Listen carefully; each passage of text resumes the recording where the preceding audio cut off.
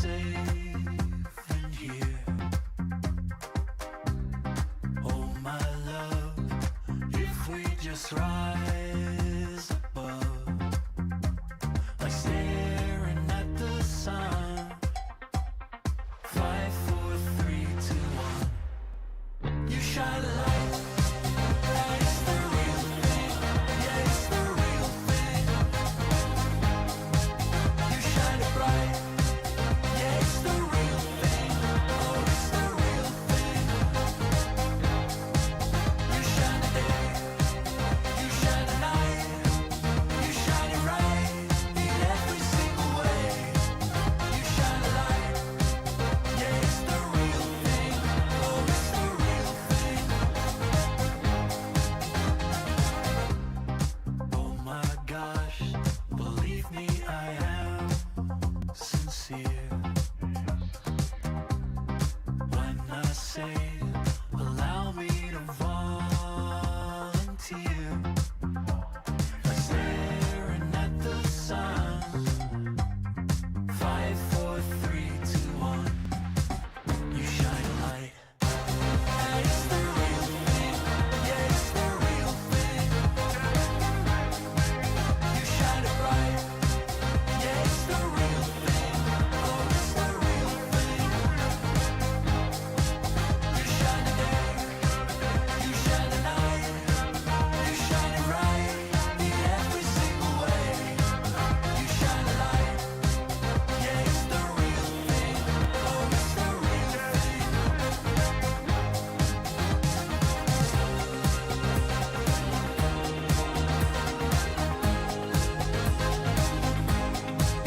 You shine a light.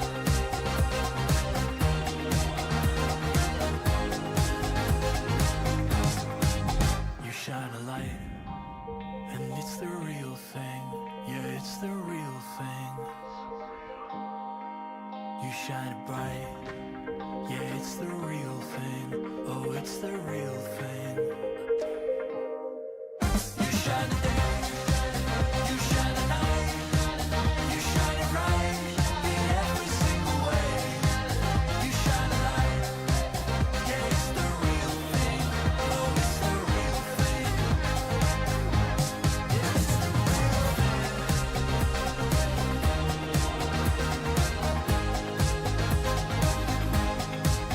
You shine a light.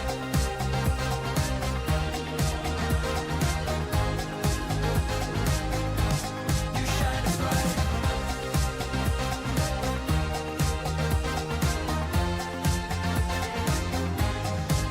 You shine a light.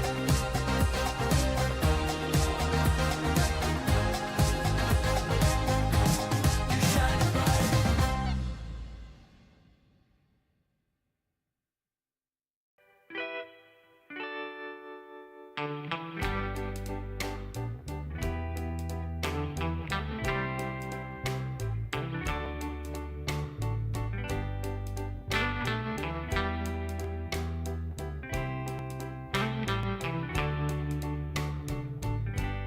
Sometimes I'll be foolish. Sometimes I know I get mad. Sometimes I say the wrong thing to you that makes you feel sad. But one thing is true in all that we've been through. You've never stopped loving me, no matter what I do. So let me say, yeah, that every day I try to find the words from my heart to say thank you. 'Cause you take me as I am.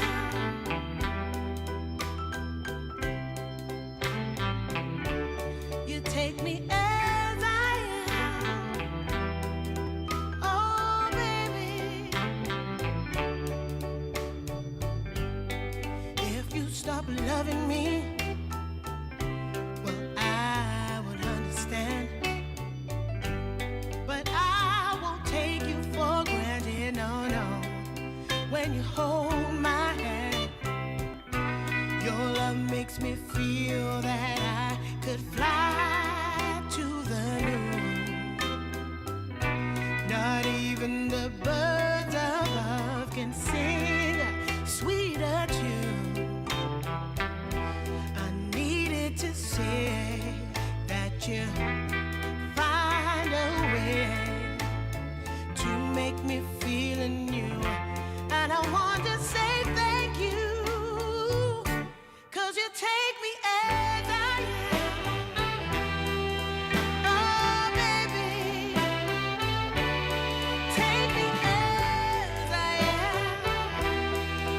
Oh, Lord, take me as I am. Oh, take me. Oh, take me. Yeah, take me. Take me as I am.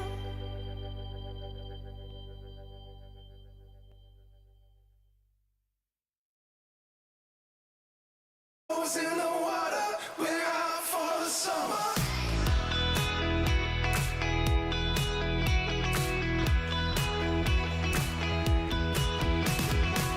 Got out of office on, gone fishing on the door. A cool box sitting on the backseat of your car. Let's take an hour or two doing nothing at all.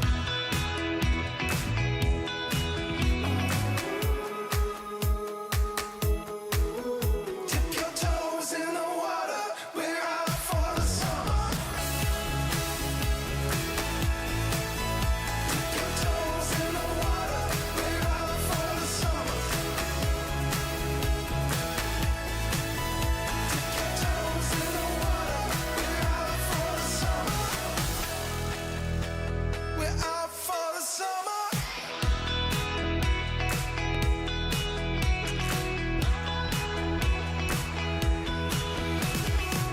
Got out of office on, gone fishing on the door. A cool box sitting on the backseat of your car. Let's take an hour or two doing nothing at all.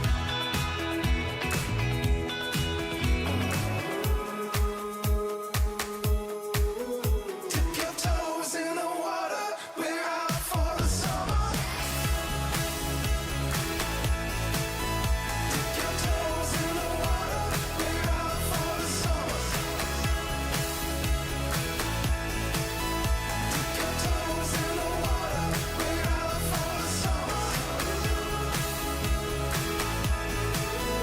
Dip your toes in the water, we're out for the summer. Dip your toes in the water, we're out for the summer.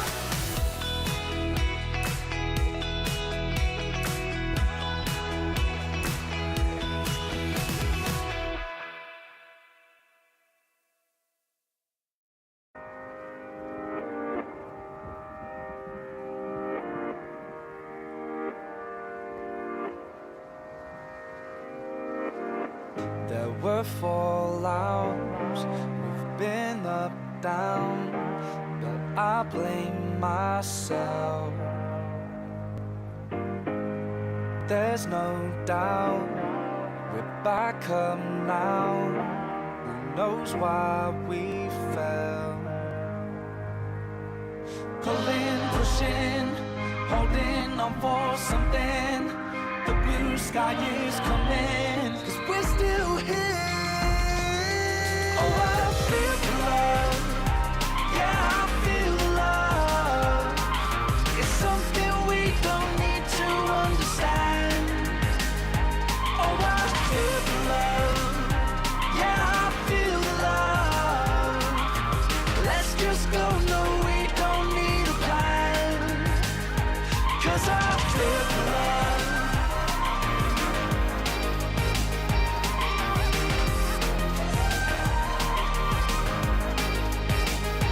'Cause I feel the love.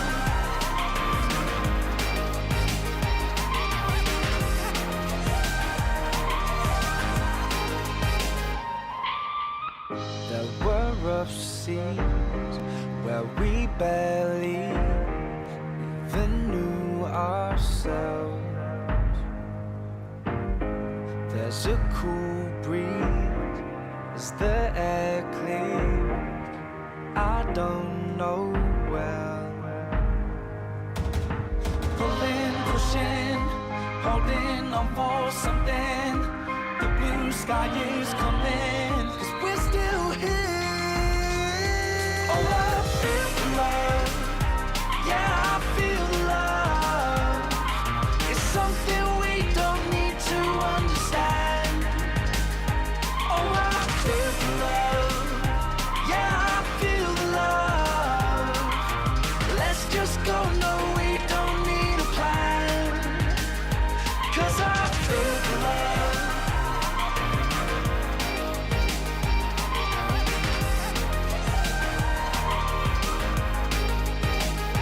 'Cause I feel the love.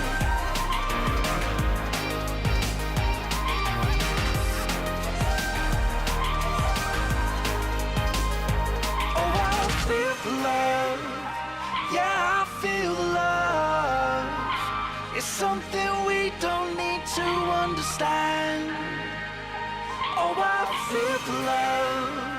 Yeah, I feel the love. Let's just go, no, we don't need a plan. 'Cause I feel the love.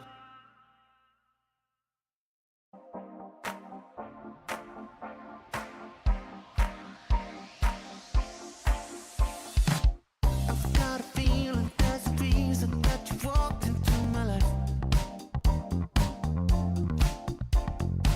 I can't blame the stars or superstition, 'cause you know I'm not the type. I don't know what you're thinking, that I'm crazy, but you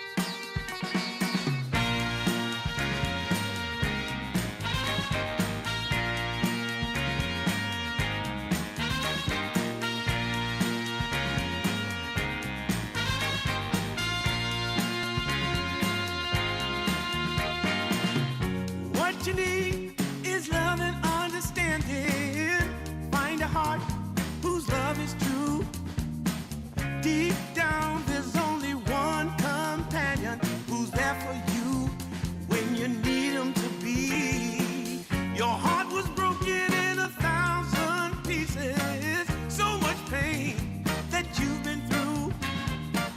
Here stands a man who's your salvation. Just ask yourself, am I ready for you?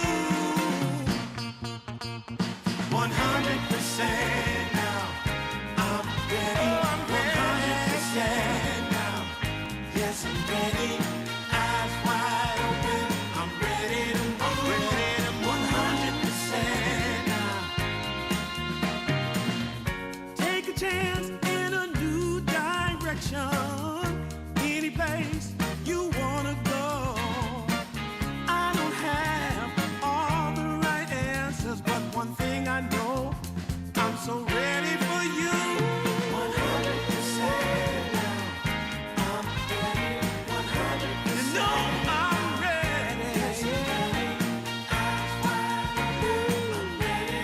I'm ready to move. Well,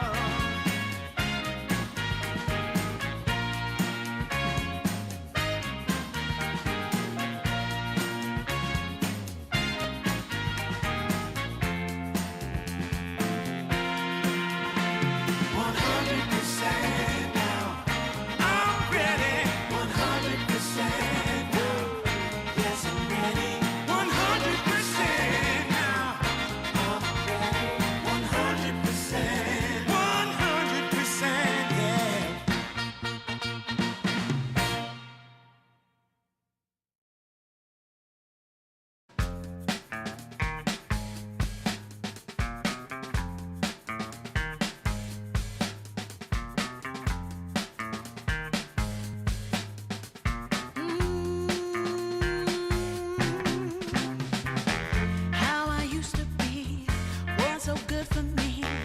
In my mind all the time, no one I could turn to. Now that I can see your love has set me free. You came along, made me strong. I've waited such a long time,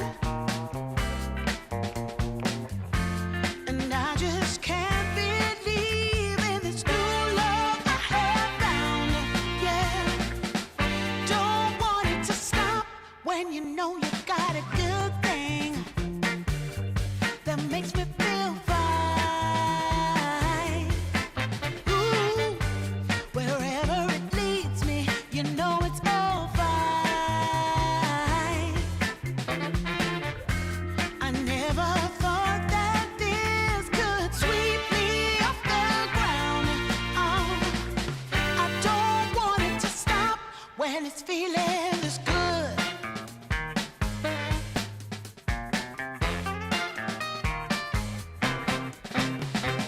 Whenever you're around, my heart begins to pound.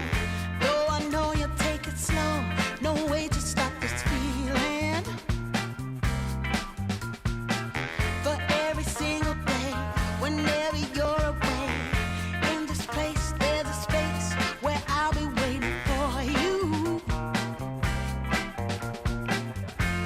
And I just can't believe in this new love I have found. Yeah,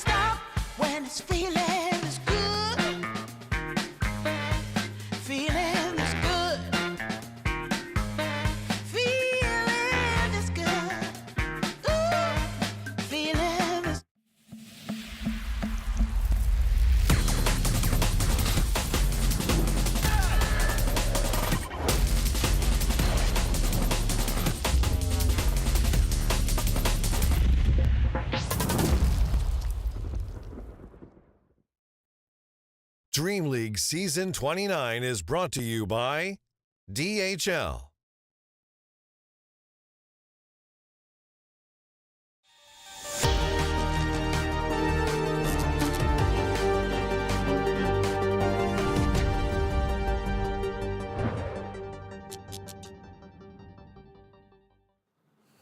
Hello everybody, welcome to day 2 of Dream League Season 29 with myself, F. Damnelson. Joining me is Wagger Gaming. We've got another spectacular day for you to come. 3 Dota pack series, with the first series being Na'Vi versus REKONIX. Wagger, how are you feeling for today, man? Are you pumped?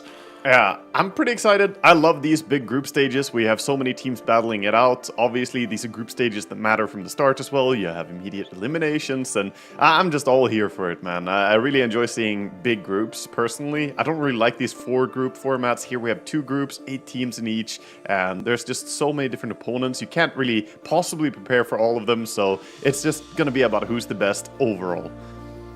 And it's not just about the prize pool, right? It's about these EPT points, which is going to help them to get through to Riyadh. So it's quite a lot for these teams, and it's possibly the last chance that they get to kind of force themselves into the conversation here and qualify themselves into the Esports World Cup.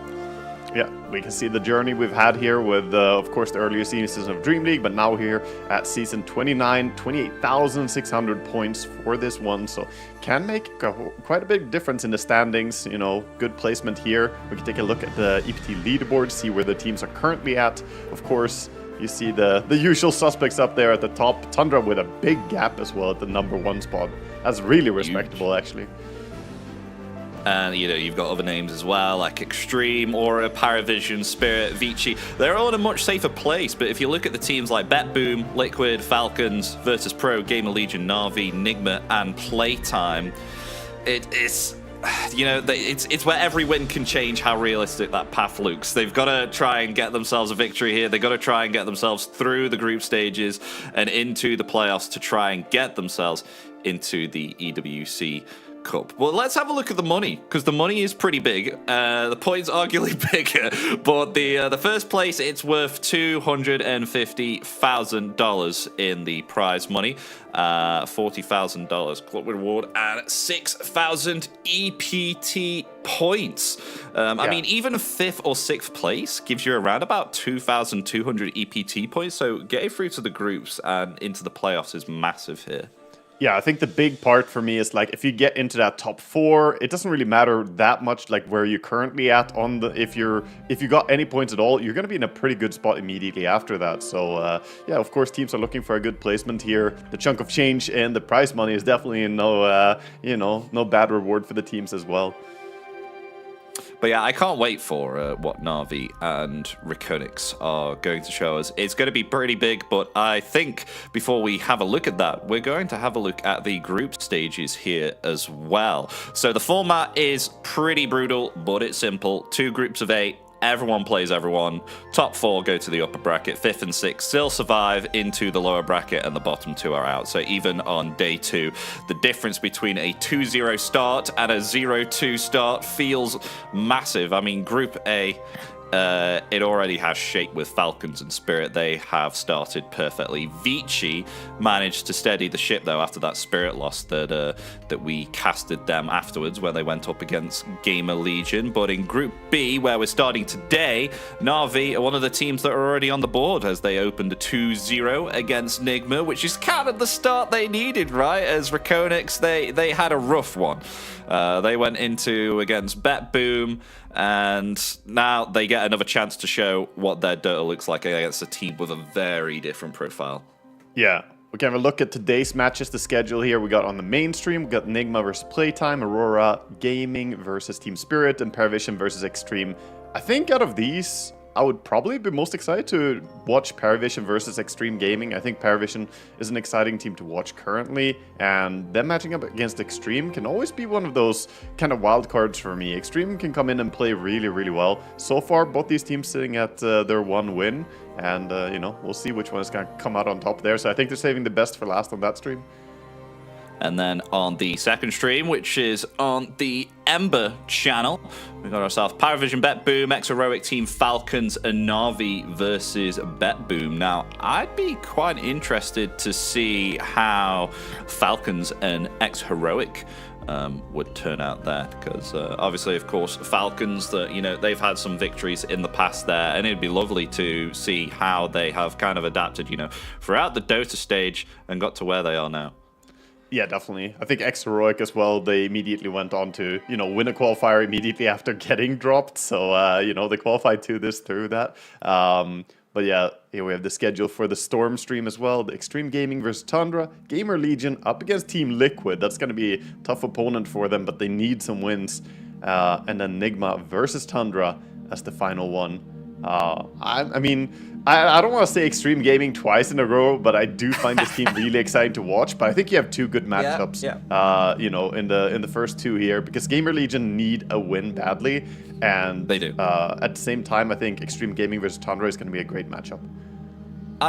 Not to show any bias against the Chinese teams, but the resilience that they've had, and then trying to kind of break into the international stage again, I respect them, and I really want to kind of watch that journey as some of the Chinese teams actually hop into that and kind of get themselves the victory, head on into the playoffs, and really see that clash and the difference between each of the regions for Dota. But on the final stream, the Dota 2 Earth stream, it is of course our game wagon. It is of course our stream, Na'Vi versus REKONIX, as that is our first series that we're going to be covering, and then it's on to Vici Gaming once again on this stream versus Virtus.pro, and then finally being PlayTime and REKONIX. I know we're going to be casting obviously of course the first series, but what series interests you out of the three here? Nah, it's the first for sure. It's ours. We got the best one. We lucked out. The first game, we're starting out with a banger here. I'm a big fan of Na'Vi, partly personally, because I feel like the Na'Vi core players, I look up to them a lot. I think they are really inspiring. They're young players, but they have extremely strong mental game. And this may sound like some weird thing to say, but no, I'm telling you, these guys, I play with them in my pubs. I see them in pro games. Like, they have that resilience locked down. They do not give up. They do not tilt. Got the juice, and Niku in particular. MPMA, of course, living up to his name too. We can have a little look at the video too. Yeah, let's take a look. Na'Vi has been on the rise for quite a while now. Their progress hasn't been the fastest, but at least they're moving in the right direction. The extremely young roster of Na'Vi recently went through a fairly significant shakeup when their oldest and most experienced player Zayat stepped down from the team and Daze joined in as his replacement. The rest of the roster remains the same. Got the Juice, Niku, PMA and Riddies. As a result of this roster change, this already young team got even younger, with their oldest player only being 21 years old as of a few days ago. Happy birthday, Got the Juice! Their results immediately afterwards have varied wildly. They qualified to this season of DreamLeague by taking down Nigma Galaxy and Team Liquid in the qualifiers, and then they got 14th place in PGL Valakia 8. Too little, too late. Never really felt like Na'Vi were going to be able to put up too much of a fight. Unfortunately, that's about it when it comes to tournament experience for this iteration of the team, but the potential is clearly there. And with players this talented at this young of an age, the sky is the limit for Na'Vi. Who knows, maybe in a year or two, we'll look back at DreamLeague Season 29 as the start of a new generation of Dota. And fantastic video there, just showcasing how successful Na'Vi have been so far. And I mean, yesterday was a first strong step too. I mean, they had a 2-0 against Nigma, clean start, points on the board. But of course, it is only a few days in. And the question is now whether Na'Vi can turn that opener into real momentum and kind of show it into the REKONIX draft up that we have now. And what do you want to see from Na'Vi here, Wago? Do you want to see them keep it kind of like controlled and professional, or do you think they'll use this chance to test like more aggressive ideas, or do they want to be comfortable? I just want to see them do what they do really well, which is play around Niku in the early game and use, his general just prowess on the mid lane. I think that Niku is incredibly talented, and using a good start on him, they can often roll over a lot of opponents and kind of steamroll games. But No, I honestly, I kind of hope that we get to see them get tested properly here because, like I said, these guys, they do well under pressure. And I think, again, that's really one of their strengths that I want to see tested even more. Because sometimes they just kind of win games early on and, you don't really get to see that. But to me, they have a little bit of a hint of that team spirit vibe of like never give up, kind of, find their way back in desperate situations. Yeah, I think they're in a really interesting spot as well, because this is the team with the name, the fan base, and the pressure. It kind of comes with that badge, because Na'Vi is such an old team, but they're, fighting to prove that they belong deeper in the event. And I think they can do that, with past results that we've seen. It's really exciting to see how Na'Vi are going to actually flow out throughout this tournament. But let's speak about a little bit of REKONIX now, who are the opponent that Na'Vi will be facing. The story's pretty different, though, as they come through Southeast Asia. They don't have the same international expectations as some of the bigger names in the groups and have had a pretty hard opening against BetBoom. But that also means a series like this is a chance to reset the narrative and possibly flip the tables over onto Na'Vi and take them back by surprise. Yeah, I'm excited to see what they can bring here because, REKONIX, they're one of the only teams that we have outside of like Chinese teams usually that are fully national. These are all Indonesian players. We have PlayTime, of course, who are all Peruvian players. But yeah, I think it's cool to see when you have a team that's all got the same background, you're all from the same area, and then performing at a high level. Because usually at this level we're at, there's a lot of poaching players, swapping players from regions, but seeing that sort of, national strength come through, I really wish the best for them.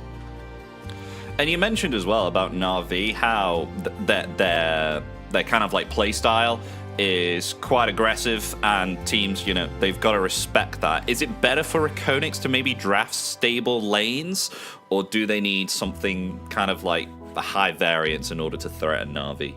Yeah, I want to see them have good success on their off lane. FBC is a good player. I want to see them play towards getting him a good start, and maybe some creative moves from the supports can help that. We've seen, we saw the smoke around yesterday, that deep smoke around play from Gamer Legion. We'll see if there's going to be any creative ways to get an edge in the early game, because I think this is something that's always been said. Every patch of Dota, we always say early game is so important. You got to focus on the early game. And, it was true 6 years ago. It feels true now as well.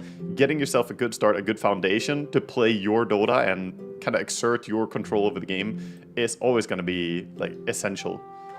We saw that as well with Gamer Legion versus Vici Gaming, who had themselves kind of like a pretty comfortable game one, and it just kind of showcases, like when you take away all those resources to the point that even the carry, maybe hasn't died, but has less resources in order to farm up and becomes less of a threat.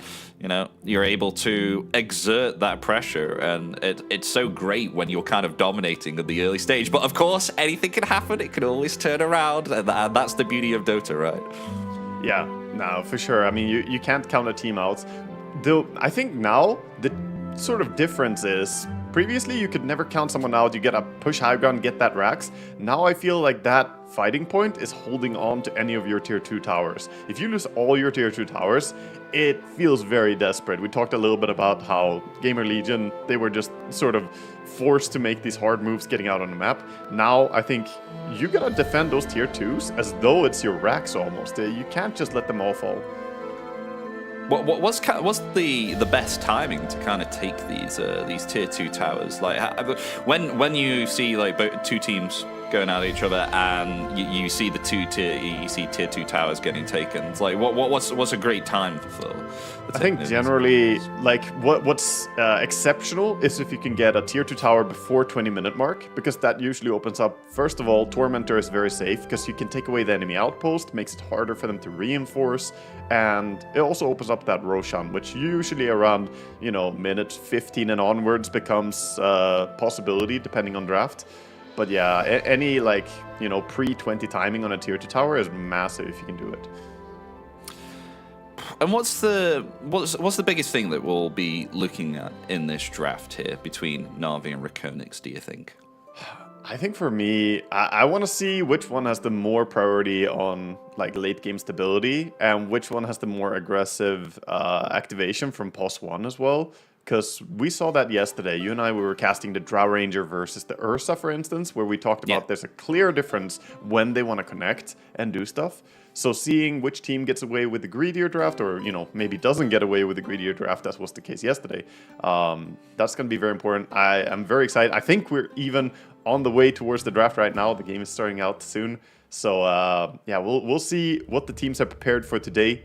First game of the day is usually... Oh, there we go. That's, that draft is already done, but it's from yesterday.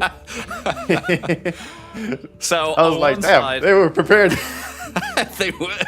I was right. There's no way that we just missed the draft like that. But Na'Vi, yeah, they're already 1-0, so they're looking to build momentum before a tough Bet Boom series later on. And then the other side, REKONIX, they are 0-1 after Bet Boom, but with a chance to make the group more interesting if they can take the maps here. So I'm quite interested to see what both of these teams will pick up, with Na'Vi, I believe, being the favorites here against REKONIX. So I'm looking forward to see maybe perhaps a close matchup between these two teams.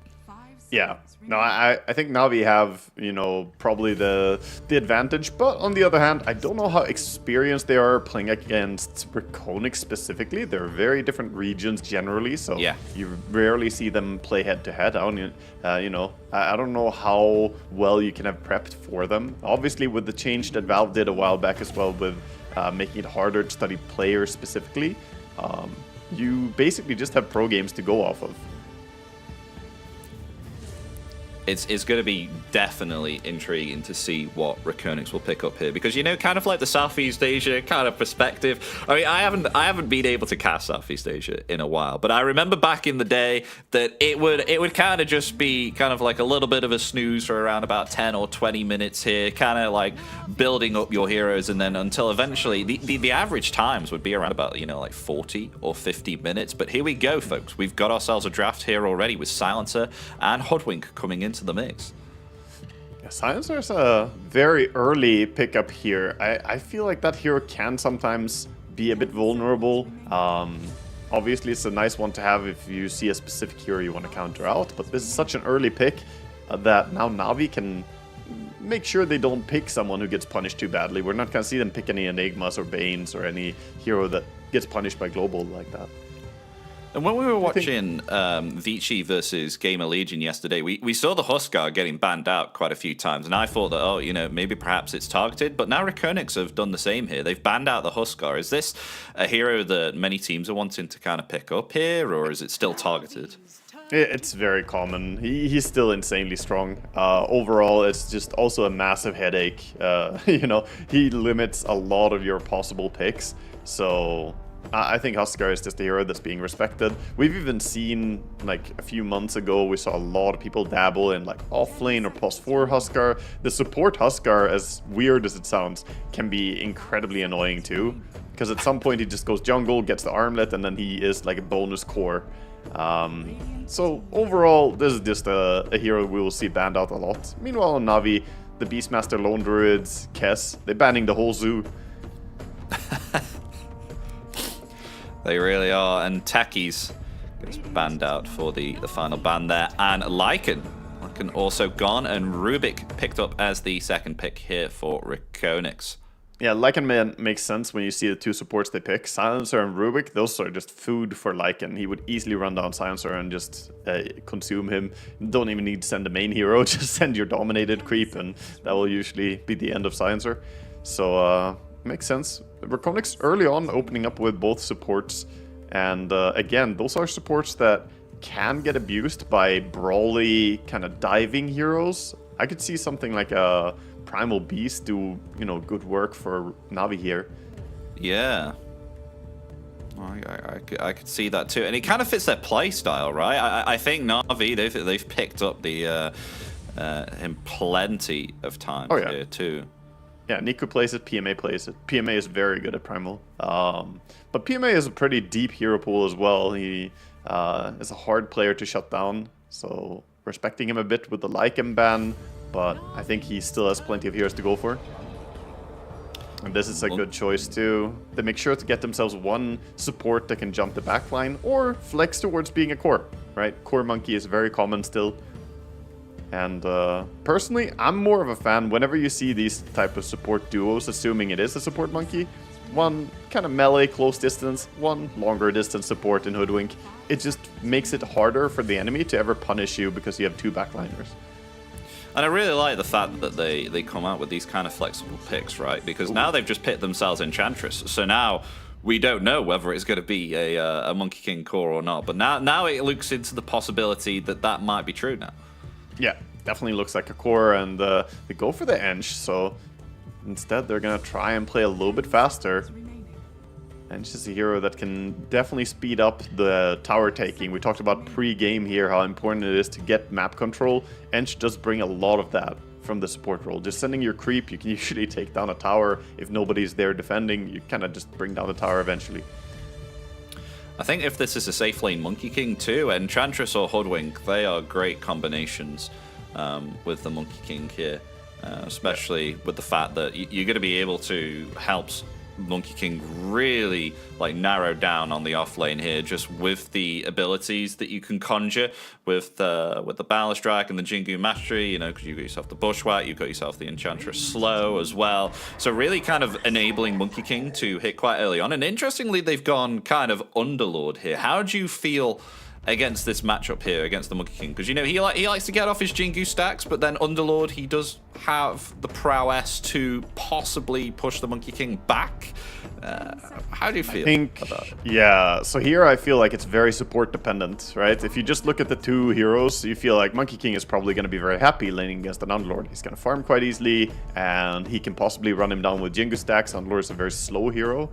But if we have that possible bully coming in, I'm not sure if they put the classic pairing of the Rubik and Underlord for a lot of damage reduction, or if they want to put the Silencer, who's a little bit stronger in lane. I would maybe even prefer seeing Silencer together with Underlord, just to put more damage towards Monkey King. But yeah, I'm not in love with it. I don't love Underlord pick into a hero like Monkey King, Slark, Ursa, etc. I think it's really dangerous. I mean, I suppose you can pick up, like, if you're having a good time and you've got yourself Rubik who's gonna kind of like babysit you with telekinesis to make sure the monkey, he doesn't jump you, then maybe perhaps you can get like a really nice, like, kind of like Crimson Guard, so it feels like Monkey King, he doesn't really have any damage. Because there are cases before, right, where an Underlord, he's able to survive the lane, and then all of a sudden he's got a Crimson Guard at maybe less than like 20 minutes, and it feels like, oh my gosh, I can't damage this Underlord. And they've gone quite physical here at the moment for Na'Vi, so Crimson Guard's looking better than ever. Yeah, it's looking like probably will be his kind of aura game coming in. I wouldn't mind seeing him go for the early Rod of Atos into Aghanim's build as well. Now that we see Night Stalker, it's kind of nice to have a way to lock him down or lock Hoodwink or Monkey down. Very mobile heroes. And the NS was a snap pick into the puck, just seeing, okay, you have two backline supports, you have Puck who wants to phase shift, just gotta bring in the Night Stalker. Once he gets Blink Dagger, he can basically initiate on anyone. Really can, and he was a prominent hero. I think he still is, right? Because I noticed, like, you know, everyone was kind of banning this hero, and you would also see it picked up quite a lot in your pubs. I don't know if your pubs are quite different, Wire, because the MMR discrepancy between us is insane. But did you see this hero quite a lot on the Night Stalker? He's been played a little bit. There was like a time when he was played a whole lot. Now I feel like it's fallen out a bit again, but he's still usually picked up as a solution, more so than a staple. I feel like he's picked when you see a good favorable time to play him, and this looks good. You already know that you're going to be countering at least one of the enemy cores. He does not know what carry he's going to be against, so for now they're kind of protecting him, banning out Murta, very hard ranged hero for him to deal with. Yeah. Do you think maybe perhaps like don't shoot me down for this, but maybe perhaps like a Viper carry here for REKONIX? Because I'm thinking like Night Stalker, you know, it'd be quite hard to dominate the lane with a Viper on there, and then of course you have the break as well with your Viper Strike against the Monkey King and slow him down with his attacks. Yeah. I think it would be very nice for lane domination. The only problem that I see is that they don't have that much building damage, right? like look through. I always come back to this. This is like one of my checklists for a draft in general. Can you take buildings? If you can't really take buildings that easily, picking something like a Viper carry kind of puts you in like, okay, we're gonna go late game, and how well do we fare once the Monkey King gets his Desolator, etc. It becomes very tricky. Yeah. So I would love to see them pick something tempo on the safe lane, but I also want it to be a hero that can bring those towers down fairly fast. So I'm leaning more towards maybe them getting, I don't know, like a Luna going or something. But Luna was banned. Oh, wow. So maybe, I don't know, Drow. Ooh. So this is just pure physical from what we're Yeah. looking at the moment here, like, with a Bristleback coming out. They don't have any magical damage here, so I think Underlord with his Atrophy aura and, you know, possible Crimson Guard is going to be huge here against these heroes, not looking at it. If he gets a good game, Underlord could be a very impressive hero here, not just because of the damage reduction, but again, coming back to Pit of Malice, is very good against these melee heroes who kind of need to run in. Against Bristleback, Night Stalker, Monkey, all of them kind of gets countered by an Aghanim's Pit of Malice. But I think the defensive aspect as well is fantastic when you're up against free melee heroes. Like, if you're having yourself a bad time, just Firestorm on the tower and Naga Siren. Wow. Okay. That's very Southeast Asian right there coming in. Naga Siren always been a hero that kind of symbolizes the carry of Southeast Asia to me. Going back, thinking about like Miracle. Obviously not Miracle, different play, but yeah, just an interesting curveball coming in to me here, the Naga Siren. I think that it fits fairly well in the draft, but there is some things that make it difficult. You're still against the Enchantress, she can steal your illusions, and this lineup from Navi is just gonna go very fast. It really is, and we'll have to see how REKONIX here adapt. But I know Jikroy, he's a big Naga Siren player. I remember going all the way back to when Diffusal Blade was viable for your illusions, for your mana drain, and it would have been fantastic against Bristleback. But unfortunately, that's not the case anymore.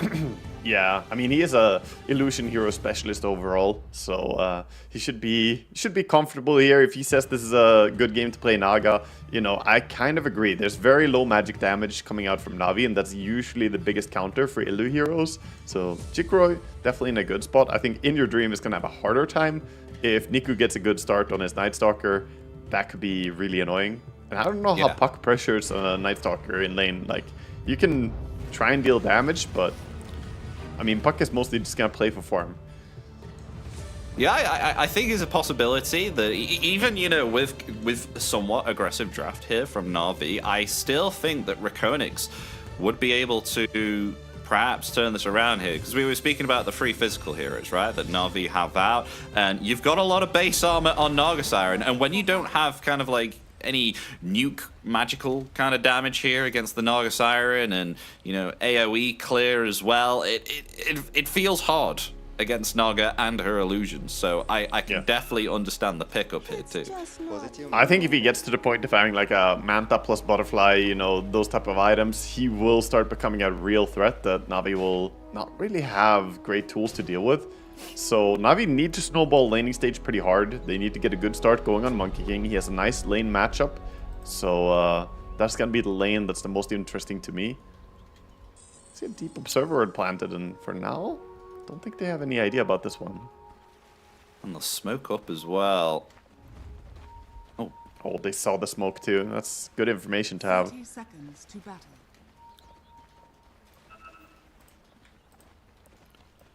In Your Dream, trying to pretend that he warded on mid lane by passing the ward to his smoked teammate. But at least we'll get a ward down for Radiant as well. A lot of pings coming out from these teams. Yeah, I know. A lot of pings. You'd think that they weren't in like TeamSpeak or Discord altogether with the amount of pings that are going off here. Yeah, it's just faster, you know. Get yourself perfect positioning on the attention you want, and they are going to come out ahead on REKONIX with a triple rune take-up. So Navi a little bit behind just in the bounty rune. So what's the lane that we're going to be looking at here, Wagga? What's the lane of interest? I know the Naga Siren is kind of like a rare hero that we see, but I think it's going to be kind of somewhat passive here on the lane with Bristle and Naga. They're just going to be like farming and pushing here, right? So yeah, it's just top lane. Two supports battling out on the bottom lane mostly, I think. Top lane is going to be more interesting overall for me because both the cores are going to be pretty involved in the skirmish as well. And for now, not a bad start to the first wave coming out for REKONIX. Of course, the Enchantress is hard to trade with, though. Chasing down Rubik. He wants to go and block the small camp. I think he's going to have to commit the sentry for this block. Of course, Radius will know that and deward it immediately. Yeah, quick takedown. Big camp did spawn though, and I think Radius is fine with that. When you play Ench, you kind of want the creeps to spawn, so he did not block the enemy big camp at all. Yeah, that's understood. It's going to be nice to get that State of Tormentor, you know, and just think about the little regen that you can get there as well, the Unholy Aura on the Satyr. Yeah. Yeah, and the Mind Stealer early on, get the mana burn and mana regen aura is really big. So actually we see Rubik doing a nice thing. He's killing off the medium creep in the Satyr camp, making sure Ench doesn't get the mana burn. So that one's gone. Nicely done. Mid lane, not the most common matchup perhaps, with Nightstalker versus Puck. I don't think either of them should be struggling too much here once we see a few items coming in. I mean, In Your Dream is laying out some great physical harass here against the Nightstalker here too, but once we get level 3 into the Puck, then we should see some more illusory orbs get sent out, and I'll be intrigued to see what happens after the 5-minute mark when it gets nighttime, right? Where we get some early rotations here from Niku on the Nightstalker instead of hanging around on the middle. Yeah, I think Nightstalker is a hard hero for Puck to pressure because of his lifesteal now in lane as well. The Afternoon Feast. This is actually called that. That's the name of the ability. Afternoon Feast. It's like me later today. Top lane, a throwback on the Monkey King. And getting very, very low for comfort there. One more physical attack's needed. The balance strike comes down. Got the juice. Has got the escape. He gets away. Got the juice, got the escape, got the bracer. I think if he didn't buy a bracer, he would probably have gone down in the lane there. He's gonna be fine, but meanwhile, Naga. Oh, double kill. Alright, okay. Well, we were not expecting that. We thought this was going to be kind of, what, a passive lane here, but, you know, Na'Vi just kind of proving us wrong here and getting themselves a double kill. Level 3 Bristle back there. One of the worst things you could have happen on that lane as well, because that was right before Healing Lotus spawning, so Bristle is gonna go there, get himself extra resources as well. Fantastic start for him. Your Dream is trying to pressure Nico a lot here, and he doesn't have a bottle build, so he's actually out of HP. There we go. Solo kill. Nice solo kill, indeed. And the tips there, well played, Puck, In Your Dream. You know, lovely pick off there during the daytime on the Nightstalker to punish him before it becomes nighttime. I think, yeah. I mean, I understand. He's not going bottle on Nightstalker because he feels if he gets Bracer, gets Raindrop, get enough stats, you're kind of fine. But I do think skipping bottle in mid lane usually puts yourself in this vulnerable spot where you might just get chased down because the opponent went bottle and they have more resources. Yeah, because with the resources, they're just going to be aggressive constantly, right? And Puck's one of these heroes that always loves to be doing that with the Illusory Orb.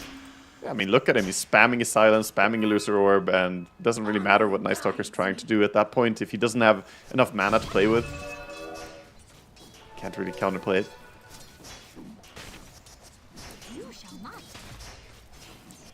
And BZ wanting to go phase boots here on the Underlord.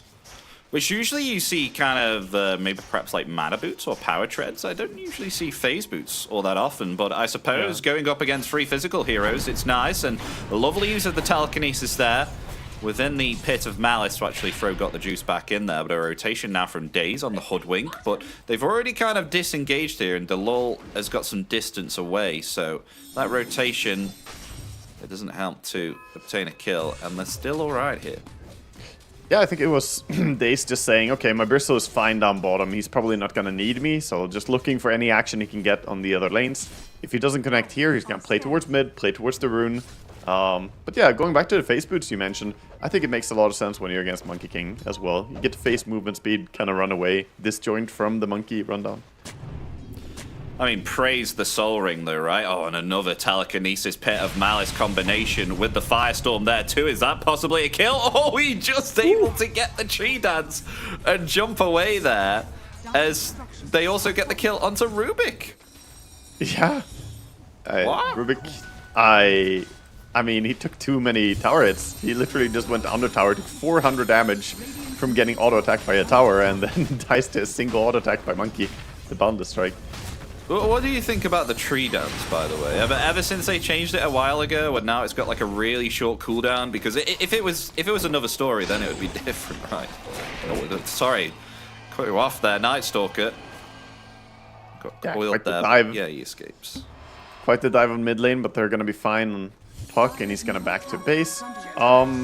I think the Tree Dance now is stronger than ever, actually. The super low cooldown, it's very annoying to play against, and his mobility is crazy. But the good thing is, of course, if you do catch him while he's jumping from one tree into another, you can bring him down. Like, he doesn't just jump away while stunned now. Yeah. Some pressure here from Niku trying to get the silence upon the Puck. Not able to output much damage there though. Dream Coil still on cooldown, but with that pressure comes the tier 1 tower that is taken by the rotations here of both the supports here for Na'Vi, so they will succeed in getting that objective. Yeah, and that's the difference, right? Talked about it in the draft. We see Enchantress always going to be able to open up towers early. That creep was essential for the push. Now they have a lot more choices on the map. They can go bottom, they can go towards top lane, and Puck not having the mid tower is really going to limit your rune control. One of the things this hero desperately needs. And we just saw the statistics there of the tower. That's quite early on, and that's not too far away from the record. So yeah. Pretty good tier 1 tower take, and as you were saying, especially against someone of the likes of Puck, who's not really good at that at all. Yeah, and usually Puck can kind of defend towers very easily, but they just ran in there. Now, speaking of running, they're running at this poor Naga Siren. Dear. And there's the bushwhack as well, as they find an easy kill there upon the Naga Siren. Already used the mirror image there, so the basic dispel was gone. Unfortunately, that has a 30-second cooldown with the level that it's on at the moment, so not able to use it and abuse it. Can also speak to how greedy it is from him, though. He went for the 0 points in ulti at level 6 on Naga. You know, I know that it's better because you farm a little bit faster, but just saying, he could have had ulti, he could have lived right there. You don't need that death, and that would have wasted so much time from Na'Vi. If they commit a lot of resources trying to kill a carry, she pops Song, TP's home, then suddenly 3 heroes invested for trying to kill one. I don't like the ulti skip in general. I think it's very, very greedy. Yeah, no, I agree with you there, you know. The Song of the Siren would have been quite nice. But now we have Night Stalker, who actually tried to go for the silencer there, but already used the Void there, so no TP cancel, so actually just disengage. And Varus, he's continuously playing forward. Niku is just in their face the entire game here, stealing away a lot of the precious farm that both Naga and Puck want. Like, look at him, it's going towards the big camp. Might be overplaying now, as a lot of Radiant are showing up. Oh, going different targets though. In comes the Underlord there as well, with G-Croy even rotating into the mix. They get themselves the Hoodwink. Yeah, they got a kill, but it does not feel great. You brought 5 heroes, you got the Hoodwink, and sure, you took back the area, but all the while, Bristol is free farming, Monkey is free farming, and Night Stalker even just said, okay, I'll run the other way. They used the lift on Night Stalker, but the coil was used on Hoodwink, and at that point, you can only kill Hoodwink.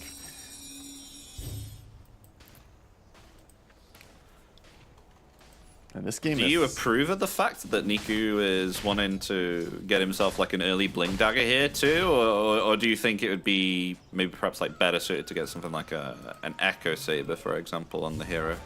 I think if he was off lane, I would be more okay with him going like Echo Saber, but because he's mid lane, talked a little bit about that with you earlier, how I feel there's so much pressure on mid laners nowadays to be the one making something happen. You are the one expected to make rotations, play with your supports, and this will just facilitate that, will help him. And if he gets it early enough, Puck won't have a counter to it. You blink him, Puck is still going for a Witchblade build, so blink silence is usually a death sentence.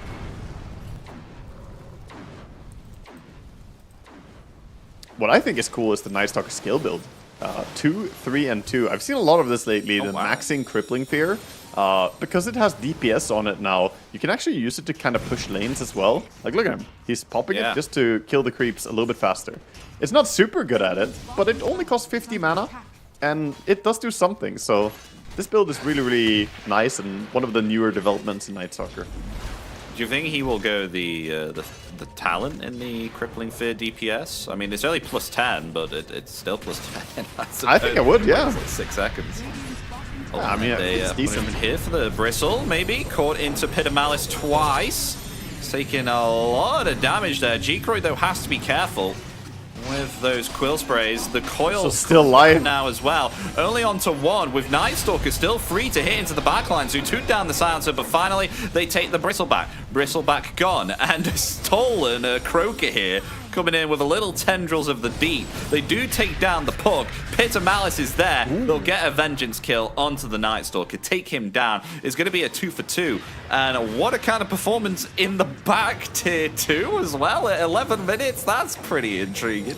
I mean, this is Na'Vi channeling the old Na'Vi energy, right? The dive them under tower, kill them under tower, and then kill the tower. Didn't really get all the way to the final parts of that, but holy aggression coming out from Na'Vi. They did get punished pretty badly, though. 2 core kills. I think that REKONIX are going to feel pretty good about this, getting themselves some momentum again. I find Riddy's getting the Croaker here as well is so annoying. It's like a tiny little Ravage. I mean, just wait until the Ancient Croaker comes out. yeah, the Croaker is a fantastic creep to have early on. And also just give the little aura. I always forget about the Riverborn aura, but it's not bad. Gives outgoing damage and movement speed in the river. Pretty sweet stuff.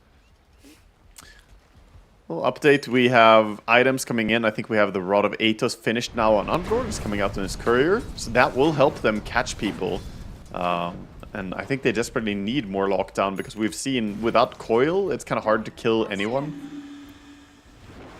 And, I think as long as SBC is with Rubik, I think they can definitely get a kill with this Atos now, because the Telekinesis along with Firestorm now and an Atos, you're not going to be able to escape that Pit of Malice and the Firestorm.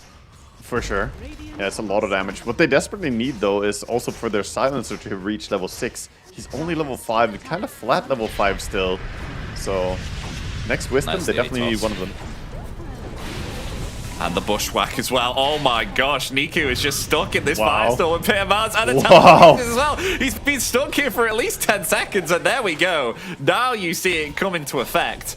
So now they bring back Riddies, but now G-Croy, he's just able to avoid the Bushwhack there, but gets hit with the Sharpshooter. Will have to escape and disengage, but a lovely spell to steal on Rubik here. This Bushwhack level 3. And a Lotus already picked up here for PMA.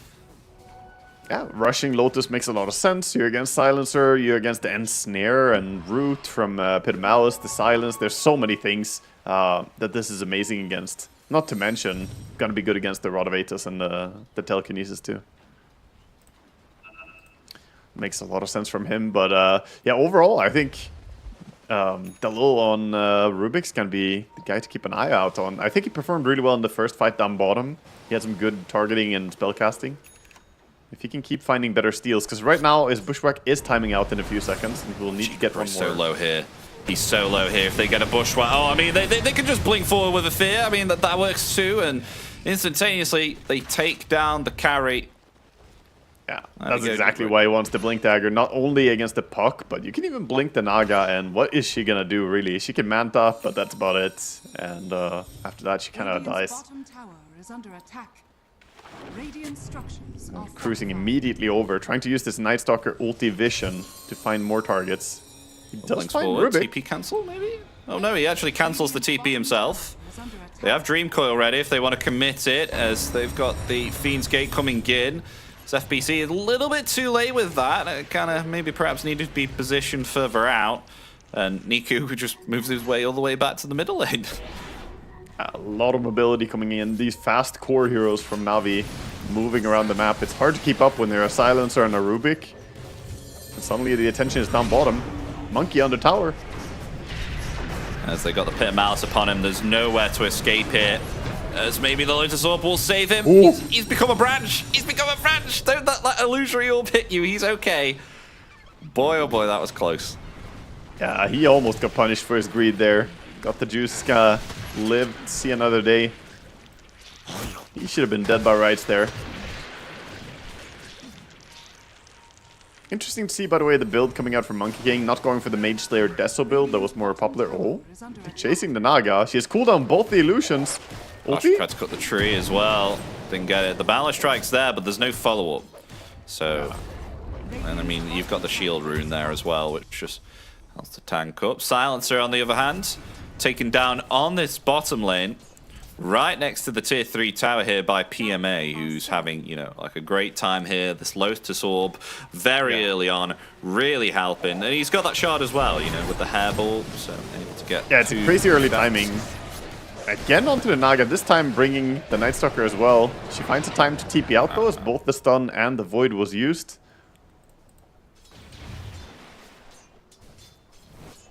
Yeah, the early shard from Bristleback, something that is always a classic, of course. Gives you that kill potential. Well, I understand, like, you get the cleave here from Battle Fury, but wouldn't maybe perhaps, like, the Mjolnir be better against the illusions? Or do you rate the Battle Fury over the Mjolnir? I like the Mjolnir, but I actually think the Battle Fury is better in this game. Mjolnir was nerfed, it doesn't have as much bonus damage anymore. It used to clear illusions, right? But yeah.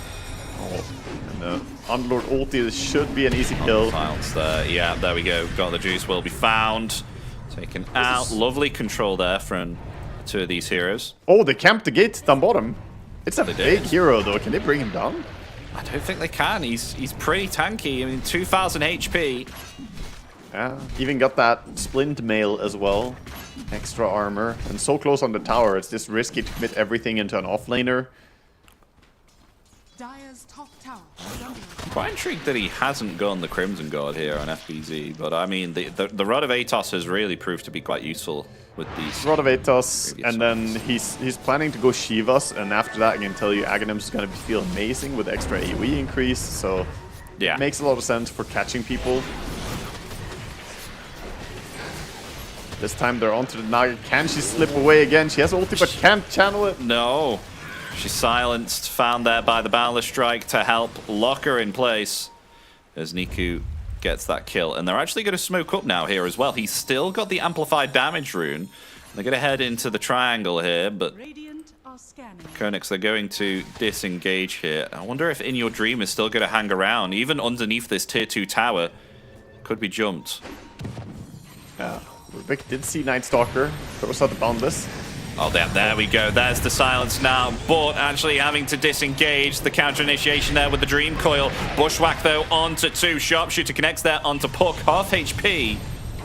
As they found themselves the Monkey King here in the back, of the Global Silence comes up perfectly, stopping that Wukong's command from having effect. Very split off between the rest of his team. Got the juice. Will be punished for that. Taken out. Na'Vi have no respect at all here, diving on the towers like this, and it's good that they get punished. REKONIX, they cannot allow these dives to happen. Good reaction as well. The itemization on Puck, he went for Force Staff, which allows him to get out of the Night Stalker silence, get himself to safety. If it wasn't for the Force Staff, he would have been an easy kill for NS there. But yeah, Na'Vi, you can only afford to do so many failed attempts like that on the tower. Eventually, you will get dragged into late game, and this Naga is gonna scale a lot. Already having the Manta and getting closer and closer towards her next item. Looks like he wants to go Skadi into Butterfly. Sometimes we see Butterfly first, but maybe he wants to get a bit more tankiness first. And they're responding really well to this Night Stalker here. Actually, you know, not being on their own, kind of grouped up together here. So each of the players on REKONIX are actually kind of, you know, saving each other here to make sure that they don't get punished against this Night Stalker who prevails early on. Yeah. No, they do split off a little bit. It's always the caster's curse. You say that they keep each other safe, and suddenly it's someone going alone and dying completely isolated. But you know what? It's the support life. Sometimes you have to go in there and try and get some vision down. But I do like, you know, touching back on what you said, all of them are getting 4-staffs right now. Like, Puck has a 4-staff, Rubik is building a 4-staff, Sizer is building a 4-staff. Once they have all of these, they will be able to really have each other's back, and it will work really well against the Wukongs, against the Night Stalker Fear, or Silence, sorry. I fear the Night Stalker.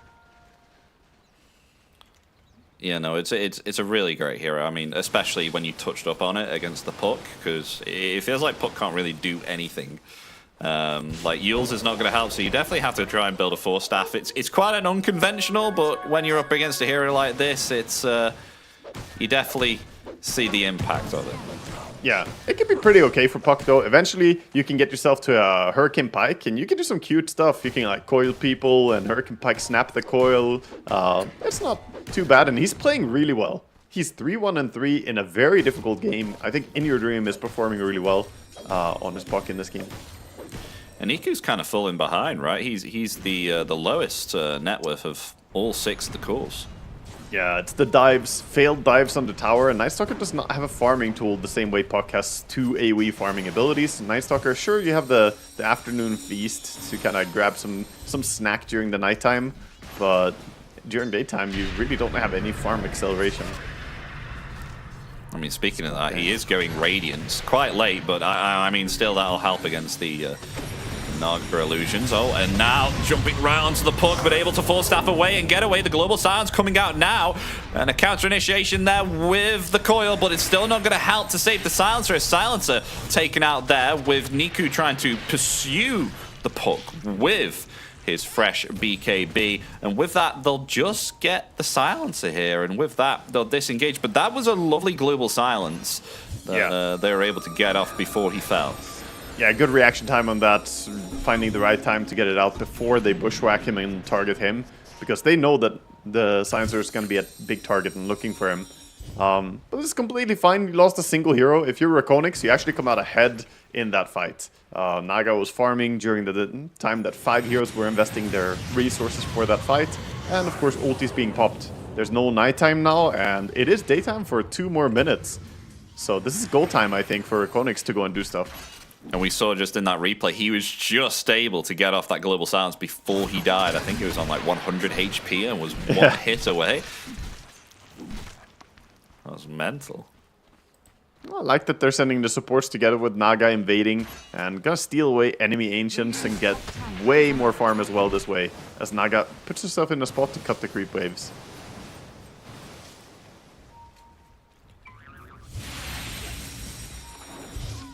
Bristle's still top of the net worth here. Sanch and Yasha wanting to go for a BKB here next.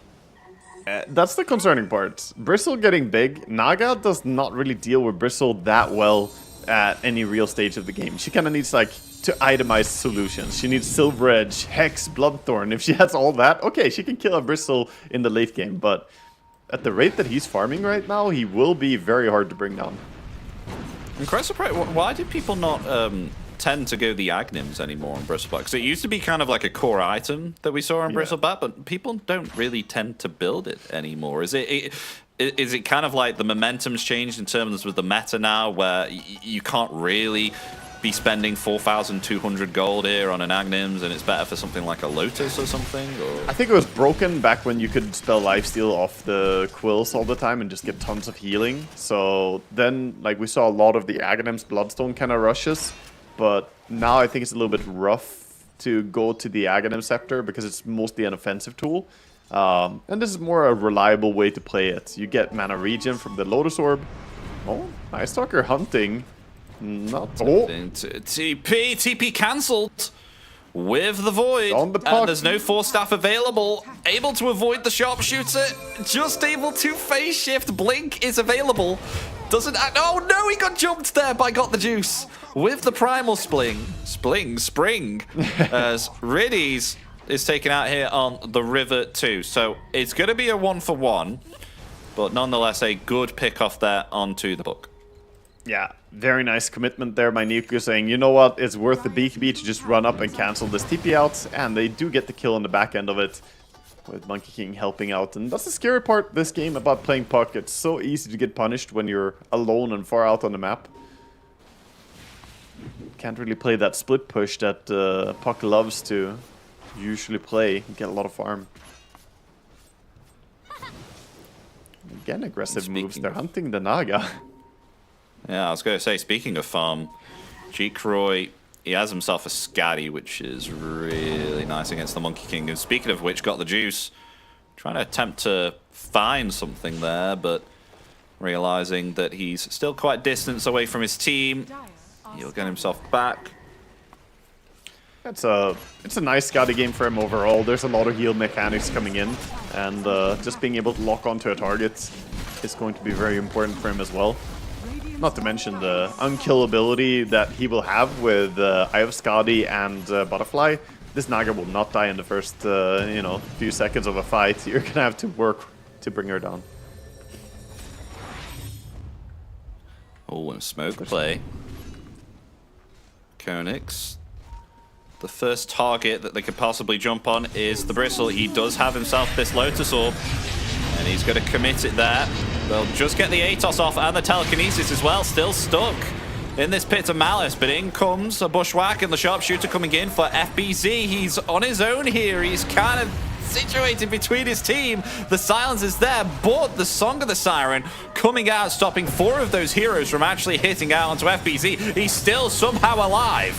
As now, G-Croy attempting to flee here. They cast the global silence there defensively as now they focus all their attention onto the Rubik. Take him out. Rubik down. Now possibly onto the silencer here. This Bristle back. Have himself a 4-staff. Niku coming straight back in. They've got themselves the Wukong's command, and there we go. FBZ down there too. 2 down on REKONIX. As they look for more, they found themselves the silencer who's attempting to flee, but they will lock him down and find the kill. They will lose no one here on Na'Vi, but they will take 3 lives with them. G-Croy's still looking for some way to fight, but his DPS is kind of lacking. On the balance has to right be there. cautious. Oh, cool. There's Night Stalker right around the corner with a possible blink as well, so gotta get out to safety. But you can kind of see in this scrappy, long fight that the damage output is kind of fading once the spells are initially used. We saw the Firestorm, the Puck Jump, all of that. Pretty good start. But the continuous beatdown of the Na'Vi draft, these right clicks don't have a cooldown. And it felt like, even though that G-Croy has himself this Scatty, he wasn't able to do actually anything to Got the Juice here at all. So look where he's positioned right now. He's not even in these fights here, and he was not able to get any physical damage here off the Bristleback either. So I'm wondering whether maybe perhaps you go something like a Silver Edge, because look at him, he just goes back. He was barely able to get any physical attacks off anyone here on Na'Vi. I think he needs to go for a Butterfly, finish that up, and then I think it's straight Silver Edge for me. Like, he has the Heart queued up, which I understand. Heart is amazing on Naga, you kind of want it, but looking back at that fight you just had, there's a DPS issue, and you also kind of want the break. It's really good against 4 heroes in this game. Well, really good. It does something to Monkey King, but, you know, it's generally very, very useful to have here. And it's going to be a bit more difficult for Naga Siren very soon, Wagga, as we've got a Radiance, which is now online here for Niku on this Night Stalker. So you didn't think that maybe perhaps the Crippling Fear DPS was enough. Now you've got Radiance on top of that. Yeah, it's becoming a burning, sorry, center of the fight. He changed it up, actually. He went Nullifier instead to stop the 4-staffs. Ah. Yeah, that makes sense. There's triple 4-staff after all, so probably the better choice. Kind of stacked up on this Roche. Might see a jump in. REKONIX do not want to let this slide. The Night Stalker, Niku, he's trying to find someone in the backlines here. He's found himself through support. He activates the BKB, trying to take down the silence, so the sharpshooter will help to take him down. But now Niku, that BKB has expired. The Dream Coil there, connecting onto the Night Stalker. He's in some trouble. They find the kill. There we go. It's a 1-for-1. They take down a big target here against Na'Vi with that Night Stalker down. But do they still want to fight this? They have themselves the high ground. The Wukong's command is available. The Enchantress is going to be absolutely defeated here. And they got have the damage. The BKB just comes up and got the juice. Is on 100 HP. He's going to have to try and get out of there as fast as humanly possible. They've caught themselves the Bristleback here with the Song of the Siren. Going to set up here for the kill. The Spirit Vessel's there, and the Pit of Malice going to help to take down the Bristle. And REKONIX, they turn it around here as they could possibly now take this Roshan and get into a good standing order of this game. But it is daytime now, so that slow Roshan movement, he's going to move at 1 mile an hour up this river. At least they can take the mid tower during that, so not really losing too much. Get some vision down. That fight was really impressive from REKONIX. They showed good patience, waiting for the Night Stalker BKB to run out. Look at the puck, just stalking him. Like, okay, you're the stalker, I'm the stalker now, and drops down the coil on him. Nothing he can do anymore. Just gets brought down. And also, the Monkey King moment here, I think it's the Ogre Bruiser stunned him. Look at this, the neutrals are what ruined Monkey King there. He almost died because he was winding it up. Look at the stun. Oh yeah, oh! So Monkey got stunned, couldn't BKB, he nearly died to the Ogre Bruiser setting up there. That was a clutch little moment. You can't mess with ogres. But I didn't see that. I was wondering, like, why did Monkey King take so much damage there? I didn't think it was the Ogre Bruiser stun, but that definitely helped in play for... Yeah, because otherwise he would just have pressed BKB and ulti and he would have been fine to stand and fight. So I think got the juice, he panicked. He's like, wait, why am I stunned? Because there's not much, you know, there is a visual, but there's not too much on the Ogre Bruiser. Like, it's easy to kind of miss that in the heat of battle. To get out to safety up top, but that was a BKB TP out for Night Stalker.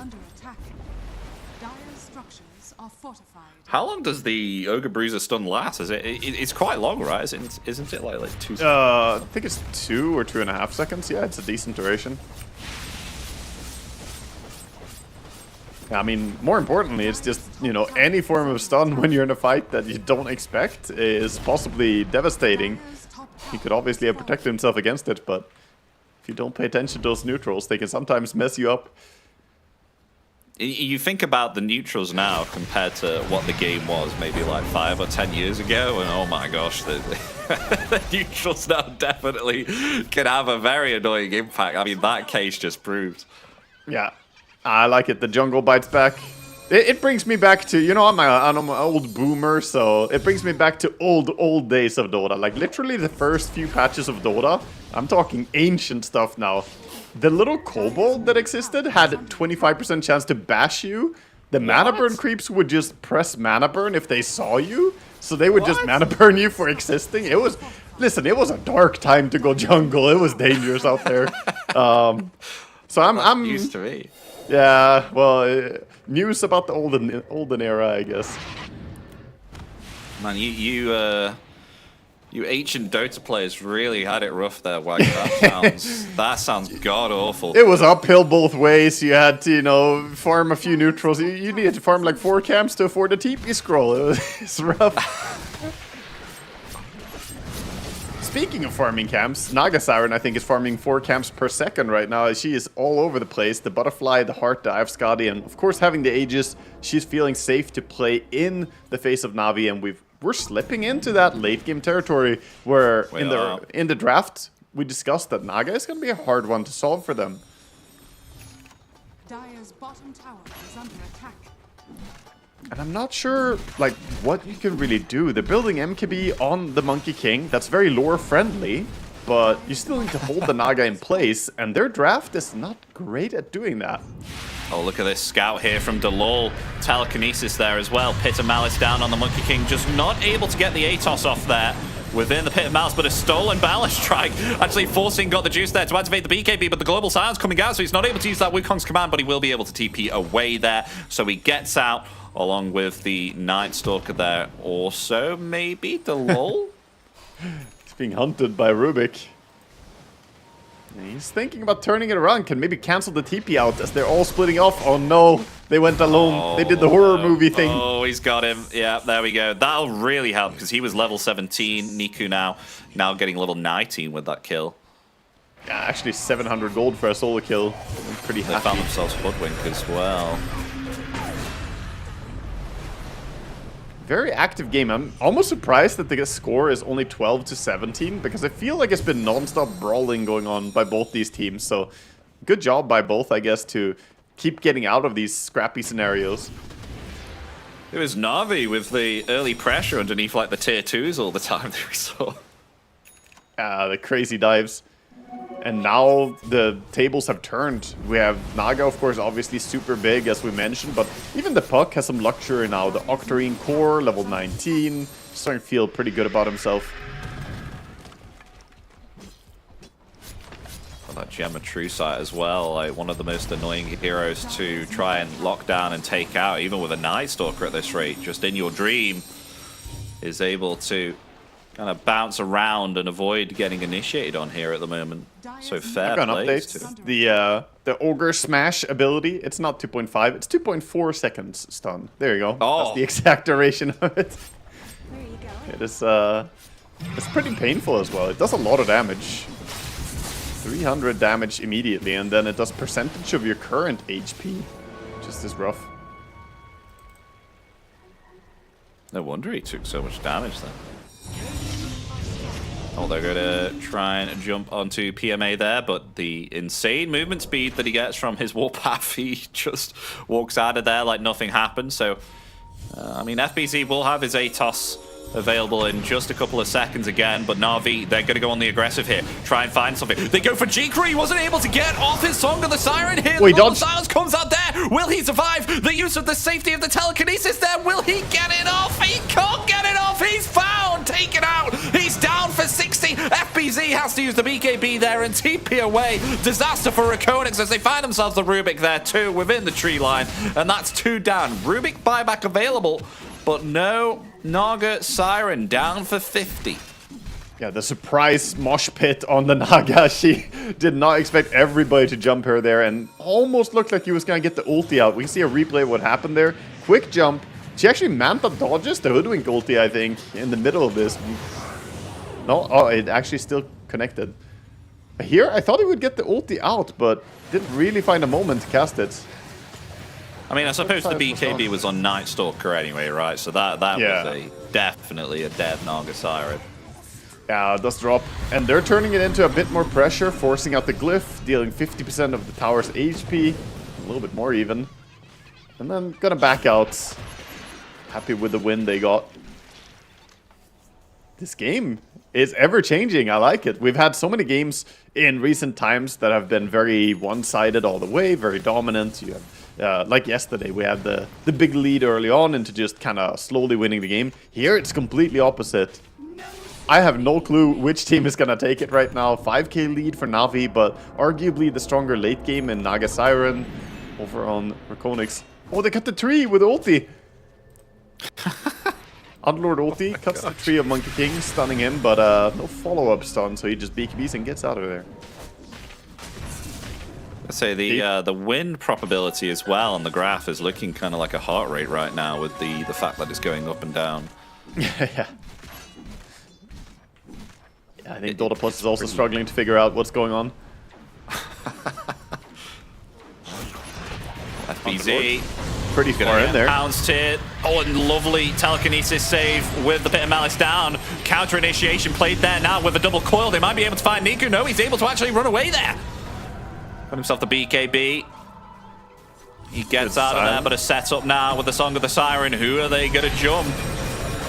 Oh, Niku actually wants to try and actually come back into this. He's ready to pounce here with the blink. We're still going pretty deep. Has the BKB still? He does, and surprisingly enough, no one found here.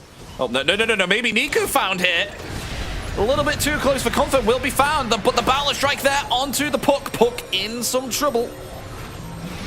As we'll be able to jolt away there with the Illusory Orb as they find themselves delulled. Daisy's gone there too. FBZ getting lower, but Riddy's getting even lower. Attempts to TP, not able to get away. 3 found here, Na'Vi. Yeah, lose Naga 3. Siren, such a strong base in this fight. They can't do much to her. But I want to give credit to the only guy who died on REKONIX. Delo actually managed to bring down the Night Stalker almost on his own. He did 1,500 damage to him with the Spirit Vessel, 2 usages of the Void, and then gets a little bit of help from Puck, and he brings down the kill. But yeah, great play by Rubik in that fight too. Look at this, REKONIX now, they're the ones applying their pressure. As we said, this Naga Siren gets scary when the late game comes around, and it's starting to get there now as we hit the 40-minute markers. That's the top set of racks gone. Now they're moving for the middle. Interestingly enough, got the juice. He's going to sacrifice here a buyback in order to get himself a Satanic here on the Monkey King 2. Will this be enough? On the Monkey King, can he even get like some HP back here with the Satanic? Is this? I think he needs more than just a BKB to keep him safe. We've seen time and time again, these BKBs are good temporarily for Navi, but once they're out, people get run down, like we see here on the replay. So he wants some form of staying power to be able to continuously fight in the team fights. And I think it makes sense from my perspective. I think it's the best he can do. And yeah, the clean out. Mid lane, they're going on the Monkey King again. Got that Satanic and BKB. They do, he still has the BKB. He activates the Satanic there instead. He's actually been able to hold his ground here very well without even having to activate that. But the Pit of Malice is coming down here with that area of effect upgrade. It's so huge. Look how big it is. Oh my gosh. I mean, we got PMA here who's trying to disrupt the middle of the fight here. With Bina Ford in their side. FBZ getting lower and lower. BKB now activated, but the Song of the Siren helping to disengage away from Na'Vi here once again. But Silencer will still be found here by Bristleback, who's so deep. Trying to get him for the Naga here now, but they got themselves the Balance Strike. The Global comes out. As G-Croy, he will still be okay, even with the Wukong's command committed. There's the Balance Strike. Solar Balance Strike there helps to take down Riddies. And chasing still the Puck with Octarine Core. Looking for Hoodwink. Any disables? Oh, able to get away. Avoids Balance Strike, and the Pit of Malice will get away fine. Also buyback committed for them, but yeah, these fights are going absolutely crazy now. There are so many reset buttons coming in. Everybody having a BKB, even the Puck with a BKB just for safety. It's very, very difficult to get a grab on someone, and I like the choice by Naga Siren. She queued up the Aghanim Scepter earlier, but opted to go for the Disperser instead, which I think is just really, really good here. Get himself one more way to kind of speed out of a bad situation. This is less for the mana burn and more for just the Disperser dispel ability, and tons of agi, of course. Oh yeah, it's nice, especially with the boost. It's very viable to get yourself the boost here. Disperser. I think it's kind of underrated. This fight is so scrappy. It's like hard to process what's even going on because the players are all over the place. It's actually kind of crazy. I thought the Naga would get brought down here as she was left behind, but she also got herself out to safety with the telekinesis coming out. Dalol has been on point with those saves. He really has, yeah. It's the amount of telekinesis saves that we've seen. I mean, that with how far you can actually save your teammate here is insane. I think if not for that telekinesis, we could have definitely seen a like a Naga Siren down and possibly even a pressuring of the tier 3 objectives. Yeah, would have been a possibility, but instead it's kind of resetting. Now we have the Aegis in the hands of Puck. They feel like Naga Siren is big enough that she doesn't need the Aegis. I think this is the correct choice. Just give it to Puck, who's more likely to get bursted. This means Puck doesn't have to buy like an Aeon Disc next. He can go a bit greedier and get towards a Parasma upgrade. I suppose that with maybe perhaps putting the Aegis onto Naga Siren, they could have had an opportunity here to maybe pressure the high ground here, right? Knowing that you have a second life here, you still think it's good to put on the Puck? I think they can do it without having it, is the thing, because they have the Rubik who can always telekinesis her back, and she's still incredibly tanky. Hold up, Enchantress? Yeah, they found themselves Enchantress there, who's on her own and down for 60 seconds here. And now I kind of agree with you now, because now they're pushing on to the tier 3 objectives with an Enchantress down here. No Aegis on Naga Siren, but of course it's on the Puck. 3 minutes, plenty of time here. What can they do to push away from their base? They've got themselves the Bushwhack. He's out? He is indeed out, trying to get the Manta style. He gets forced away. Counter initiation there with the coil, but now the Song of the Siren coming back as those BKBs have expired. Will they set up here for Niku? Yes, they will. The Ensnare is there. The Boundless Strike, the stolen Boundless Strike too, with the Pit of Malice. They take down Niku, but they're taking quite considerable amount of damage here. We've got the Juice, who's perfectly healthy here. They will defend their high ground as four still, but they are losing their middle set of racks. Got the Juice ready still with that Boundless Strike, protecting the middle set of racks with that Battle Want to force Fury. the buyback. They want to keep going. Nice Tucker will have to use it if they want to hold on to his bottom lane. And now they're poking bottom. The telekinesis there as well. That's so big. He's not able to actually heal up there with that Spirit Vessel. They will take down the Monkey King. Buyback here from Niku. The buyback available for the Monkey King here also. Are they going to utilize it? We're now holding the Monkey King, waiting for a chance. There it is. Now the buyback is here, but the double kill is there. Daze is down. Daze has his buyback here too. This could be a dieback here onto Niku. Niku's dead. He's down for 100 seconds. PMA getting lower and lower here too as G-Croy's illusions are just decimating him. As now they're controlling the Monkey King here. Got the Juice. He's got nowhere to run. Look at all these telekinesis. You're just getting absolutely chain locked, chain stunned down. Dieback for the Monkey King here as well. The buyback from Bristle. PMA is the only core remaining, trying to bash REKONIX out of the base, but in comes another telekinesis, another Pit of Malice, and In Your Dream is in the backlines here. It's going to take down Daze, as that's a dieback there too. I mean, at least they'll take down the Aegis here, but it's just one support and one core. As G-Crew says, you're in deep now, and indeed they realize that. They call GG, and game one is going to go to REKONIX here. And, you know, they get to the late stages of the game here, and, you know, especially with the lull, with the telekinesis, and the insane lockdown that they had with their draft, they take that game. Yeah, so impressive. Great area denial with the Underlord, but more importantly, just the way they kited these fights. Really playing like a team, showing the team cohesion. I understand the smiles that they have here because that was nice. Okay, maybe not that many smiles, but no, I mean, it was really impressive to see how they kept resetting and kiting with the Force Staffs, with the telekinesis. I think for sure my MVP in this game is the Rubik though. Like, sure, Puck, impressive score in a hard game, and same for Underlord laning against the Monkey King, but the standout in the team fight is just operating with so few resources and doing that much is not easy.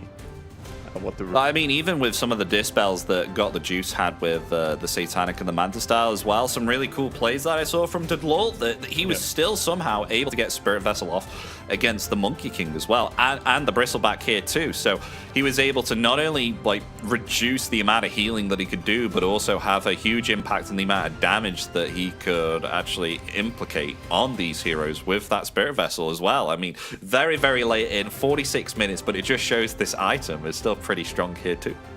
Yeah, definitely. Now that was a crazy game. I didn't expect it to go the way it did. I think Na'Vi had the right idea, playing aggressive, but maybe got a little bit too sloppy with the tier 2 tower dives. You know, they really cost them and set them back a bit. And ultimately, REKONIX, they brought it back with good resilience. So I'm hyped for what's going to happen in game number 2. That was only game number 1. We will be back in a bit, guys. We will see you after the break.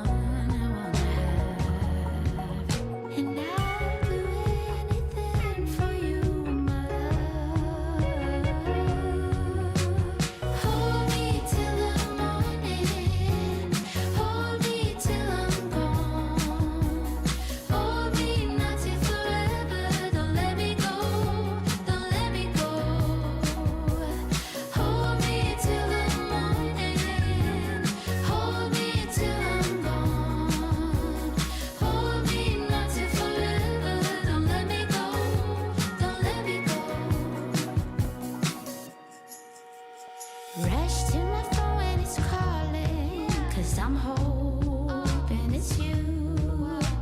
Needless to say, I'm falling, and you don't have a clue. Sending words while I'm dreaming, but the way you make me laugh. Blue, blue skies when I'm seeing the one I wanna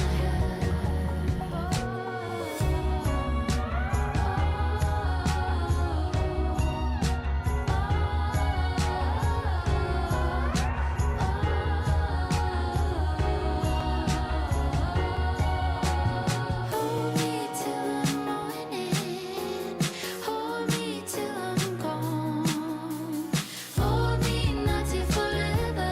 Don't let me go, don't let me go. Hold me till the morning, hold me till I'm gone, hold me not till forever. Don't let me go, don't let me go.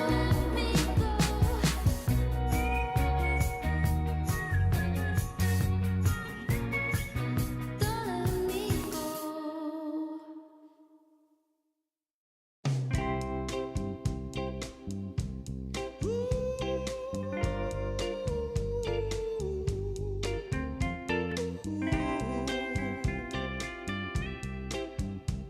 Yeah, yeah.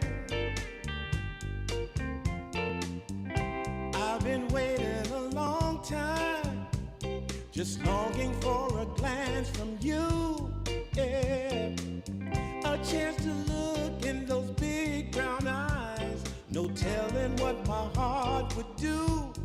Hey, when we met, I sure knew it felt as good as it could be.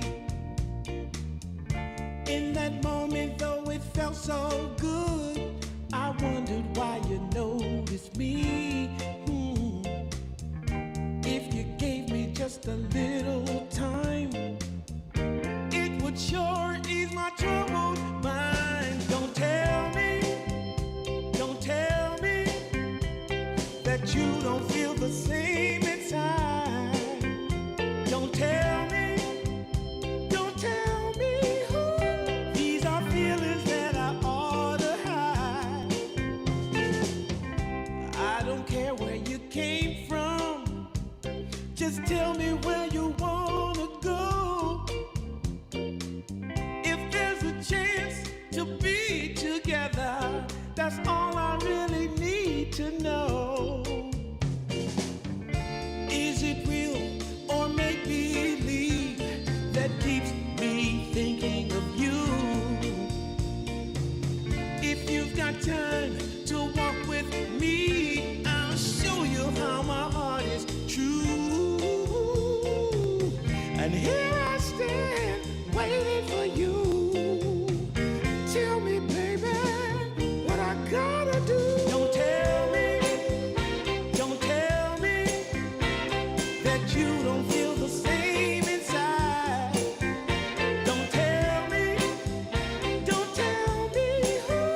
These are feelings that I ought to hide. Don't tell me that you don't feel the same inside. Don't tell me who. These are feelings that I ought to hide.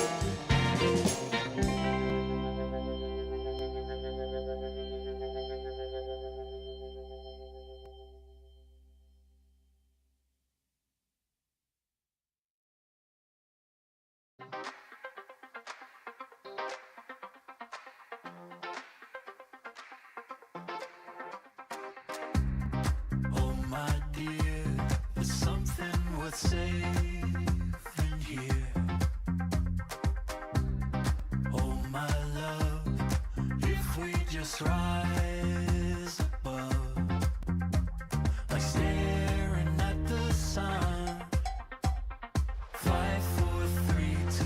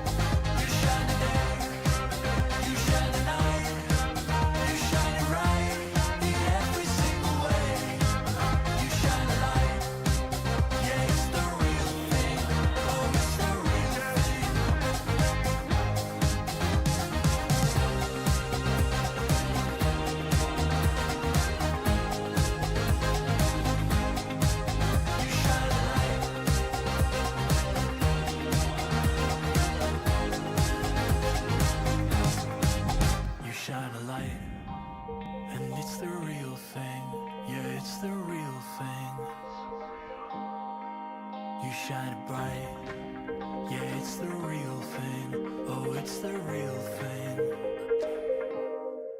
You shine a day, you shine a night, you shine it right in every single way. You shine a light, yeah, it's the real thing.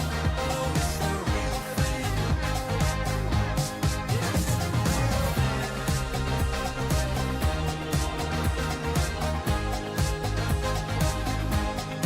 You shine a light. You shine it bright. You shine a light. You shine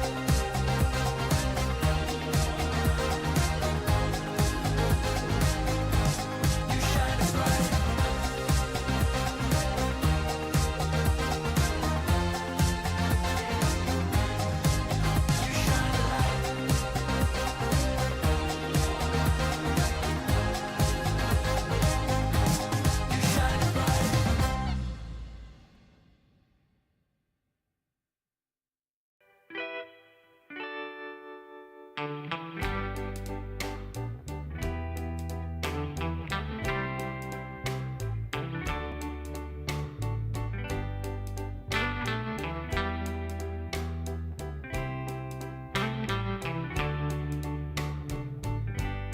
Sometimes I'll be foolish.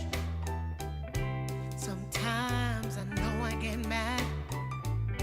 Sometimes I say the wrong thing to you that makes you feel sad. But one thing is true in all that we've been through. You've never stopped loving me, no matter what I do.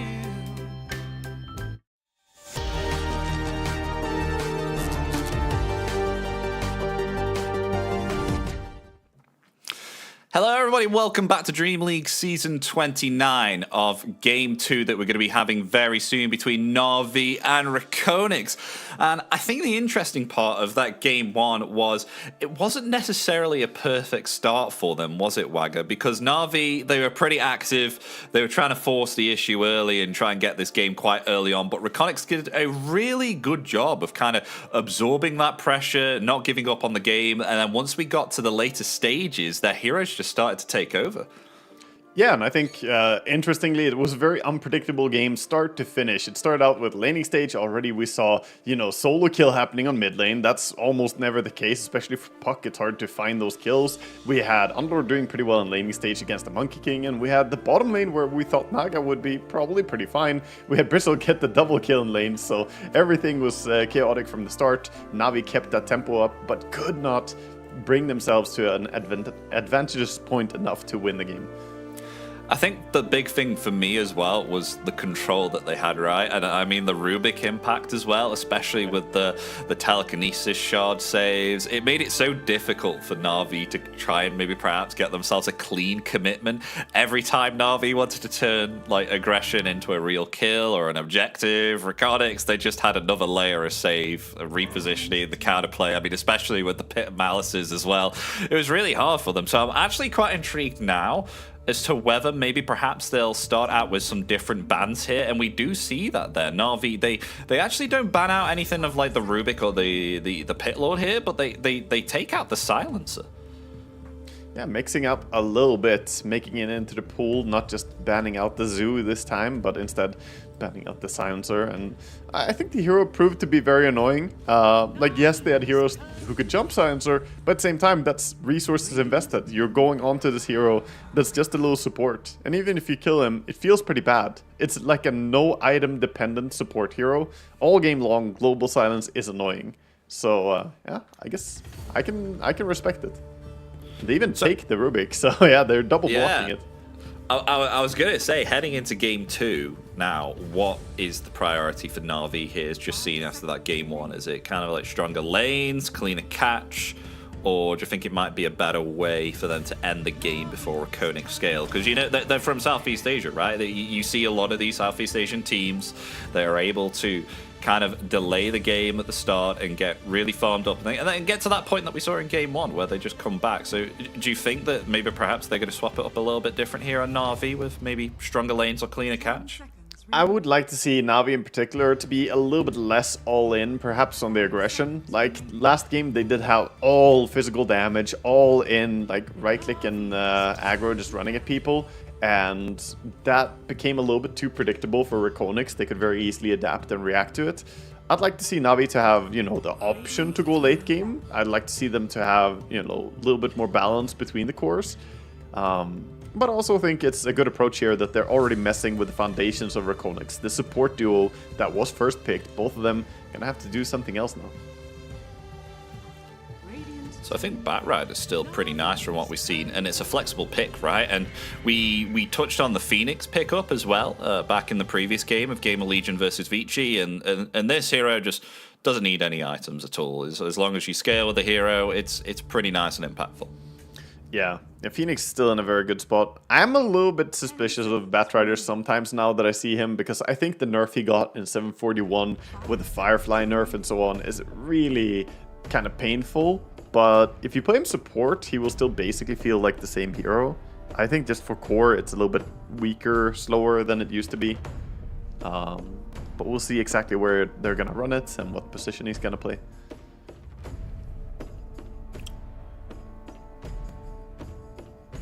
So what do Na'Vi want to pick up here? Now, they do have themselves the Rubik, and we've seen the Rubik in game 1 with how strong that was. And a Wind Ranger. Okay, is this... what is it? Could you potentially flex this as well? Because it's a strong core pick, but also it's quite good on the position for support, right? It's got some flex, but I think most likely I would put this as Got the Juice on his carry. But of course, Wind Ranger is possible to play in a lot of different positions right now. But I've seen a lot of teams really enjoy the carry Wind Ranger lately. It's quite strong. It's formidable in the laning stage in particular. I always enjoy having those strong laning supports that can stand up and fight for themselves a little bit more. You become less dependent on babysitting boss 5. So in the event that this is a Rubik boss 5, you would be able to lane with him and it's completely fine. You don't need some like hyper safe lane babysitting hero. And we've just seen Underlord get picked up now for Na'Vi, so it's pretty much a switcheroo here for what REKONIX were playing. Now Na'Vi are going to be playing on their lane, on the off lane. Yeah, Underlord picked pretty early though into a lot of magic damage already.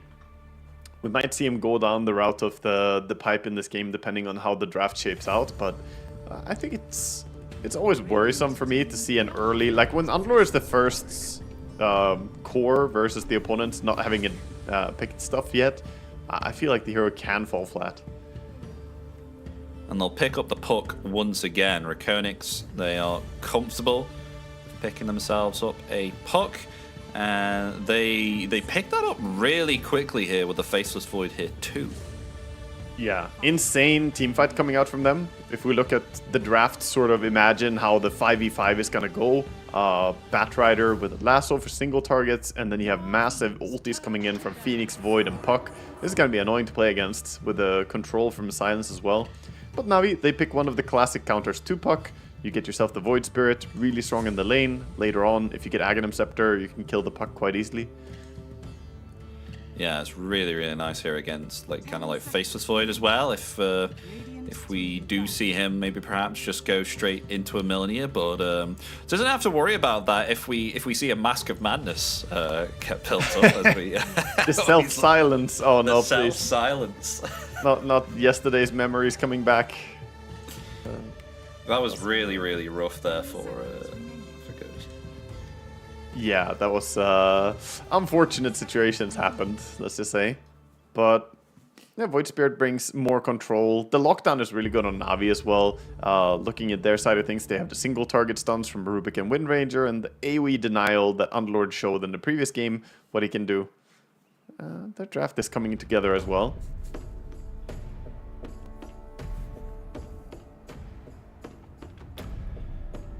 Final bans, they ban out the Tide Hunter. Understandable there with possibly having a second phase of counter initiation. And the fact that I feel like with the heroes that Na'Vi have, I don't really feel like they could take down the Tide here. He's just so tanky and yeah, especially with what the changes they did to him. he can be one of the harder heroes for Wind Ranger to kill as well because of the damage reduction countering your ulti pretty effectively until you have a lot of items. So yeah, probably a sensible ban in the lane. They're trying to set up a good safe lane for Wind Ranger.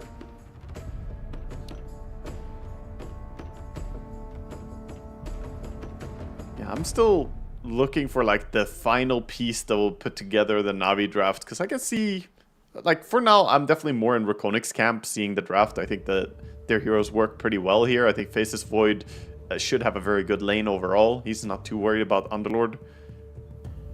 But I'm kind of missing the glue for Na'Vi, the one thing that's going to make this all look beautiful. Do you have any suggestions as what they could pick up as like a safe lane here? Like, what looks good for the REKONIX?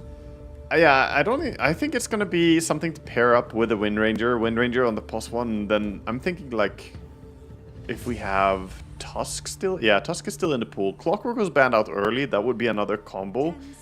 I am curious to see if REKONIX decide to go for that, banning out the Tusk, or maybe even Shadow Demon, just because they have Faceless Void themselves. Don't want to get in the position where you can't chrono people because of the disruption save. And Rubik SD, as much as I don't like two range heroes like that, support duo can actually still be pretty effective. I've seen it work really well a lot of times.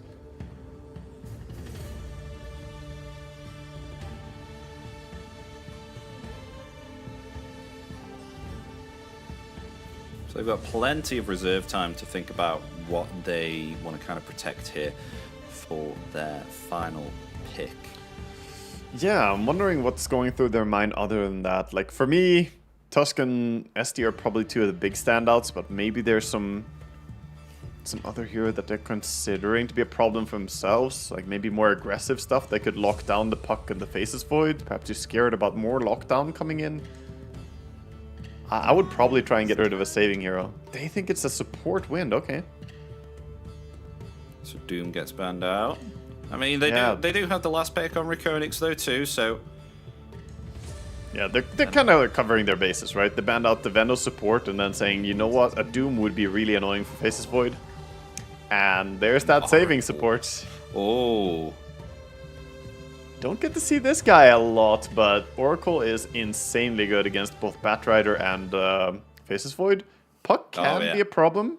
If Puck gets in on the Oracle, you know, that could be very, very tricky for Oracle, but they have anti-Puck measures as well and the insta-lift from Telekinesis, so I kind of like how Na'Vi, you know, I said when he needed a good piece of glue here to hold it all together, I think Oracle definitely fits the bill. Yeah, and I think that kind of threw a spanner into the works as well, because I just saw the facial reactions of REKONIX kind of change when that Oracle came out. It doesn't look like it was something that they were expecting. Yeah, no, nobody expects Oracle in the current day and age. It's just not really played a whole lot. Honestly, I don't even think the hero is that strong currently. It just fits really well in this game. They're gonna round it out with a Centaur. I kind of like that too. Gives them a nice front line, someone who can open the eyes of the Puck and the Void to maybe get big ultis out. And later on, he could sort of act as a semi-save. If you get the Aghanim Scepter, he could possibly be the one to kind of help Puck or Void if they get caught. Yeah, I like it with the fact that it allows you to kind of move around potential initiations with the Pit of Malice, try and keep up with the Wind Ranger, and maybe even just charge through the front line and get around to taking out Reddies here on the Oracle, who's going to try and hide behind that backline. Yeah, I think two good points there. Like, getting on the Oracle, getting on the backline is going to be very important, but also the Wind Ranger matchup. Having damage return is pretty annoying too for Got the Juice, so it will be hard for him to deal with all the damage he's going to take, because Wind Ranger does a lot of auto attacks. I'm just wondering who's the only target like she's going to be able to maybe attack, because I mean Batrider has a lot of movement speed. Phoenix is going to be able to use like Supernova. Puck is kind of really hard to try and lay down physical damage unless you've got like kind of like a lockdown, like a stun. Because Centaur, he's just going to be picking up like a blade mail here possibly. Yeah, it's very possible he grabs that. He could also get himself some more magical protection for his team if he wants to get the Piper out. But I like the idea of going for a Blade Mill just for faster farming and complete immunity to Wind Ranger going on you until she has a lot of items. So, folks, we have got ourselves a game, but of course, we cannot have a game without a pause coming in. So you're not coming to the game just yet. There's no need to, so you can see everyone's reactions at the moment as we wait out for the game to be unpaused. Yeah. Disconnect, reconnect coming in here, and G coming in.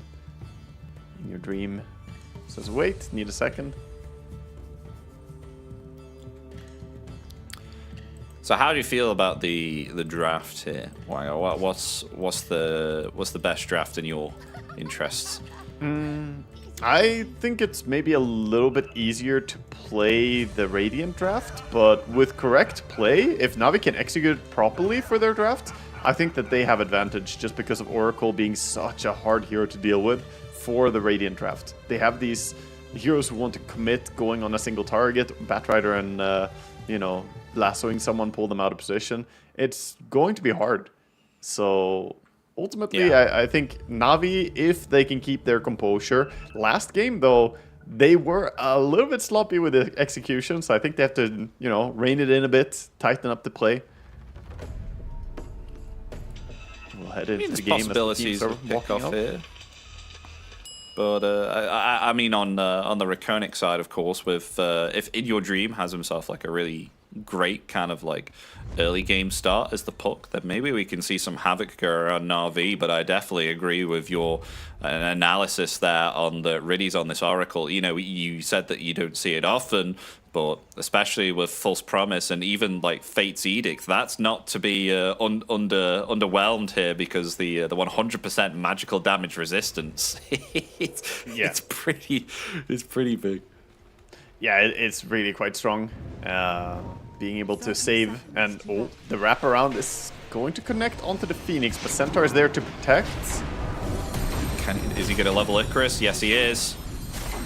Now potentially turning around. That illusory orbs hit so many. Blood grenades throwing left and right. Niku is getting lower and lower. Is found there by In Your Dream. Delol is going to fall here though too, so it's going to be a 1-for-1. As Days, a few more physical attacks are needed as they find themselves the Phoenix, who came back to the fight, but the Rubik found and taken out. Jikroy now getting lower and lower. He doesn't have himself the time walk here. One more physical attack is needed, but a stomp there onto 2. PMA is going to be found here. Triple kill here by the pump, but they take it in return kill there, but the sharpshoot comes in. Oh, the power shot. There we go. On to the puck, and what a fight there on this high ground here for the triangle. What the hell happened there, Wagga? I mean, I can't believe he already lost his killing spree that he had before the game even starts, basically. In Your Dream managed to get 3 kills there, and then it's brought down. So in the end, I do think it's a bit of an advantage going perhaps Radiant just because they got the first blood. Sure, 4 kills going Navi's way, but In Your Dream gonna be off to a fantastic start with his net worth lead on mid lane. Look at him. Oh my god, it's almost... It's like double. Yeah, he's got so much net worth lead. I think he's sending out the full magic stick as well as already having bottle. Crazy scrappy brawl there. Yeah, all this did mean that Void had to run base and then TP out, so he came kind of late to the game, and now Daze gets his soul kill on the Phoenix, who TP down bottom, so he's not going to be joining anytime soon. They got themselves level 2 here, and they might as well find themselves Jikroy here also. The levels of this skirmish, it's really messed them up here, Wagga, because he went time dilation at level 1. For that scrap between all 5 of them, and then Phoenix here is also gone like the Icarus dive here, so isn't able to kind of pressure really on with Fire Spirit. So this is kind of not the lane that you want. And Jikroy, this is awful. Being run down by the Rubik, who's aggressively chasing him, all the while Underlord is denying range creeps, getting away a lot of your experience and gold. This lane is off to a disastrous start for the Faceless Void. He has got level 2 now. He was 10 experience, by the way, away from getting himself something like a Time Walk or something, but he just wasn't able to. Yeah. And again, the Rubik just showing his prowess with the auto attacks on this lane, non-stop laying them in. I always get impressed by how hard a Rubik hits. Looking at the Phoenix with a 51 auto attack damage right now, 61 on the Rubik. Obviously a level difference, but still, it hurts. It does, and already healing self having to be committed here for the Phoenix. Resources kind of fading on this lane, and meanwhile PMA has been untouched, got a double bracer build going already, so he's going to be able to last it very comfortably. I mean, that was 2 kills for Got the Juice in that that skirmish as well, right? So he is doing like fantastic on the net worth here too, is almost matching that of the Puck here in your dream. It's almost around about 2,000 gold and almost like double ahead of the Faceless Void here too. Yeah, net worth is doing fine, but I don't think he can do the same amount of harassment to the centaur that we see the Rubik and Underlord put onto the Faceless Void down bottom. Oh, so no, yeah. I think it's going to be an imbalance in how the lanes are going. Oh, the lift. Perfect down bottom. They stopped the Icarus dive. That was beautiful there from Daze, using the telekinesis mid Icarus dive, stopping that and pulling him also straight back into that pit of malice there also. So yeah, lovely use. Dire's structures are fortified. Yeah, really showing the kill potential they have with Underlord being so far ahead in levels and experience, already about to crack level 4. 1 full level ahead. I mean, this is a real showcase of taste of your own medicine, right, from Game 1. It really is. He's pretty unbothered as the Void is trying to smack him, trying to do whatever he can. And Rubik actually taking the time to go and control the mid rune. You saw the same from Batrider. It's going to be a 1-for-1 on the water rune, so none of the mid laners are going to be starved out of resources. This opened up for FBC to be left alone for a while, though, taking quite a bit of damage on the Centaur. The lull moving back, though. Flame Break on cooldown. I mean, the Oracle is getting lower and lower, so they could maybe perhaps go for a cheeky play here if this Flame Break is off cooldown.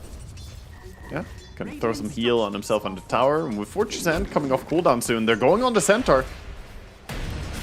And the Stomp comes out in return there. He's got himself a magic stick, but it's not enough as the power shot helping to find the kill. Delol is going to trade it out here, but look at that. The Fate's Edict with the 100% magical resistance helps to keep him alive, even with all those sticky napalm charges. And it's a killing spree here for Got the Juice. The problem with sticky napalm, you're giving so many magic stick charges to both the Wind and the Oracle. Definitely helping him there get the resources, so he doesn't even need to go base after that. Oh no, they're going to initiate here onto the Phoenix again, straight into the Pit of Malice, and once again, another kill here on the Phoenix with the same play, but the lull here is actually rotated to the bottom as they've got the Flame Break along with the sticky napalm charges. A TP attempt there, and you get yourself a bash! He gets it. 12% Level 1. Bash! There we go, level 1. Oh, you know what? He leveled it up. He's like, good job, Bash. I'll give you another level. Keep delivering. It always feels so scary to roll the dice on TPing out against the Faceless Void. Here as well on Niku. The silence is there too. Oh, but the Fate's Edict coming in again, stopping that magical damage and the heals from Also Radiant. How annoying. Yeah, just a little bit too late on Dalol as well. He tried to set up with the Flame Break to break the coil. And now he's not going to be caught instead. Yeah. Dominating spree for the Oracle. Yeah, this often can happen because of the high damage on Oracle. You can sometimes end up getting a lot of the last hits on the kills, and yeah, he's not going to complain about that. Get himself some early mana boots would be lovely. What is FBC up to up here? He's pulling the creeps all the way back. They're coming for him. Yeah, 2 supports. This is vulnerable spot for him, having 3 creep waves following him. He's got the Juice's Courier as well. I don't know what was on that. Oh, he's going to lose so much CS here, though, if he dies. I mean, I suppose it'll come all the way back. Where is he leading this guy? Yeah, he'll die eventually. They're holding one of their disables as well for a while. Actually, he could have TP'd towards the end as they used both the Fortune You know what? and lift. I don't think he's going to miss this CS. By the time he TP's back. Yeah, I mean, that's the idea, right? Yeah. He'll eventually get some farm. They do have a stacked small camp though. Wind Ranger could pull into it if she has time for it. I'm gonna let it slide. Wisdom Rune, by the way, going double Wisdom Rune the way of Radiant. So, advantage. Oh, okay. And that's with the time invested to bring down the Centaur, right? Both of them were chasing Centaur, bringing him down, but none of them could play on the runes. Suppose that was an excellent time there to do that. I mean, they do try and pull the creep wave a little bit here top. Still a while away from level 6 here in FBZ, so no Stampede as of yet. Niku is joining. This is dangerous now. The massive creep wave is going to pressure tower, and Void Spirit is looking for kills. Yeah, they're going to go for the Batrider here. They got themselves the power shot, helping to take down the Batrider there, dying in, what was that, like 2 seconds? Really nice setup as now. Oh, here we come. Missed ulti, that hurts. More on the Wind Ranger. Though I think it's still a kill here onto FBZ. Yes, it is. A lot of damage done there to the Wind Ranger, though, there with the return. But now in your dream, in he comes. He has the coil ready, should he want to commit it. But the Fate's Edict helping to stop that magical damage. They take down the Phoenix. Will they finally take down the Dark Blade? Still living through it. There we go. They finally find him. Taking him out. There's now the Pit of Malice coming down there onto 2, along with the Shackle Shot there. Also, Dalul dying on this top lane here for a second time. That's so clean from the Lord. Come in, get a quick kill, back to farming again. Gonna be very happy with this. Some fantastic start overall for Na'Vi. 4,000 gold lead this early on in the game. All their cores are off to pretty damn good starts, and Centaur in particular being the one who's struggling up top. Which is unfortunate, because that's their last pick. Usually you think the last pick, you want him to have the best possible game. Just hasn't really been the case. A lot of kills that Na'Vi have got compared to game 1, where they were trying to exert, you know, this same kind of aggression kind of early on, but it's working a lot more in their favor this time, and I genuinely think it's because of this Oracle pickup that they've had, that Riddies has been absolutely fantastic with really utilizing his abilities to their strongest point. Yeah, both the Silents have played really impressive Dota here. Both the supports coming in with clutch rotations as well. Now understanding the importance of the power rune as well against the puck when you have Void Spirit on your own team. So they're helping out, make sure they can get the rune. But no, this game is it's feeling pretty ominous if you're Radiant. You're far away from your timings. Even though they got the double wisdom, they're still level 4 on Phoenix. That's crazy to me. I mean, he's trying to farm up like a double stack camp here in order to get himself to level 6. I mean, they're actually behind in experience on both the supports after getting double wisdom. They've got him with the 8 for Remnant. Even trying to attempt to dive away there with the Icarus dive, they still catch the Phoenix and is down again. 1,000 net Faceless worth. Void. Swagger. He's trying to hide. They're going to go for Faceless Void here as well. They've got all the lockdown needed to take him out so he doesn't time walk away. And now that's a second kill. Their early aggression is really being showcased here on Na'Vi. Yeah, a quick tower takedown with the catapult as well. Using Void Spirit and Underlord, they will bring this tower down pretty fast. And top lane, Centaur does have his Dominator, so his farm rate is increasing and he's trying to push tower, but I think this tower will be kept safe by Wind Ranger. Phoenix here again. He has himself Icarus dive though, gets away there from Niku. And in your dream, he's not able to actually jolt away. He's going to throw down the coil, but he's going to fall here. He wasn't able to jaunt away. Was it the lift in time? I thought he could press it there. I think he just slipped up a bit. Yeah, I'm wondering if it was the lift, possibly. I thought for sure that he was going to be fine there. Maybe we have a replay that will catch it. We do, yeah. So they obviously he has the silence. Oh yeah, the lift did catch him. I mean, that was a bit sloppy by him because you can see the silence on Rubik timing out. He just overstayed. On bottom, onto the Batrider again. Yeah. Batrider did find the kill on the Unlord at least, so good use of the Chronosphere for Faceless Void as well.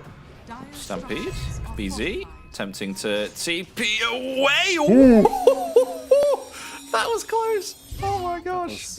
Very, very close to bringing him down. Now, good thing for him is, while he TP'd safety on Centaur, he also has his other Centaur, his brother, is still staying on the map, farming away. He's got the Centaur Conqueror out there. So his farm rate will stay pretty relevant. Dire are scanning. Actually, Riddy says, no. He's gonna stop this Centaur Conqueror and with the help of Daze, nuke it down. How sad. That's really important. Not allowing the Centaur to get the free farm in the jungle with the creep wave. Just, you know, kind of stop this. Now they have this massive wave top again. They could think about pushing tower with it.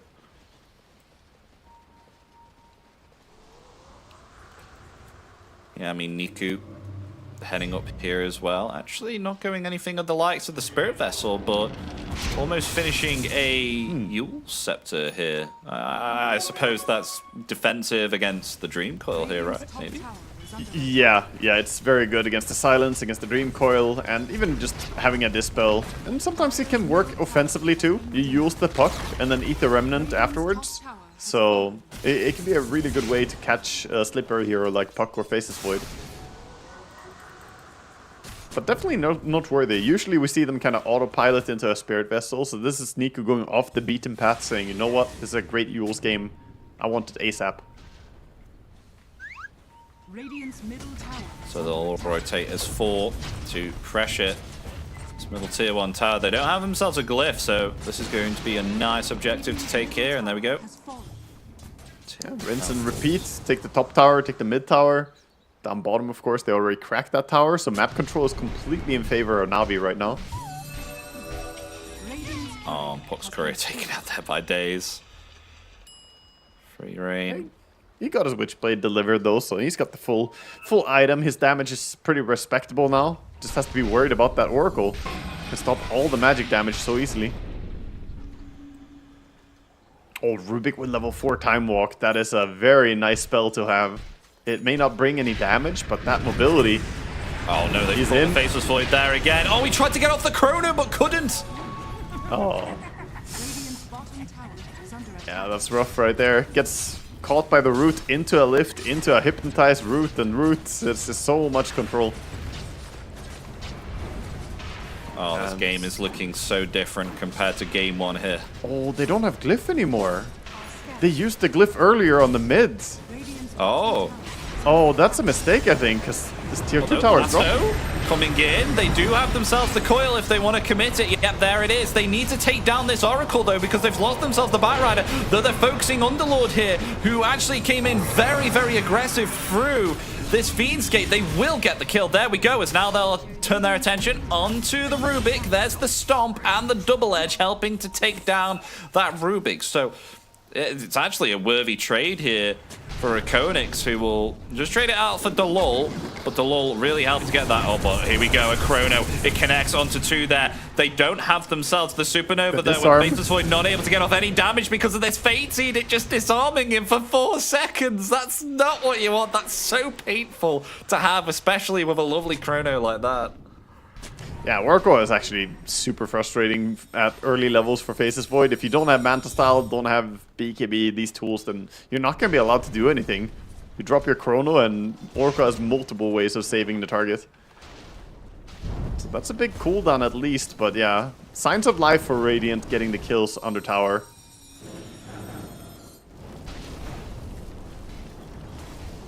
I think Na'Vi, that's just the one thing they need to be careful about, getting caught under tower and kind of losing those fights. Oh. DD and Void Spirit though, not fast enough on the away. Yeah. He did have Yules as well, so I'm a little bit surprised they didn't use an offensive Yules to set up, but maybe he was worried he used his defensive tool and suddenly gets punished. Eyeing up bottom tower again. A lot of movements coming in. Unlord has ulti in 10 seconds, so the dive is again on the menu.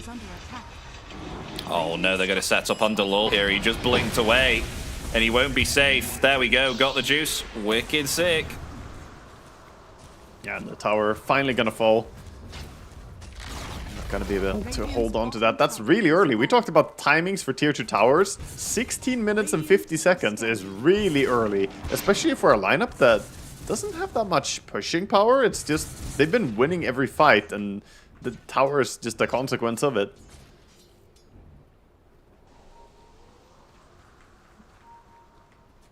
And Wind Ranger is looking huge right now. Mjolnir and Yasha at 17 minutes.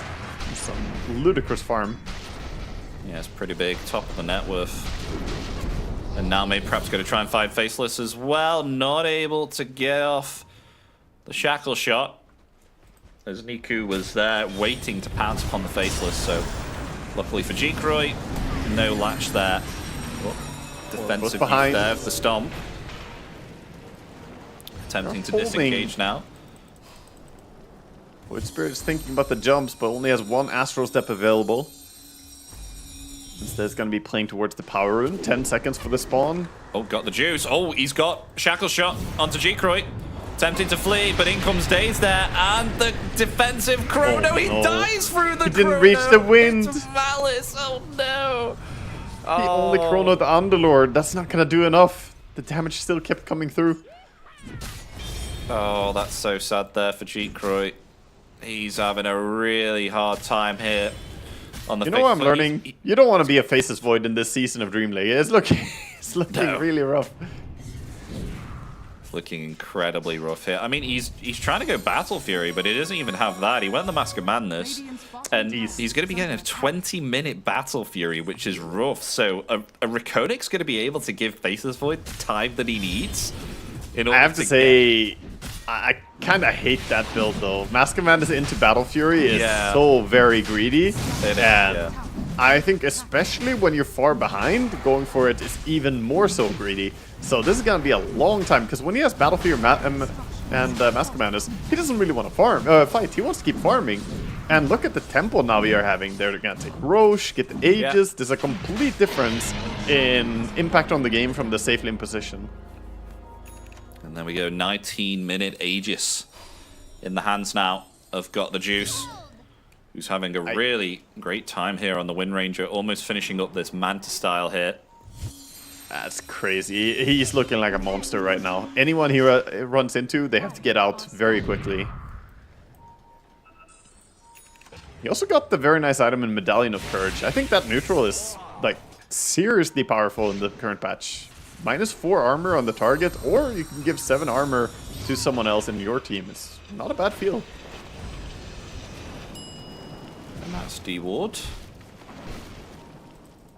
I thought, honestly, G-Croy would go something like maybe a Maelstrom, because as you said, it's kind of... But he's... I think you realize that. Has he... It's... So, yeah, there's a bit to talk about here. Like, the traditional build is the Mask... Yeah, traditional build is the Mask of Madness into Maelstrom. He disassembles the Mask of Madness here to make Battle Fury, but is she gonna be fine on puck? Gets to safety. Kind of, relative. Oh, he ran back? He's fine. He is fine. Oh, lasso though, onto the Rubik. Dream Coil there as well. Oh, but the Fate's Edict comes into play, stopping that magical damage. And Rubik has the Time Walk as well. Time Walk is a really funny ability to steal on Rubik when you have Oracle on your team. If you ever get Oracle ultied when you're low HP, you can actually generate HP. Like you start with 200, get hit a bunch, and then you can Time Walk to full HP afterwards. I say, look at FBZ as well. Look where he is. He's just grabbing the creep wave with the Helm of the Dominated Creep, and he's level 14. He's doing all right with grabbing all this farm like so far away. I mean, yeah, he's 1 and 4, but he's still climbing.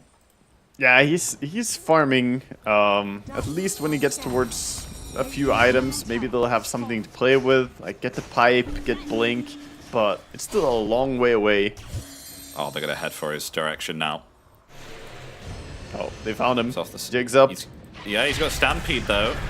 But the Pit of Malice is there, and the Atos, and another Pit of Malice, and an Aether Remnant. And a Fortune's End. There's no escaping this Pit of Malice, just lockdown after lockdown after lockdown. I mean, the unfortunate thing is he's playing a horse hero, and they built a fence around him with Underlord, okay? It's not a great story when the Pit of Malice comes in and you realize that, wait, hold up, I've got nowhere to go. And they get a free kill there onto the Phoenix too, though. In your dream, attempting to find Rubik. Daze is on his own, but meets up with Got the Juice. So not able to get a pick off there. Got the Juice just with this Aegis keeps forcing himself to aggressive areas, taking away enemy farm territory. His farm rate is just not slowing down at this point. And it's hard. I mean, this is the concern that we saw when we saw the Oracle pick. That if they don't get the Oracle, it's going to be a hard game. And now Oracle has a Blink Dagger. So he's just happy to sit back and do whatever he wants. He hasn't died more than once this game. He's been part of 19 of their kills. Ridis is all over this game. 7-1. Yeah, it's incredible. 7-1-12, you know, like all those assists is impressive. It is. He's been putting in work for sure. I mean, he is a master tier on Oracle. I definitely have played my fair share of games together with Ridis on Oracle. He knows what he's doing. His positioning is looking great all the time here. Oh, they want to go for G-Croy. Pit of Malice comes out again. They have the Atos. Pit of Malice will come down again. Do they have enough time to rotate in? Yes, they do. The Ape Remnant as well. The Yules is up, so it's going to chain him in again. He does have... Can't move! And down the lift as well. Jinko, he's just getting locked down constantly. There's now the line for FBZ. They've got the focus fire upon the Centaur, but Got the Juice has taken a lot of damage there from FBZ. He will take down the Wind Ranger with just his Blade Mail and the return damage. I mean, at least there's that, but there's 2 down, and it looks like here Na'Vi, they have an opportunity to try and get themselves this tier 3 tower. I mean, there is a glyph available if they want to commit it, though. Yeah, it's a strong push they have. They've got the heal coming in. They got the pipe still. And they have a glyph, but it's hard to get these heroes off your base. Tier 3 tower already dropping. Oh no, Pit of Malice, Atos, Aether Remnant, locked in. It's so toxic. You can't move. Half of his damage, half of his health is gone. In Your Dream is thinking about doing something here, but he needs backup. He needs his team. Yeah, they really want to try and get something here now. They go for the Rubik. The Yules is used. Dream Coil down. Flame Break back. Chronosphere is ready if they want to commit it, and they're still not going to do so. They get away with all of their lives here on Na'Vi. And REKONIX, they cannot achieve the possibility here of even getting themselves a pick off. That seemed like a good opportunity to try and at least find themselves something, but they find nothing. I mean, it's really just this. Sometimes Dota is a very simple and binary game where it's like, do you find the Oracle? No? Okay, then you're not winning that fight. And that's honestly how simple it is at this point. You have to get on Ridis. And it's hard to do that when there's all these big frontliners in between that. You can run into a Yule's Void Spirit and just get set up and die. Oh. You can run into the Wind Ranger or even just the Underlord. In Your Dream, he's going to break this smoke here. He just blinks away. Wow. He's still not safe. Oh, they've got the Yules. Oh, the tank! Dalul sacrifices himself. Okay. That Tip was from nice. Miku. He respected it. He's like, you know what? I want support players like that too. Wait, I already have it. Nah, he's happy either way. He's like, a kill is a kill. Let's go. And Underlord ulting down bottom as they're setting up on the Void. He still doesn't have a Dispel. No. Oh dear. Oh, okay. He activates the Chrono. Time. Okay. TP.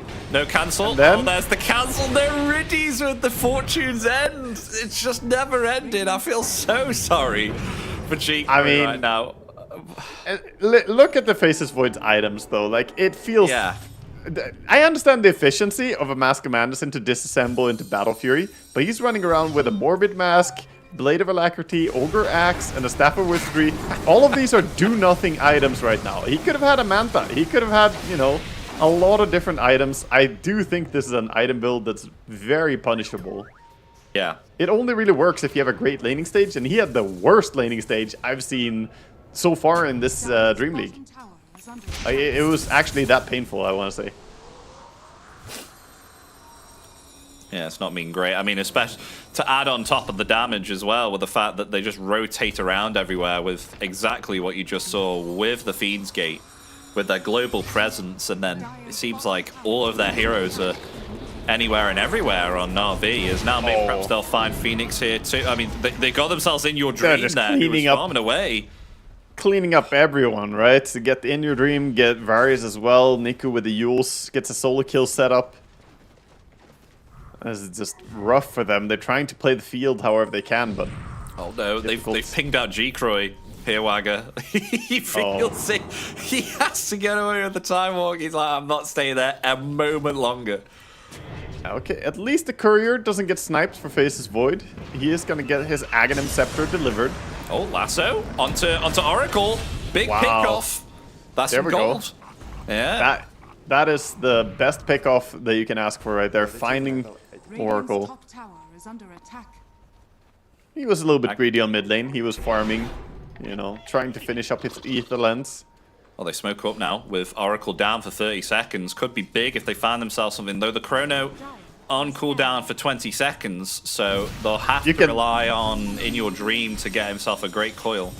You can see the call has been made. As Riddy's from the sideline while dead, he's like, guys, do not feed before I'm up. You're not allowed to get caught. Everybody pulls back, they group up. This is some very disciplined gameplay coming out from Na'Vi, and in the previous game, that was the thing I harped on, right? They were a little bit sloppy. Now it's definitely looking more controlled.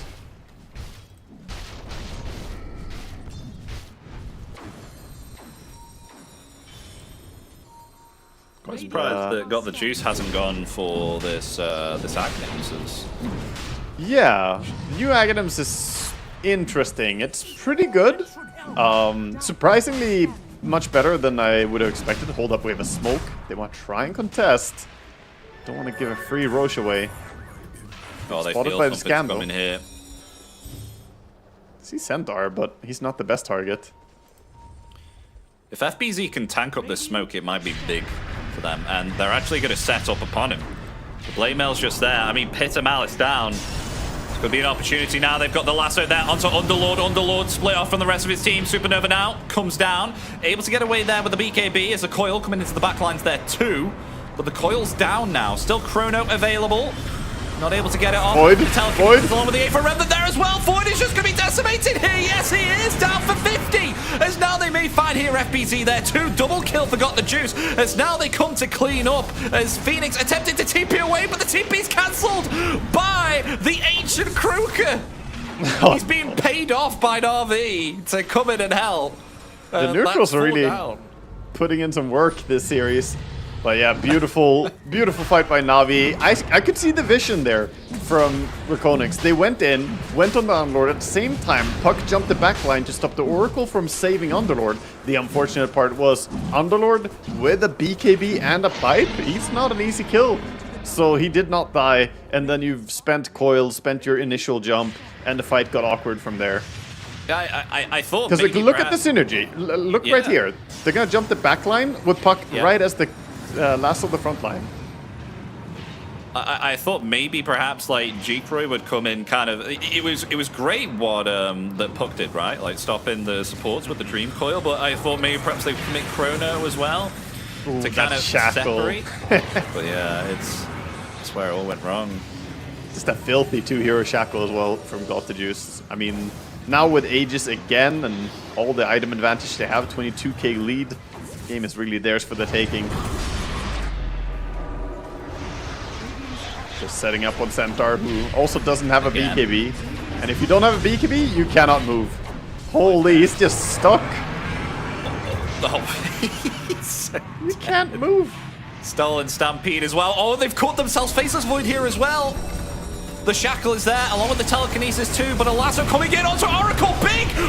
Big lasso. He's just able to get off the false promise though. A Chrono there onto 2, trying to take down Niku. Niku's going to try and get away, but G-Croy coming forward there, but they've got the focus fire there onto the Faceless. There's no time walk. He's been locked in place and they turn it around and take him out. He's down for 50. Oh, the stolen Chrono? The stolen Chrono. He throws him into the Chrono. Oh my gosh, GG is called there. Yeah, it was a completely different game here from Na'Vi, and they improve massively from game 1, and it just comes to show the aggression that they are able to output here. They find the key moments, they put the puzzle together, and that helps them to achieve a great and dominant victory here. 31 minutes, 39-9. Yeah, that was very impressive. First game was really close and even, but this second game was a one-sided affair. Na'Vi just straight out the gates, literally with the Fiend's Gate, I guess. They were dominating this one. That bottom lane was a disaster, and I do want to give a little bit of more, attention to. I think going Mask of Madness into Battle Fury in that hard of a starting game is very, very greedy. I would have loved to see something that comes online earlier, like a Mask of Madness into Maelstrom at least, or maybe even just go for Mask of Madness into Manta, because if you didn't have a Dispel, you were just dead every single time. I felt like there could have been moments where if he picked up this Manta style, then maybe perhaps he could have been able to get away and he wouldn't be punished as severely, and maybe perhaps even with a Milnir that you mentioned as well, Wagger. Obviously, of course, more damage within the Chrono, because when you get yourself this Battle Fury and Agnims, yes, it does help when your Chronosphere, of course, is down, but I felt like Chronosphere was the only lifeline that they possibly had to turn the game around, and they didn't go through that. I mean, how much did we see the Aghanims do in this game? It basically, he went farming item into, in my opinion, farming item. The Aghanim Scepter is nice to kind of insta-clear creeps, but I didn't see any impact from it in the fights compared to what I would have seen from a BKB or a Manta style, at least to get, some form of authority over where your hero is going, because that was really a story. Na'Vi, they had full control. All these Yule Scepters, lifts. I think they probably had like 10 disables on their team. It's crazy, man. Yeah, the Oracle pick kind of took us by surprise, but we saw it definitely work out here as well, right, Wagga? Like we put the piece of the puzzle together here. It's like, okay, you have Dream Coil, you have Chrono, like these are all like fantastic lockdowns and a potential to even get themselves some really nice solo pickoffs, but out comes the Oracle, just stopping the ability from even maybe perhaps like lasso happening. Like how many perfect lassos did Delor get off? I mean, he really tried his best, but he just wasn't able to get many off. I think he got like maybe 2 catches. He was the one who caught Riddies the times that Riddies did die.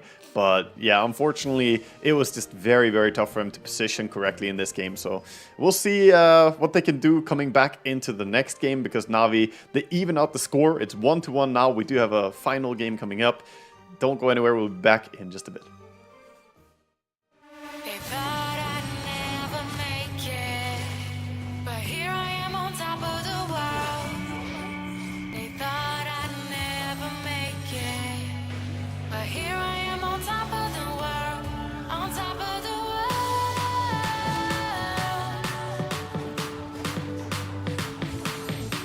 on top of the on top of the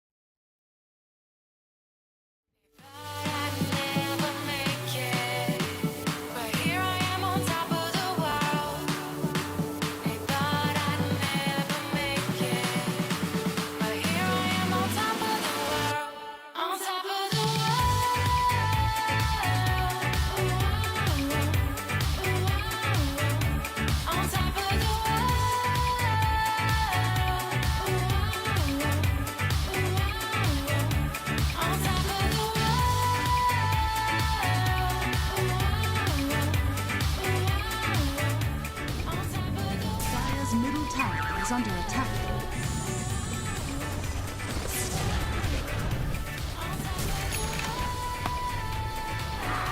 Dire's middle tower is under attack. Is under attack.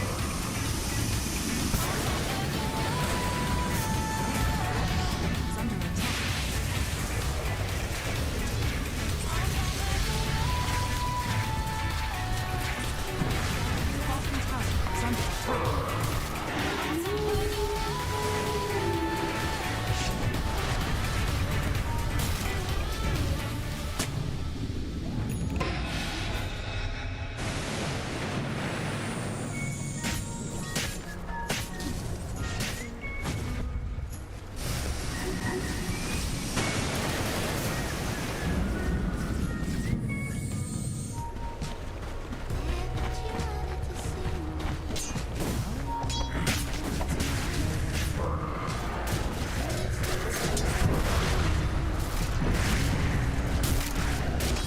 Radiant are scanning.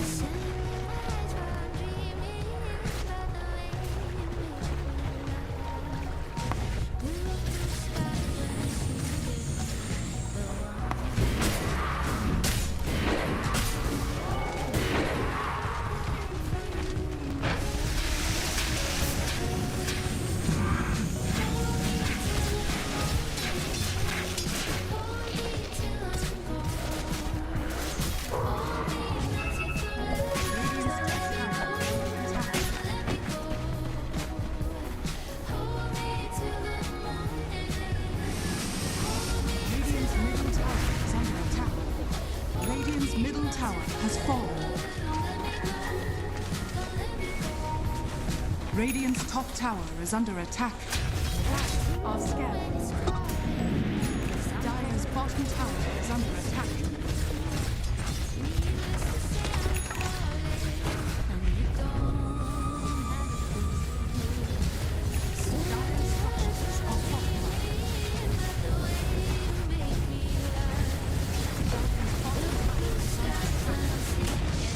Dire's bottom tower has fallen.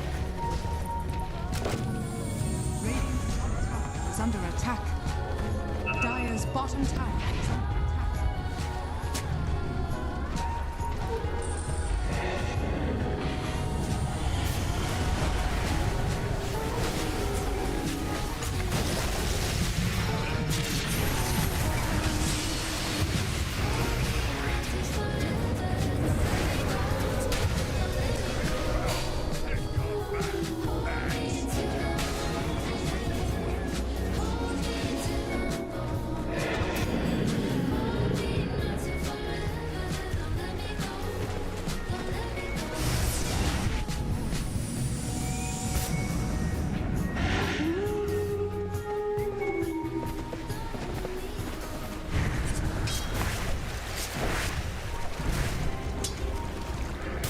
Radiant's courier has been killed. Radiant's middle tower is under attack.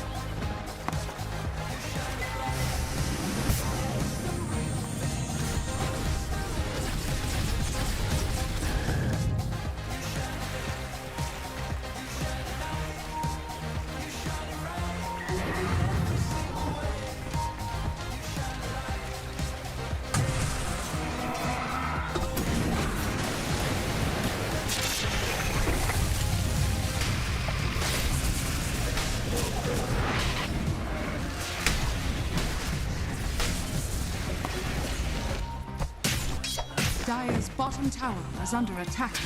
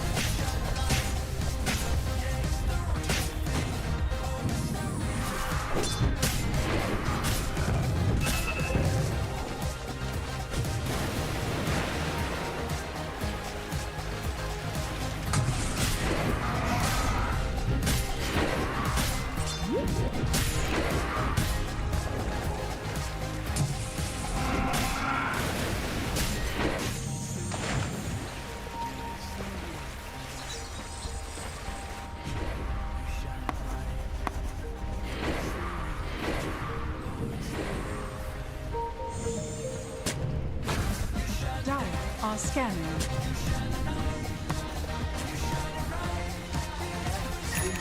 Radiant are scanning.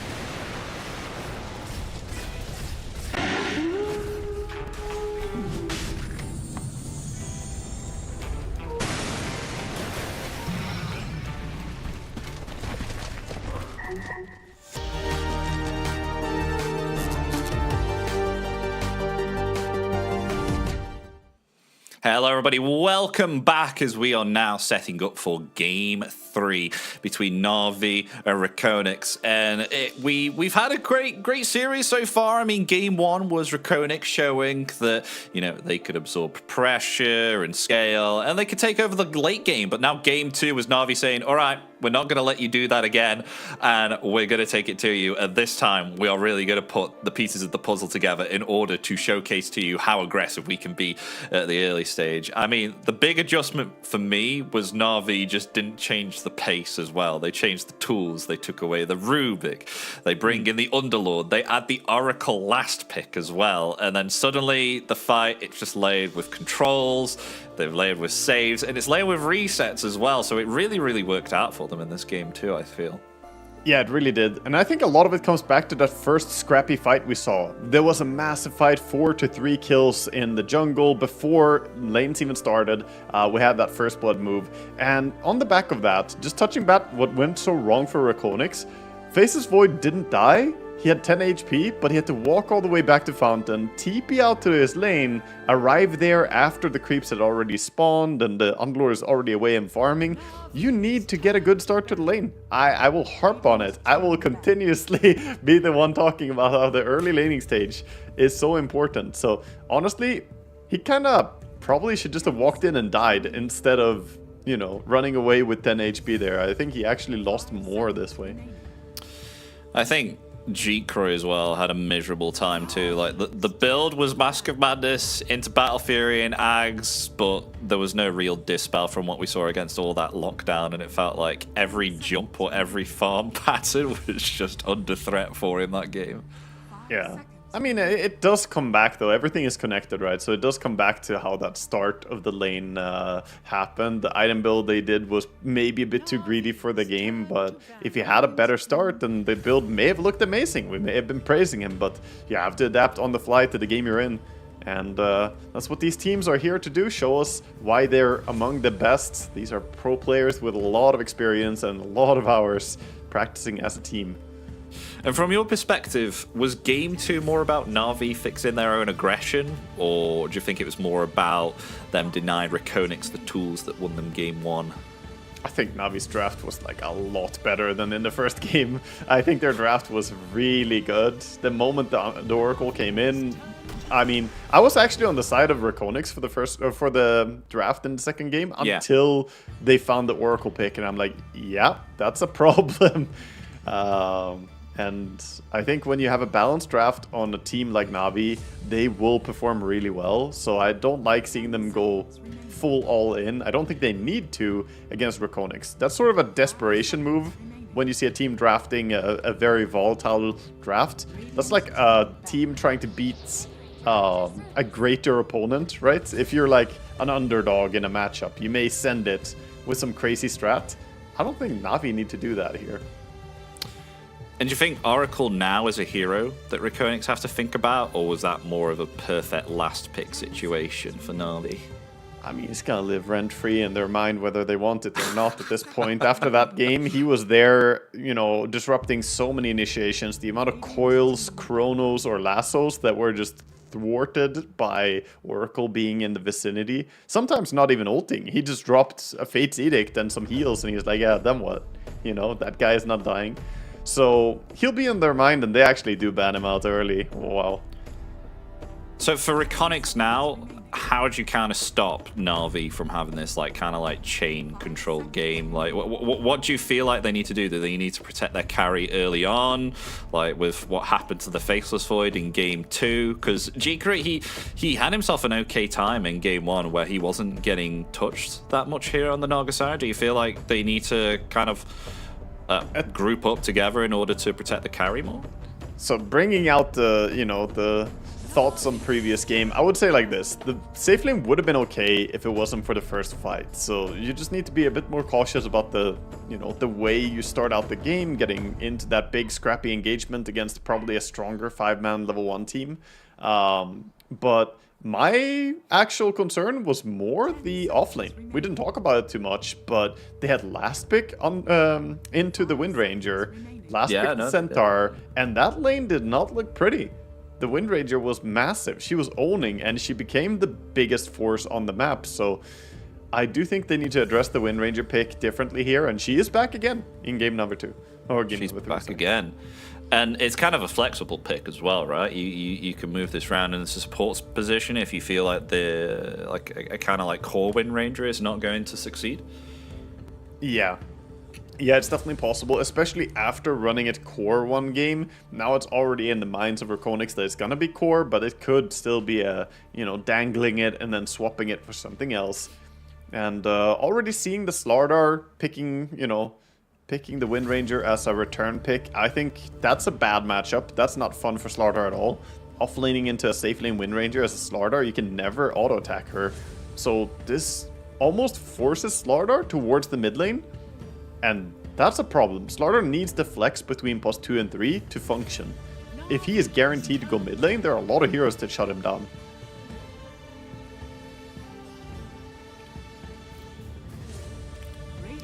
quite a few are still available. Of course, the Huskar is banned out, but even just going up against something like a Queen of Pain on the mid lane, I mean, you're not having a good time with Slardar. So they've got themselves another save here. It might be Riddy's on the Shadow Demon. Yeah. So that will help to kind of disrupt an initiation there from the Slardar there also. Extremely similar. Yeah, sorry. Extremely similar against the Slardar. It also has the offensive dispel against the Sprint. So you can actually, you know, Sprint nowadays, it counters slows in the first 2.5 seconds. Well, SDLT I remember us speaking dispels about it off. So then it doesn't get countered.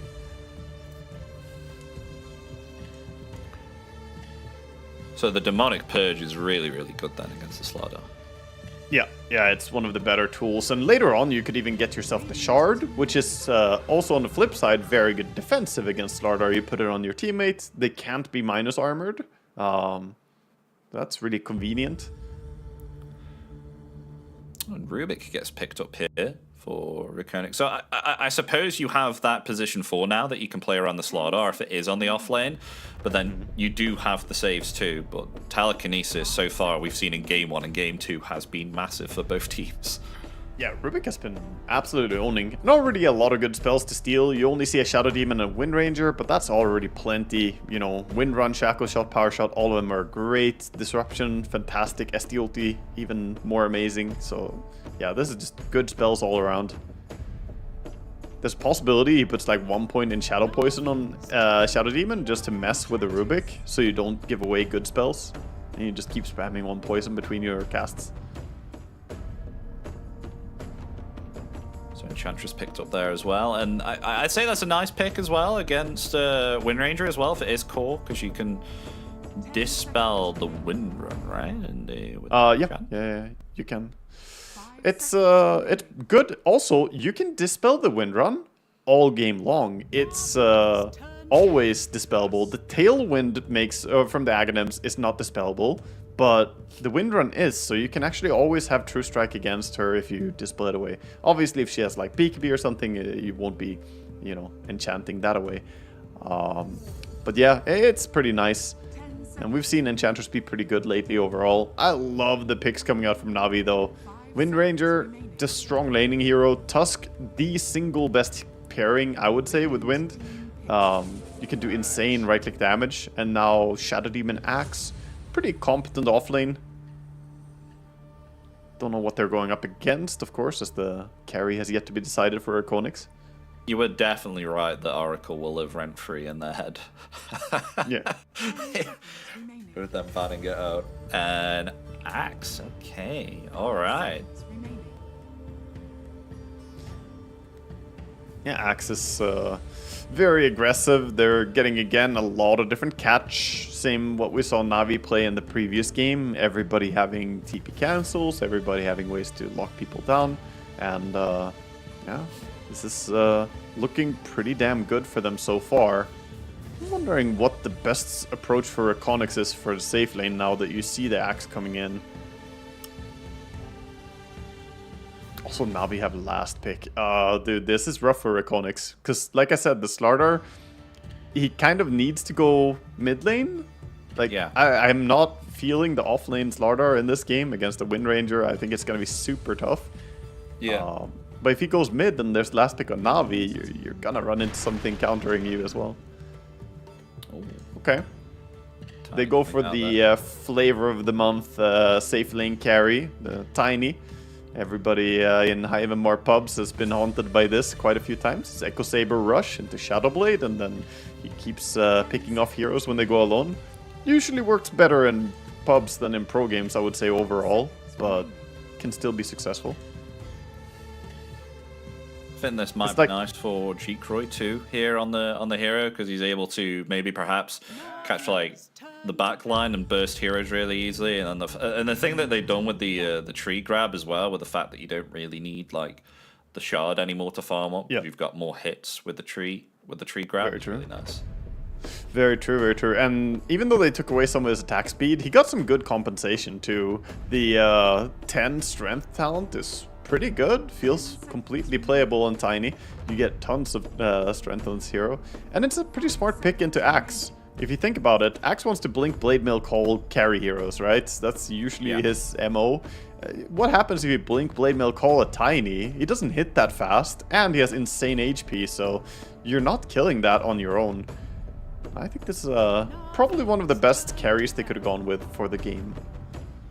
Yeah, I think so too. It's really cool, and you do see like Wind Ranger, who I suppose would be nice with, like, if it is a safe lane, you pick up like a Hydra's Breath or something like that, just to burst through that like really high HP pool that the Tiny has. But they've got saves, right? I mean, Enchantress and Rubik like somewhat here, and then Corrosive Haze like tied in with the Tiny too, because he already hits like a truck. I mean, slow attack speed, but he's still... I need to up prioritize Rubik in my eyes as a saving hero, because honestly, I usually think of like Tusk, Shadow Demon, Oracle, Dazzle, you know, like the usual saving heroes, and I don't really consider Rubik a saving hero, but once you get Shard, the range on that thing is crazy. You can just throw people all the way out of the team fight, it feels like, completely disjointing any initiation. That is, of course, with the... you know, the buff to the Shard. Throw distance is increased to 600, which is pretty crazy. It didn't used to have all that. 5 seconds remaining. So the last pick now for REKONIX. Mid lane, Kotl. Okay, all right. Are you a fan of this one, even though that they don't go like the Slardar mid? I mean, Kotl makes sense on mid lane. He could play on high tempo with like an early Vessel or Orchid rush. He can start having impact on the side lanes, maybe before those BKBs come in. The moment the BKBs are here, though, I do think this is a hard Kotl game. Tusk will go blink, Axe will get a blink, Wind Ranger is really fast at getting in there, and SD, if he ever gets in range, even just an SD ulti will hold Keeper of the Light in place. Kotl is a very fragile mid lane hero. He relies heavily on his position, his movement speed, and gets punished by stuff that can jump him. And right now, I think Na'Vi have pretty good jumpy heroes. And we've known Na'Vi, especially in Game 2, to pick themselves up something really nice in the last pick. And they go with the old traditional Void Spirit that they worked on. That's a jumpy hero. On Niku. It is a jumpy hero. It ticks the box that I need for a mid lane hero against Kotl, so yeah, approved. Good pick. So there we go. Very nicely set out for Na'Vi now. Quite a lot of jump, quite a lot of initiation, and a lot of save as well, with intact of some nuke damage as well. But with REKONIX having quite a different draft, how do you feel about this one compared with Game 2 for REKONIX? Do you think they can give Na'Vi a run for their money with this draft? They're going back to what worked, at least for Dalul on his Rubik. He played really well on it in game number 1. And I think, you know, that's very comfortable to have. I am not sure how much impact I'm to expect from Vincere on his Enchantress. But if he can put on, you know, a good showing on Eng, then maybe they can have the tempo around their Kotl to make stuff happen. I do generally favor Navi's draft just based on vibes overall. I think it's less vulnerable and more easy to play out. The execution, ease of execution is a big thing for me, and all their heroes can basically initiate or follow up, and that's valuable. Whereas on REKONIX, it's kind of complicated to catch someone, right? Like how do you initiate on someone? It's not always that simple. Well, they can do it via their abilities on Na'Vi, but what you're saying on REKONIX is, you know, they need items in order to enable them to get an initiation off on the opposing team. Yeah, they need a Shadow Blade, they need a Blink Dagger, you know, Shadow Blade Tiny, they need Blink on Slardar, and Kotl kind of needs that Vessel or Orchid to start doing stuff, whereas the item dependency is lower on Navi's lineup to function. But we'll see how it plays out. For now, both teams are heading out into the fray. We have Na'Vi smoking up early, going for the vision drop, whereas we have more aggressive. Usually the team that doesn't smoke instantly is the more aggressive choice. And REKONIX heading towards the gate. This is the Gamer Legion rotation. Yeah, we saw this last time and we wondered what the heck is going on. They smoke up as 5. Na'Vi now. I wonder if we'll see a an early game skirmish of what happened in game. Oh, boy. That was definitely something, and we might see it again because both teams are getting pretty close to meet up. Yep. It's going to break first on Enchantress here and Axe. There it is. Ward gets The dropped. ward placed down. Both teams a bit tentative, running away. Niku, he'll take the lead maybe. Tusk is behind them. Disruption there. Onto the tiny Niku getting lower and lower. All Sliverine Crush onto 3. Niku getting lower and lower. Will be found, but FBZ, he'll be taken down 2. Daze is gone there also. Another blood grenade going to be committed. As in your dream, that was a big illuminating. He's going to try and cast another one here. Will it be enough? Axe is on 93 HP. Tree Toss will not be enough. The kitchen sink. And PMA will just be able to get away. Power Shot will not connect onto the Enchantress, or otherwise I think that would have been a kill. Regis is thinking about the kill here. He could maybe have gone for a disruption, but doesn't want to fight 1v2 that badly.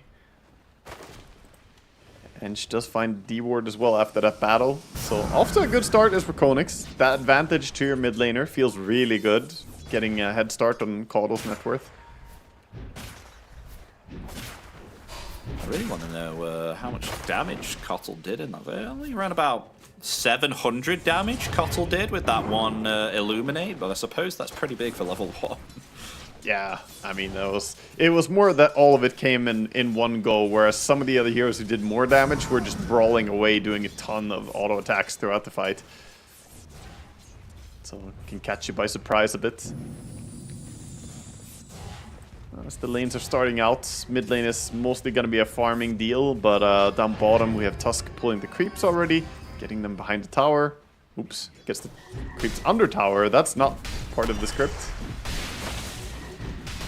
FBZ is being harassed heavily here by Got the Juice. He is just relentless with these physical attacks. I mean, he's not even focusing last hits here right now. Yeah, usually you can sacrifice like the first few creep waves, a few last hits as a Wind Ranger safe lane if you trade it for doing a lot of damage. Because once your opponent is low HP, out of tangles, out of the lane, you can just get all the farm. So it makes sense to be a bit extra aggressive early on. Slardar, to his credit though, got a lot of last hits, has more creeps coming in. He's in a good start. And they're looking for the body blocks on Got the Juice. Not gonna get too many. Kind of cutting wave here on the bottom too for Na'Vi with PMA. Behind this tier 1 tower, grabbing also the creep wave here too. Maybe perhaps if G-Croy can get himself level 3, get a toss, then throw someone underneath this tier 1 tower, that could be big. Still a while away though. Oh, courier kill. Tiny easily grabs the courier there. I wonder if this was perhaps an underestimated part of the Tiny versus Axe matchup, where Axe is not really worried about the Tiny, so he can just farm like this very safely. He will be getting really farmed on Axe if you can't stop him from farming lane plus jungle. Like, we're only 2 minutes in. This is super early to be accelerating your farm like this. This is usually something you see more like down the line of 8 or 9 minutes in. Oh, the crush. Bit off the mark. Still gonna be able to get the healing Lotus for himself, so Rubik grabs that.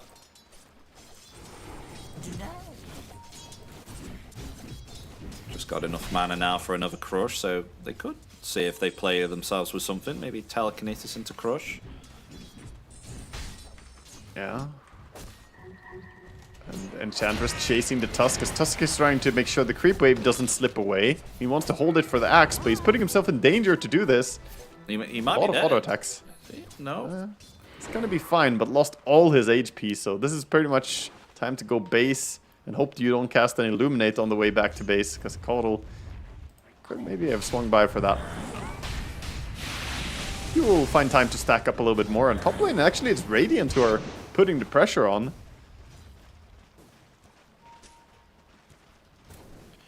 Maybe perhaps they can get a kill onto PMA. Avalanche there on the bottom lane.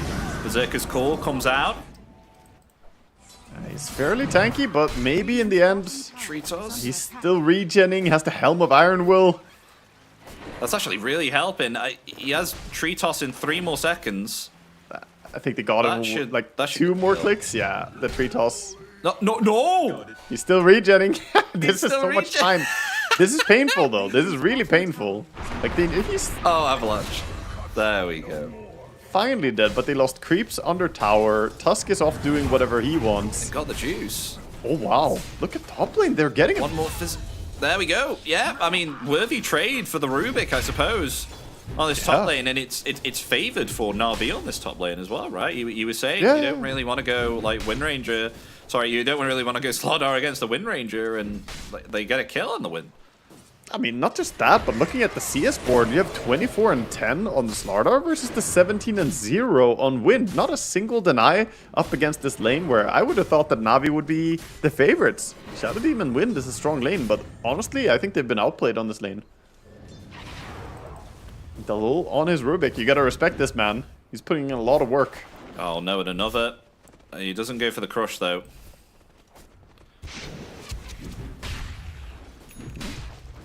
FBC stays last hitting, Radiant keeps farming. structures are fortified.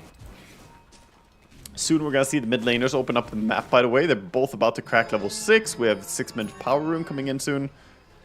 I am a bit disappointed that In Your Dream never went for a D-ward on the big camp that he has behind the tower, by the way. This camp has been blocked since the start, and that's taken away tons of his farm. Kodo is supposed to like double farm, double stack here and get really big. His net worth is not gonna be what it was supposed to be. Seen PMA having to go back here again. Almost got himself that Helm of the Dominator creep. Helm of the Dominator recipe. He's having a really tough time here on the Axe, although he is top of the CS. It's only because he's been cutting the waves. Yeah, his farm is crazy on Axe. He just has issue sort of handling the damage he's taken right now. Once he gets the Dominator and a salve delivered, though, he will be feeling a lot better. Yeah. So he's closing in on things being a breeze. Now with the bottled DD rune, though, we could see this Void Spirit just TP and gank anywhere. The top lane is probably the main point of interest. Enchantress is rotating to the top lane here. They're going to go in with the telekinesis. They've got the crush there too. They're going to dispel the wind run. Power shots there. Disruption save comes out, delaying Slardar from getting any physical attacks down here. But now they've got the slow there from that blind. Yeah, there we go. It's now Void rotating in. Oh, we got snowballed in. He doesn't have any spells. He doesn't have himself any mana here. Niku's just TP'd into his death, and In Your Dream, he's going to get himself a killing spree here, and they're going to find Daze here too. Double kill for the Kotl, and Dalul survives on 30 HP. I mean, that fight was all disastrous for them. They had the DD rune, were expected to be dominating, and a lot of things went wrong. Wind Ranger getting picked off because of the Dispel gank, that's one thing.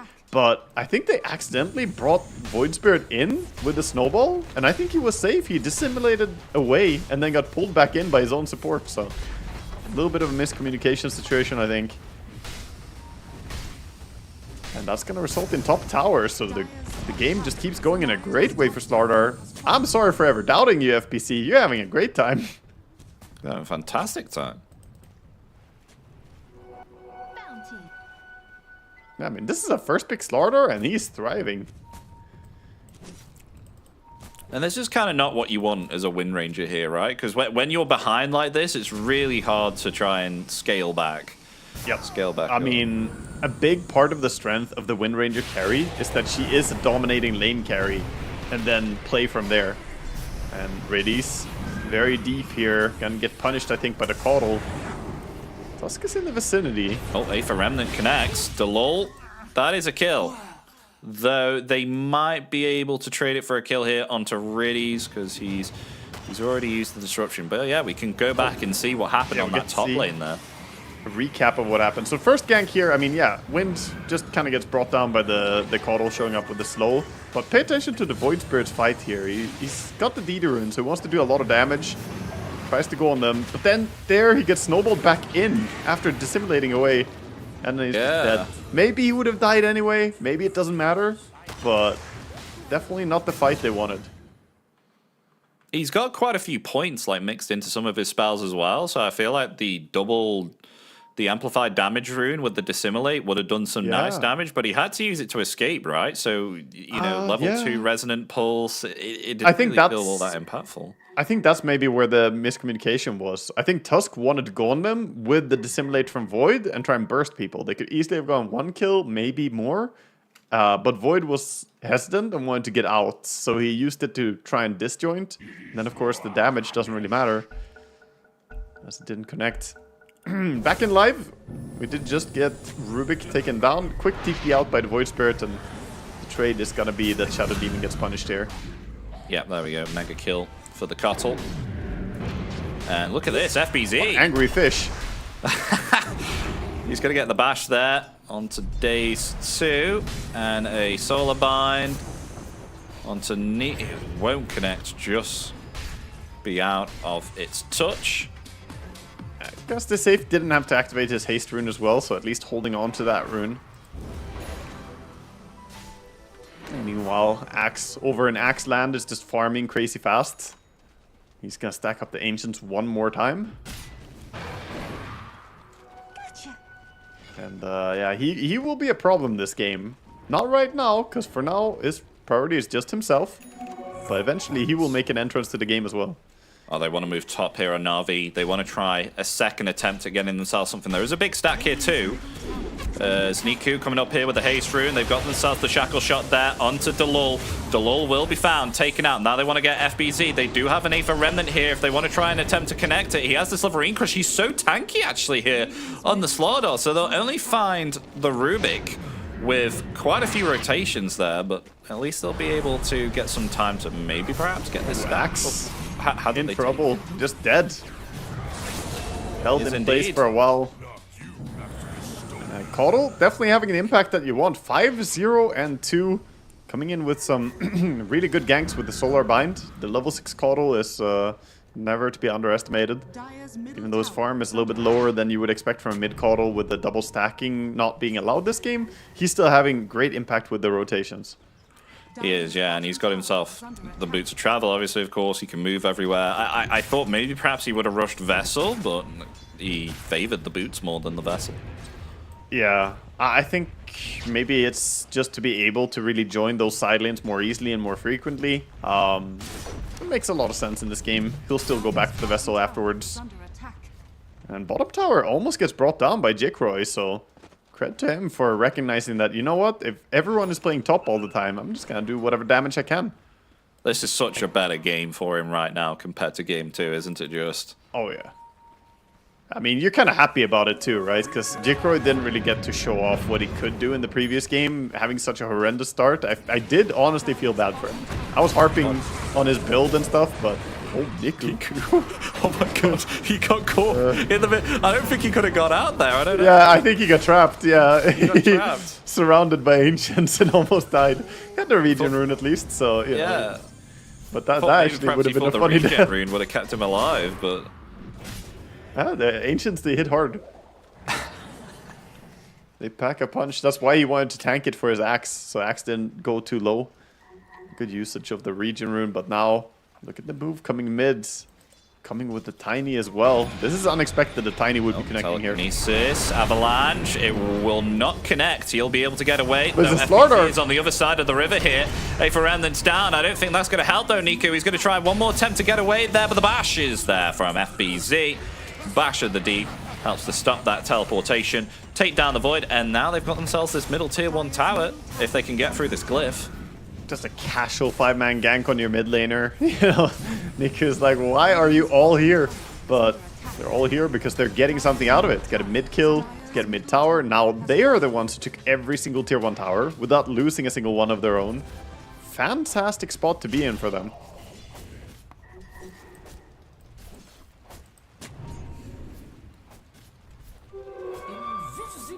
And I've seen this before, you know, Tiny getting a good start like this, getting his Shadow Blade early. It is really hard to play against. I did say they generally is more successful in pubs because pubs are more chaotic. And pro games, they have a bit better tracking of like who's where and not randomly feeding. Yeah. But that's not to say that it's simple to play against a Tiny with this build.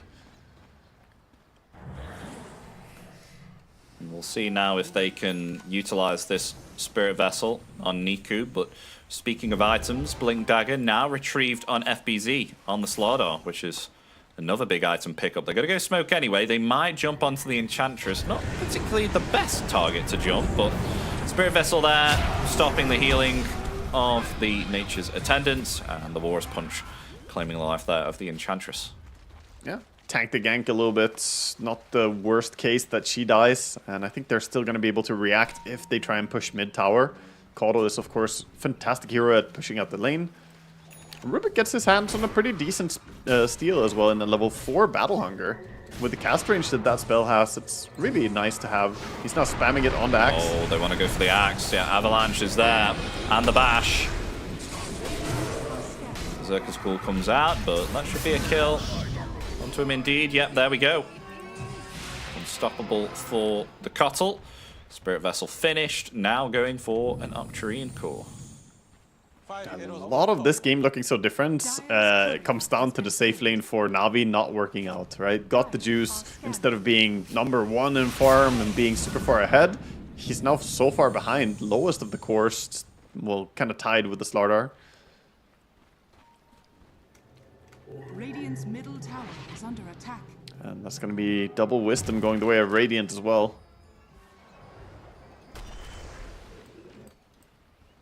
At least timings are coming in kind of soon. They have Maelstrom coming out for Wind, so she's getting more kill potential, more farm potential. She's going to connect with this gank up top. Or maybe this could be a good catch on the Tiny. I mean, TPs are not available. Quick kill. Only for Cottle. And there we go, yeah.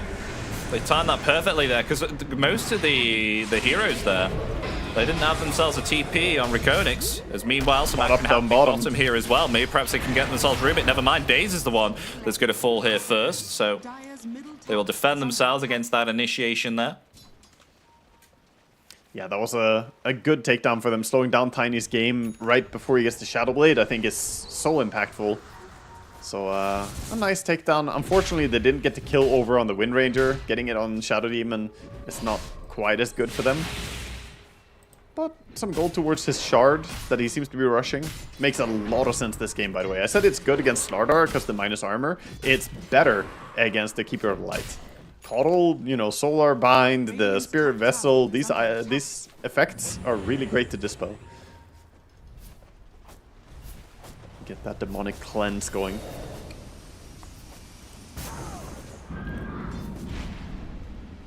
It's got a little vital toadstool. Do you rate the Forager's kit? It's alright. It's okay. I think the best one is the mana one that you can get, because the HP, it's over time, it's nice, but it's not super impactful as easily. But the mana one is like a mango, you just pop it, so that can be really, really nice. And the gold, the movement speed, and you know, the other one, like, they're kind of whatever. But as far as tier 1 items go, a lot of them aren't super impressive, so if you're a support running around, it's better than most of the alternatives. I still think I rate like Polywog Charm pretty high, and same with Kobold Cup. I think those two are really good. I thought I can't remember what the Blade Mail kind of tier 1 item is. A chip vest? Yeah, I thought that one was pretty good. The fact that it gives 30 damage on a hero hit. Yeah, I mean that's amazing on core heroes in general, for sure. I think for all core heroes that's a solid pickup, and even in the current patch, I want to say weighted dice is great on core heroes too. I hated it previously. I was going to say they're going to go for a smoke play here, but they might be jumped upon even through this smoke play. They did find Riddies. Now they found PMA, who is getting absolutely decimated here. Never mind, I cast his curse once again. And 2 people found here on Na'Vi. Maybe 3 here. Niku, who doesn't have himself any mana or any spells. He's going to be slowed down here by the Solar Bind. And that is a dead Void Spirit. That's 3 down. And REKONIX, they're having themselves a fantastic game here. They really are. I think all the cores are just shining on their side. And I think the supports are doing a fine job on the side of Na'Vi. But their cores are not really able to live up to expectations here. PMA, for as much farm as he has on his axe, how good of a start he had, he's still 0-4-1. He hasn't been able to do much in terms of fighting. And Wind Ranger, obviously, you know, Wind had a rough game from the start. Yeah, I do wonder when Got the Juice is going to maybe perhaps start to join in these fights, wanting to go for a Manta style here, but I'm wondering whether, you know, you would need a BKB here instead. I know you've got to dispel like the Corrosive Haze and the Solarbind, but do you think the Manta style is the right way to go first here before a BKB? I think I would have preferred BKB actually. Looking at it overall, I respect the Manta. It's good on Wind Ranger for a lot of reasons. Obviously, universal hero, you get a lot of damage out of this item, but yeah, I'm looking at how Tiny already has Harpoon and Shadowblade. I think you might just die if you don't have a BKB at some point. Oh, we say that now. A smoke play's coming in. Forgot the Juice. Delul can get telekinesis, just not in range there. It's always funny when you phrase it like that, right? Because then it sounds like he forgot the juice, like he left it home or something. I always say his name like it's always 4 at the start, so then he's forgot the juice. That's his new nickname. And they group up together though. Maybe perhaps they can jump on FBZ if he shows himself here. We're at 10 for a kill. In Your Dream is hanging around here. They've got the nice usage of there of the telekinesis, but the Berserker's Call comes out. They do indeed find the Slowdown. Warriors punch there and Culling Blade onto Delul, turning it around here into Na'Vi. They want to try and find themselves more, but G-Croy rotating in there with the Avalanche, able to turn it back around, find the kill there onto Daze. Now Na'Vi, they're the ones that are going to try and attempt to disengage here. So they don't have themselves... Oh, actually, I was going to say they don't have themselves a Blink Dagger or an Axe, but now PMA has just picked one up, so if they get this back, then maybe... Yeah, on the back of that fight and killing the Rubik, he now has the gold, so he's able to maybe make plays together with the Void Spirit. But yeah, they're respecting... You can see the moment Tiny shows up, they're like, okay, we may have a 2-hero kill lead, but we are respecting how strong Tiny is coming into this fight. He just looks like a raid boss. That HP pool alone, you know, 3.5k HP at 19 minutes into the game is hard to deal with. Yeah, it's kind of terrifying. I mean, especially with the bonus armor that he gets as well on the grow. Yeah. And they're gonna go for a quick Tormentor. They have the Slardar on their team, of course, so this is gonna be quite easy for the 3 of them. Not even taking any real damage. Radiant's middle tower is under attack. Free shard over on the Enchantress. Fantastic shard to have this game. Gives her Sproink, and Sproink is not just a funny ability, you know, because it sounds funny, but it's actually insanely good against the Tusk with Ice Shards. You can jump away from it. There's not that many things you can disjoint with it, but you can disjoint Shackle Shot, because the Sproink does disjoint random projectiles. Oh. It's a nice thing to keep in mind. If you play against like a Venge or something, you can easily kite that stun over and over. Oh, that's cool. I thought it was just like a little bit of like a kind of like Hurricane Pike kind of thing, but if it... Yeah, you can game with it. It's actually a pretty high skill cap. It's low cooldown. Obviously, you can reposition yourself very nicely with that high ground, low ground plays and stuff. It's a cool shard. And he's queuing up the Aghanim Scepter. I think Aghanim's Ench is absolutely busted, by the way, if he can reach it. It's very far away, but that item is disgusting. I've seen it. I saw an Enchantress at one point just turn into a core because it can root them like up to like 6 seconds, which is insane. Yeah, the root itself only goes up to 5 seconds. The duration of the attack thing is 6 seconds. So at most it goes about 5 seconds of undispellable root, by the way. You cannot dispel it. Like, that's insane. It's straight up crazy. I've seen heroes just get shut down by a random Enchantress once this item comes online. Back into the game, we have Roshan being taken. Again, putting this amplified damage to use. Sorry, Corrosive Haste, but I use the OG names here for Slardar. He's a simple hero. Sprint, bash, crush, amplify damage. Yeah, they'll be able to take this Roshan here with ease, as it'll probably go into the hands here of G-Croy, who's almost finished himself a BKB now. 250 gold away. Yeah, he's a real problem, but to Navi's credit, they are keeping up pretty well in farm, only a 4k deficit. All their cores are looking fairly healthy, whereas Slardar, as we quite often see, can kind of lag behind in farming speed. You don't really have great ways to clear creep waves. He has the shard, of course, but still kind of farms slower than these other cores.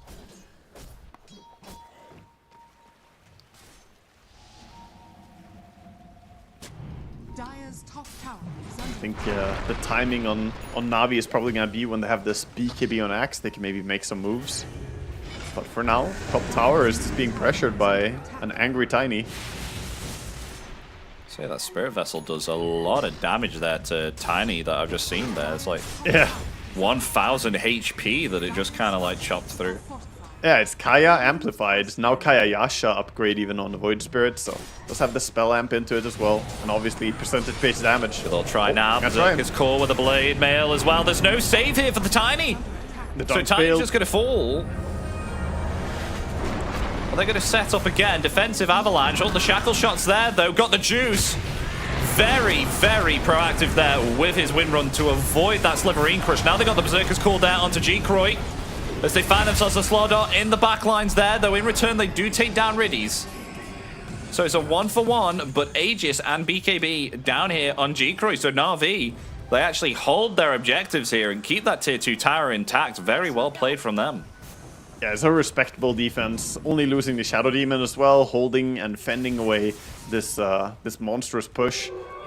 Not bad at all by them.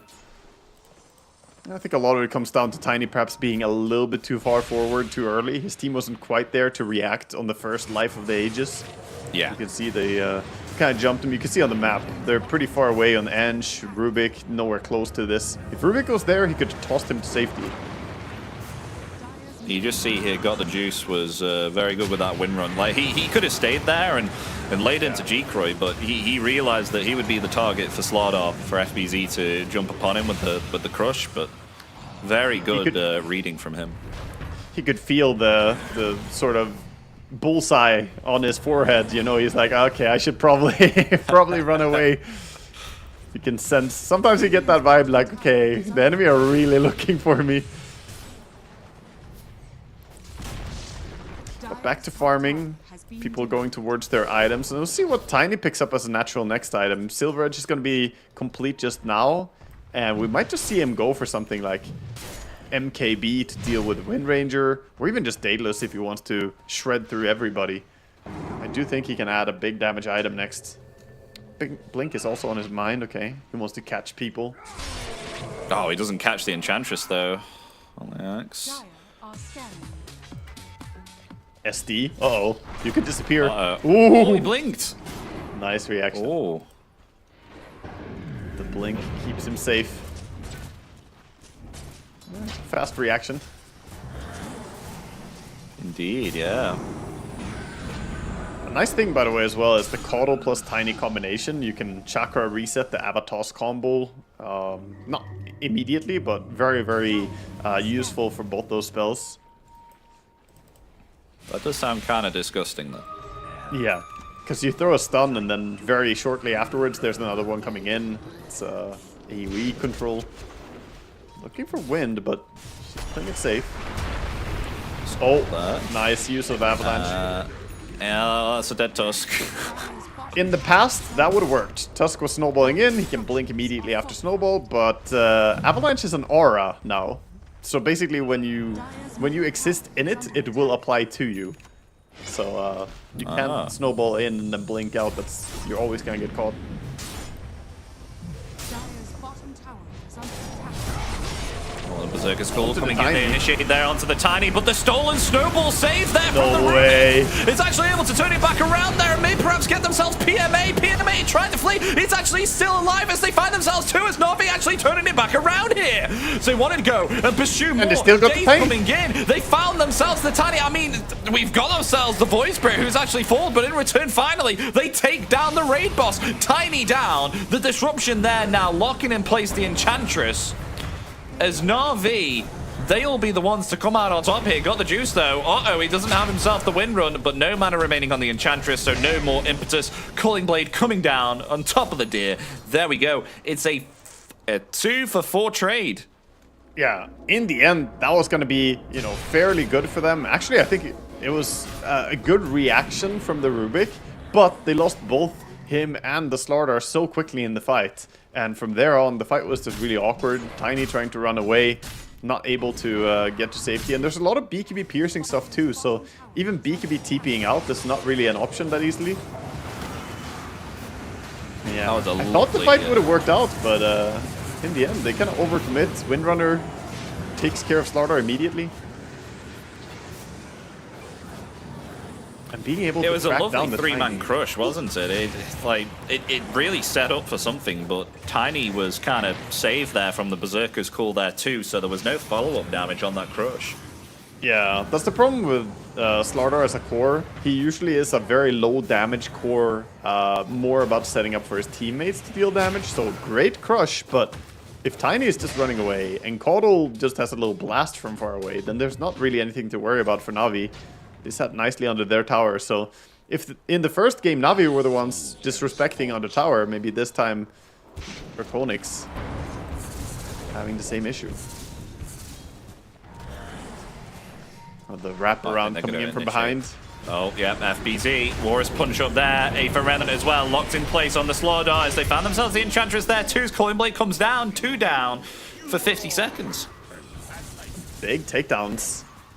And the lead that looked so promising for REKONIX is kind of slipping out of control now. It's also awkward when you're losing control of the game while your Caudle is 8-0-6. Like, to his credit, he has played great, but if you die a single time on Caudle here, it feels like the game is in a desperate situation immediately.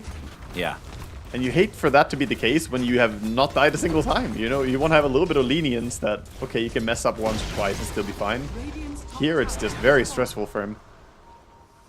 And you kind of understand like how stressful, because you were mentioning in the draft, like, all of the heroes that Na'Vi have are all initiation. Oh, don't speak of that though. G-Croy tends to go on the axe there, but the disruption save coming out. Now they're going to turn their attention there with the Stolen Warriors punch on to the Void Spirit. That helps to take him out. There's now the Sliverine Crush there onto the axe as well. PMA, he's going to activate that BKB. They find the kill down to the Shadow Demon and now attempting to turn it around here onto REKONIX. As PMA is going to be found. Triple kill for G-Croy as he throws forward his Cuttle.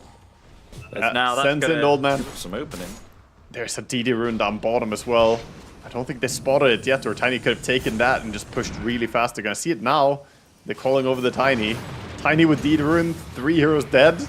Buildings are definitely in danger. He's stealing 1,000 damage per hit already.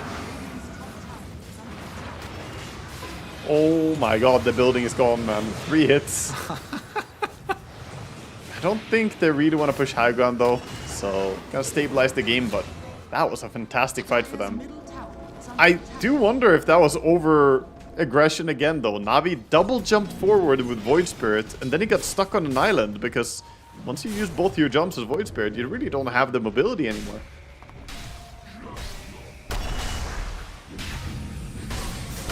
Tormentor, yet again, gonna go their way. That was 4 hits that G-Croy took that out with that Amplify. Yeah, I mean, DD Rune and Amplify is kind of cheating, man. It's so much damage.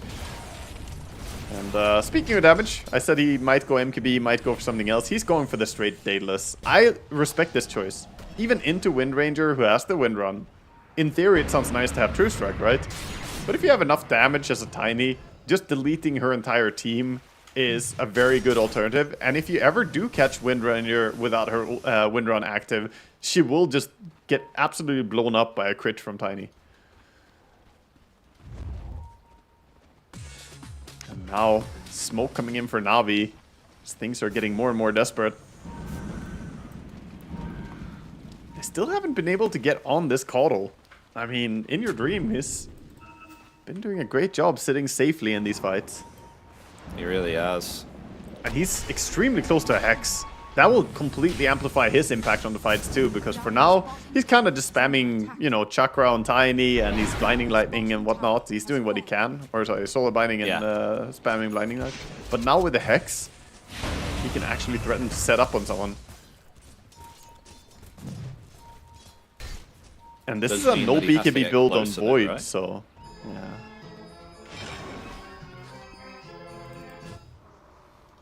Interesting. Roche is up. Both teams playing in the area. Good vision for Navi right now. They see an Ench, but maybe not the best target. Oh, the Aghanim's has been picked up now. For the Enchantress. Oh boy. Oh boy. Hex and Aghanims. You know, Hex on the Caudal, Aghanims on Ench. The control is just so much stronger now than the previous fight. Either of them can just set up. Yeah, whatever, you know, struggle the Slardar is having, the rest of his team is picking up the slack right now. Dire's bottom tower is under Okay, an attack. Echo Saber for the Slardar there too. So who's going to be brave enough to start the initiation here? I mean, Na'Vi, they definitely have the tools, but who do they go on? I think Void Spirit has to be the one to go in is the problem. And ideally you want to go on like Caudal or Rubik. You want to burst either of those, but I don't know. It's hard to go first as Void Spirit when you don't have BKB. Tusk doesn't want to go first because he has Blink to save people. SD can't go first. It's really limited for them. And there's no way you're sending a carry in first as well. Radiant are scanning. Unless, of course, you're REKONIX and you have a 4000 HP carry who doesn't care about anything. Oh, they're just going to force them base. FBZ's just broken that smoke there with PMA. Yeah. They're going to try and go onto him. They realize that they're a bit split up right now. With Slardar cut off, they're trying to catch anyone else. Ench is in no man's land. Broke. Yeah. She might be dead there. Yeah, definitely dead. Down for 50. Good takedown. That's 50 seconds. Maybe they can turn their attention towards the Roche pit. Then again, Roche is moving soon. I don't think they can do it before then. Gotta play for a bottom Roche. Wind is desperately trying to finish up this BKB, knowing that the fights are basically impossible for her if she doesn't have it.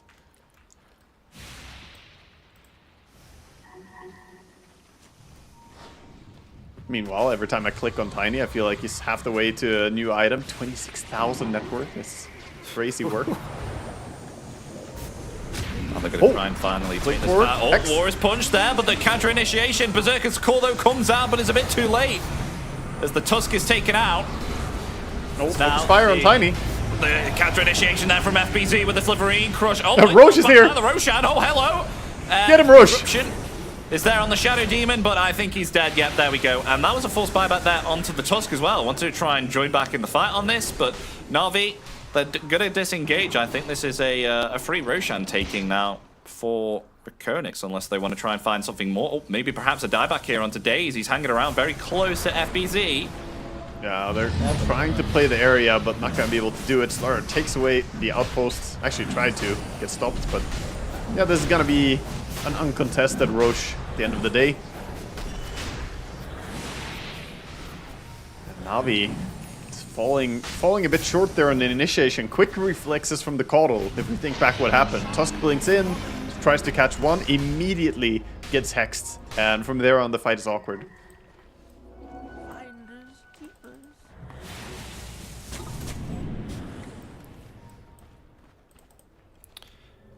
Well, now it's a quite a different situation. Na'Vi were looking pretty strong in terms of the fact that, you know, they had a few good fights. They were coming back, and then now it's kind of just toppled a little bit as now REKONIX, ever since I think the Scythe pickup in Your Dream, just around about then, and Cheekroy getting a lot of farm, like a hell of a lot of farm of... Bear with me though. I'm bringing out the Copium tank. They have triple BKB now on Navi. They didn't have more than a single one in any of the fights they had so far. Now they have triple. Wind Ranger with a 9-second, Void Spirit with a 9-second. Theoretically, if Wind is allowed to ulti onto, you know, Tiny, she can kill him fairly fast. The ulti stays through the ages, so you can hit him again when he respawns. They do have possibility to win a fight. And I think that possibility is going to be about doing a lot during the BKB durations. Oh, they're also maybe going to catch a Slardar. He wants that juicy creep wave. Yeah, get it, boy. Oh, yeah, get the wave. He's going to get punished. He's so punished here. And there we go. They get the kill upon him. Kotl's here, though, as well. The rest of REKONIX are going to rotate in. Daze is going to be pulled back with the harpoon and the The toss. Oh, but a call coming in. A lovely use there of the Yules from Delul to stop that damage. Oh my god, G-Croy almost killed himself. Jesus. How much damage did that Blade Mill do back to him then? Yeah, that's quite a bit of damage. The Daedalus crits, I mean, they go both ways. But he had the Aegis, so, you know, he's happily going full offense there. And his team will patch him up afterwards. He's got the Caudal heals coming in, the Ench. They're going to turn this into a push. A good start for Na'Vi, but unfortunately, fantastic reflexes by REKONIX, bringing all these people as a quick punishment tool. Look at them playing under a ward. Yeah, they're going to get the Enchantress, and they're going to get the kill. But meanwhile, they found themselves the Shadow Demon. Avalanche and Toss helps to take him down. Oh, Caudal has the Hex ready, but can't find Void Spirit. He jukes into the tree line, runs up north. At least it stops the push, as they were heading towards the high ground. Now they at least won't get any buildings just yet.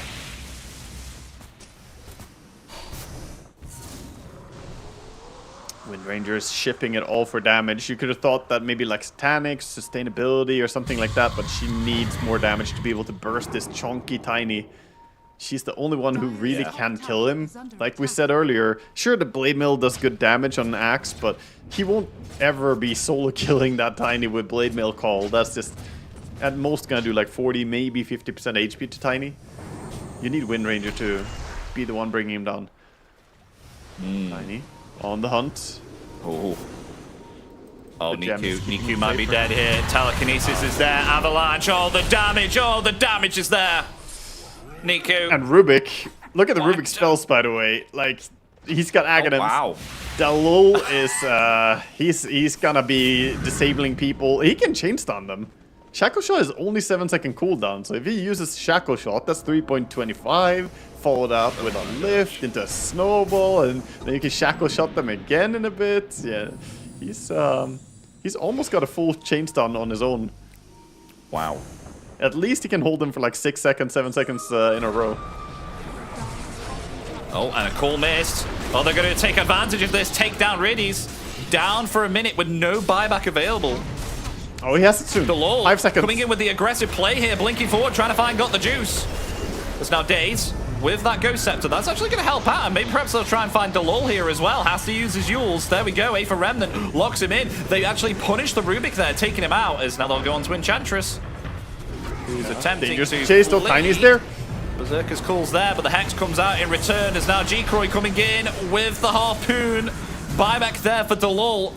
TP's back onto the outpost here to join the fight. Blink forward there from FBZ with the tree toss. Holy, oh my god. The damage, the crit damage from the tree toss takes down Daze. Every single tree could be a ballistic missile coming your way. You don't know if the crit will happen or not. You gotta be so cautious, especially with the corrosive haze too. Amplifying all that damage. Well, that Aegis is down now. Yeah, I mean, no BKB on PMA, but still could try something with the Berserker's Core, because now... Good shackle. Back, lovely shackle there, and a great Harpoon usage. Great Hurricane Pike. Gets himself back away from G-Croy. Got the Juice. Was very close to death there if he did not use that Hurricane. But they will lose their bottom sets of racks. There he goes. The Will-O-Wisp is just so annoying in these fights now as well. You already have to worry about focusing down the Tiny and your positioning, and this flickering light just messing with you. Roche is not up just yet. Na'Vi are trying to get back on the field, but again we see this Tormentor gonna go the same way. REKONIX will claim their third Tormentor of the game. This is gonna be Caudal's Shard, as all the other ones already have their Shard. That gives him two Solar Charge bind or Solar Bind charges. Pretty amazing stuff for him. Rubik overplaying a little bit in that fight. Oh, PMA. He's lurking in the trees, but so is G-Croy. G-Croy right, reveal himself. Oh, he comes forward there with the Berserker's Call and the Blade Mail as well. Can they get the kill there onto Tiny? Tiny slowly falling. Calling dunk. The Culling Blade gets the kill. Maybe? And maybe perhaps onto FBZ as well. He's just able to TP away, but that is a huge chunk of gold. Getting the kill there onto Tiny. He's actually down for 90 seconds here, and the creep wave is pushing in top. They could trade out of racks. Yeah, he does not have buyback. They're going for mid as well. Ench is trying to fix the mid lane with the creeps coming in, but Void Spear is going to pick up that. Meanwhile, Wind Ranger disposals of the top tier 2. They're trying to get the most they can out of this death. Oh, he needs 100 gold for buyback here on Tiny as well. That's so close. Yeah, and he's unfortunately just a little bit away. Doesn't look like they want to force high ground. Maybe respecting the possible buyback. They did use BKB on Wind, BKB on Axe as well. So they're happy with just the kill, get the tower. This is maybe a missed opportunity though. I think they might be kicking themselves if they do end up losing this. This was definitely a moment that could have been pressured. Of course, it's easy for us to say, right? We know how much gold the Tiny has. They don't. Oh, yeah. A lot of gold. A lot of gold. Enemies need killing. I was wondering if Got the Juice's neutral item as well with the Conjurer's Catalyst.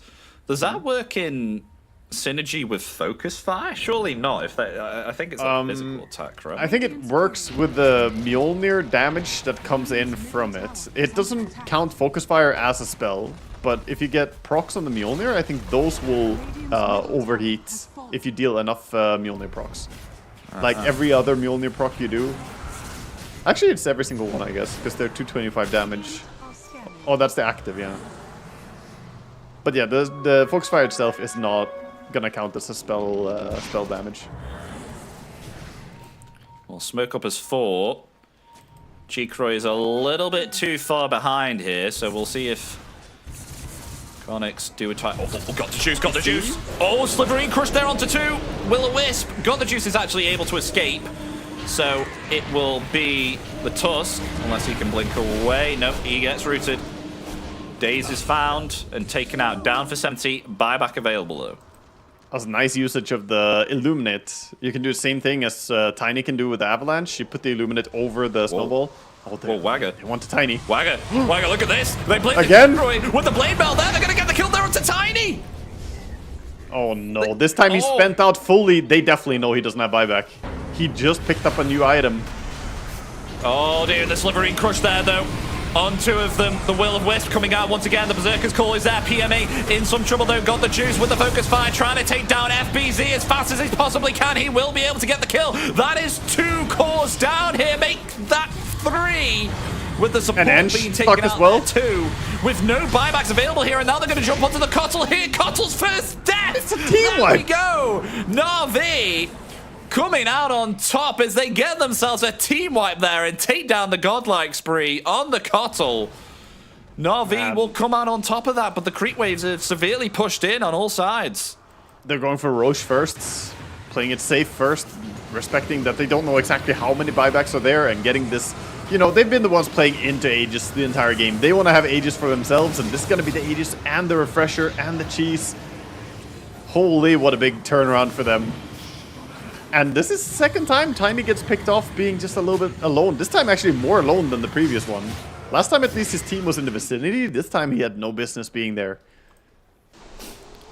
Oh my gosh, the win probability from this game has just slumped down. It is practically a cliff right now. Just showcasing just how much has changed from that one team fight as they take themselves maybe perhaps not just middle, but maybe perhaps top as well. Got the juice. Is going to commit the Focus Fire here for the tower, interestingly, as Tiny is going to be back in 1 second. He is now, along with Slaughdar, in 9 more seconds. Yeah, does have that pressuring. Buildings are falling on mid and on top. Manta-style illusions even bringing down the range racks. Tiny does crit on that.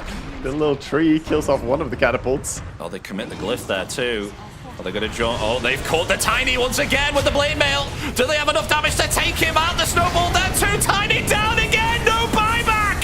No buyback down once again. FBZ slowed down there by the demonic purge, but the telekinesis save is there. 4v5 situation now. Do Na'Vi want to hang around here and maybe perhaps close out this game? Or are they going to retreat back? That one was actually crazy to me. I didn't think they would kill him because they went on Wind Ranger, stopped her entirely. She didn't do any damage to Tiny. That was all Void Spirit, Axe, and Tusk. And they just beat him down. Oh, and the little friends. Yeah, the root there, as you can see. Will-O-Wisp coming down now. And FBZ, he's okay. And still giving Na'Vi a run for their money here, even a 4v5 situation, really trying to push them out the base. And they're going to disengage. Trying to fight, but without the Tiny, they don't really have the damage to bring anyone on quick enough. Rubik again has some lovely spells. I mean, got the Wind Run and the Ether Remnant with the Yule set up as well, but you need more. You need more to be able to go through the BKBs and the tankiness on Navi's cores now. One and Agnim's now on Riddies too, so it's going to increase his Demonic Purge. 2 charges. And it causes it to break as well, which is... Yeah, it's super nice to have. Having 2 charges of this, he can always put 1 on Slardar and then have 1 in store for Tiny as well. Or even catching a Caudle off guard. Dire are scanning. I keep forgetting that you don't get 2 demonic cleanses now. You used to get two cleanses as well when you have Aghanims. It used to be insane value. Now you only That get sounds 1. broke. Yeah, I mean it was. It was definitely overpowered.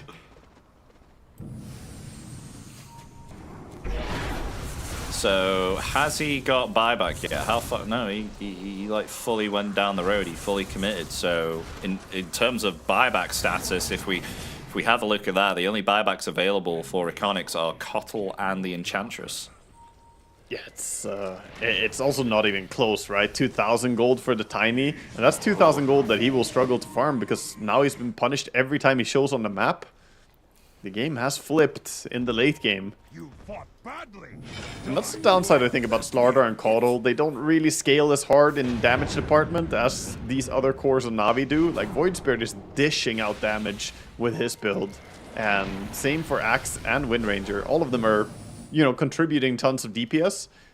Whereas there's more control focus on Slardar and Caudle, and that only takes you so far. Now approaching the 50-minute mark. This is quite a difference between both of these teams from Game 1 and Game 2, as both of them only went for around about, like, what, like 30, 40 minutes, and now could be potentially reaching an hour game here. I like the itemizations we're seeing Na'Vi kind of finish up as the game comes to a little bit of a lull. Aeon Disc is completed over on Tusk, and Aeon Disc is being purchased by Shadow Demon as well. Okay, yeah, that's pretty nice. Oh, PMA. Interesting. Coming forward there, just granting some vision with the Shivas. Yeah, both teams dewarding the high ground. No vision, and it's a smoke out. This is a big moment for REKONIX. They need to connect. Aegis is still up for 30 seconds on Wind. Ideally, they go on a different target. Or if they can catch her towards the tail end of this Wind, but yeah. Yeah, they'll disengage here because they see. I mean, it's super obvious. Yeah. Look at Dire. They're just scanning it. They're drawing on the map. Like 2 catapults are hitting the base and nobody's killing them. It's a very obvious smoke. Oh, G-Croy. The Aegis has just expired there. Oh, they went on illusion. They did. There's now Niku coming forward. BKB has been activated early on, and G-Croy is going to actually use his harpoon to get out of there. They need to disengage now because the BKB, it's on cooldown. Get to your high ground, FBZ. He gets himself away. Enchantress is going to be initiated upon there. No Berserker's call. This could be a chance to turn it around now. War is punched down to FBZ, but the focus fire taking way too much damage on the Slardar there. Down for 90 seconds with no buyback. As now they attempt to go for the Tiny here, who doesn't have himself a buyback there either. As they're going to focus everything that they have they're on him. into this Tiny. He hasn't been able to use his Satanic here to heal up whatsoever. He's down for 100 seconds with no buyback. Enchantress now in trouble, slowed down here heavily. And it's a 3v5 situation now, Wagger. They lost nothing, and again, a fantastic fight. And I have to say, REKONIX, they stopped to farm the Ancients while running away there. Like, that's a bit of a questionable choice when you just got revealed from your smoke. I think definitely overstayed their welcome. Oh my gosh, telekinesis save. from like 100 HP there on the Enchantress. I don't know if they can delay this long enough. I think they're just going to have to let this go and they'll get megas. Yeah, there's definitely going to be mega creeps. You have to just not bleed any more heroes. They do use the smoke, so maybe they're looking for anything like random little friends from Enchantress, but they have no business fighting without 2 of their cores. Oh, there we go. They're not going to stop though. Megas are here, 40 seconds on Tiny. That's quite a long while, 40 seconds. They could just clean this game up now. Yeah, I mean, the push is pretty fast. They have Assault Cuirass as well on the Axe, minus armoring the buildings. Easy, a few more seconds. He's alive respawning. Now. I mean, buyback on the Cuttle and the Rubik, so maybe if they sacrifice themselves here in order to provide some time for Tiny, 13 seconds remain. They're going to jump onto the Void Spirit here, but a lovely save there with the disruption. BKB activated now, turning it back around to FBZ with the Walrus Punch there as well. He can't get out the Ice Shards. He might be dead. Here he is, down for 90 seconds, but now the Tiny is back alive. And with that, Na'Vi are like, hell no, I'm going to get out the base. Yeah, they're stepping back, but it's just a reset. They still have the number advantage, still in a good position. They do. Mega creeps now, hitting into the Ancient. Someone needs to clear these. But killing the small buildings. PMA, look at him. He's taking out all the buildings, like this one and that one. G-Croy has to be really Pop the ulti. Focus fire now onto the Ancient. It's now, they're creating space. They've caught themselves the Cuttle. Cuttle getting lower and lower. He's trying to flee into that fountain. Thorn is falling. Fire onto the Ancient. The Glyph is there. Disruption save there onto the Void Spirit as well. G-Croy trying to lay into Riddies, but no one's stopping this Wind Ranger here. Wind Ranger needs to be killed. The Hex is there. The Avalanche as well. Got the juice. He's trying to get into the Ancient here. The Berserker's called though as well. G-Croy trying to lay in all that he can here. He's got the impetus. They take down the Tusk. Tusk dead. Die back there. The dive back onto Rubik there as well. As there's only 2 remaining here. Can they get themselves this Ancient here? Got the juice, doesn't have himself much better. And just trying. Titanic in 10 more seconds. Shooting all she can. They put the remnant there onto the Cuttle. There we go. Cuttle down. GG. There we go. Game 2 is gonna go to Na'Vi here. It's actually game 3, but the second win. yeah, they take the series with an impressive finish, and overall, I gotta say, that was a game that didn't go the way I expected. I didn't think Tiny, with how big he was gonna have such a low impact in the late game, but he just got picked off a few times on the lanes, and after that, they didn't have a way back into the game. Without Tiny, the lineup really didn't pack a punch anymore, the damage wasn't there, and Na'Vi just looked super confident. Their execution was clean, the chain stun was there. You can take a look at the numbers here. 44,000 damage from the Wind Ranger. Doing quite a bit of work. Yeah, they did a fantastic job there. And I think you were mentioning, like, once they started to get their BKBs on the heroes then, for Na'Vi, things started to change. And then and that's where we saw kind of the table started to tilt in the favor for Na'Vi. Yeah, I mean, the Golden City is what I call it, you know. Once you get all the BKBs going, I mean, there's a really sad part about playing Cottle or Rubik, or, you know, even to a degree, playing something like Tiny relies on stuns. Once all those BKBs are up, there wasn't really that much they could do to it. So impressive stuff from Na'Vi, and goes back to what I said at the start of the series. I said these guys are resilient, they don't give up, they got that energy from like team spirit in them, they will come back from hard spots. They were behind 19,000 net worth at one point in this game, and they clawed their way back into this game. Yeah, let's check out the highlights of how this entire series is going to head. So having a look at game 1 here, where G-Croy, obviously, of course, he had himself an alright time, you know, but they were able to scale into the late game here, and that's where REKONIX just really were able to scale quite strongly here and get themselves to game 1. Yeah, it was a journey, this series, for sure. The first game was a bit of a brawl. Early game, Na'Vi looked like they were going to be running away with it, but maybe got a little bit too aggressive on the towers a few times, and they lost their early advantage. And eventually, once that Scotty, Butterfly, Heart, etc., Naga starts dominating the fights, you don't have much of a solution. And this is the start to game 2. Very, very important part. Actually, towards the tail end of this fight is where I said the Faceless Void found himself with like 10 HP, and the lane is starting, right? Like, look at him now. He's gonna survive this, just barely. But what do you do in this spot?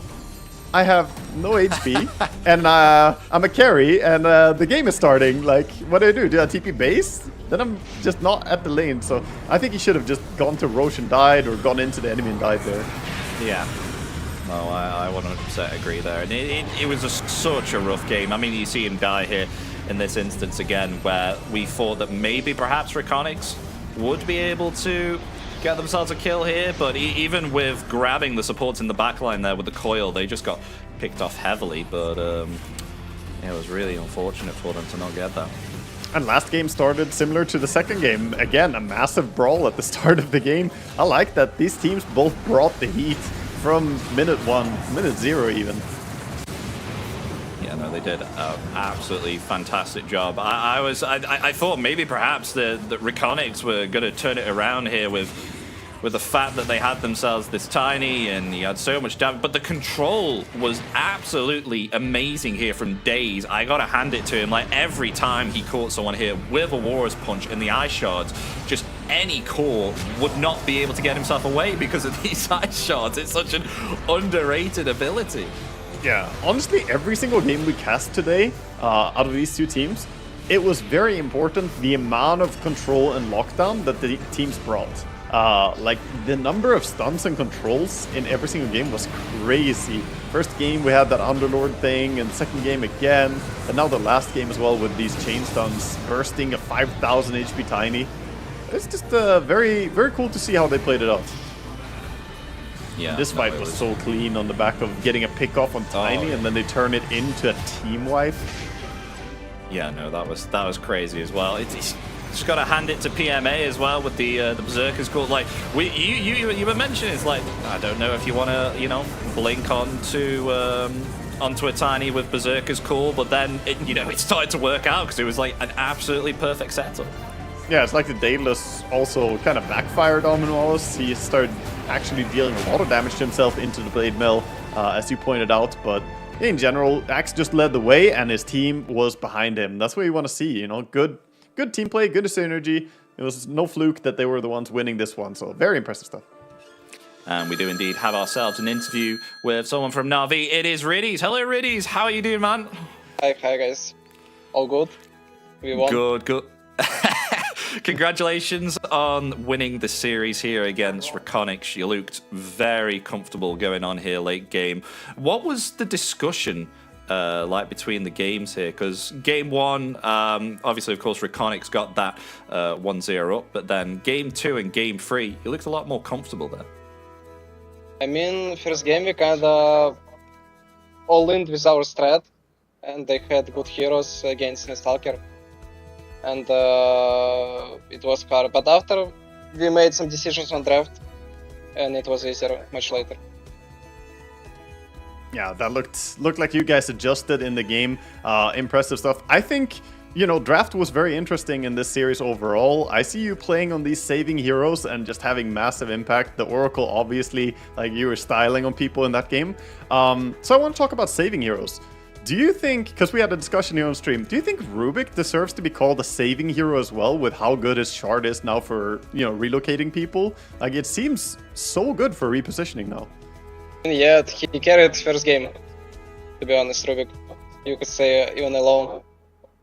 And this third game he also was super good save.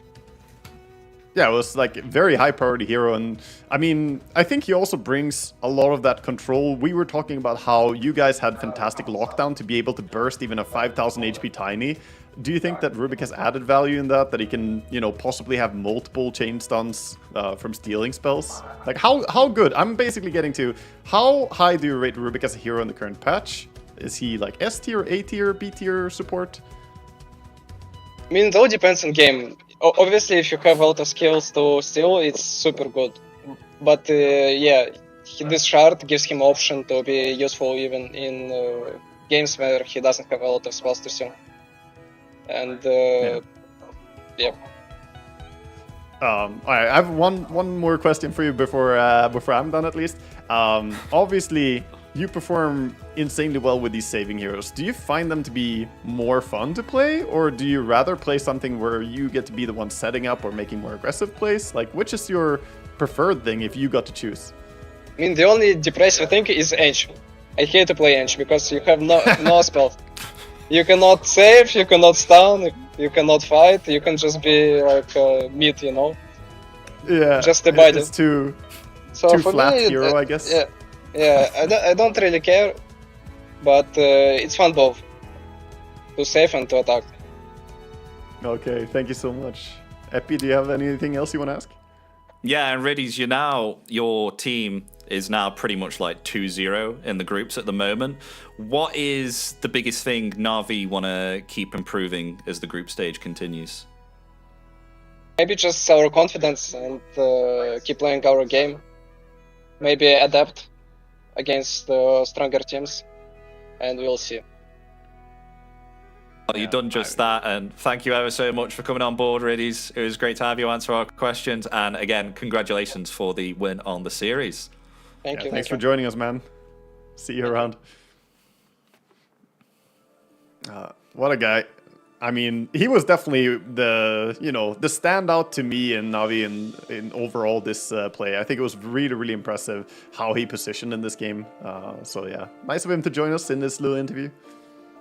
Yeah, no, that was absolutely fantastic. I mean, he had himself some great impact within those games as well. Absolutely beautiful. I mean, if we go back and had a look at many of the Shadow Demon saves that he had achieved with his Shadow Demon, and just the presence that he had with his Demonic Purges here as well. I mean, ever since he picked up on that Agnims, he was able to use it a whole lot more. And you were mentioning at the start of this game, Wagger, is like, oh yeah, you got the Demonic Purge on the Slardar, and it kind of purges that like 100% like slow resistance that he has, and the Slardar just felt like he couldn't escape at all. There was nowhere for him to go.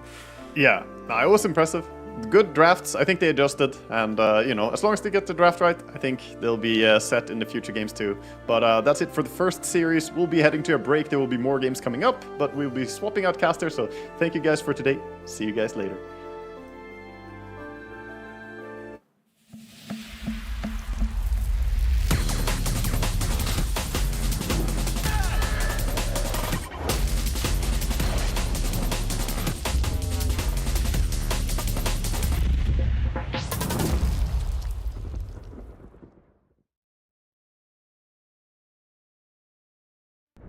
Thought I'd never make it, but here I am on top of the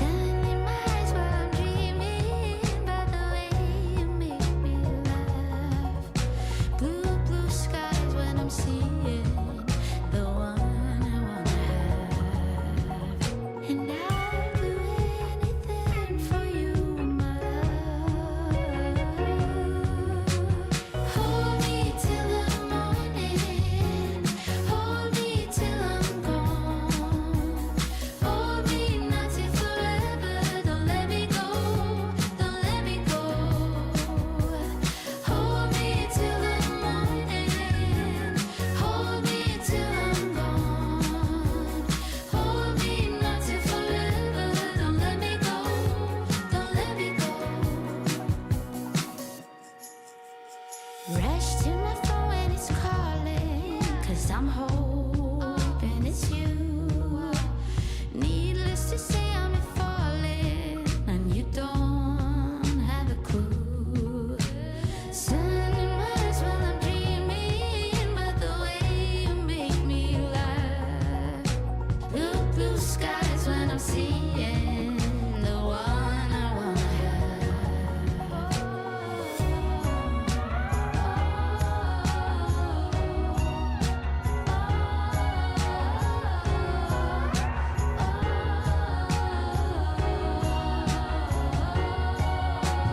hold me till the morning, hold me till I'm gone, hold me not till forever, don't let me go, don't let me go. Hold me till the morning, hold me till I'm gone, hold me not till forever, don't let me go, don't let me go, me go.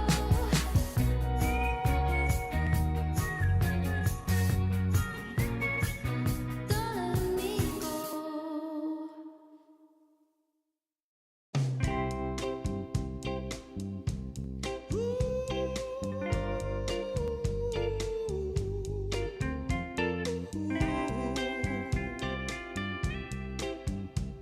Yeah, yeah. I've been waiting a long time, just longing for a glance from you. Yeah, a chance to look in those big brown eyes. No telling what my heart would do. Hey, when we met, I sure knew it felt as good as it could be. In that moment, though it felt so good, I wondered why you noticed me. If you gave me just a little time, it would sure ease my troubled mind. Don't tell me that you don't feel the same inside. Don't tell me who. These are feelings that I ought to hide. I don't care where you came from, just tell me where you wanna go. If there's a chance to be together, that's all I really need to know. Is it real or make believe that keeps me thinking of you?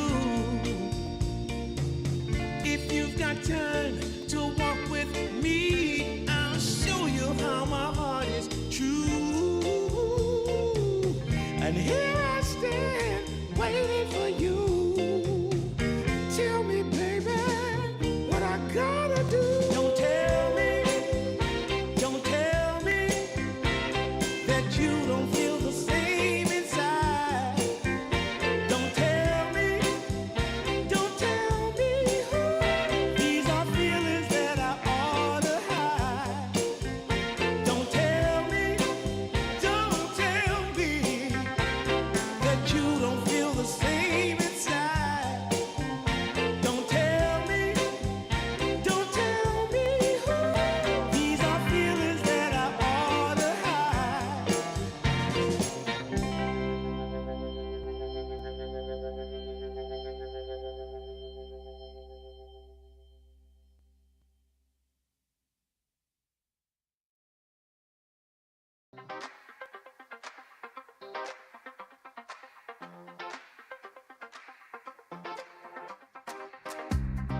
Oh my dear, there's something worth saving here.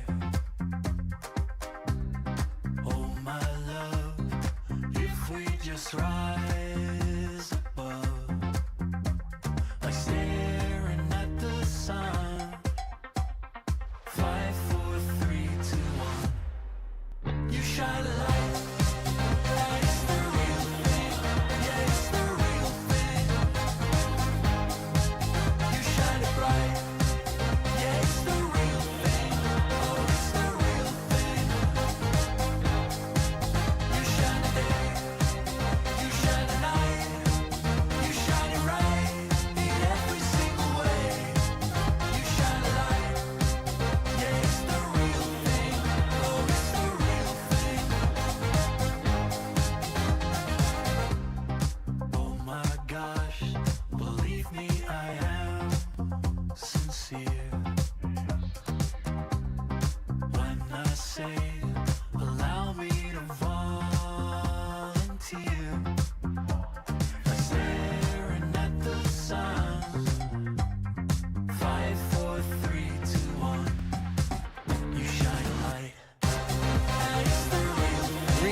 Season 29 is brought to you by DHL.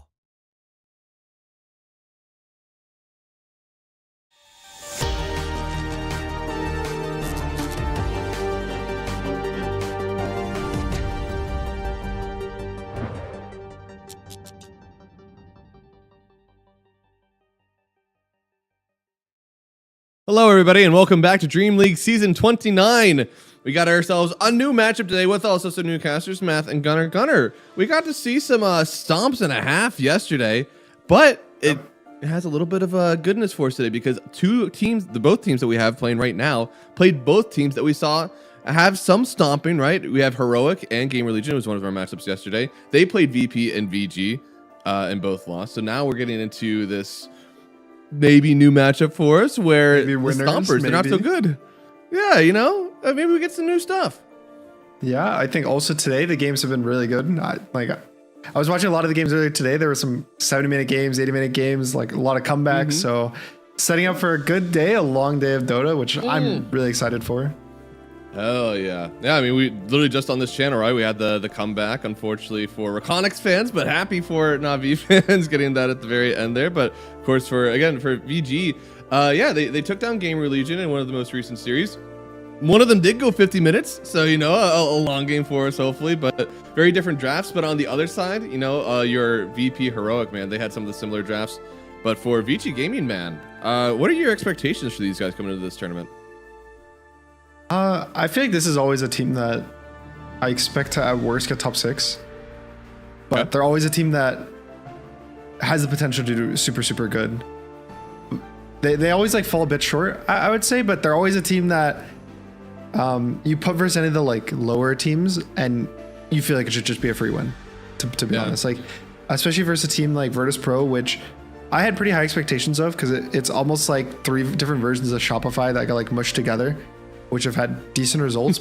But so far, I would say they haven't really hit the mark that I would want them to, or I feel like that they would want to. I think that they've kind of definitely struggled, even just to qualify to some tournaments this year. So I think being able to beat a team of like the caliber they're facing in Vici is kind of like a stepping stone. Like that's what I really want to see, like them starting to beat these like top 6 teams, make their way, show that they like deserve to be there, because I think all of their players are extremely good players. It's just I don't know if this season has really clicked for them. I mean, that's part of the issue with consistency sometimes. Like, we talk about like inconsistent teams. We're like, oh, they can beat the greatest teams. They can also lose to the worst teams, you know? We have these consistent teams that are constantly like, you put them versus a lower matchup, they're going to win. Put them versus a higher matchup, like it could be struggle. Whenever you're a consistent team, you have to almost raise the entire floor rather than just like focus on your mistakes, which can be a little bit harder sometimes. Yeah, and I don't really know what necessarily the issue is with Virtus.pro, because it always feels like they're just struggling to like find what they need to like actually close out games and win them. Kind of like what you're saying, they had like a 50-minute game, and I feel like in that matchup, you would want to hope that they would be able to kind of show the same results we saw yesterday of like a stomp, right? But that's not really what we saw. So I think at least I hope for them. I would say at worst, this should be a 1-2 for them.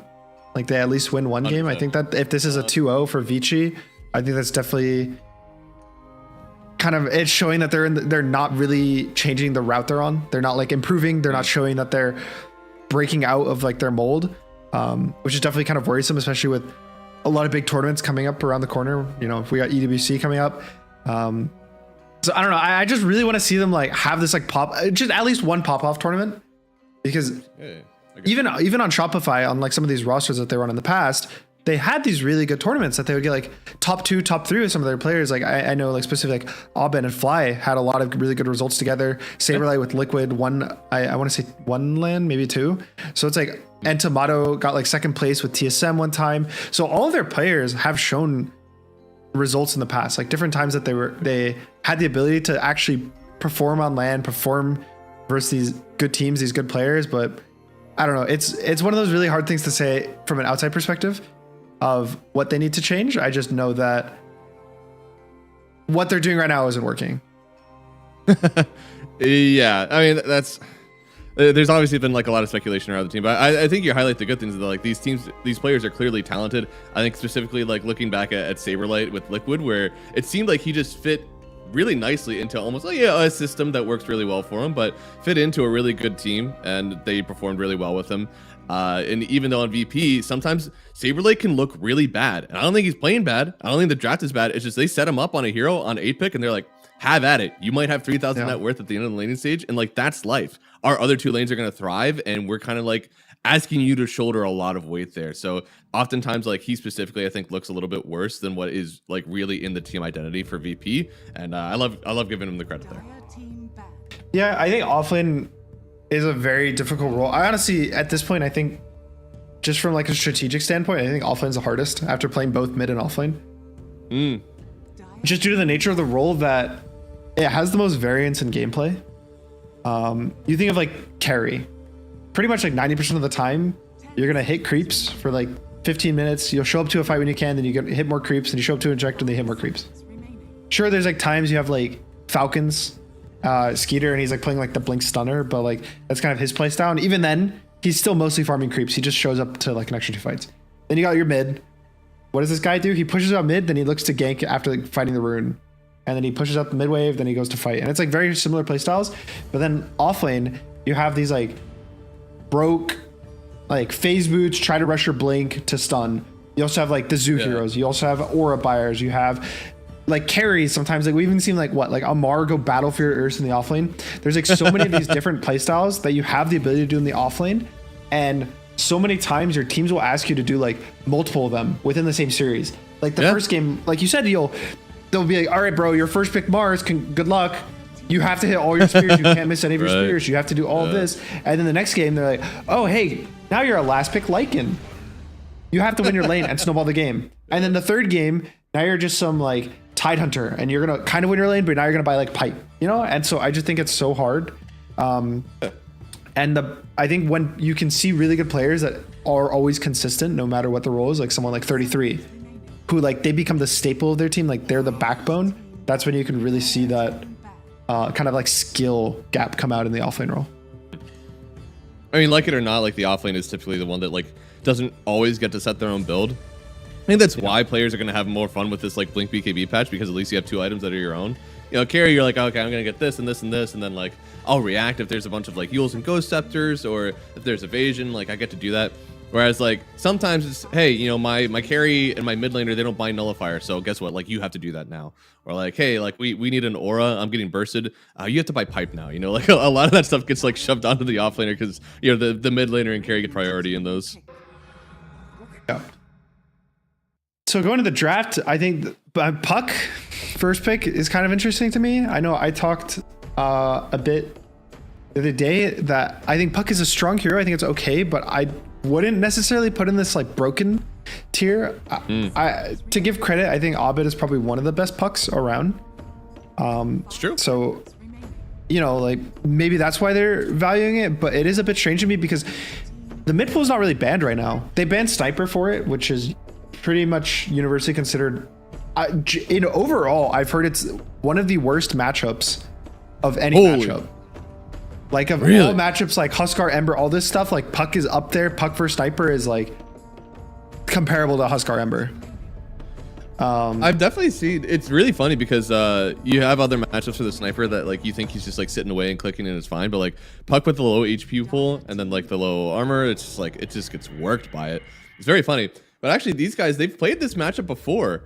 So just yesterday they had been playing versus X Heroic, and they opened up Clockwork, Puck, and they did play against the Tiny. In fact, yesterday versus Heroic, they played Clockwork and Puck in both games. And this is the first one that I think they haven't actually been able to do that in recent history. So interesting. So they just really value the Puck, I guess, which... Oh, yeah. I think it's good when teams have like their staple. It's unfortunate that I don't think Puck is like necessarily as strong as it has been in the past, but the hero's not bad.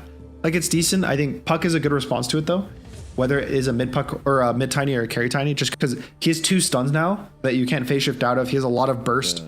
Puck is just a squishy hero, so you just kind of kill it wherever you go. And then Rubik, I don't know, this is like the very classic hero. So far, basically the supports are all these like very you almost are just picking the top like 3 out of the top 5 supports, to be honest. Yeah. It's like a very like simple, like, oh, Rubik's in the pool, let's take that. Oh, Hoodwink Phoenix in the pool, let's take that. Yeah. And then now you have the Pango, which is, I'm not really sure what the reason is. I would say mostly that it's flex, and potentially as well, it's actually a decent laner versus the puck mid if they want to do tiny carry, because the swatch comes out really fast, so it's hard to dodge it, and you have just a lot of physical damage for puck's low armor, and you can chain stun puck. You can't phase shift during rolls if it's like perfectly stunned on top of you, because puck phase shift isn't like BKB, so you can't phase shift dodge it. So it's fair. I wonder. Yeah, you look at this. I wonder if there is a little bit of a deny pick as well, since Hoodwink does do very well with the Pango in the offlane. That could have been really rough, especially with a Tiny that is very low armor to start, if it is Tiny carry. Yeah, no, I like what you say. It just seems like, okay, this hero's in the pool, grab it. This hero's in the pool, grab it. And I think Phoenix is the only one that may not qualify as that, just because the hero did get nerfed a few ticks on the Sunray and some other parts of the spell. But hey, he's still 6-4 right now in the group stage. So and it's versus Tiny. Bad. So I think it's still 6% damage per second, right? Like I don't think they even got nerfed. So versus these like really high HP heroes, like the Tiny, you'll just kind of shred him. Phoenix does a crazy amount of damage. Can even buy the Vessel this game versus the Wyvern. So Phoenix has a lot of value to me, and then Wyvern so far has just consistently looked extremely strong. If there is a bad game for Wyvern though, this would potentially be up there. You have 3 heroes that do magic damage. Yeah. The egg, you can like drop an egg on a Cold Embrace target. So this guy's like stunned and he can't hit it, and it's kind of like awkward to fight. But so far, I'll say, to be honest, from what I've seen, Wyvern looks strong enough that I think it's playable in these types of games. Yeah.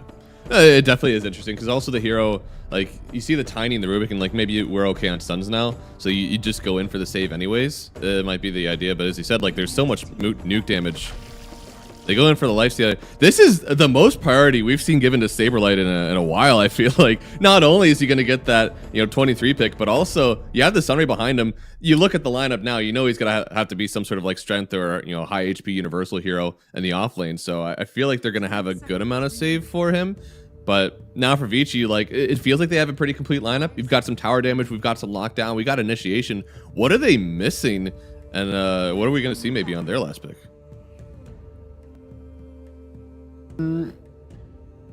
I'd like to see either. See what's banned, like something if it wasn't banned, like a Sardar. It's like amplify, you want to see like damage with the Lifestealer.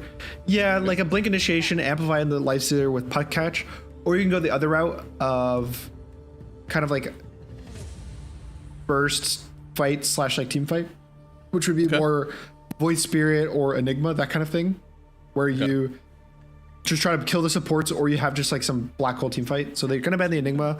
I think they might even ban the Void Spirit.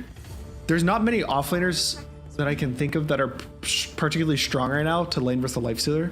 So I think they might actually just end up putting the Pango in the offlane, and just picking like a Void Spirit on the last pick. I think that's probably like the very simple. The top two, your first one is like Slardar, which is banned, and the other one is Timber, which is I don't know, man. Giants trying to make it work, but I feel like that here is still not good. So it turns into like you don't have these easy counters. Razor hasn't been that good, and honestly, with the refresher BKB nerf, it doesn't feel that good at all. So yeah, there's not many left.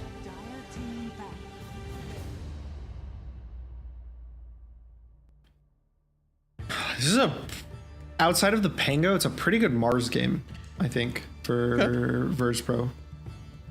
Yeah, they don't really answer him right now, especially with Puck. You lost that 25 talent. You're no longer piercing spell immunity. Yeah, I mean, the Pango's good versus the Mars, but you have Mars Arena with the Phoenix Egg. Mars is also really good versus Tiny, because Tiny kind of plays off of having status resistance now with the innate. Like, Carry Tiny's been like this for a while since they added facets that it's like, oh, your stuns are 40% shorter on me. But Arena's not a stun. It's just like a wall that exists there. So Arena's going to last the same duration whether you have 100% status res or 0. So I really like it versus Tiny for that reason. And then versus the Wyvern, it's just nice. Like, it's a guaranteed catch. So I think it just pairs really well in this game.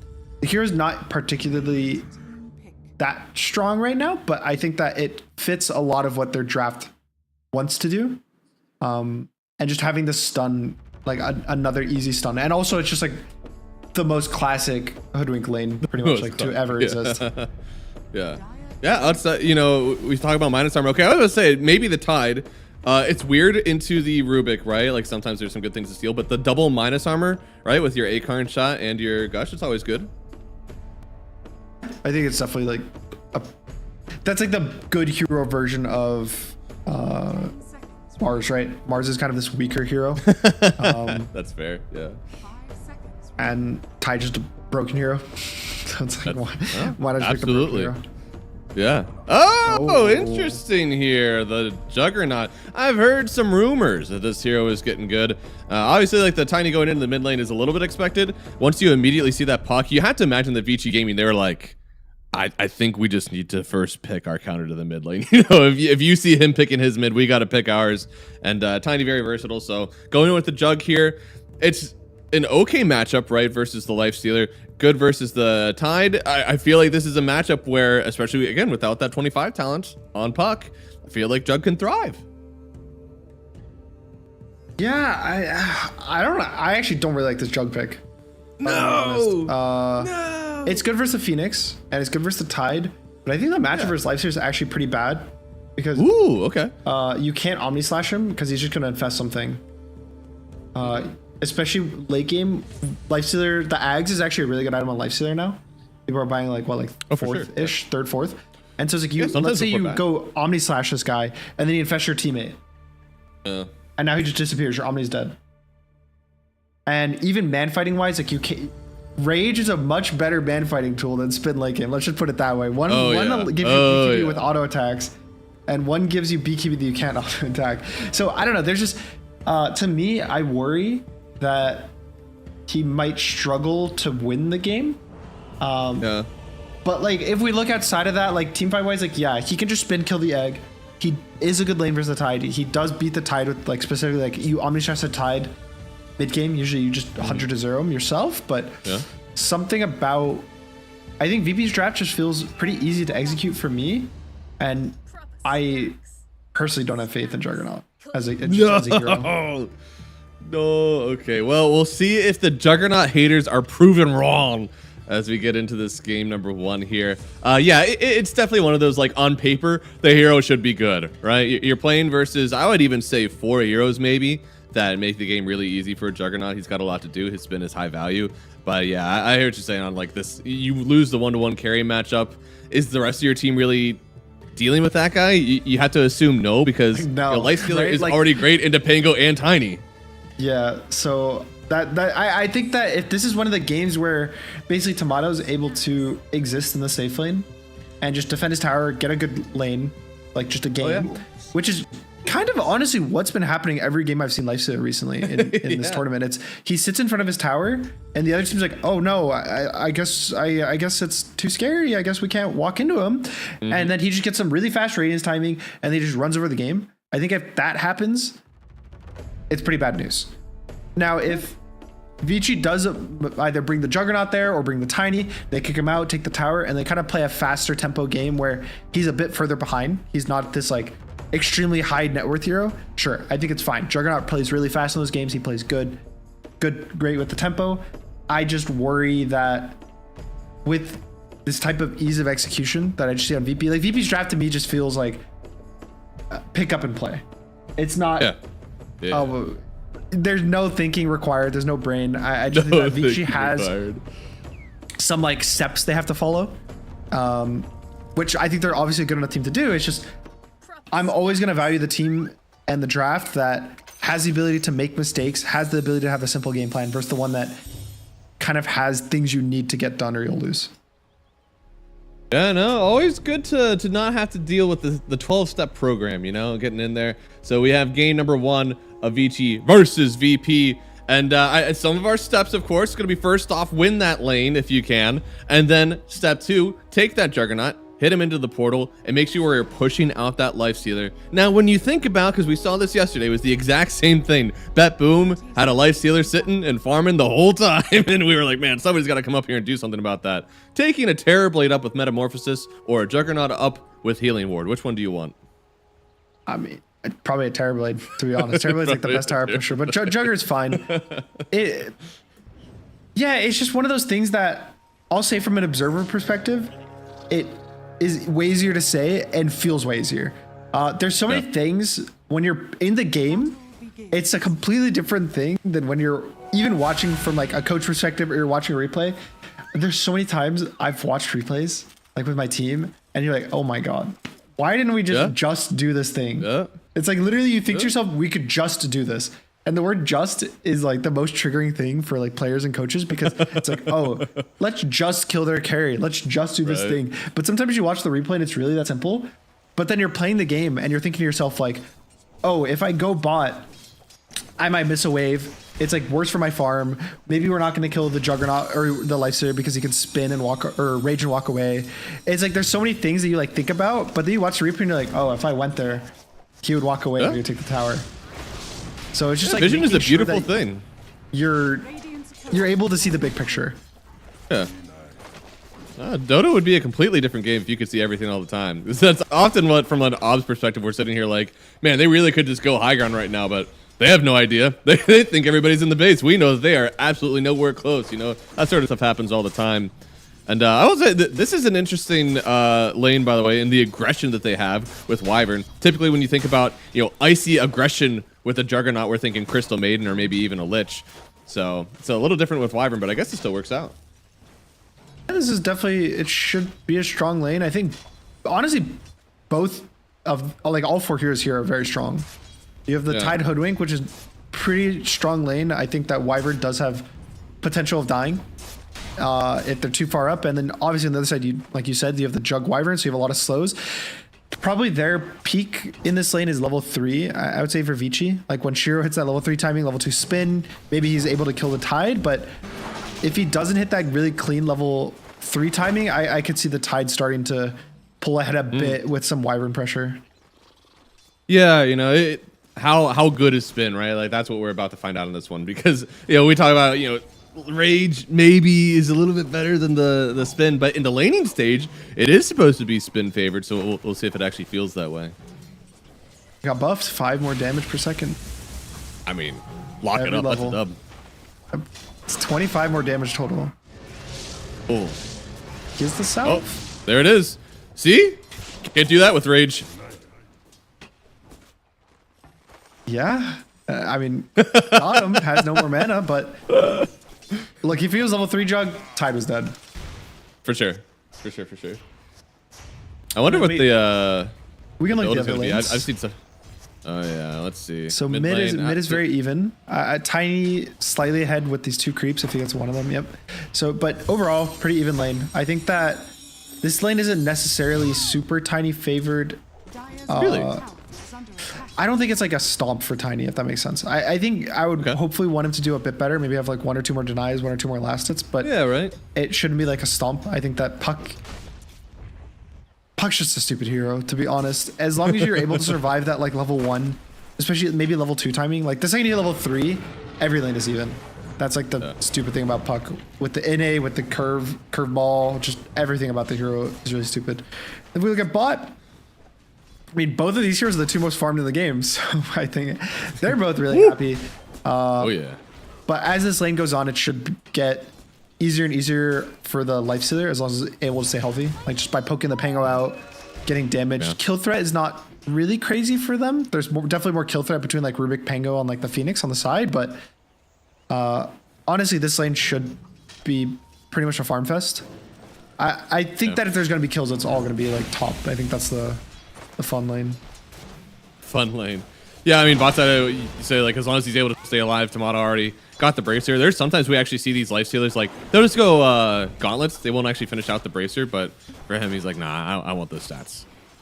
I'm actually a bit curious about the bracer. I mean, it's not because we don't see it that often. Basically, the value of going bracer over double gauntlet is It's a little more HP regen and like 30 health for an extra 100 gold, which is fine, but... Oh, Bach? Okay.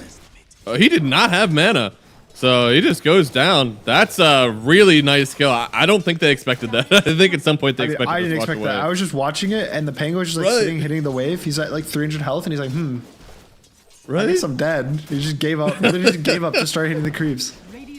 That was I feel that. a pretty big blunder, to be honest. Like Pango going down there when the lane before then was like extremely even. If you go back 30 seconds before the Pango died, he was like pretty much full health. He had like one spell left, and he could have just sit there and farm, but just going a little greedy, being a little too aggressive. Yeah, and you know, Lifestealer is one of the more tragic ones to give away first blood to. First off, he has a gigantic discrete timing of like, I need this relic, right? So any bump of gold is going to be huge for that. Plus also he gets those extra, you know, HP stacks. So really rough for him. 10 extra health. That feels good. That feels good. Might go on the Rubik with the Hoodwink TPing here. Yeah, they're trying. They got the Bushwhack, Fly staying on top of them. They've got the Rage. It's no spin, but it might do the job here. Another kill for Tomato. Another plus 10. Yeah, so what were you saying about spin being better than Rage in the winning stage? Yeah, that was me. And I hate spin. I only live for Rage. I don't know. I'm watching the Ty get spun on top and he's alive, but then I watched the Lifestealer Rage bot for 6% bonus movement speed and get a kill. I've never seen like a one-to-one comparison like that hit so early in the game. I've never been proven wrong this early. I usually have to wait a while. Mid lane, another go on the Rubik. Uh-oh. Oh, a lot of rotations in there, and it looks like they'll get the kill on Jin Q again. He's having a rough time. I feel for him. That's 2 quick deaths in a row. Just trying to help out his Tiny, though. Yeah, something also interesting. I don't know if this is super common, but XM is basically playing carry Tiny. He's maxing the tree. He's not going bottle. Oh, interesting. He just bought pure stats. He's going Echo, not even a blink. So just like purely playing to be a carry Tiny. So what's the benefit of that, rather than like going like blink and then going like 4-4-1? I'm not too sure. Oh no, VP's owning.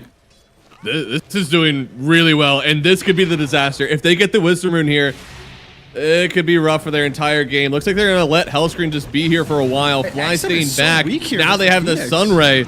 This is a Lifestealer and a Phoenix. These are like the 2 best heroes you can possibly get versus a Tiny, but it seems like they might still have the numbers. Now they have the Avalanche. Tomato trying to get away with the Rage. He does not have Infest. Oh no, I think this could be a kill. His good lane, I don't want to say it's down the drain, but it certainly doesn't feel good any longer. One more hit, and they give it over to XM. Now Bach is back, not able to get the kill on Fly, but I can tell you how often you see carries go to that Wisdom Rune before they hit level 6, and it almost always ends in disaster. Yeah, I think it could have been scary, but thankfully for them, the Phoenix ran out of Fire Spirits. So, like, Tiny would have been a really weak hero fighting a Fire Spirits at this point, because all he does is right-click. But thankfully for him, I think Fly only, like, won by the time he showed up. And, yeah, kind of what you're saying, a bit too aggressive. It's not the worst feeling in the world for him. Like, he basically lost no creeps for it because the wave was so far pushed in, and it was a lot of space for Puck to be aggressive, and now that aggression's paying off in another kill. So, like, across the map, they've gotten a lot off of it. So I would say, like, all in all, it's not the worst. You force a bunch of TPs. You make some space for the Tidehunter 2 with the Wyvern TPing top. Yeah.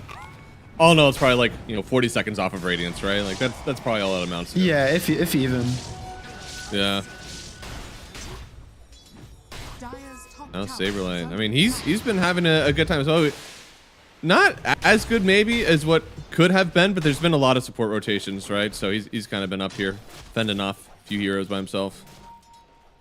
Doing the classic cut the wave. I don't know why this is one of the most fun things for me when I play offlane. I just love doing this on Tide. Yeah, it's so relaxing, and he's one of the best ones at doing it because he's so annoying to kill for like one support or pressure that it always forces cores to have to deal with you. And so many of the times you can just like stack the waves, and when they run it, you just like TP out like this, and you just get so much, and you know it's so annoying for the other guys. Like they don't even have to deal with you. Yeah. it's so back and forth. This is a carry player. You're like, okay, cool. I get to take this wave. I get to ferry it over to my hard camp. Then I get to ferry it over to my small camp. And like, it's a natural way, especially for Jug, right? Like to just spin and get a lot of CS. It still feels annoying because like you look at the enemy tower and you're like, that guy hasn't taken any damage on his tower yet. Yeah, it's like you just also know that you're basically trading farm, and then their supports feel kind of useless, and it also opens up your supports to rotate. So it like just lets you be the aggressors on your two other lanes, which are usually the ones that like want to keep fighting. So because of that, Puck is really happy, right? Like Abed just has full support of his team. They're even gonna maybe go on this Tiny with the coil right here. They could. They had the coil down already broken it as well. And here you said it, you know, you have the cold embrace, a lot of magic damage. He hasn't taken too much damage so far. It looks like he could kite himself back onto the tower, but no, I think they're finally gonna get this kill here. Thankfully, the Sun Ray is more than enough. Abed gets the kill, and cold embrace, maybe not as much as a save there as you want. And that was like my concern with the Wyvern in this one specific matchup, right? It's, oh, I'm gonna cold embrace you, and then Fly instantly drops the egg right on top of him. Yep. And there's nothing you can do. And that's pretty much just gonna keep getting worse throughout the game, right? Because eventually, that's a level 1 laser. It's gonna eventually get to be a 4 laser, and exactly that. He'll get the shard eventually, which means that he also gets to laser during the egg. And so that's like, I want to say it's like 20 to 30%. I don't know the exact number, but it's like a really high number of health. Like, let's just say 30% just for fun. Right. Tiny just loses 30% of his health, more than he'll actually get healed by the cold embrace. So it's not even that crazy of a save spell. Yeah. Maybe you got to go 4-4-0 on the Wyvern here, or I guess 5-4-0 now. Or you put 5 points in cold embrace. Oh, just all in the save. You gotta hope. And you talking about this poor Tiny man. He's even gonna have a lifestealer hit at him at some point too. So man, the percent HP that he's going to be losing in a lot of these fights is, it's gonna be a lot. Yeah, I'm still trying to wrap my head around the choice to put Tiny mid. Oh, another coil on bot. A huge one, and this time, Rubik, poor guy, he's got an illusory orb, but he's not able to get away just yet. Can only do a small jaunt for him, so it was like a 3-hero coil. Only ends up being a Rubik death, which not really that bad, but still will end up being an offlane tower. I tell you what, this is one of the things where if you're losing your offlane tower this late in the game, or this early in the game, it's rough. Well, thankfully for them, they got the enemy's offlane tower, so.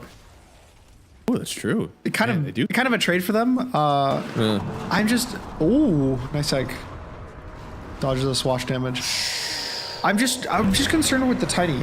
So they picked this as their Puck response, but then he's not buying Blink, which is like the reason why Tiny's good versus Puck, because you kind of one-shot him with, I would say Tiny Rubik one-shot the Puck. Like you Ava-toss this guy, then you Rubik lift him, then you bolt him, and he's just dead. And so now you're not really going that, and you're just farming, and then you're basically going to be playing a worse carry Tiny versus in a bad carry Tiny game. Yeah. So I think you're pretty right. I'm just like, if that's the reason, if Tiny's just doing this, why not just put Tiny carry and pick a mid that actually like plays the game, deals with the game, as opposed to now having effectively 2 carries that both have bad matchups versus Lifestealer. It just doesn't make sense to me. Like, much worse versus Phoenix too, right? Because like I think part of the reason that I wasn't gonna say that Fly was gonna carry the game, because it's like, dude, it's Blink Ava toss right on Tiny. You're never gonna be able to get off a full Sunray, but now, I think there's gonna be a lot of full duration Sunrays. Dire's bottom tower is under attack. Yeah, I think. I mean, this game, I think VP has played this early game pretty perfectly with the amount of aggression they've had, specifically on this bot lane. Like their supports keep sitting here, which is, credit to Saberlight, all enabled by him being able to pretty much just solo this lane 1v2. And they've gotten so many kills on this bot lane. I want to say like 7 of their kills are all through the bot lane. They had the 1 kill on the Tiny. I guess they had like the kills on the Rubik mid, but all of that again, the Rubik's going mid because of the bot pressure. So like everything in this game is all happening because of this support rotation bot. How Tomato's been playing the lane, and there hasn't really been a good response from Vici.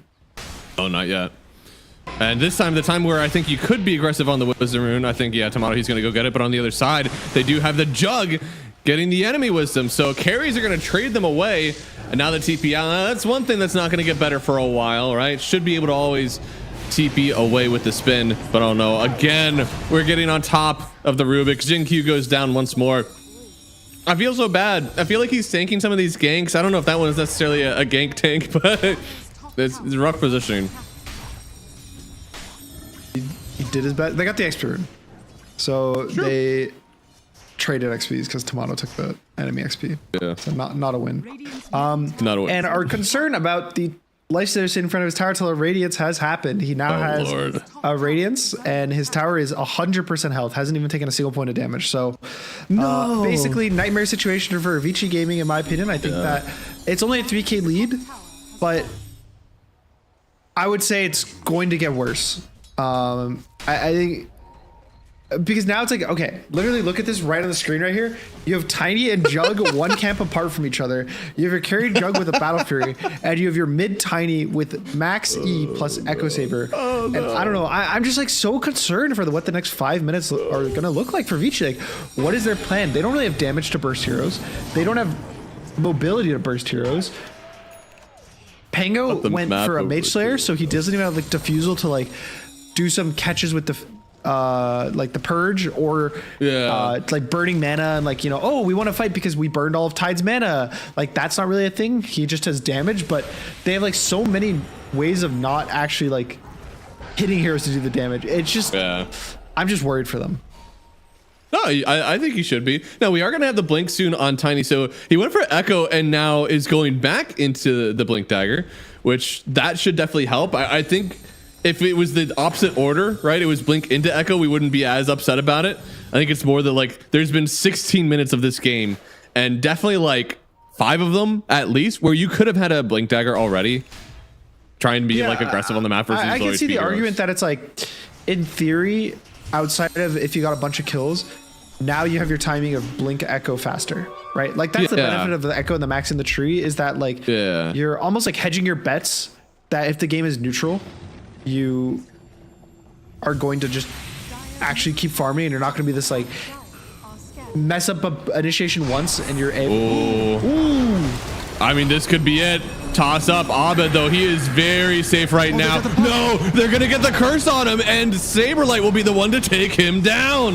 Now, they should have the egg. Bach is on top of it, and actually with the Rubik, they might be able to kill it. They do. Now the Omnisash connects, but with the Avalanche, he doesn't get to infest away. All of a sudden, a beautiful fight coming out from VG.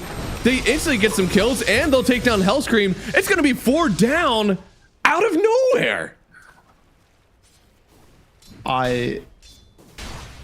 That was crazy. So what happens is XM like sees the smoke break and he blinks, and I literally the first second was like, oh, he blink dodged the smoke. Right, he blinked away. He blinked away, and then he blinks into the puck, dodging the coil, jumping on the puck, and because like the coil is wasted, he's actually able to kite out. There's a great curse on Abed, and just like everything about the fight just. Like, and also like the healing ward, making it so Tiny survives through the Radiance ticks at the very end. Lifestealer gets stunned by the Avalanche right before he's able to infest a creep to dodge the Omni Slash. Like, there is so many small things that. Dude, healing ward put in work that fight. That was all. Like, I don't even just say. I want to say there's so many small things that shouldn't have happened, but just did. Oh no, not Churro. Oh. Okay, that was a little.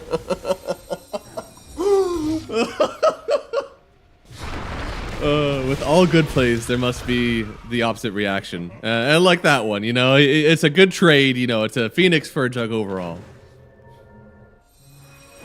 And I mean, thankfully for them, I think that one fight kind of fixed all of their problems. And now I think the game sits completely fine. Like Tiny has now gotten back to basically the same as going Blink first, but now again he's happier now because he has had the ability to hit creeps and farm. He's going to actually scale. It's still not a great Tiny game overall, but the issues of Tiny, like percentage based damage versus Tiny, don't really hit that hard until I want to see you get to that like 25-30 minute mark where Tiny's HP is like still higher than every other hero. Right now it's like so much higher that it doesn't matter. But when it's like getting to that point where all damage is close-ish and then you need that percentage damage, it'll matter more. And I think Shiro's game is also really good. That one death sets him back a bit, but it was. There was that That's like the one situation where Jug looks really good versus Lifesteer. He like presses the rage, gets Omni'd, there's nothing close for him to infest, and then as his rage ends, he's still being Omni'd, and then gets like Avalanche, right? Like everything kind of that went wrong for VP, everything that could have went wrong, right? So yeah, no, it did. Yeah, it was pretty rough. And the fact that they were able to get that kill is like astonishing. Plus the fact that, as you said, like he's chasing down this Tiny. Tiny's constantly hovering around like 100 HP, but because it's a max healing ward, or at least 3 points in healing ward at that point, that was floating around. So I tell you what, man, Metamorphosis is not looking so good, man. The healing ward good, but oh no, they go right on him. They get the coil. That's going to be 1 kill. Now they're looking at Jin Q again. Rage out. I don't think it's going to matter. They're going to chase down this Rubik, grab themselves another kill. Just too much aggressive posture for a tower that's still here. Now they have the Ravage on the other side. They're going to take down Y, and I tell you what, like Vici, they're playing team fights really well. I think their map movements and where they want to play together needs a little bit of work if they want to stay in this game. Yeah, I don't know why Shiro's playing here kind of alone 2 times in a row now. Yeah. Like we saw him last, he goes for the tower, he just dies casually. Here again, he's farming this like one very aggressive camp, which to give VP credit, they get this kill because of this really nice ward that they have placed next to the camp where they got the you can see it right here on the screen. This like really nice ward that's about to expire was actually the reason why they're able to get that jug. So it's like credit to them for getting the kill, but just if those kills don't happen, he has the full Manta on Shiro by now. Like, that's for sure his Manta finished. And then now there's no more silent threat from the puck. Now it's guaranteed effectively the only way for you to stop him from spinning is a Blink Ravage or a Bushwhack. And probably Bushwhack he'll be able to react to with the spin. So just giving away a little too much, I would say, for the Juggernaut. Yeah. I feel like you only have 2 options, right? It's either don't be next to an enemy tier 1 or bring the team to the enemy tier 1, right? Like it has to be one of those. If you do anything in between, like that's what you're at risk of. It's not going to happen all the time, but you saw it's happened twice. I did a nickel for every time got caught next to this tier 1 tower bot. He's going to be racking up the change, Max. You have to imagine, right? If it's happened twice, sometimes it's just like, this is my optimal farming pattern. I'm going to do it again. This puck right now. Trying. Ooh, almost got it. Oh, huge dodge, actually. And now getting the coil. It's cool. Yeah, I mean, they're looking at him. Once again, the save that may not be. We'll see if they're actually able to chain him down. Oh, Lord, no. Oh, God. It's a perma-stun. Somebody unbind the cold embrace. Radiant's bottom tower is under attack. And that right there is my concern with Wyvern. I mean, Curse is like, it's a good spell, and it's one of those things that in a lot of situations seems broken, but when you dive too far, it doesn't feel like a save, because now it's like, oh, we've all TP'd in and gone in. And now Lifesteer gets a DD, and now he gets to go to Roche. The initiation seems fine. What they end up doing is the Rubik presses his Distiller to get vision of the puck, and Tiny tries to jump on that vision, but it's like, puck gets Distillered. What does he think is gonna happen? Oh, they have vision of me. I'm probably gonna get jumped. Let me press my phase shifts button, and then now he blinks into nothing. Even if he jumps the puck there, I don't know if the puck actually dies to the burst. And honestly, even if he dies, I think that they would still get the Tiny. Yeah, right. Like they definitely turned the fight around. At that point, you're like all huddled around the tier 1 tower. The TPs are coming in, like one way or another. I would say right now with the mentality of Vici, which is kind of their downfall, is that they're like, we need to take this mid and or bot tower. So they keep trying to make like these like, very aggressive moves around these towers, but not in the correct kind of order. And because of that, they keep giving away kills. Like that's, I think, why Juggernaut was around the bot tier 1, because he wanted to take this tower. I think that's why they were trying to smoke mid and take this kill. Their map, I think they're starting to feel a bit awkward. Probably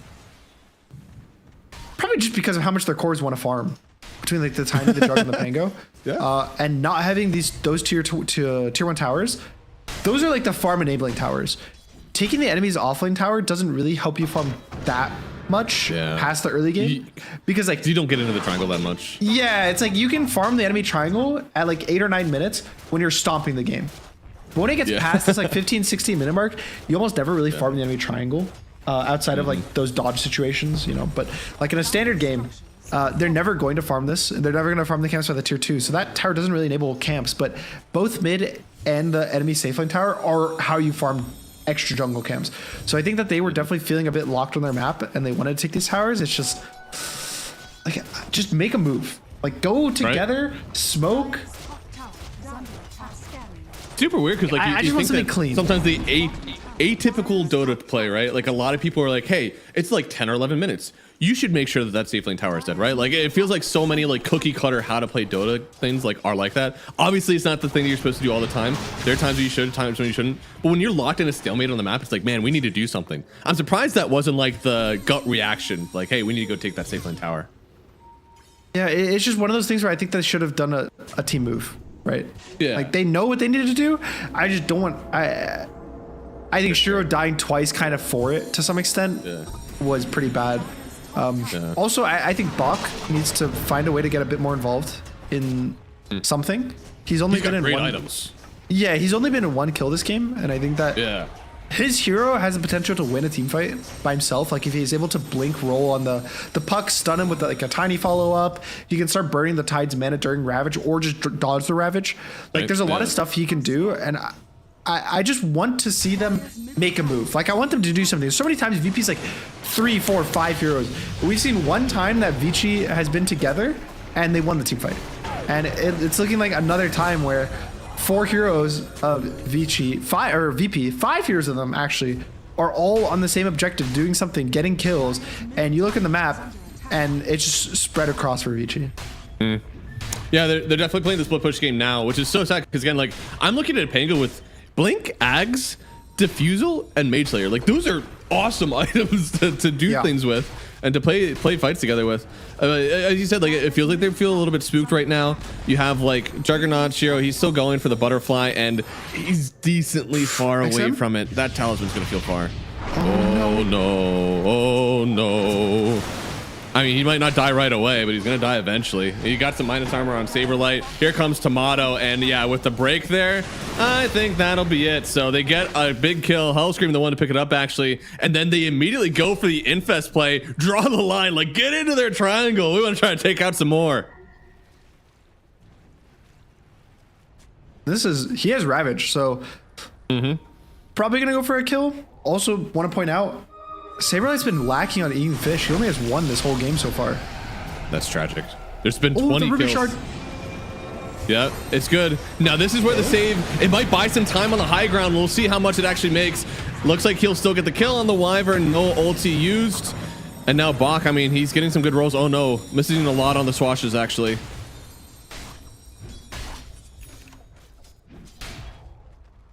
That is just an unfortunate kind of series of events because XM was like 0.1 seconds away from actually getting that TP off right before the Atos came out. So it's just like super good timing and catch on Hellscream to actually get him there. And just, I don't know, Vici should bleeding kills out a little too much. I just, they had such a potential. Like their laning stage was bad, but then they had that one really good fight. They started kind of maneuvering the map really nicely, but then I think that just after those Juggernaut deaths, like the 2 back-to-back deaths, I feel like they've just lost like the confidence to make plays, to respond, to do anything. So I'm hoping that they do something there. It looks like they might actually go for this XP rune fight.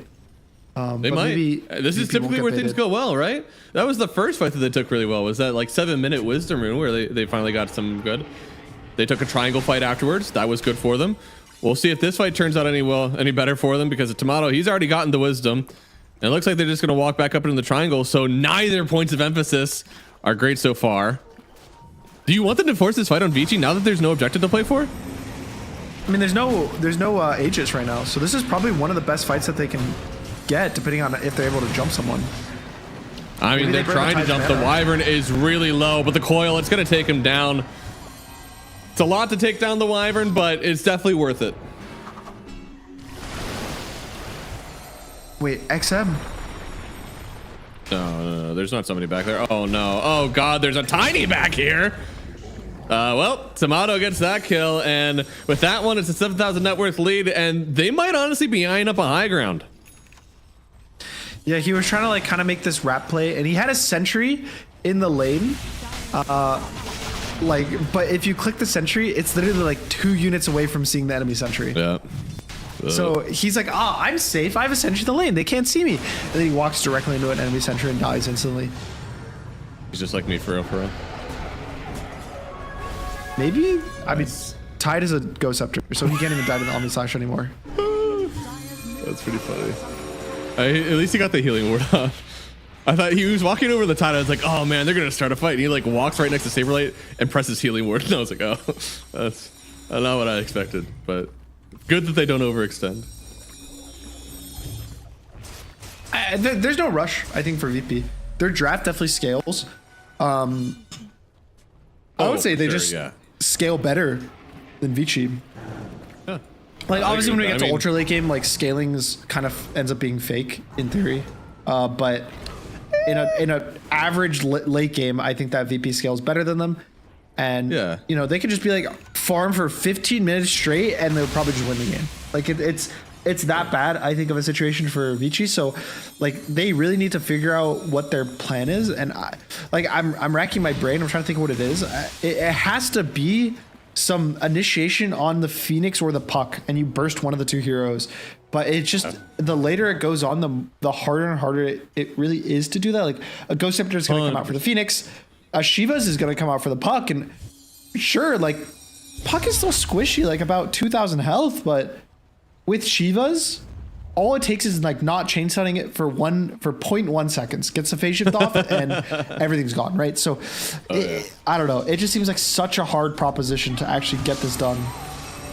Shiro uses spin, does not want to try using the TP, and there it is. Because he didn't TP, Saberlight, he's gonna go in. They want to get the burst. Hopefully they have it, but the ulti, unfortunately, it's in on a Wyvern curse. No, Shiro, he's gonna go down, and meanwhile the rest of the fight happening in the base. They do get the Wyvern cold embrace, but it's sitting in the base, and Fly with an easy egg into the Sunray. He'll feel good now, and Bach trying to get out of this one. Saberlight will get hit by the roll, but they don't care. They're just gonna start hitting the tier 3. They got the Puck on the backline, so they actually did get something for their trouble. And X7 and that's huge, still actually. Strong hero. Nice Avatos. And Tomato, I feel like they're actually being forced to get away. They are going to get the Tide Anchor. It's so good. And now that's a cold embrace that I can get behind. It looks like there's not a lot of nuke now. He's going to get into the base, but the Infest Ags. Tomato, he's taking no prisoners. Getting on top of Jin Q. He'll have to turn his sights back onto Y instead, and this Wyvern will also fall. A double kill for him on the high ground, but the waves are gone for a second. They won't be able to continue their onslaught on the tier 3s. In fact, he's out of here. Not the worst case scenario, I think, for Vici. Just, I mean, kind of unfortunate for the Juggernaut. Like, he has to Omni there to survive, or he's going to die. But then Wyvern also has to curse, or they die. So I was like, we both clicked our spells. I guess we tried our best. I feel like that's when you were talking about like the scaling factor, right? This game gets so much harder for Wyvern as time gets on, and like it gets so much easier for VP, right? You put items on them, it's like, everything's nice. As time goes on, these fights get so much more complex for the Wyvern. You can see like there was a cold embrace here that I was super behind, like a really important save, but that's going to be few and far between. It's so much harder as time goes on to know when it's the right time to press those spells. Yeah, and my issue with Jug is kind of what we saw there, where your hero ends up being in this position where you have to press spin, and then the second your spin's over, it's really hard to actually like press Omni Slash or do something out of it. If you compare it to like Lifesaver, for example, this guy can rage, and then as he's running away, he can infest his teammate. So like he's safe. Or with the Ags, he can infest an enemy, and he has like these like little like +1 movements post his fake BKB. Whereas Jug's like, as long as you time your stuns correctly, there's nothing really he can do after the spin. I feel like I've been begging for a long time, like in order to make Jug like as relevant as it can be, you have to be able to like chain Omni Slash from spin. Whether that is like you're able to press it during the spin, or you're able to just like queue up the action so that there's no delay. I don't know, but without it, there's always a time that you can burst down the Juggernaut. Yeah, because even now, which is like very, very sad, is he's buying a BKB on Jug. It hurts. Which I think is the correct choice. I think he needs it. But like at that point, why not have a different carry that buys a BKB? Whoa. Hey, we've seen plenty of life stealers that have built BKB. It's like that oh, it's so cute. And then like, you know, whenever a Juggernaut buys BKB, it's like, hello, HR? You know, it feels like it's a very similar scenario, but yeah, it feels a little bit more unacceptable on Jug because his builds always center so far around stats and damage and killing people with this like blink ags or yeah, you know, and also just the fact that it's like the nice thing about Lifestealer with the BKB is like rage, you're raging, you hit them, and you BKB, you keep hitting them, and then you have rage almost up again, and then you keep hitting them. But it's like with the Jug, oh no, there's an Abyssal Blade, so you can't even TP. Uh-oh. Uh-oh. Uh-oh. Yeah. And that was their gem, no, I know what you mean. He was holding gem. No! Okay. That's a hard move to make whenever you have a gem on you too. I get it. He's trying to cut waves, right? Like he knows that the way that his team wins is by more time. Yeah. And anyway, go back to Jug, it's like you press spin, then you press BKB, and it's like if you press your Omni Slash during BKB, you're wasting like half of your BKB duration. Yeah. So then it's like now you're like, oh, I don't want to Omni Slash till my BKB is like almost over. But then it's like now you're not using your like big damage spell. So it's just like kind of an awkward item to feel fine using on Jug. Yeah. You know how comfortable Tomato is in this game right now? He's actually potentially buying the full Agnes Blessing before he actually gets the full MKB, right? Sometimes people will do that and they'll get the MKB, they'll swap out their phase boots, but he's like, no, I want the move speed and I just don't feel pressured by this butterfly on Juggernaut yet. Yeah, he did it. I think he'll actually just combine, like eat it. Yeah, he really will. That Lotus is going to feel really strong in his inventory. Usually what people do is in this situation, they would like lock their ag because you lose the stats when you combine them for the blessing. Yeah. But at this point, he's like, yeah, like just like you were saying, he's like, I want the phase boots in my inventory. So he just consumes it. This is 3 minutes of insanity, but I'm happy for him. But the 12,000 net worth, like, you know, they got to get something going on Vici. You know, at some point they're going to start looking high ground, because you feel no fear right now in the VP lineup. This Aegis power play, it's 4,000 net worth already, and it's going to turn into more. Abed is looking for the next initiation. It might be on this Rubik. There it is, jump through, immediate with the sun. Now the BKB on XM, he's wanting to take it to the Tidehunter, but I'll tell you what, that is a rough guy to start on here. Now Shiro with the BKB, as you said, he's hitting, but he's not able to get the ulti off just yet, so now he's got to back away with the spin, and meanwhile VP, they didn't lose much anything at all. They're just taking tier 3s. They used the Tidehunter Ghost Scepter, which is now back up, so now we can't die again to the Omni Slash. So yeah, I mean, 15,000 gold lead. I think that they can probably just keep pushing for VP. They still have the Aegis for another 2 minutes, and I don't know. There's just like way too much HP right now on VP, and Juggernaut just look. Ever since I saw that Falcons TI Grand Finals, Juggernaut just I get trauma with the amount of damage he can do in these games. Yeah. It's hard because I feel like this game, like this wasn't the best showing as a whole from Vici as well. And then you have like, we don't know if we really trust the Juggernaut. Because imagine, you know, we have that 7-minute Wisdom Rune fight. We have the triangle fight where they do well. Imagine if there isn't 2 deaths on the Juggernaut, right? There's way less kill potential. He has that Manta style. This game could be significantly more different if they had like either made a team play or made a team called Anako down there. Yeah, definitely. And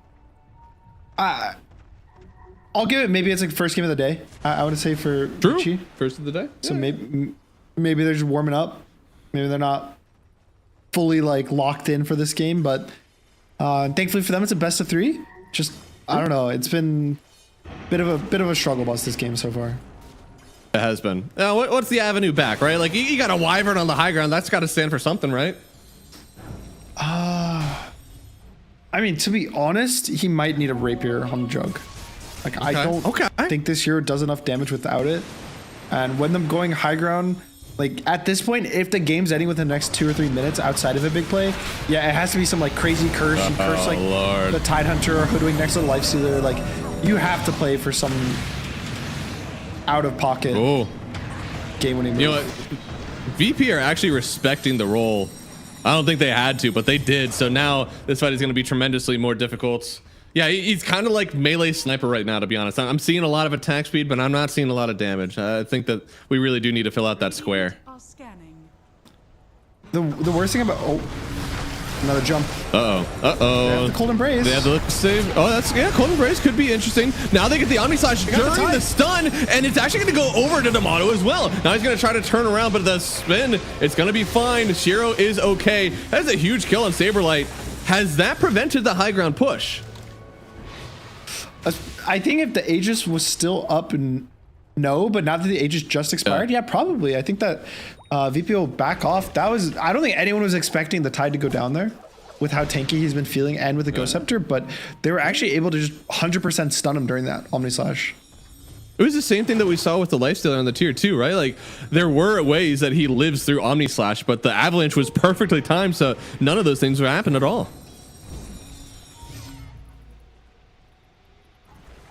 Like, it's still so scary for Vici. Like, their supports are trying to D-ward, and now I think if Wyvern gets caught, this is so bad for their high ground defense.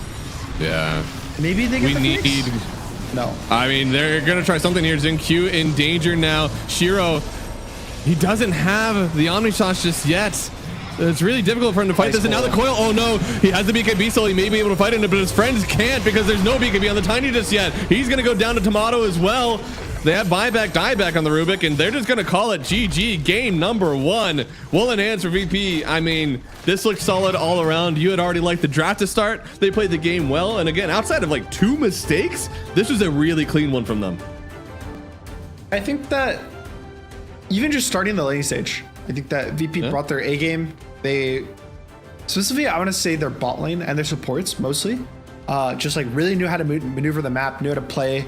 They had the only one mistake in the entire early game, which was that like Wisdom Rune fight where Tomato ended up going down. But I think just start to finish, this was a VP game. Like draft, early game, early mid game, rotations, map movement. There's like one fight that they lose, but it's just like, I would much rather teams make aggressive moves and lose a team fight than keep playing the game than kind of do what Vici did, which was nothing. Because even worst case scenario, now for VP, you can watch this replay and be like, oh, well, did we like click our spells wrong? Was it just a wrong time to smoke? Like you have something to work on. And for Vici, you watch this replay, like in the post-game draft, you're like, well, we didn't really do anything, guys. It's really hard to find a place What do you want to from start. us now? Yeah. You talked about that a little bit yesterday as well. It's like, if you don't do anything like this, when you go back to actually like try to learn from these replays, something that's like probably difference between these top teams and teams that may, you know, are potentially elimination scare. It's like, you get to go back at these replays. It's like, I don't know what we're supposed to do different here other than like play, you know, like we sit around, we wait for them to come to us. They do whatever they want and then they leave. Like, what are we doing? We're not doing anything. So like, how do we improve off of this replay? Definitely a little bit more difficult. Yeah, and I'm hoping for game 2. I think that the Tiny pick, as a puck response, maybe just ban the puck. If VP's picking it every game, just ban it. Like, why you want to play? If a team's gonna pick something every game, just ban it. It's like the Lycan for Gamer Legion. Just ban it. Honestly, that's kind of my only note for them for the second game. Okay, short and simple. Ban puck. All right, we'll see if that's what they end up doing here. So far, Shopify, they are 3-0 on puck. DreamLeague 29 this tournament, so we'll see if that is the adjustment they make. We'll find out right after this break. We'll have more Dota 2 for you.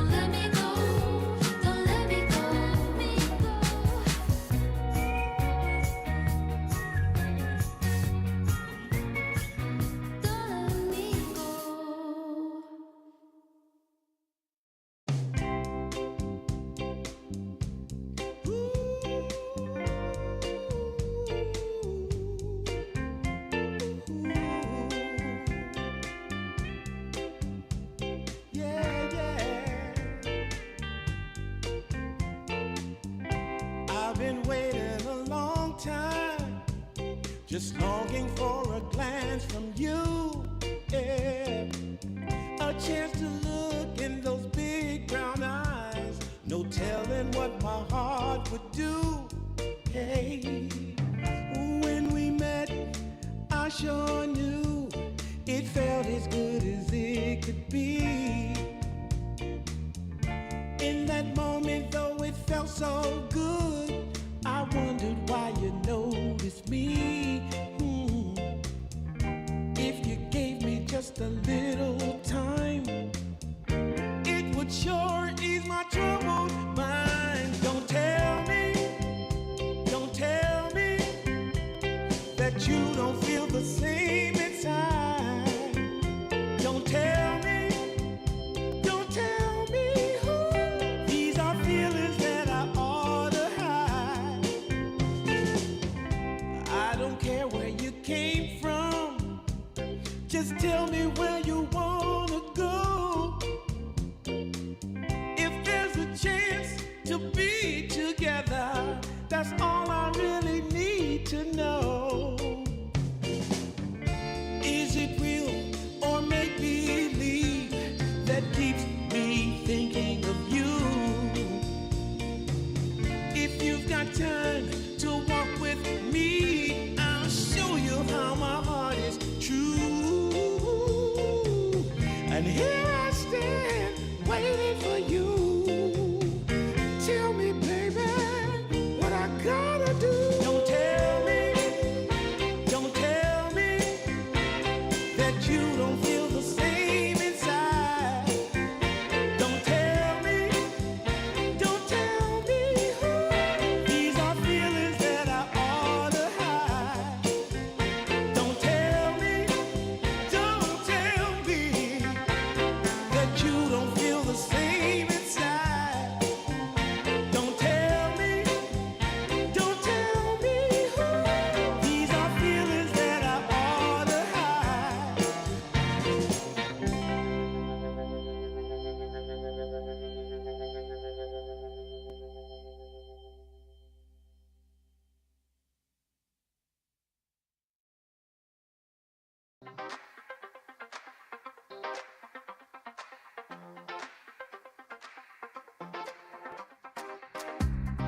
Oh my dear, there's something worth saving here. Oh my love, if we just rise above, like staring at the sun. 5, 4, 3, 2, 1. You shine a light. It's the real thing. Yeah, it's the real thing. You shine it bright. Yeah, it's the real thing. Oh, it's the real thing. You shine it there. You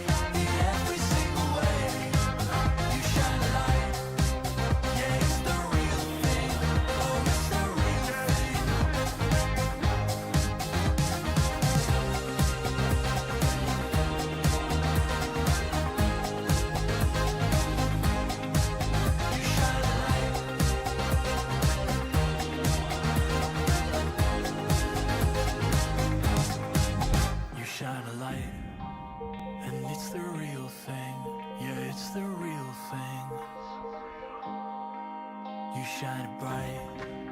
Yeah, it's the real thing. Oh, it's the real thing.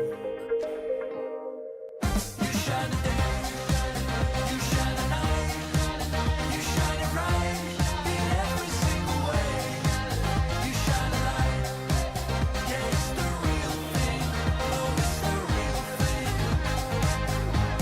Yeah, it's the real thing. You shine a light. You shine it bright.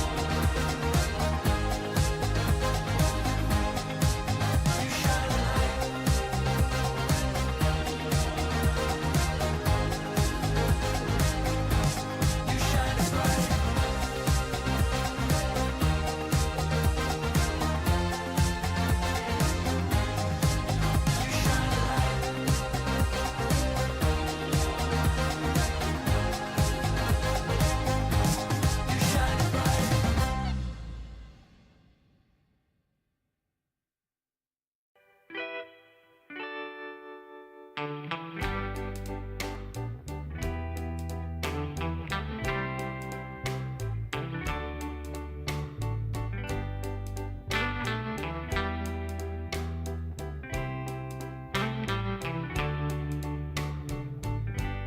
Sometimes I'll be foolish.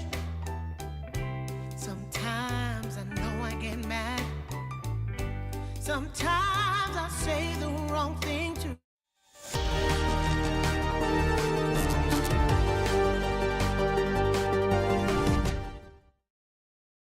Hello, everybody, and welcome back to Dream League Season 29. We got ourselves Game 2 coming up here, and Gunnar, I think what I want to ask you here, we obviously harped a lot about the draft in this one, but whenever it comes to like being a player that's in these games, when do you start talking about how you played in the game, and then when do you start talking about like, okay, well, this is what we need to fix for a draft so we get into the situation again? It's actually a very controversial topic. Because there's some players who want to talk about the draft, and they're like, they see the game from the lens of a draft, and then there will be other players on your team who never want to talk about the draft, and they're like, screw the draft, it doesn't matter, we made all these mistakes in the game.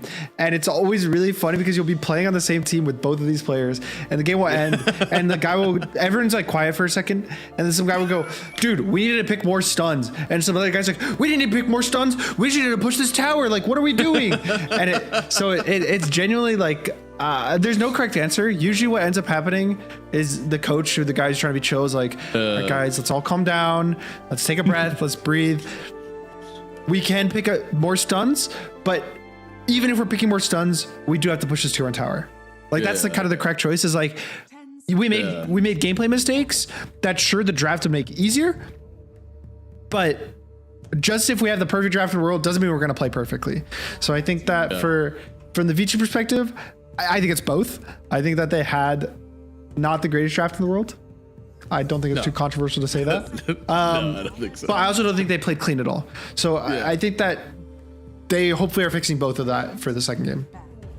I definitely like it's obviously on a very lower level, but like I play like in a ton of different like stacks for Dota, and there's a huge difference between the ones who are like, you have a guy on Earthshaker who's like 1 in 16, he's like, oh man, they drafted Lone Druid, huh? It's like, yeah, well, we also could have not died that many times. And then you go to another stack of like higher MMR people, and they're like, okay, these are the things that we need to do to win the game. You know, draft be damned, like there were still things that we could have done to win this one. So obviously I think you're right. Like at some point, like it comes down to both. Like, yeah, Juggernaut, he didn't look too great, but at the same time, you know, 2 deaths at a tier 1 tower, that's not a Jug thing. That's like a you shouldn't be there thing. It doesn't matter what hero you are. You know, that's probably going to happen to you. So yeah, there's definitely a few things that can be better for them. Hopefully they do wake up, lock in, maybe some water on the face or something, because after this one, you know, this is a pivotal match for both teams here, knowing that they're both about even on the standing. So this could be your time to break away, maybe get yourself some distance on these lower teams. So you know, you got to feel a little bit of the pressure now from Vici. 5 seconds remaining.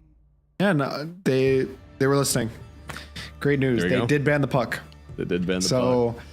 So changing it up for VP, now they have to pick the Hoodwink, which they played last game, but now they're first picking it, which isn't as scary, I would say, compared to the puck. Are the drafts switch? Are we switched around? Are you sure it's not VP that first picked Storm? I mean, maybe they're taking it away. They're banning the puck. They're banning, so puck's banned for the Storm. Also, Lone Druid is pretty good here versus the Storm. So you kind of have like 2 protect-ish ban. Yeah. The one ban I'll say that surprises me the most is the sniper ban. I think it's interesting that the sniper's banned after the puck. Right. Seems like it's useless at that point. Yeah, like in my perspective, I would have assumed this is kind of one of those like, actually, never mind. It was a double. It was a double ban? Oh, okay. It was win sniper. Okay, my fault. Okay. But still, I think that the puck ban's good. Storm's a bit interesting. I don't think the hero is like super strong, but I think that with the puck.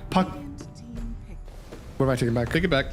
You think Storm is that strong? Games, 70% win rate right now in DreamLeague 29. He's one of the higher win rates. We have a few heroes that are like, it looks like by the numbers they are kind of insane. The first and foremost, of course, is that Clockwork, 19 games, 80% win rates. So the guy is definitely popping off. We know why we see a lot of those bans. Definitely. But Storm is actually one of the other ones that actually has like over 15 games and still that like over 65% win rate. I guess I'm still kind of on old patch pre nerfs, where I'm thinking of like the Queen of Pains and stuff like that. So I guess with like the good heroes getting nerfed, now the heroes that were like 4th and 5th best are starting to move to like 1st, 2nd best, right? Yeah. And Storm for me was definitely in that top 5 mids of the patch, but I think now that he was able to sneak by all the nerfs, to be honest, and now he's definitely in this like probably like top 1, top 2 mids of the patch, he just provides so much to your team and your draft in general. He gives you initiation. He gives you a mid that generally is honestly a pretty strong mid versus most matchups. And even if you lose your lane, you're a really fast jungler. You're like one of the best mid junglers. Like you hit level 3 or level 4, you can jungle your level 6 like pretty much very similar timing to the enemy's mid level 6, which is pretty cool. And then it's just like high damage scaling. Like it's kind of everything you want out of your mid. So it's not too surprising, but it does mean that he's going to get counterpicked by Ember, which again, I still also think this is one of the top 5 mids of the patch. So it's 2 very strong mids, but it's not necessarily like a hard counterpick to the Storm. It's like one of those, Ember should be happy. He should just like potentially be able to kill the Storm with rotations mid, potentially kill mid game with like a chains. But I've also seen this lane, just the Storm win. If like, this is a very, very skill-based matchup, which is what I really like for mid. That it's like both teams have mids that they're happy with. The lane's not really heavily favored either way, and it's a lot of how the mids actually perform in the laning stage.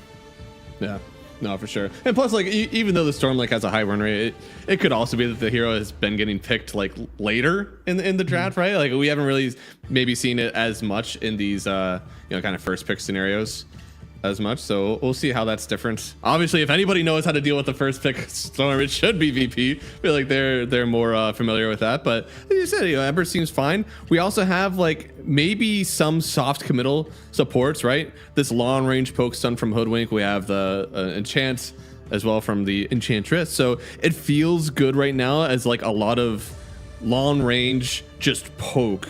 Nothing hard initiation, nothing that's going to be like a hook shot or a golem, just like a lot of poke to see when you want to take those fights. Personally, I love a lot more soft commit early in these drafts because I feel like soft commit is great versus these like Dawn Breakers that we've sometimes seen, even Willow. Okay. Whoa. I don't know why you're picking those. I feel like this is rough. Storm I like into kind of those sort of things, but Tree and Protector, Dark Willow, Dawnbreaker, those are all like very high cooldown initiation. So if you are able to just kind of like poke for your fight and force one of those out, it could be really easy to kite away as VP. I would love to see, honestly, like a Centaur wouldn't be too bad in my mind, or just something that can get you out of these fights when they hard commit, because you'll always be able to go back in. You should take the Tidehunter here. I think the Centaur's a bit scary because of the roots. Like there's gonna be brambles on the ground, there's gonna be a tree and toll. So it's like the Stampede's not that good, but Tidehunter's like he doesn't really care the roots that much. He'll just be able to walk it off. I mean, you could pick your carry, which would be like something with a stun. I was thinking like Faceless Void or Luna. I was like the first two, but Tiny's like Tiny gives off carry with the stun vibes of this patch. I think he's like the de facto. We want to carry with the stun. Let's pick Tiny. 10 seconds remaining. It does make, honestly, I think that they had more carry options than offlane options. Like I think Yeah. that Tide will get banned, and maybe I don't really like the Centaur. There's like what else is there besides the Tide that seems like very good? Technically, Doom, if we're talking about like a hard committal spell, right? Doom's I think okay. VP they can do something that's like incredibly high cooldown. I mean, even if it wasn't a Dawnbreaker, I'd say like an Enigma or something like that. But like I think they are able to do like very high CD stuns with the last Saberlight hero.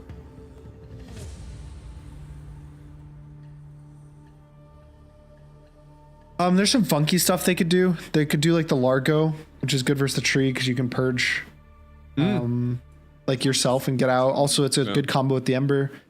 If you really want to screw over the tree, there's Brewmaster, which is a good lane with the Hoodwink, Ooh, and you yeah. also dispel all the tree roots. Brewmaster does seem like very atypical. I wouldn't mind that. Yeah, Brewmaster seems like pretty solid. It's looked pretty good this patch. Just good lane with Hoodwink, pairs well with Ember. It's good versus both supports. Honestly, like you can purge the Dark Willow, her Fear ult. You can also purge her stun. You can purge her root. Like there's so many things that are purgeable. And lifting like Storm for catches just looks good. I mean, I'd honestly be surprised if the Tide doesn't get banned. Maybe they're thinking like, oh, we can just like Tide dies to the Willow. Like I know that's an argument some people say, and it's fine to like hard commit on the Tide with like Dawn. Like you all in this guy and you try to kill him just like with the go, and even if he ravages, you're kind of like all there on top of him. But yeah, I don't think it's worth the ban. I don't think it's worth giving it up. I think the hero's just too good. What about a Beastmaster? Is that something that you think they could roll out?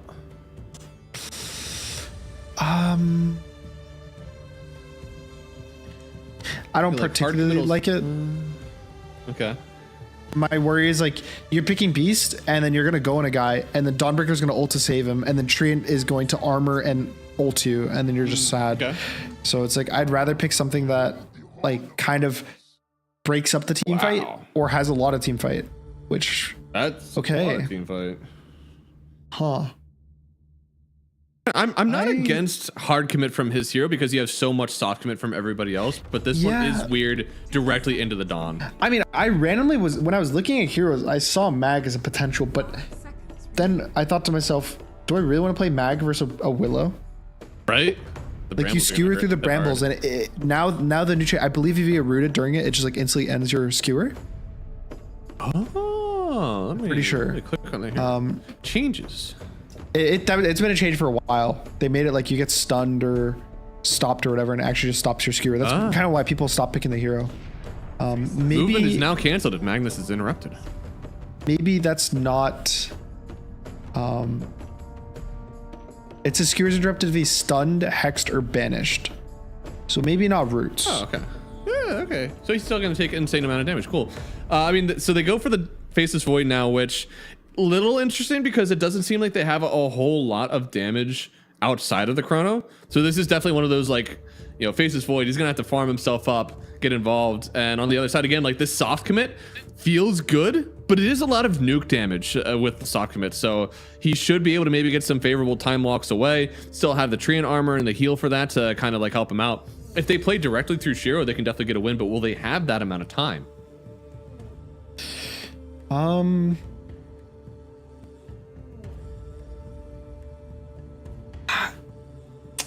I don't like the Void too much, but overall for Vici's draft, I like the rest of their draft more than I like VP's draft, especially with the Magnus. The Magnus doesn't seem that good. I honestly think if they had Brew this game, like I would just like fully give it to Virtus.pro.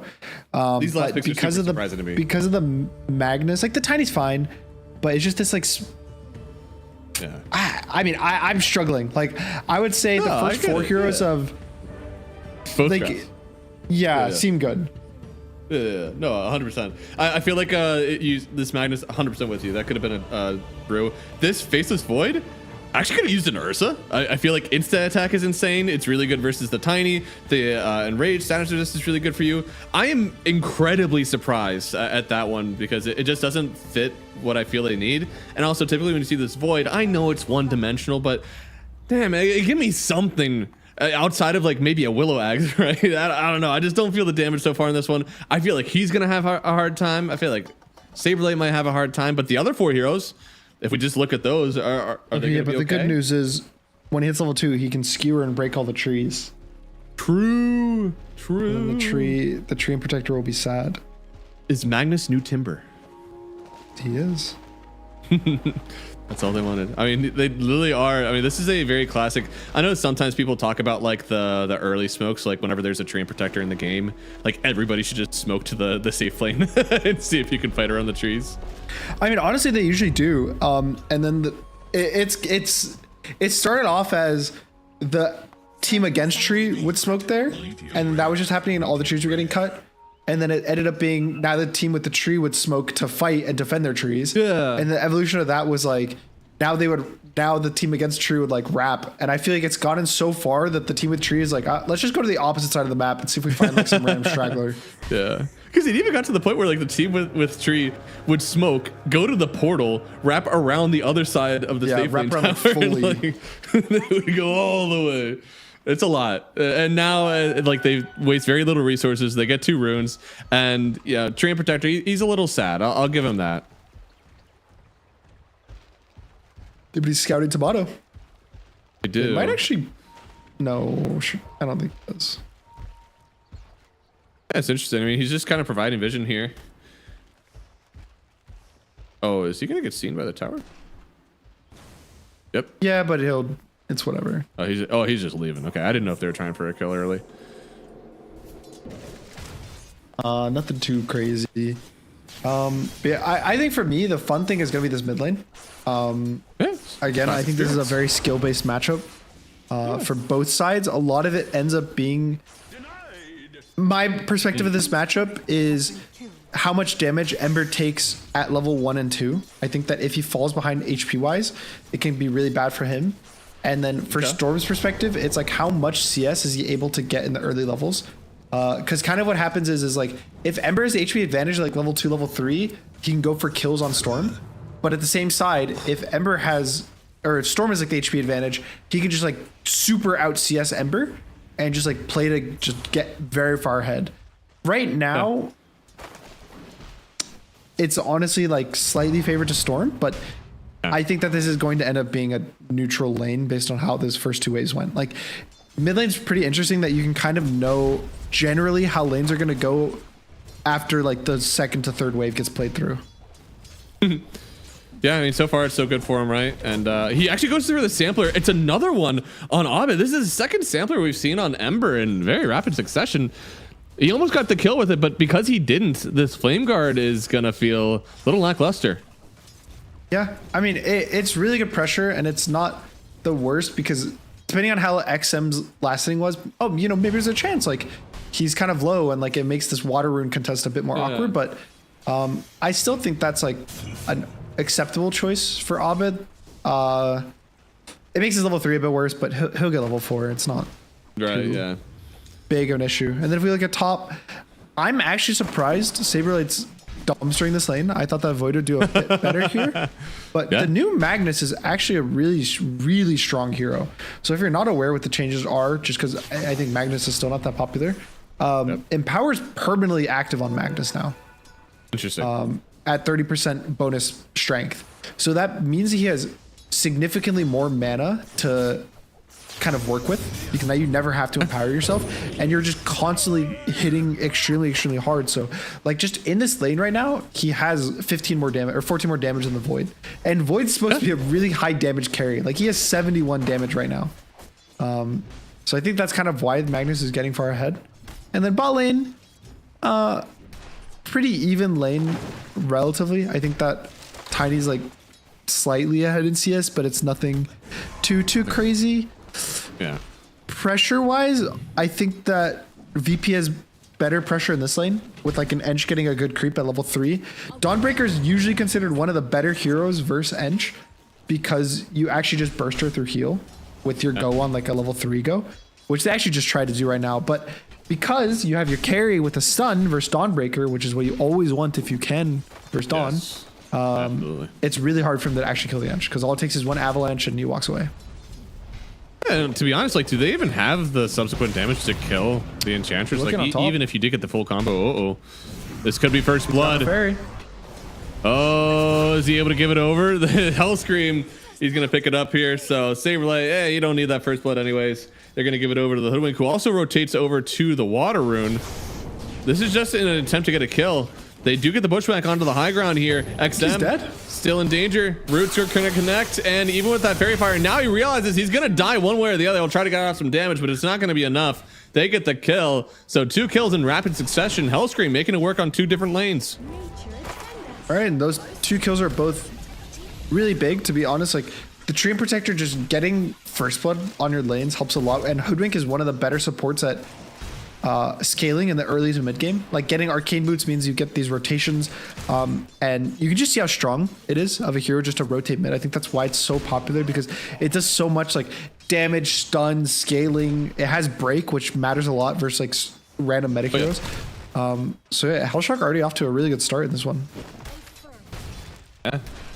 That's exactly what we would see Freeman pause for. It's it's an older expectation, but making many lane rotations. We do see some pause fours that are sticking around the lane more often than not, but I tell you what, whenever you're laning with Saberlight, you're also subsequently not laning with Saberlight because you usually leave him alone. They're looking at XM again, and now Ench's here with the creep. Yep. I think they broke the tree, so yeah, he cut the they'll tree. At least get that. He still has a Fairy Fire on Abed though, and he'll get the kill thanks to the Flame Guard. And now he won't even take that much damage. He's a one. He's He has a stick to bait. He does. It's only a 5-stick, but it's still something. And getting that kill and then going under the tower would have been amazing for him. Yeah, I think if he got that kill, he would have hit his level 6 as well and just been able to reset. But he would have another kill on the Storm. So setting back his level 6 timing by a lot, setting back his game, which I think for how Vici wants to play, they need the Storm to be ahead. Like, this is a really good rotation. Anytime that there's an Ench, you need to think specifically at 5 minutes for the Ench to come in with a creep. And so I think it all breaks for the siege creep, because he's going to bring us the Ench creep mid with the siege, pressure your tower. Is it Q's kind of in trouble? He has no Shadow Run for 5. Ooh. And he gets to pick up that one. And now he gets a 6. Okay, there it is. He actually gave him the level 6 so that he could TP back to base then with the Remnant. I think the story so far for these games, to be honest, is the supports of Virtus.pro are just doing so much work. Last game it was in their safe lane. This game it's around the mid pressure, and I think this will be another kill. This is kind of a deep dive, to be honest. Like, especially if he. I mean, it's the rune. I know. Never mind. Storm's 5. Like, what are they gonna do? No, Storm's level 5. Yeah, he's so low right now on the XP. Again, like, it's very rare that we see in the mid lane this like level disparity. It's almost a full level. Going. He's all the way behind. He's still. I didn't think that Remnant was going to get used. Instead, dude, they're going to get him again. He's still not at the level. He even gets the courier to add insult to injury. He's now level 7, where we're still waiting on level 6 for the Storm Spirit. Almost 2 levels. It's a disaster. He's 21 XP away from his level 6. That, you know what? That's 1 deny in the laning stage. Yeah. If Ember missed 1 more deny in the laning stage, Storm would be 6 and he would live there. They're just like, I feel like the supports of Virtus.pro are just kind of running the series. In the last game, they just like completely were crushing their safe lane. Now this game, they're playing around the mid lane. And Storm, you know, we talk like, oh, he can jungle, he can do all this stuff. The most vulnerable Storm you'll ever see is a level 5 Storm. And the fact that he's died twice at level 5 is just crazy to me. I think that he should have just jungled. Like, when he hit level 6, just walk away. It's just, walk away. This is so bad for Vici. I think their entire kind of strategy as a team with this draft is using the Storm to rotate around and like enable the Dawnbreaker, enable your Faceless Void. And the fact that his game is just this bad means that their game's gonna be super slow. It is, and now in Q. He's gonna get healed actually, so won't go down just yet. Abed on Abed. Has he gone too far? Storm is 6 now, and that is a huge kill. XM getting everything back. He just tied himself up the net worth of the Ember. He's totally back. Okay, I mean, that was A lot to of give you question that. marks. I mean, there's Abed. I think he was feeling like too good about himself. He basically he sees his Hoodwink getting gone on, and instead of like trying to help trade under the tower, he was like full committing on the Dawn or on the Dark Willow, and then Dawnbreaker just presses ult. Yeah.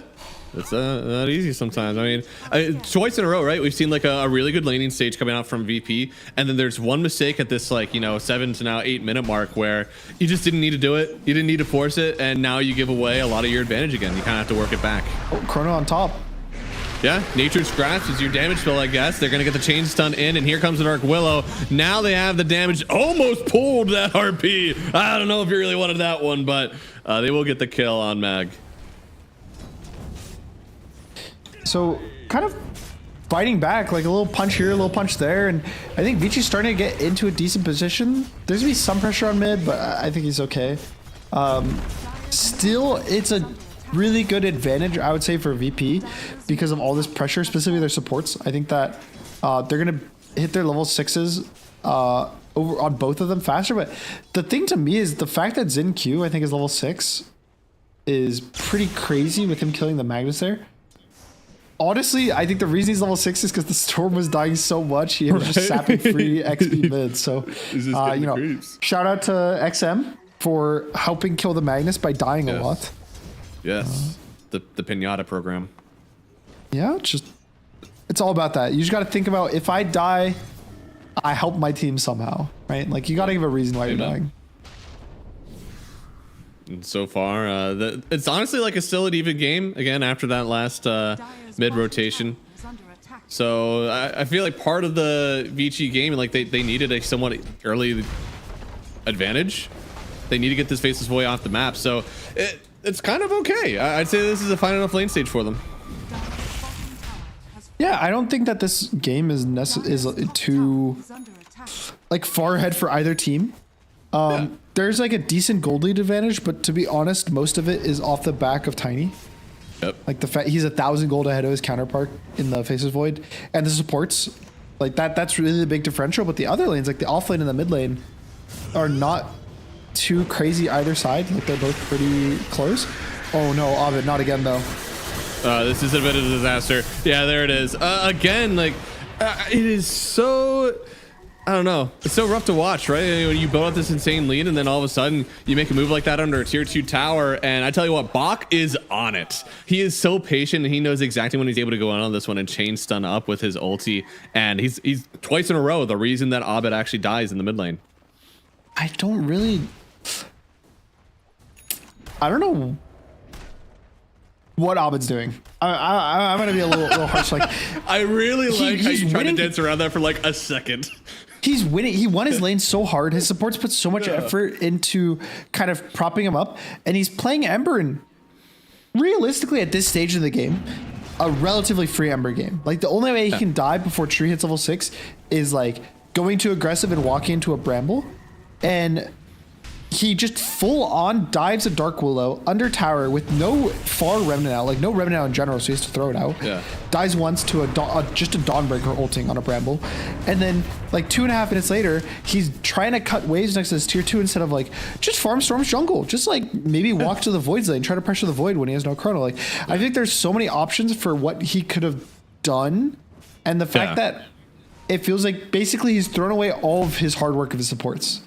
Exactly. I've heard the support perspective on this as the mid laner. As the mid laner who has thrown away my support's hard work, it's depressing. That's rough. Like, oh yeah.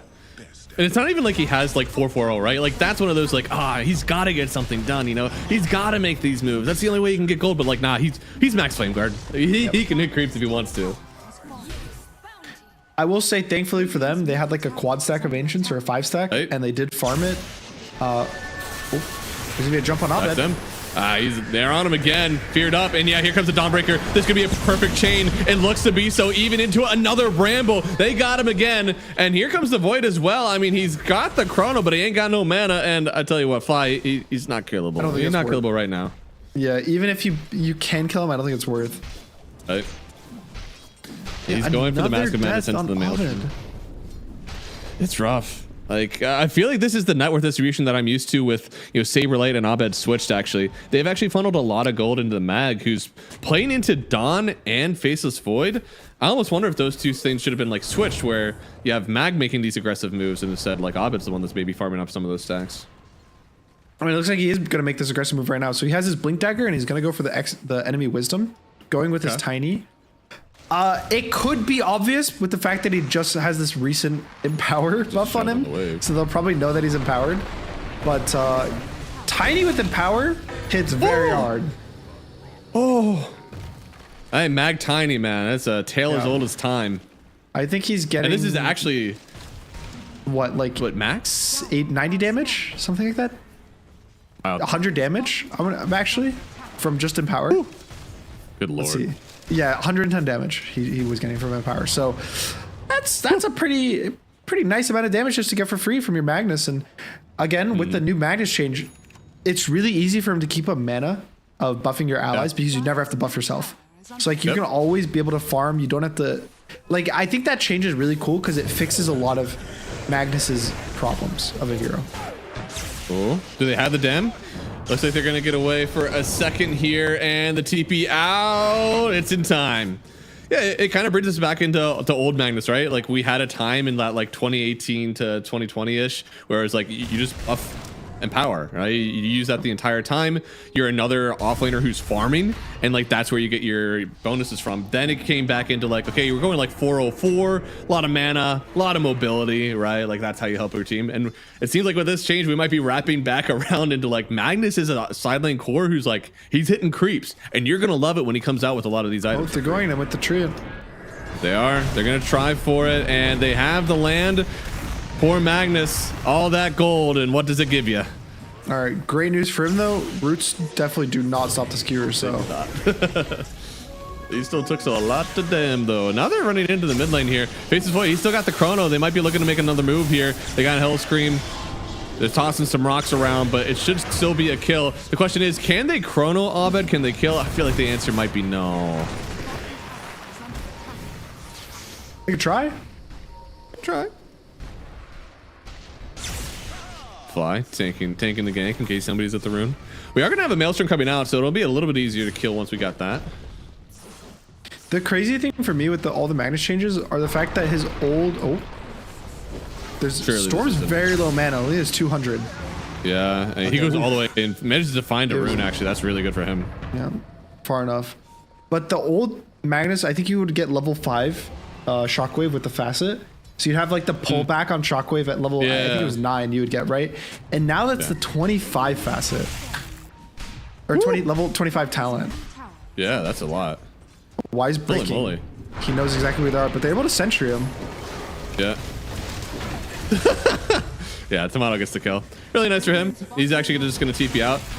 This is El Classic Tiny, right? Abed, please don't die. Oh, please no. don't die, Abed. Okay. I'm just like scared lacking watching a little him bit now. of like in system. You should be. He has not proven that he's able to stay alive like that just yet. You're getting a little bit more tanky, right? We have the vessel completed. He's eventually going to go in for this Lotus Orb, so it's going to get better. But until that, still some worry.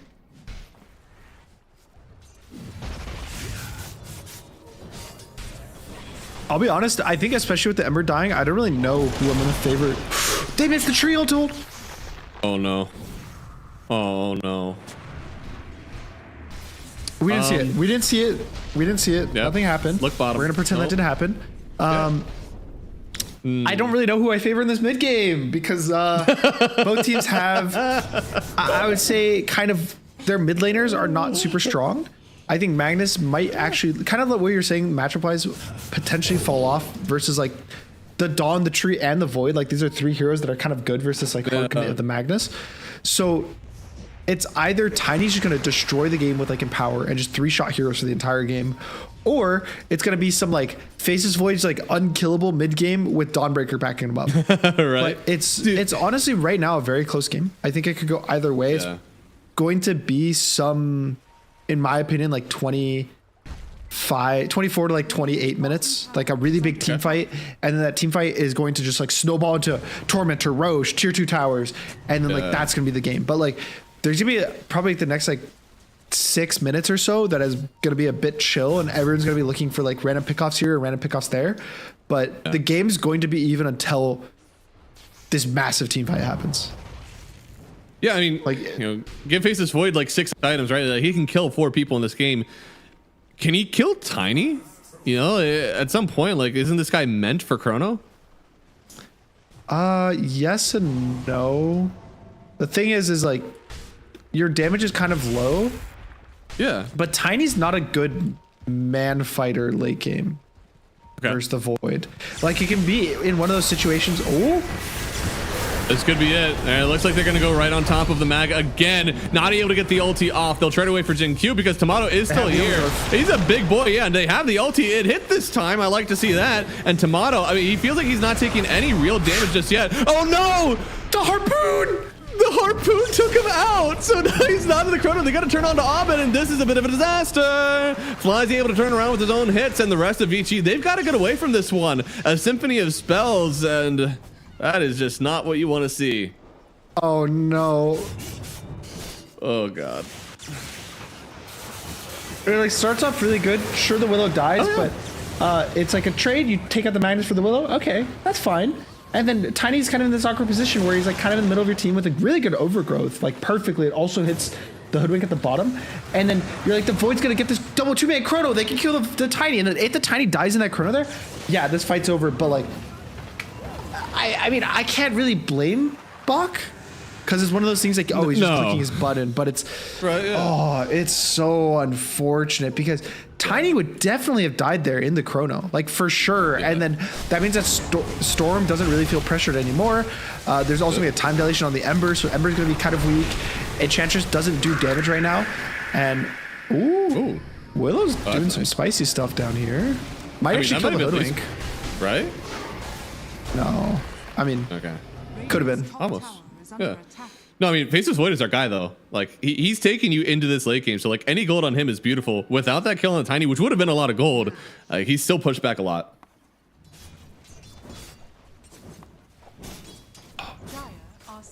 What could have been?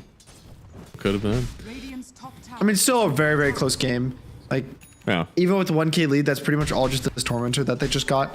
And it's not too big. I think the Hoodwink is definitely a very strong shard, but strength-wise, all of their kind of eggs are in the Tiny basket, I would say, which they do have the really strong buff. I think Empower Tiny is one of the best damage-wise Empower targets. Like, we can always go at, like, the Juggernaut, the Anti-Mage, like these heroes that we use it for farming, but Tiny has so much base damage that it actually just goes crazy with the Empower at this point in the game.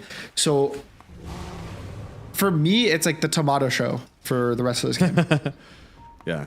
No, I mean, I thought Miro just wanted to farm a lot whenever he was playing the Tiny, but in reality, like, this hero is going to feel really impactful as long as Tiny is still meta. Like, we could definitely see a lot more mag in the future.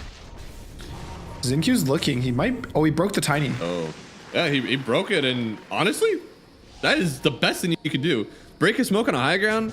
Tomato didn't want to run up there without vision, so he just completely nullifies the smoke of VP. That's really well done. Oh, and takes the rune. This guy's owning. Radiant's bottom tower is under attack. There's gonna be a Roche attempt, I think. Vici could fight it. I think they would win the fight if they take it, but it's one of those things that's like so awkward to get into the position to actually take the fight properly that it's just safer you split up and farm and get your items. There's, I mean, is there any big items? Manta's somewhat close. It's like 2,000 gold for the Faceless Void. Oh no, Shiro. Oh, you're at a tier 1 tower again. No, You're fine. Take the tower. They glyph. He's getting a little PTSD. It is astonishing to me that it's never like 4 heroes that are hitting this tower. It's always like Shiro and supports or something, or only just Shiro. Okay, please, just back. The Roche is dead. You have to walk away.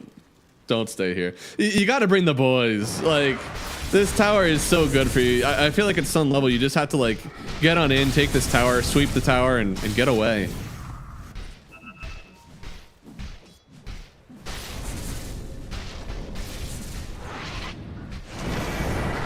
It's very interesting. Oh, Abed. Once again. Yeah, hey. Big kill for Bach. Even with the Lotus Orb, he did get the Lotus off, and still just wasn't enough to protect him. Yeah, he got the Lotus, but then Storm stuns himself to ensure that the Dawnbreaker is able to like follow up with the ults and just like keep this chainstorm going. I mean, Abed just is. Abed's having an off game. I feel like in the last game, he was just like crushing on the puck. A lot better, yeah. Maybe that's it. You should never give him a favorable matchup. No, I think it's that like he steps up whenever he has like a matchup, right? Like he's, yeah, RP on the he doesn't feel pressured. There you go. They got the Lotus as well. Bushwhack following up afterwards. A bit of it. Oh, they stacked stuns just slightly. I don't know. Maybe they could have gotten the kill. Maybe Avalanche. Oh, okay, Tomato, he gets it. They get the kill at the very last second. That's what they wanted to do. They wanted to zip towards the Tiny so he could get the kill because he doesn't have Blink yet. Oh no, Abed. I don't think Abed can actually die here. I'm not too worried about him. Oh, don't say stuff like that. He's fine. He is impossible to die. Surely he won't get chronoed and then just die. No, wait, Shiro. All right, they do manage to get the Shadow Realm off. Double Yules into the sky here, but I think eventually, yeah, Saberlight will get the kill. Taking the gank, I love that at least. If we're gonna make these like half-hearted moves, at least throw a support down there to die so it's not Shiro doing it.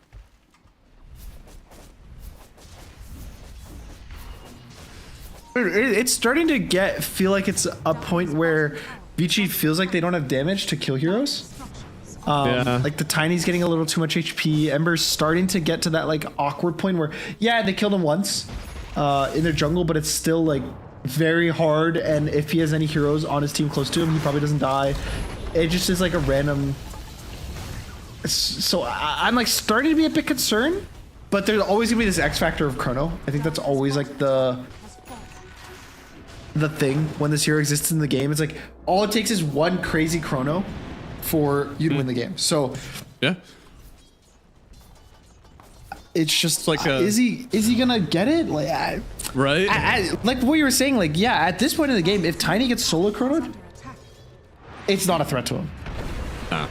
We need way more attack speed, I feel, because at the end of the day, like you want to do magic damage to the Tiny. He's got so much armor. Your time lock is magical damage, so hopefully they can do that. Meanwhile, in the mid lane though, not able to ulti in if you are the one getting gone on, and Bach finds that out in the worst way possible. He goes down, and now Why getting chased down. Poor Tree and Protector will run to the forest for help. They will not answer the call. There's going to be 2 down, and with that Tree, Tomato, he's going to smack this tower into oblivion. Dire's middle tower has fallen. Dawnbreaker going down really sucks because he's having a super good game so far on Buck. He was 2-0. But he almost has a full AC finished with the Harpoon and the Shard. So a lot of gold on him and scaling damage. He's like almost like their position 2 in this game. So he's supposed to be a lot of follow-up damage. He's supposed to kill the supports. He's supposed to kill just like anything that the Storm jumps. Like he's all this follow-up damage. So whenever he dies, that's just a big kind of network swing. And so far, Tomato is just crushing this game. I'll be honest. Like he is doing everything that he needs to. Done it. He's gotten the benefactor of a lot of these good kills, but I think his itemization has been great. He's not scared of the Chrono yet. He knows that his natural like stats and scaling is like fine for him. You know, like none of these items are protecting me from Chrono. You can maybe cope it up on the Echo Saber, but he's doing a great job. And now as the game gets later, the Void maybe becomes more of a threat. Now he's queuing up the Satanic. It's going to be more things that actually help him beef up in the midst of this Chrono.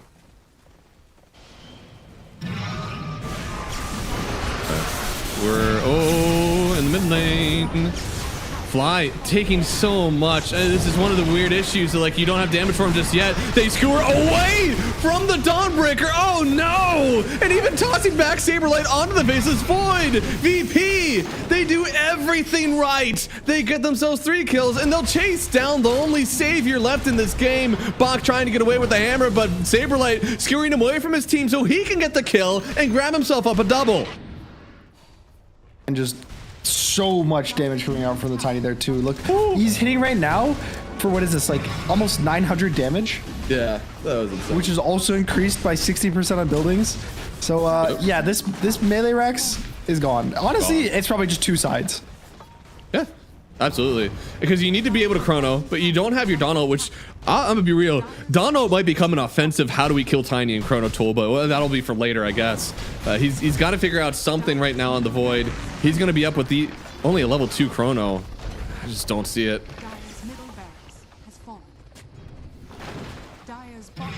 4.2k HP Tiny. I think even if right now they go on this Tiny all in with when Dawnbreaker respawns, I don't think he dies.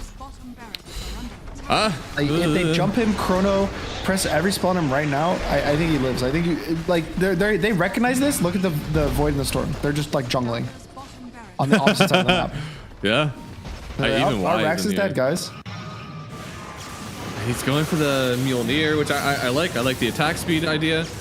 And dude, this fight, this jump feels so awkward. And what a good Chrono. I had Skewer too, right? Like, not only does he get the skewer off or the RP off on what was that, 3 heroes, but like he skewers them out of the Dawnbreaker ult, so there's not even the break.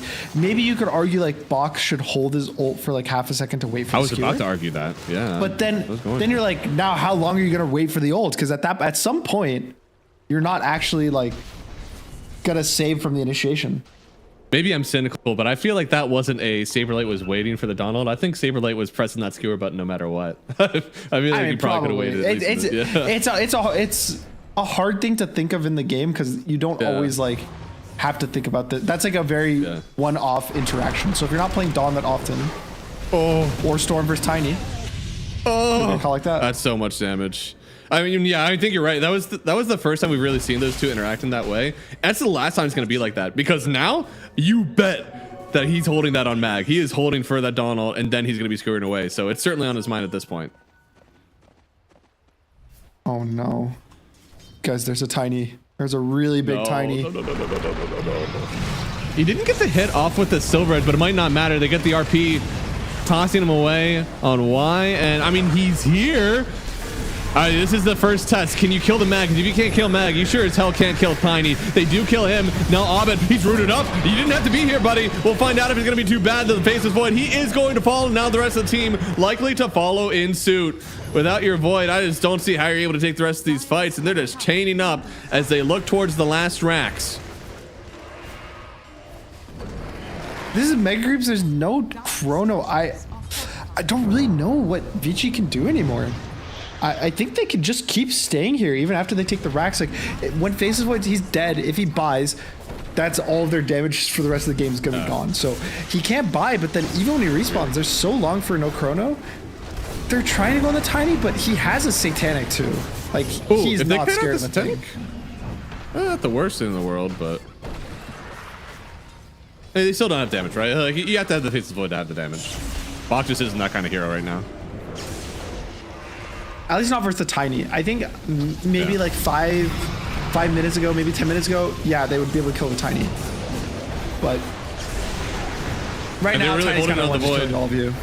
Oh yeah, and now Abed gets a kill. They're dying with 5 seconds left for the Faceless Void. Now they're gonna buy back, try to get a kill on Abed here, but he's able to get forced away at the very last second. The hammer, it will connect. XM with the kill on Abed. That feels good. Saberlight actually gets back into the fight now, but you know, did we hold? I think kind of a misstep. I think they should have just focused the racks and they would have gotten them instead of trying to take this like random fight.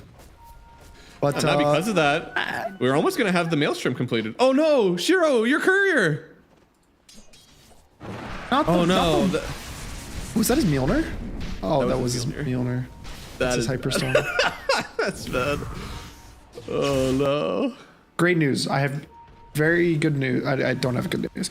I was gonna say Roche doesn't spawn for 1:30, but his core doesn't spawn for 2, so his core is still gonna be done. Roche, so. I am considering buying another Hyperstone and finishing up the Mjolnir, and I will just have another Hyperstone in my inventory. But we'll see if we even get there, because they're already on Bach here. He's able to get this turnaround, but with the sharp shot, he's already in a bit of danger. They will lose Hellscream. That's pretty big, but now, oh god, it's the RP. Now he's going to spin him on the way back on Tomato. XM just goes down, and I mean, they didn't save him at all. Bach never even pressing the ulti.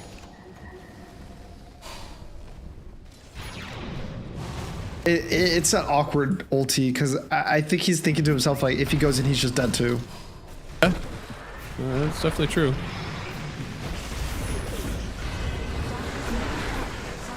Man, Tomato is hurting fierce. And now they are on to Bach. Bach goes down, looking back after the Treant Protector. He'll get his ulti, but it'll be the last thing he does. He does the buyback, I guess, if he wants to get back in. But your Dawn's already dead.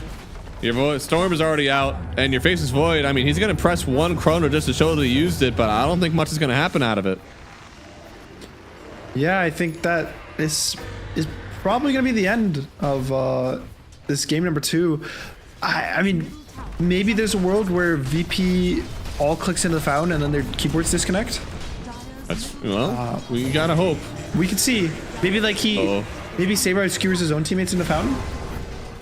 There's always a chance. Hero. Oh no. Oh god. I mean, you have buyback. You might as well press it, see what happens here. He is going to get on top of Hellscream once more. XM having to get away from this one. Has the Manta now on Shiro to get himself away. Gonna go back in. There it is. Chronosphere. Can he do 1/4 of HP on Tiny? The answer is no. That ain't good. That is definitely not good. And GG is called, yeah. 3 times now. Call it 3 times where we've seen a game that, like in game 1, yeah, there was a clear victor, but there were adjustments that needed to be made on both sides, and one just completely falters. I feel like Vici, even if the draft was a little bit better, I was okay with some of the things that were going on, but their gameplay did not get fixed between game 1 and 2. Yeah, I think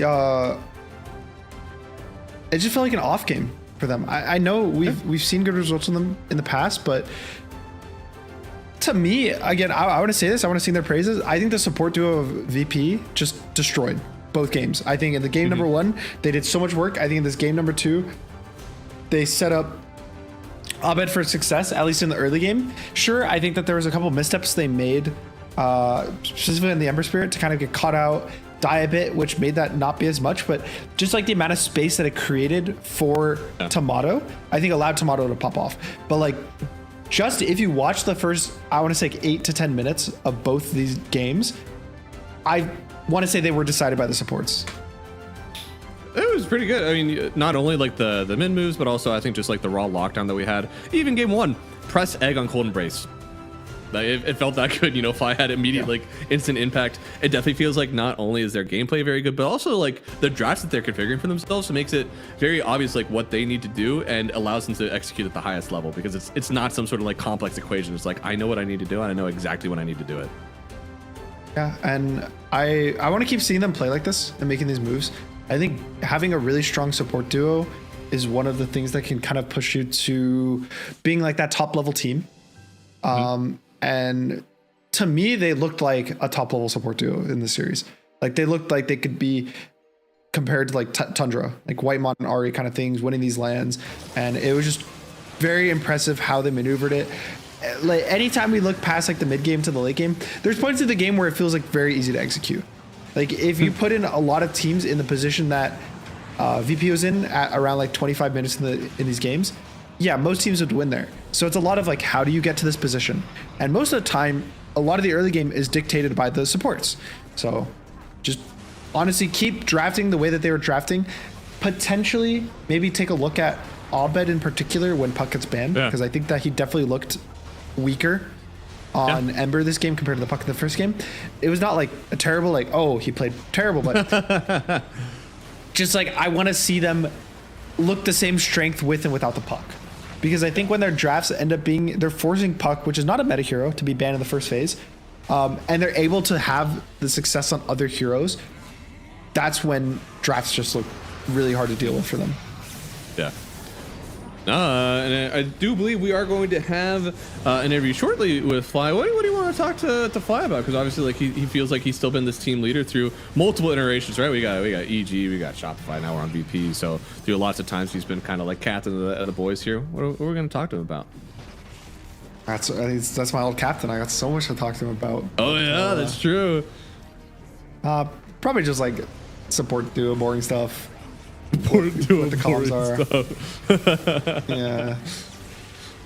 I'll ask him about what his favorite mid player is to play with in the last 2 years. Unbiased opinion. Favorite North American mid player. Yeah. I kind of want to know. It seems like they've, especially in the last from yesterday to today, they've started doing like a lot of like similar drafting, regardless of the team that they're playing against.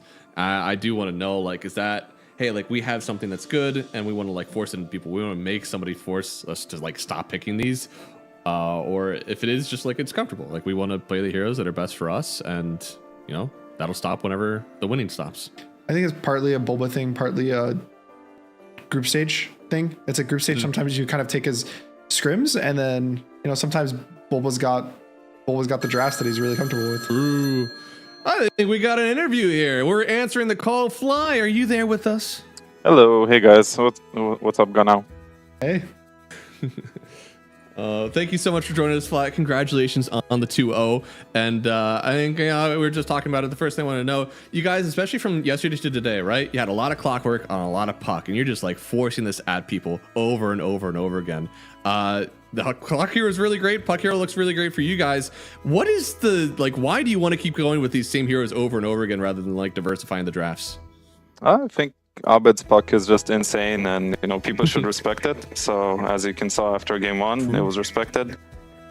So that was kind of the story for that one. And I think clock, everybody's just picking it. I think Hellscream, I don't know, he's really good at football or something. So like, it's a 100% accuracy on that one or something. Do you guys play football as a team? Do you guys do any like scrims together?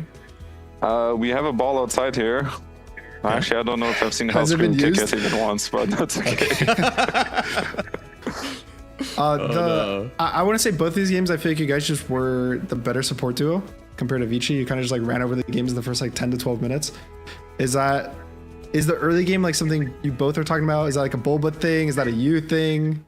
Who's the one calling the shots?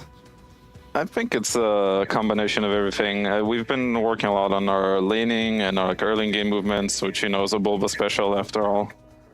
So I do think we're getting better at it. Even when we played Falcons yesterday, we were able to, at least for 2 games, we were kind of toe-to-toe with them. So I think we have a pretty decent early game right now. Okay, and then how are you guys feeling going into the tournament? Because I know so far in the year there's been like some ups and downs for your team. It's like not been the easiest season, I would say, for you guys. But like, are you guys going to this tournament comfortable? Because you guys have been looking pretty good in this tournament, I would say, compared to some of the other ones you played recently. Is that like something changed before? You practiced harder? You locked in? You're like, oh, it's the end of the season. We got to do good at TI. Let's start working right now. I think for sure we're playing better now. There's like a lot of things we learned over the course of the year, to be honest, and it's all kind of accumulating to this point. So we kind of bombed out of last tournament. We talked about all the things we have to get better at, and I feel like people are working on it individually well, and then it just kind of combines together as a team, because we only had 2 or 3 days of practice before playing this tournament. We were on a break before. But I feel like whatever we talked about throughout the year is sort of cementing slowly. So it's kind of nice to see. Yeah. It's got to feel good whenever that kind of pays off, because obviously you guys get this really nice 2-0. It seems like you were dominant the whole time. You already had a previous one, and also, you know, 1 game off of Falcons that, to be honest, you know, that game 2, 106 minutes, you know, it feels like it could go either way. You almost 2-0 them. So it's got to feel good for your team overall. And yeah, no, I'm just happy to see that the work's paying off. You know, NA fanboy number 1 and number 2 here, so it feels good for us too. No, thank you guys. It's been good. Well, you know, thank you so much for joining us, man. Again, like, congratulations on the 2-0. It's really great to see. Hope you guys continue throughout the rest of the tournament. And I guess to end us out here, you know, you've played some Phoenix, you played some other heroes. What's your like feels good pause 5 that you know you'll probably never be able to play in this tournament? That's a good question. Maybe Snapfire. It's been kind of fun in pubs, but you might end up griefing the lane here and there, so you know. Yeah, see, there's an X behind me.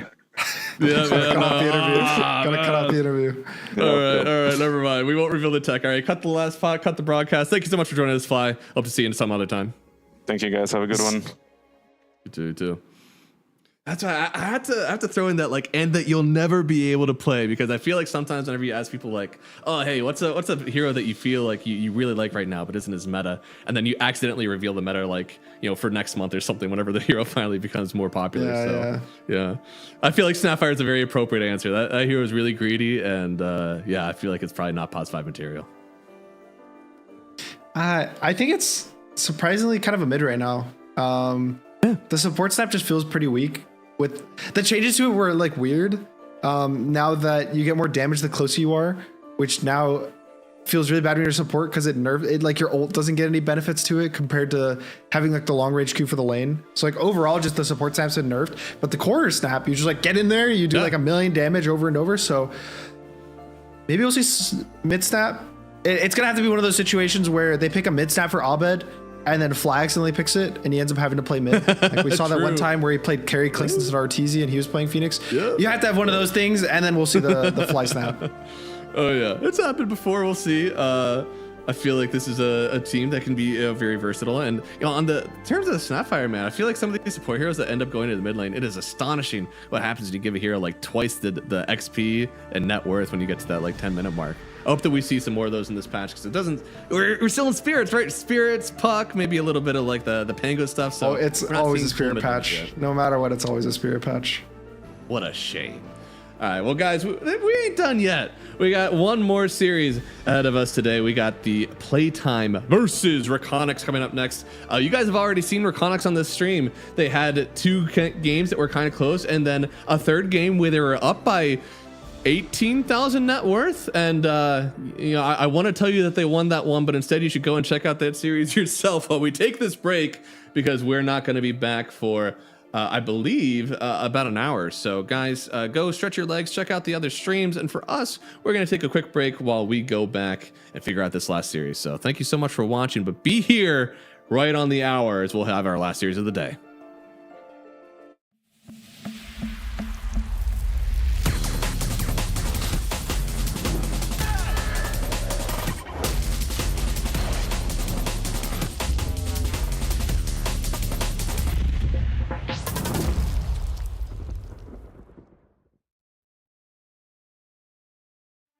Thought I'd never make it, but here I am on top of the world.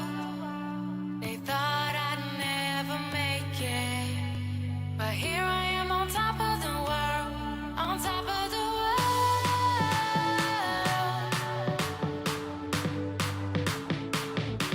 on top of the world,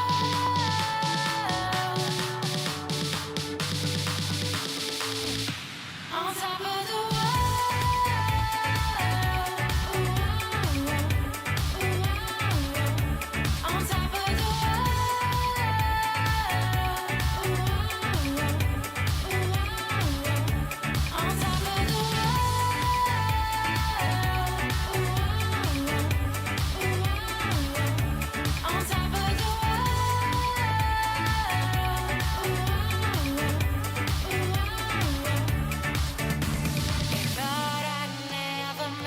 Radiant structures are fortified.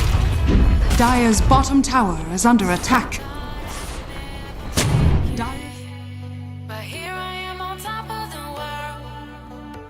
They thought I'd never make it, but here I am on top of the world. They thought I'd never make it, but here I am on top of the world, on top of the world,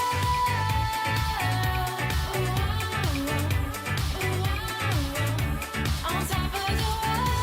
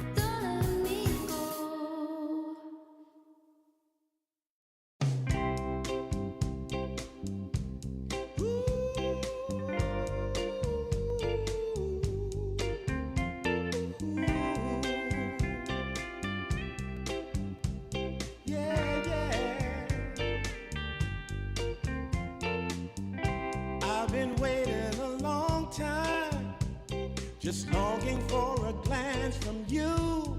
Yeah. A chance to look in those big brown eyes. No telling what my heart would do. Hey, when we met, I sure knew it felt as good as it could be. In that moment, though it felt so good, I wondered why you noticed me. If you gave me just a little time, it would sure ease my troubled mind. Don't tell me that you don't feel the same inside. Don't tell me. These are feelings that I ought to hide. I don't care where you came from, just tell me where you wanna go. If there's a chance to be together, that's all I really need to know. Is it real or make believe that keeps me thinking of you? If you've got time to walk with me, I'll show you how my heart is true. And here I stand, waiting for you. Tell me, baby, what I gotta do. Don't tell me that you don't feel the same inside. Don't tell me. These are feelings that I ought to hide. Don't tell me that you don't feel the same inside. Don't tell me. These are feelings that I ought to hide.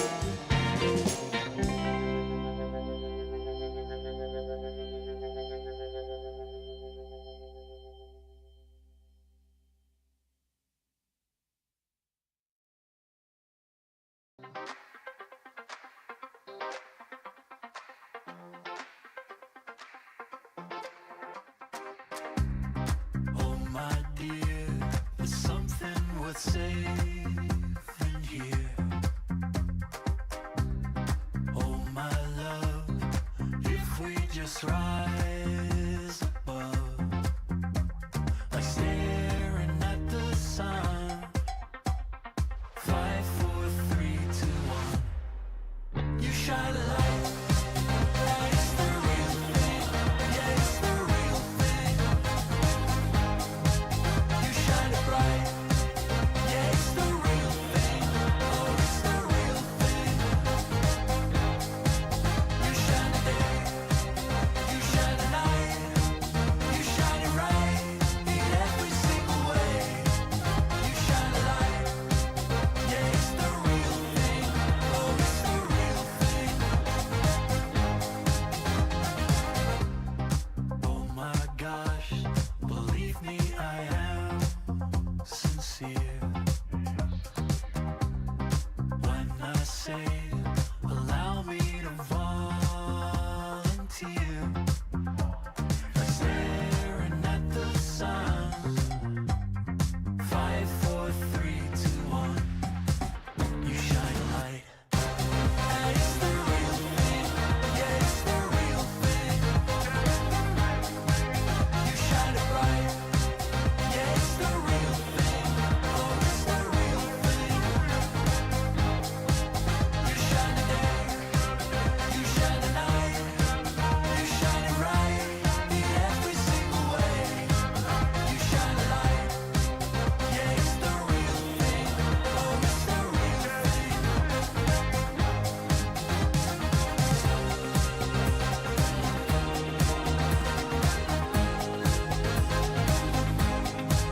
You shine a light.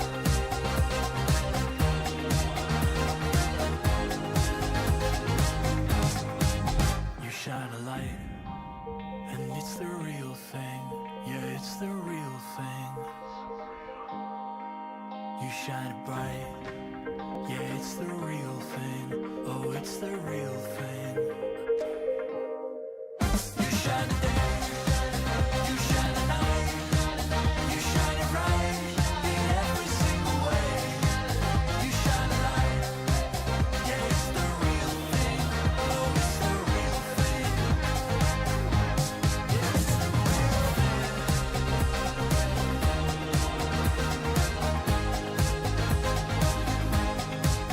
You shine a light.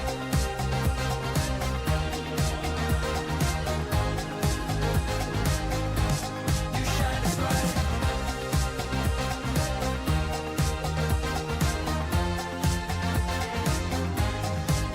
You shine a light.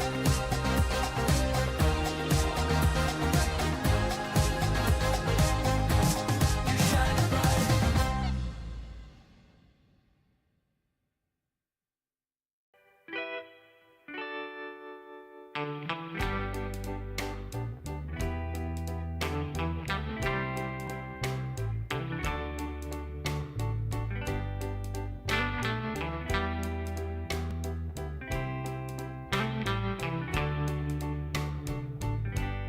Sometimes I'll be foolish.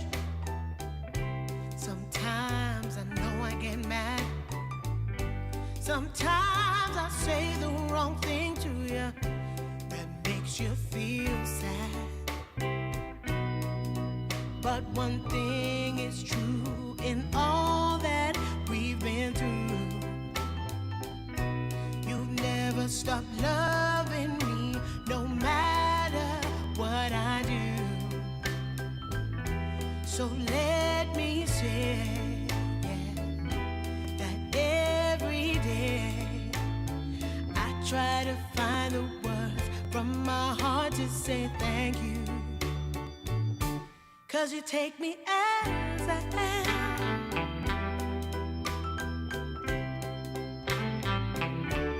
You take me as I am. Oh, baby.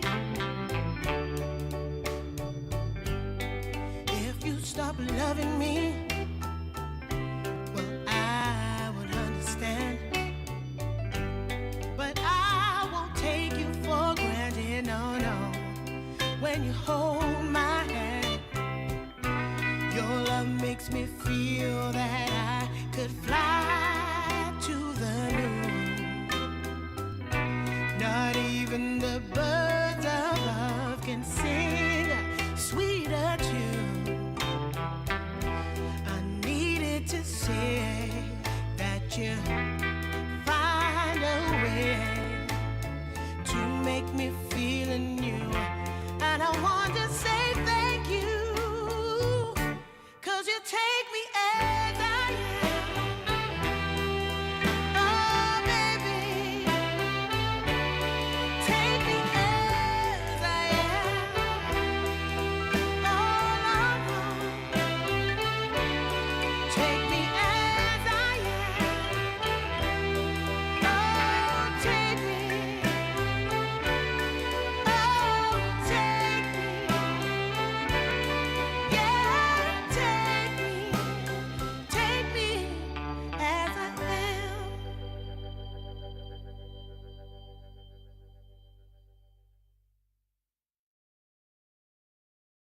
Toes in the water, we're out for the summer.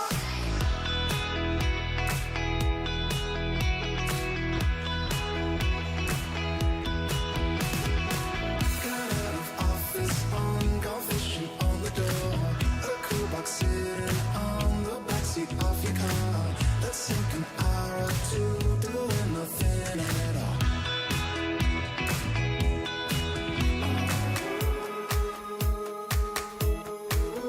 Dip your toes in the water,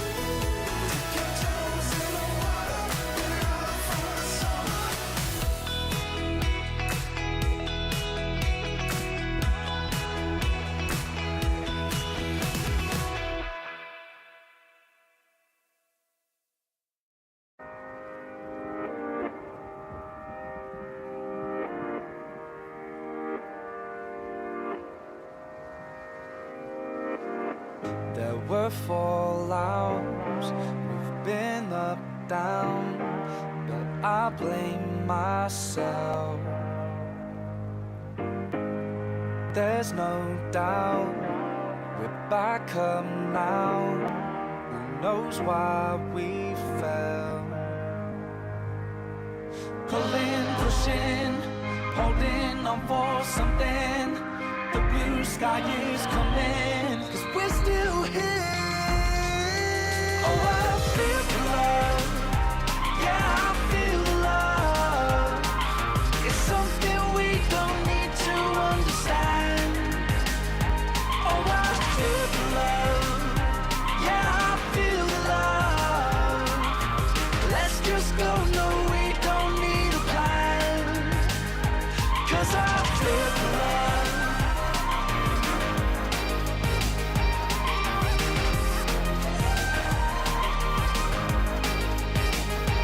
'Cause I feel the love.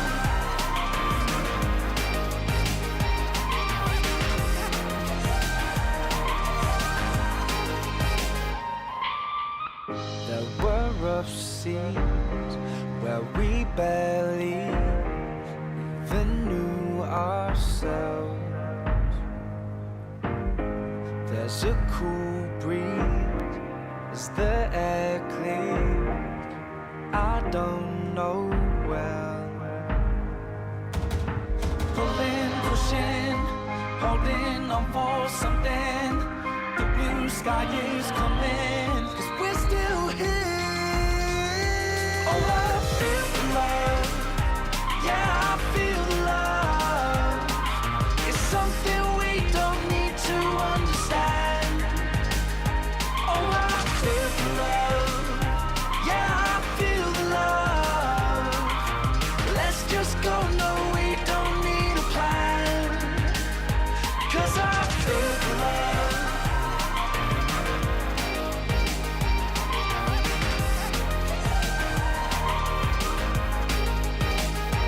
'Cause I feel the love.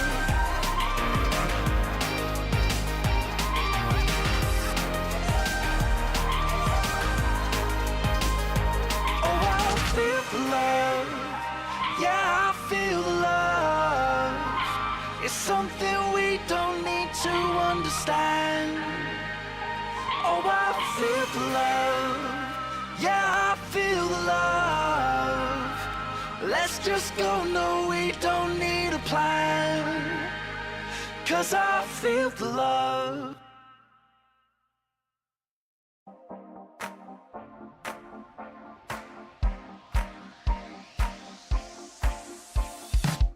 I've got a feeling there's a reason that you walked into my life. I can't blame the stars or superstition, 'cause you know I'm not the type. I don't know what you're thinking, that I'm crazy, but you're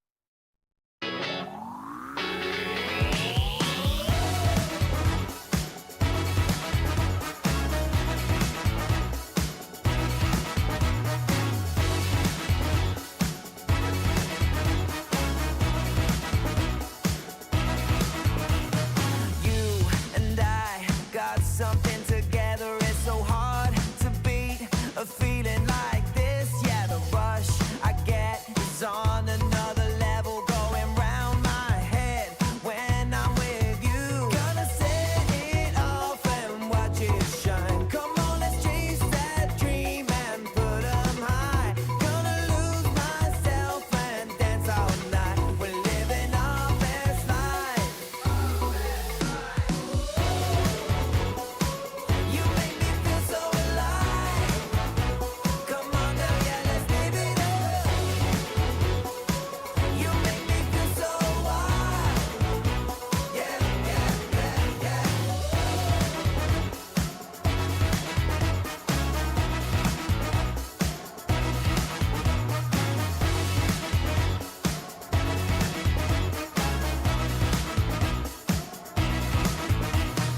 I just wanna live it now or never. It's so hard to beat a moment like this. Yeah, the rush I get is on another level, going round and around when I'm with you.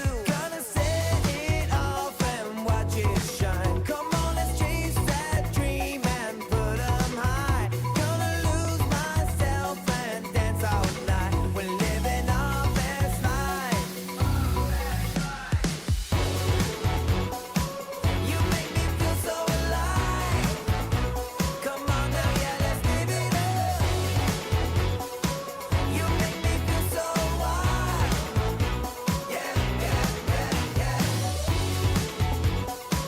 You make me feel so alive. Come on now, yeah, let's live it up. You make me feel so wild.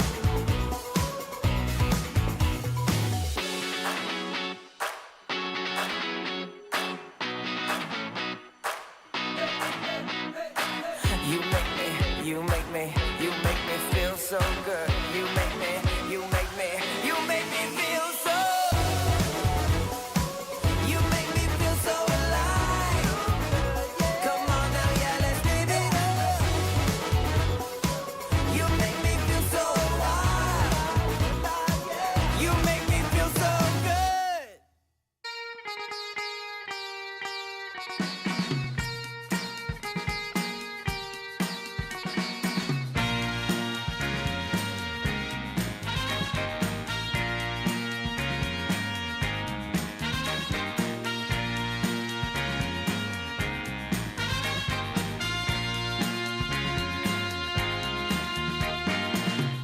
What you need is love and understanding. Find a heart whose love is true. Deep down, there's only one companion who's there for you when you need him to be. Your heart was broken in 1,000 pieces. So much pain that you've been through. Here stands a man who's your salvation. Just ask yourself, am I ready for you? 100% now. I'm ready. 100% now. Yes, I'm ready. Eyes wide open. I'm ready to move. 100% now. Take a chance in a new direction. Any place you wanna go. I don't have all the right answers, but one thing I know, I'm so ready for you. 100% now. I'm ready. 100%. You know I'm ready. Yes, I'm ready. Eyes wide open. I'm ready to move. Well,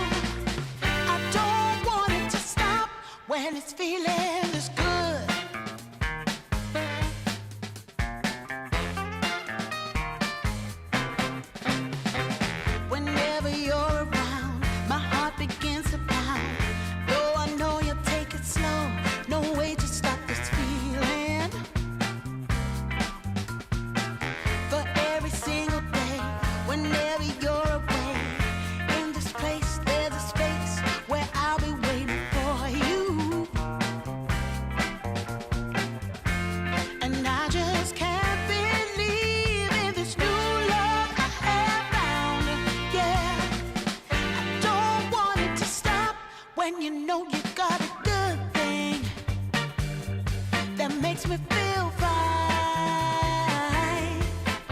Ooh, wherever it leads me, you know it's all fine.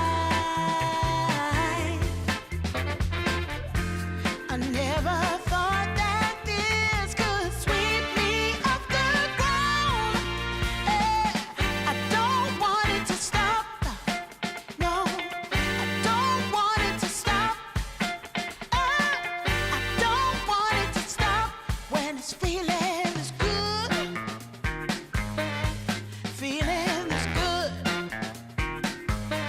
Feeling this good. Ooh, feeling this good.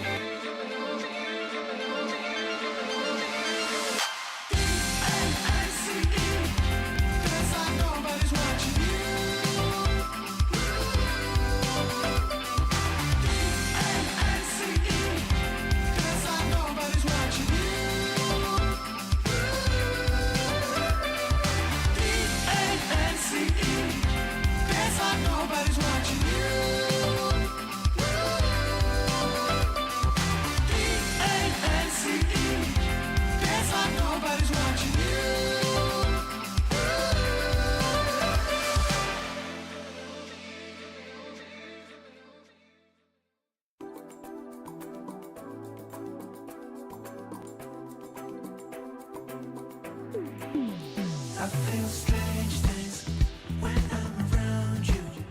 Feels like the sun shines brighter since I found you. And all the roads I've been down were just to get me to this moment. But I know it, and I swear it's true. Baby, it's a crazy love thing. It's a love thing. Talking about it's a crazy love thing. It's a love thing. It's a crazy love thing.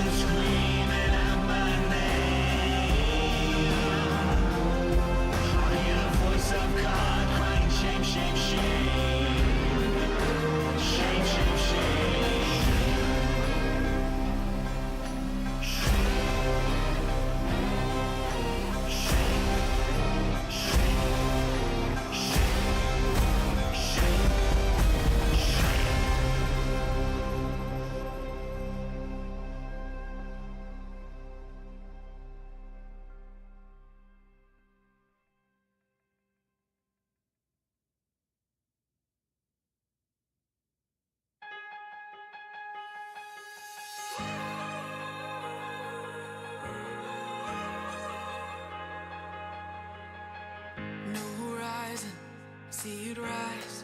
We've got all that we could ever want, so come with me. Let's be bohemian.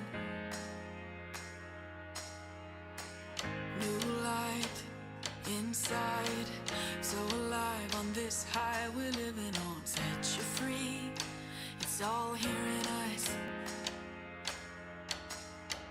One more step into this open ocean, and we'll never forget all that we're made of, our foundations.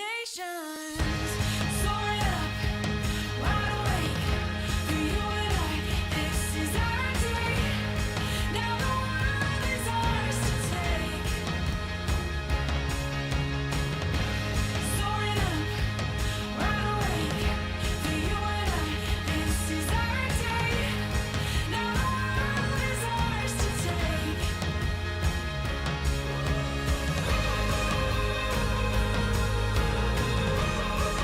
The world is ours to take. The world is ours to take. New horizon, open eyes on the future and everything that we could be. Take my hand, so take my hand now.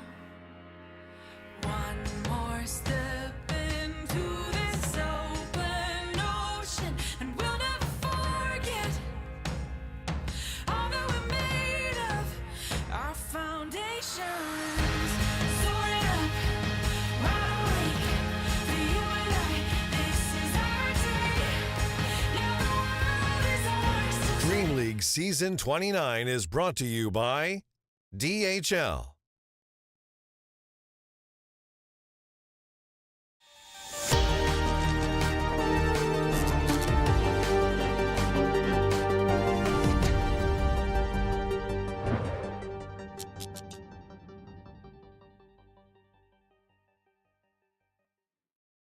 Hello, everybody, and welcome back to Dream League Season 29. This time we're up with PlayTime versus REKONIX, and because it is the last game of the day, we have a nice, dusk background with us today, not as bright, so yeah, it's very themed. Gunnar, what you feeling for this series?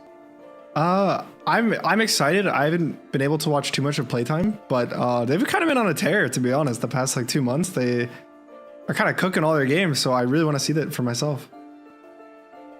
It's a fun roster, definitely. From somebody who's South American myself, it's one that's nice to watch. Mago, from the time that I started casting Dota to now, has always been the mid that I think is the most unhinged in a lot of good ways, sometimes awful ways. But literally, the first time I ever saw from him was a rage buyback at 5 minutes as mid Bat Rider, and he goes on to dominate the game. The guy has brief moments of insanity, but I tell you what, they work out. And to learn more about PlayTime, we got a video for you guys. You'd be forgiven for never having heard of PlayTime before. The org has only existed for a few months as a team in Southeast Asia. Just before this event, however, they picked up the Peruvian roster of Wits, Dark Mago, Frank, Schofield, and El Micho, who qualified for this season of Dream League through Division 2 under the name South American Rejects. Their run through the qualifiers wasn't the smoothest, and was kicked off by losing the very first match, which then required them to make a run through the entire lower bracket. The players on this team are some of the most experienced and best players South America has to offer. Most recently, the entire squad played under Pain Gaming in ESL 1 Birmingham, as well as the last season of Dream League. Neither event went very well, but hey, at least they didn't get last place. Obviously, PlayTime are coming into this season of Dream League as major underdogs, but these players are nothing if not determined. Will they manage to exceed expectations here at Dream League Season 29? Find out soon.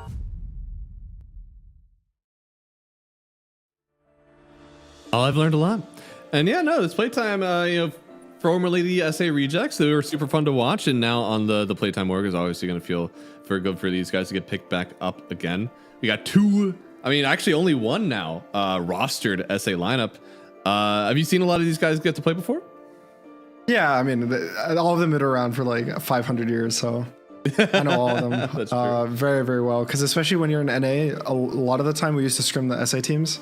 Oh yeah, as our main partners, because the U teams is either time zones or we're not good enough for the U teams. So a lot of the time, NA and SA teams will just scrim each other pretty much all the time. I believe actually a lot of these guys are remnants of Pain Gaming as well. So not necessarily like Beast Coast or old EG.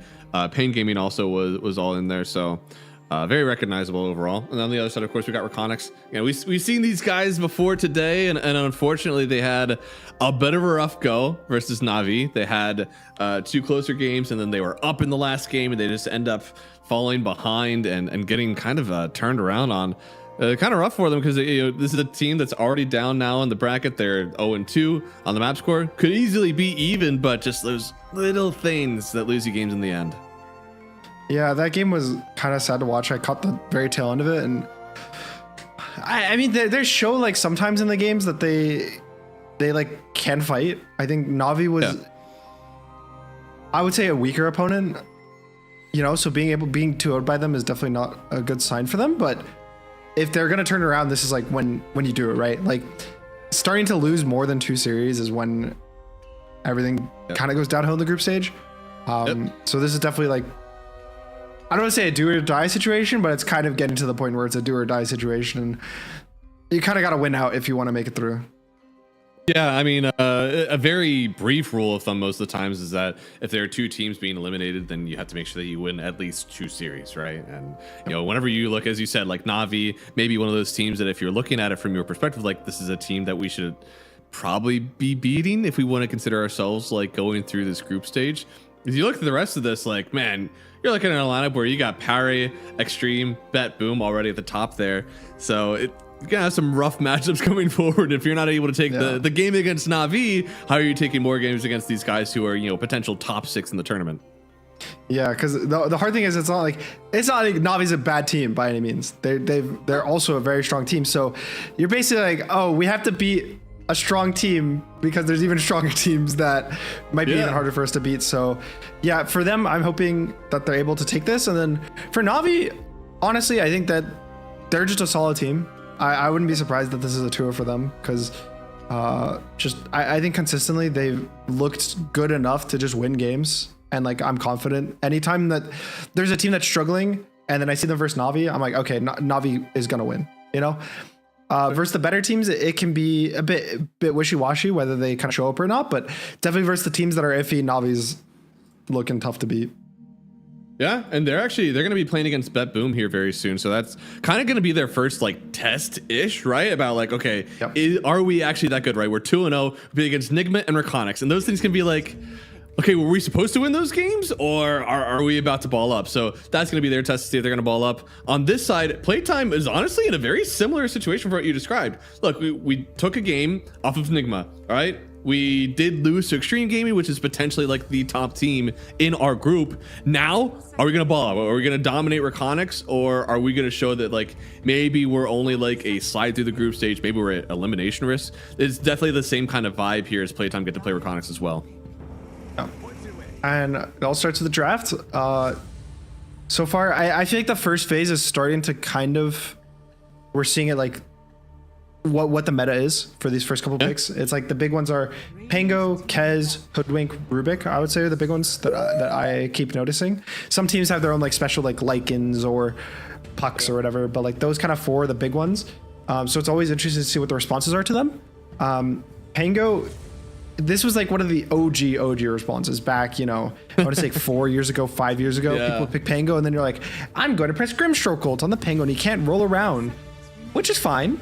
I think it's okay, but it depends on what Grimstroke's paired with.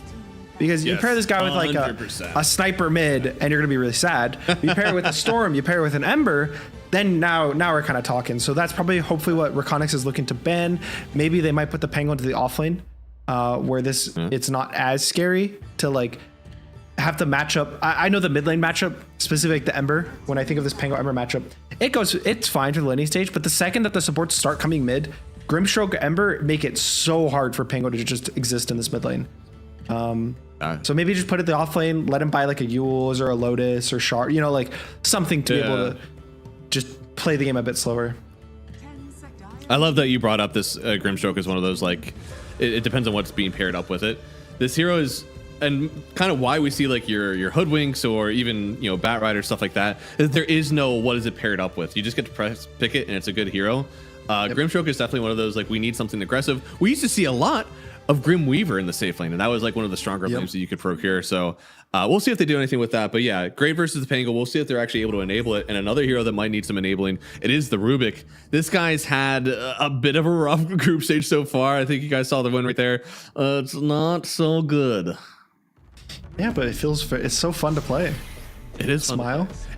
And versus the Veno, already some good spells to seal. And the guy's sitting at 33%, or 30, it's even worse, 30% on the win rate right now. That's hard. Yeah, I mean, Veno's it's supposed to be strong. I think it's probably overvalued in pubs. It's like those interesting things where sometimes stuff will feel really good in pubs, and then maybe it works in a scrim or two, or you don't get to pick it in scrims because it's banned or something because people think it's good in pubs. And then you get into the tournaments and you're like, wow, they left Veno in the pool. And then you pick it and then you're like, oh, this isn't that good. Yeah, I feel like this Rubik just got hella enabled.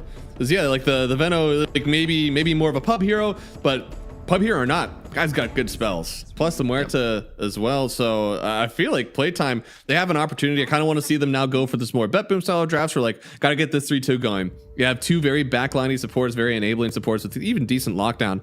Now I want to see, you know, even Storm, as you said, like something that's getting into these fights. Probably not Storm versus Muerta, but you know, something. I think Storm's fine. I think Ember, you could pick like Ember Tide here. I think is okay. Okay. You could pick Ember. Maybe even like a Centaur. Could be kind of cool. Okay. Yeah. I don't think there's anything else like crazy good. Also the Muerta, so this is pretty much just a support Muerta, I would assume. Theoretically it's a flex carry, obviously, but it's like Grimstroke as a support is one of the best supports versus Muerta. Because if you steal her illusion during her ult, your illusion gets her ult. So it does insane damage to everyone. But then even if it's not ulted, like if you steal her and then she ults, since her hitting Ghost Scepter targets is not part of her ult anymore, it can hit her during her ult. And then it has like 90% magic resistance, so she can't even kill her own illusion during her ult. Yeah, because even though it's not on the innate anymore, it's still like a passively enabled by the ultimate. Passive so, like, by the ult, yeah. Yeah. So it's like one way or another, like you're still hitting. So like this matchup, cool. I've seen this where I've had a Grimstroke, he got his Ags, and there's this Muerta like destroying us, and he pressed ult on her, and he got an ultra kill. He killed their entire team because no one could kill the Muerta illusion. Too. Yeah, like, it is wild how much you're able to do with this. And now, like, I'm loving how this PlayTime roster is coming together. This is a South American team through and through. So, like, get those big blink initiators, man. Let them hit up. And I think Axe is perfect for that right now, especially a hero that, you know, Muerta is getting like your Mjolnir, you're getting a Falcon Blade, you're getting a Hurricane Pike. BKB is typically like, it's going to happen, but it's going to be a while. So this Blink Blade Mail Axe can put in some mad work early in the game. Yeah, and that's kind of like the tanky hero. It can be a bit scary versus the Veno, which I'm not, like, it goes both ways, right? If you try to play the lane, I think you lose really hard versus Veno, but it's a hero that can cut the wave, which should be acceptable versus the Veno. And then, honestly, I should have seen this coming. If you know anything about South American Dota or their mid laner, Dark Mago, one of his criticisms or memes about him was that he had a very, very limited hero pool, at least back in the day. It was like a 3 hero pool or something. And the number one hero in his hero pool was Tiny. That every single game Tiny was in the pool, he would pick it. And we would literally, every time we would draft versus team, our first phase would just be as like 3 heroes. And we're like, okay, we won because we banned his hero pool. But now Tiny's a meta hero. It's kind of awkward to ban this hero. And not only is it a good hero, but it's also flex. So it's like they pick this Tiny, they have a mid laner who's extremely comfortable in the hero, but it's also a flex to carry. So it gives their last pick a lot of potential because you can pick both roles. It makes it harder to counter pick. And I would assume the carry play, usually when a hero is a carry, a lot of carries are just comfortable with it if it fits like the role of a normal carry. Like maybe when Beastmaster came out, every carry wasn't comfortable with it because like, why do I have to play this Zoo hero in the safe lane? This is so stupid. This is an offlaner job. Build Axe. But like Tiny is, oh, I have a free Battle Fury. Okay, I'm happy. My carry brain works. I can hit creeps. So it's like a pretty easy carry. And he's been working on it. He's got 25 matches of it, and he's got like 10 within the last month all ticketed. So he's definitely like got some works on Wits, making sure that it's in his pool. Now Ember, which in my opinion, especially more so now than ever, is the worst tiny mid matchup. I generally believe it's the worst tiny mid matchup. Yeah. In pubs, especially if I picked Ember and they picked Tiny, I think I would consider the games like above an 80% winner already, just off of that mid matchup. Because everything about it is Ember favored. You can first off, you can buy Vessel and just crush Tiny with the percentage damage. You can go Mage Slayer, so he'll never kill people with a Blink Tiny combo. During the lane, if you max your Flame Guard, he won't ever break it, so you can just trade into him completely. You can literally press Flame Guard and start right clicking him and you'll win the trade. It's really easy to solo kill him at that like level 3 or 4 timing, usually level 4 when you get chains. He can't, this mattered more back when facets were a thing and it was crash landing, but he can't toss on you, which isn't so much a problem anymore because some people are even skipping toss, but he can't casually toss on you because you can always dodge it with Sleight of Fist.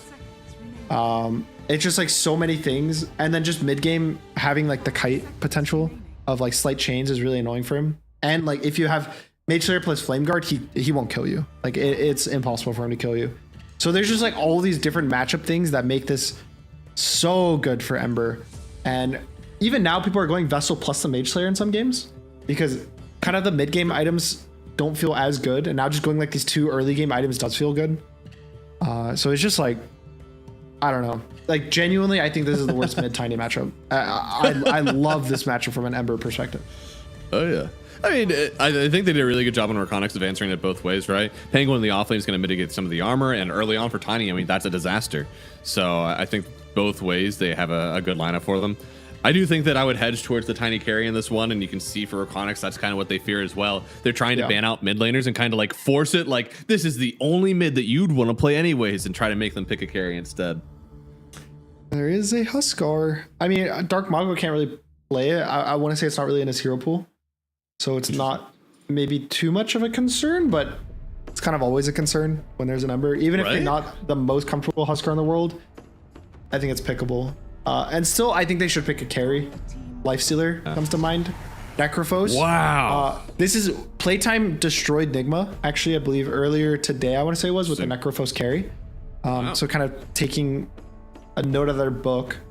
It looks really good. It becomes really tanky. The Radiance, you just scale well versus these like really tanky heroes like the Tiny the Axe. It's kind of like a Lifestealer, but a bit more, it's a bit different, right? Like it's that same flavor of anti-tank, but with more of oppressive like frontlining, I guess. Like just by existing, you do damage. Yeah, no. You know, if we put many other teams, right? It's Volker, like 1,000% that we're pulling up in this matchup. Mago has games on Invoker. Is that what you want to see from him, or do you want to see us go back to like Comfort with like Mars or something like that? I guess. I don't know what he wants to play versus the Ember. Storm, maybe? Okay. Yeah, it's like his hero pool is not the best versus Ember, right? Like Kunkka, not a great hero, not good versus Ember. Tiny, not really great versus Ember. Then like you start going down the list, it's like, it's like all these are okay. So it's like one of the heroes I would think of is Storm, and Storm's fine versus Ember. It's like a goes both ways matchup. So I would say in this situation, like it makes the most sense that it's in his hero pool and it's fine to pick. Yeah, so now they've got some amount of magic damage, but honestly not a ton, right? Like it's kind of up to wits and like a little bit of funny stuff when it comes to, you know, if the Necrophos does go ghost or go eternal, then you know you get to silence him and he can't hit the bug, so that's kind of cool. But otherwise, it seems like a really good game for the Necro still, even after this Storm pick. Yeah, I mean, this is a really cool Necro. I hate the hero, at least playing versus it. I like seeing it draft wise, especially as a carry. I feel like carry's more ethical for Necrophos. More ethical. I mean, this guy's just like an annoying Huskar that's just worse. So it's like you lose the lane to him, but you don't even lose the game. So you're like, okay, whatever. Like, what's wrong with this guy? Like, why is he doing this to me? Ethical ball. So I don't mind it. I also think the nice thing, the biggest difference about it being safe lane versus mid is kind of why Lone Druid has fallen off from the mid role. which is like they just want to farm a huge item or a lot of gold early game. On Lone Druid, it's the Ags. On Necro, the build that a lot of people are buying is just the Radiance Rush, which sometimes the mids will skip, sometimes the offlanes will skip, but it seems like that's just like a really good item this patch on the Necrophos. And so if your mid laner is like, yo guys, I'm going brown boots, sometimes even boots of travel into a Radiance, that doesn't feel good. But if it's your carry, it's like, oh yeah, I'll make space for you, man. You're gonna carry the game. Like, do your thing. Yeah. No, it's very reminiscent. We've seen it, 2 times now where it's like, I have a safe laner who's building a Radiance and wants to stay in the safe lane for as long as possible, especially Necro, right? Like, you don't really want to take him into the Ancients. A lot of those Ancients have magic resistance. There's not going to be as many creeps. You have a higher chance of 3, 4, 5, creep camps and 1 with small and medium camps. So, this Necro wants to stay safe lane for as long as possible. It's going to be a little bit up to the Tiny and Storm to make sure they mosey down to this enemy safe lane and kick him out. Because if it's going to be another 14-minute, even 13-minute Radiance Necro, you're going to have a bad time. Yeah, a lot of the stuff that Necro is good at, and the reason why it's good is just very similar to the Lifestealer. It's like hard to describe why you would pick Necro over Lifestealer. I would say, like, in my opinion, the biggest reason why to pick Necro over Lifestealer is 2 things. 1, it makes the Grimstroke Ags worse because it's not a right-click carry. And 2, it makes the Axe worse too because it's also not a right-click carry. So these 2 like anti kind of like carries aren't anti-Necro. So it's kind of cool in that way. That same thing, like think of like a Razor, right? If you have a Lifestealer versus a Razor, he's really sad. But you have a Necro versus a Razor, it's kind of like, I mean, whatever, like I'm still burning you. I'm still like walking away. I'm ethereal. So in that sense, they do the same thing, but they're countered by different heroes. Yeah, I mean, specifically in this game also, the reason that the Axe and Tiny both looked so good at the time for playtime was that they had banned out the lifesteal in the early phase. So like, it feels like Necro on one hand was the only other option, but also, as you said, like, it feels like it was the right option. I feel like I would rather be the Necro in this game over the lifestealer anyways. Yeah, I think Lifestealer would have been fine if it was in the pool, and they probably pick it because that's like the people always like lean towards the stable heroes anytime that they get that as an option. But yeah, I'm personally happy with the Necro. Dude, he's level 1 on Storm, and he is pumping the damage into your dream. I mean, Mago, it may not be all the time that we see it, but his Storm is still top tier. Yeah, this is just the matchup, which basically it's a lot about this first wave because Storm hits really hard, and if played properly, he can just like get this Ember to a really low health pool early and then just like completely zone him out from the CS. I would say ideally he did a bit, if we're like looking at like a perfect world, he does a bit better on deny CSing on the second wave. And he would have like, I would say you'd aim around 3 in this matchup if you want to win it hard with Storm, but he's setting himself up for an even lane, I would say. Like, not going to be a stomp for the Storm, but definitely he's going to be completely fine.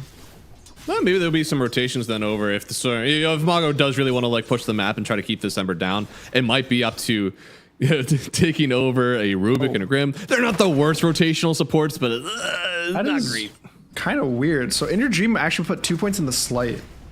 What? I don't really like focus too much on the mid matchup, but this one's kind of weird because usually the second point in Flame Guard lets you like tank the Remnants at level 3, like you can trade into the Storm and fight, and let you farm jungle and let you like fight at level 6. It like makes the support rotations even easier.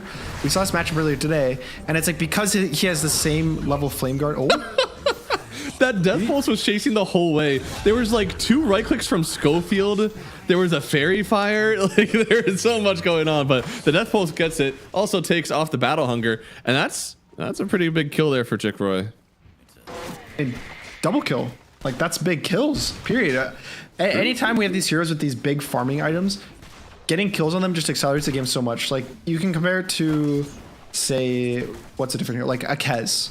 Kez gets kills in the lane, he gets his Mage Slayer a bit faster. Yeah, he's gonna fight like a bit faster, but it's not gonna accelerate the whole game as a whole. But this guy's gonna go Radiance, and now effectively his Radiance is like a minute, 2 minutes faster. 100%. And that stacks up. That means that the next item is like 3 minutes faster. It means maybe the next one's like 4 minutes faster because it just accelerates your game so much more. Like maybe you get travels faster, and He's bringing out could boots, snowball out of Windlace, control. and he's finishing out the null talisman. So like the lane is already going to be a lot worse for Frank now. That's big. We'll see if they're able to sustain, because he's going to be like, as you said, with the ramp up. Eventually, Necro gets to the point where it's almost impossible to kill him in lane because the Death Pulse is doing so much. I think I'm really excited to watch this Necro. I haven't watched like a full game of Necro carry recently, so I'm excited to see like what his build is, what he goes. I would assume it's probably something kind of simple like Radiance Travels, maybe a Consecrated Wraps, like, you know. But I think it's always cool because there's so many different items that are in theory good on Necrophos. I think it's just cool to like. Yo, you see how Misha put the curveball up? Yo, he got some spin on that. I feel like we got a lot of fun heroes to watch in this one, right? We have the Grimstroke that theoretically can have a good game. You got the Necro that theoretically can have a good game. There's a lot of fun ones going on in this. Yeah, I also think the lanes are just gonna be pretty exciting. Like all three lanes, there's kill threat in all lanes. Like mid lane, again, skill matchup, always really fun to watch. So far, it's going pretty even for them, but supports can always like kind of change the way it plays out. And I'm really curious about what this Ember's skill build is gonna be. Like I want to see what he gets when he hits level 5. Should it not be chains? I feel like at some point you gotta get right chains now. point. I know. I'm scared. Yeah, Mago chains him. Right. No, he got the slight, and there we go. 3 points in slight. Holy moly, dude! In Your Dream is going aggressive, and now Schofield trading away with Varish. Varish seems to be okay to give his life if it means that In Your Dream will get a kill, and I think that's exactly what's going to happen here. 3 points in slight, man. It is working out. A double kill for the Ember. Okay, proving all the haters wrong, including myself. Amen. With 3 points in slight.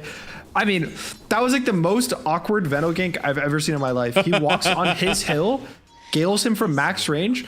I don't even think Dark Mago felt like scared at all. He's just sitting there and he gets hit like once or twice. Like, oh wait, like I'm kind of low. Yeah. Huh. And then he just slowly dies. And then, you know, Schofield wants to help, but just feeds another kill away. Yeah. If that's not Veno to a T, I don't know what is. Just like all of a sudden it's like, oh, I'm dying. Like, when did that start? Looks like FBZ top. They could go on him here. They've got silences on silences. Even has the Grimstroke swell. But it looks like now they might turn around El Micho. He's trying to do the damage, but there's a lot of people here. Yeah. Deadshot even throwing the blood grenade. So it'll be a trade for a trade.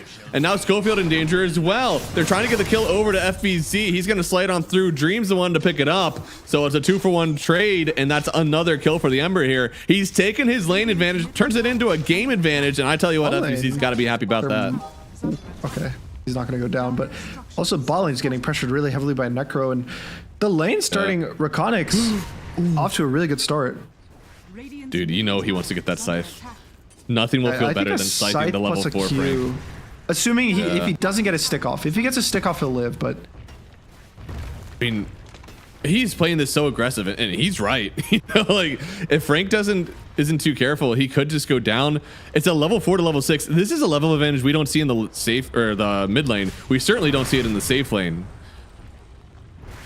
They gotta be very aggressive by him. He has no W on the Necro. Could be. I mean, surely you might just die here. There it is. Cut and Lily works so far. Eventually, you're gonna get slapped, and he experiences that firsthand on the Necro. In Your Dream, though, here with the Arcane Rune, he's gonna go for a little dive. He has the Remnant very far out, so. Oh, there's raindrops on him, man. Oh, wow. Schofield, that's impressive. Now he's just going to salve on up. Plus, should mean that they get the Wisdom. They do. So, 1-for-1 Wizzy trade In Your Dream. Maybe needed to stay for one more slight. I mean, I get the worry. It's like it's really scary to dive into your 2 like that. Yeah, like if he dies there, it kind of ruins the game.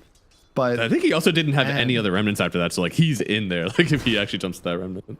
Oh no, like he definitely shouldn't have committed with that remnant, but I think just kind of like maybe staying there for an extra like second or 2 for the flame. Oh, okay, yeah. You know, maybe. Yeah. Well, now I mean it's a very early 2,000 net worth lead. A lot of this is the Necro to Axe. I mean, oh boy, you could convince me that this is a support Axe right now. Not only is the guy got super countered in lane, but Schofield's been going to mid lane. He's like, I gotta help out my Storm. It feels like things are getting out of hand. I mean, also just game counter, right? Like he has the blade mail queued, but okay, You press call on the Necro. How much damage realistically is he gonna do to himself with Blade Mail? Like with the Radiance, Very low. maybe like 300 damage or something. Yeah. And you're gonna spin once because he has no attack speed. Yep. Like you'll actually take more damage on the axe after a call, which is crazy. Oh, it's so true. You almost want to go for like the vessel build axe, right? And then you just like be somebody who isn't like necessary blink control, but like battle hunger and vessel control. I genuinely could have seen that, like either the phylactery or the vessel, like the max battle hunger build. I think could have just made more sense. Yeah. But I don't know, like the blink blade mill just feels a bit like not adapting to the like game in front of you. It could be definitely just like a strategy thing. It was like, hey, I'm picking axe because my Tiny's going to get into the fight, my Storm's going to get in the fight, and I need to get into the fight. You know, it might not necessarily be thinking about the Necro at all. Yeah, it's just my worry is either he goes for blade mail first and then he's still useless, or he goes for just like the blink and then like he's okay, but maybe he could have gotten more work done with vessel plus max W, right? Like it depends on what his first item is and what he gets done with it. I think that's kind of like the key. For sure.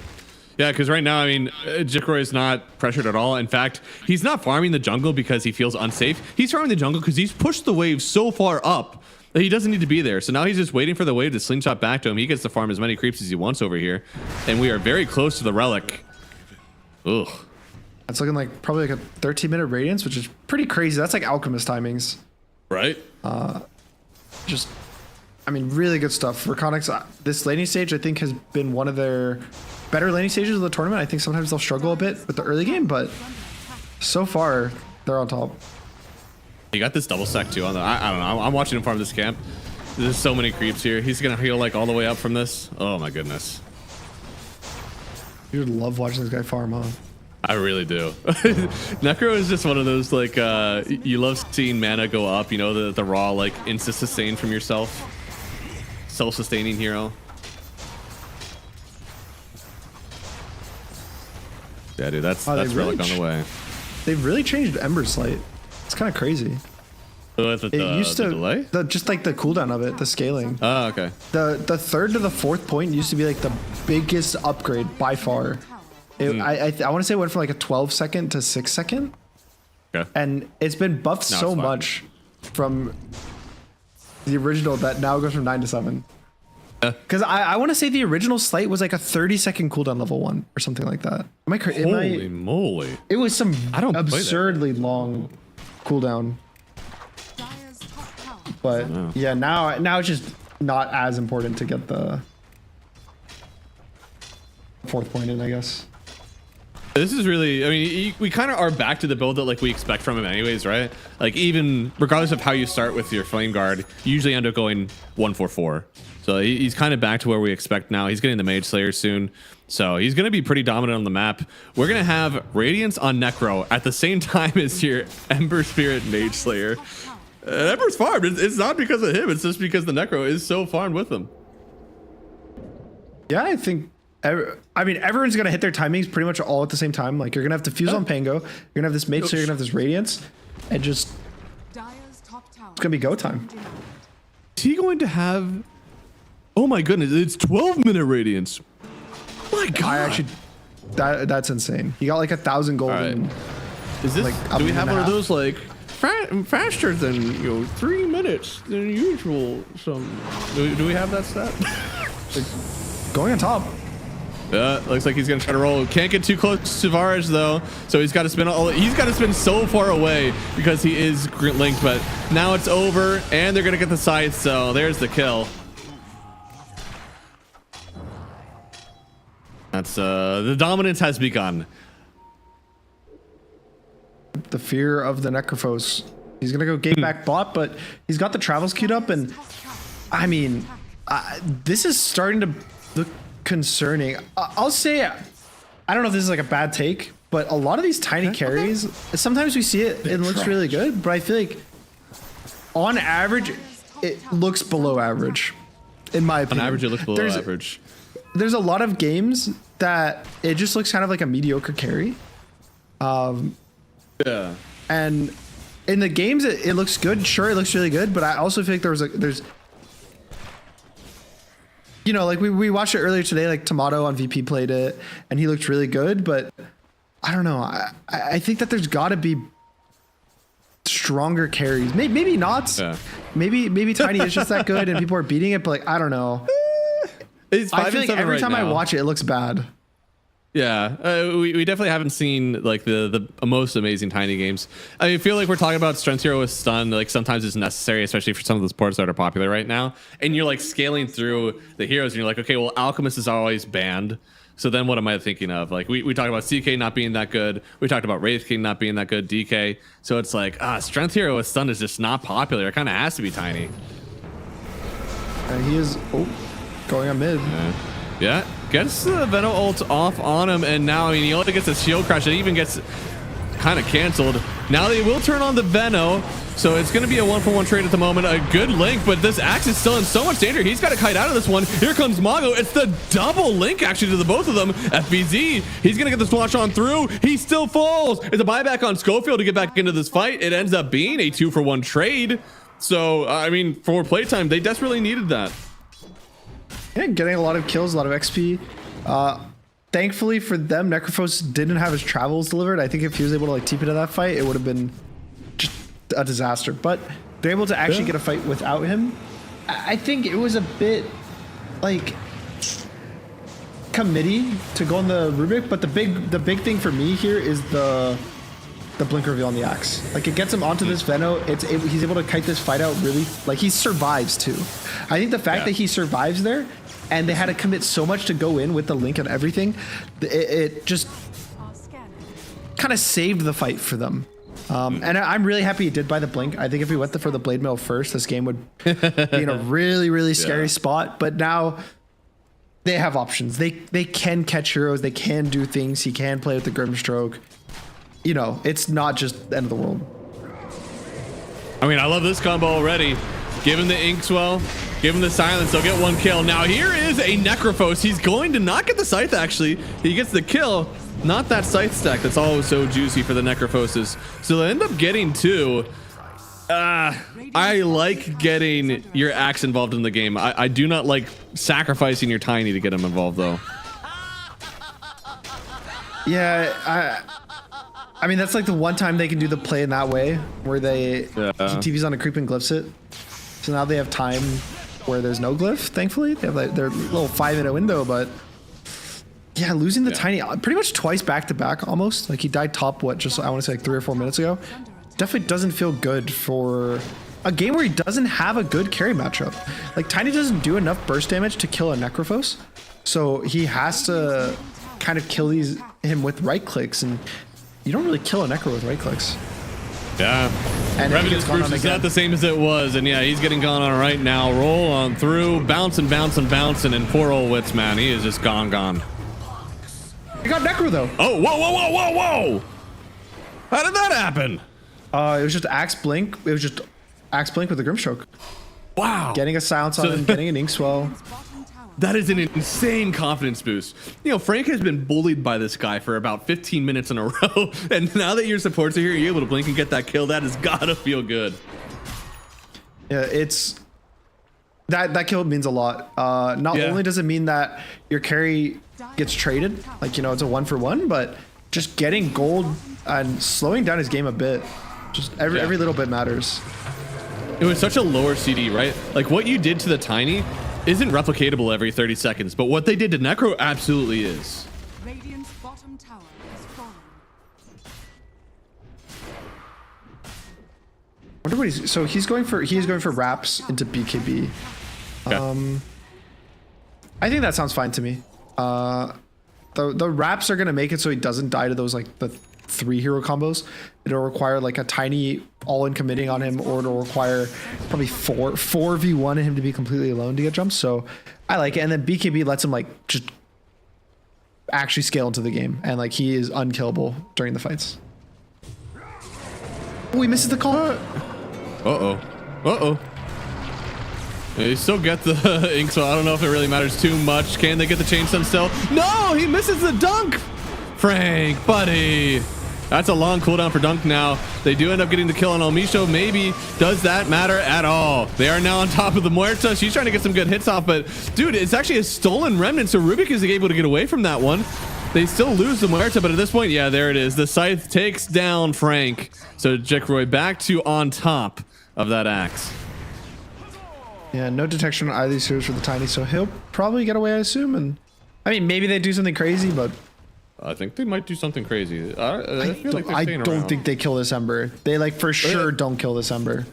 I don't think so either, but there's a lot of pings in that direction for somebody who's not going to stay. There it is. Yeah, they go on top of him. Maybe it's just to go in with the Rubik. They have the Abbott toss. All right. Yeah, I forgot. Can I pause? Thank God. Can I pause? Rubik Remnant owned this fight. They did. Oh my! There's no. He lives. Okay. No, okay. He goes down. Well, he stayed on it. He stayed on the Remnant. I mean, thankfully for them, Schofield was able to get that lift. I think if he wasn't there to get the lift's like follow-up stun, yeah, no, he gets away. But also a surprising amount of damage from the Storm, and a couple of things here that were a bit unfortunate for REKONIX. I think that Swash mixing on the axe actually got the Pingo killed, because not only would it have burned his mana, but it would have slowed him. Maybe enough away to kite the fight out. And then Ember, I think, walked like slightly too close, so he wanted to slight chain the guy, but he couldn't sight him because he walked into the Grimstroke ult. So there's just like a couple of things that were like slight mistakes, I want to say, by them, like spellcasting issues. But, you know, PlayTime just takes a really good fight in a situation that seemed starting to snowball against them, right? Like it was starting to look like Necrophos is getting his items, he's getting strong, he's getting scary, but they keep getting kills, which I think is just good for them. Oh yeah, no, they're finding a way to stay in. Even though, again, like I feel like they've maybe traded away the Tiny a few more times than what they wanted to, but all in all, they've halved the net worth lead, which is really cool for them. And they're still getting Storm items, right? He's got this Kai Assange. We're still getting the Tiny items. He's almost to his BKB.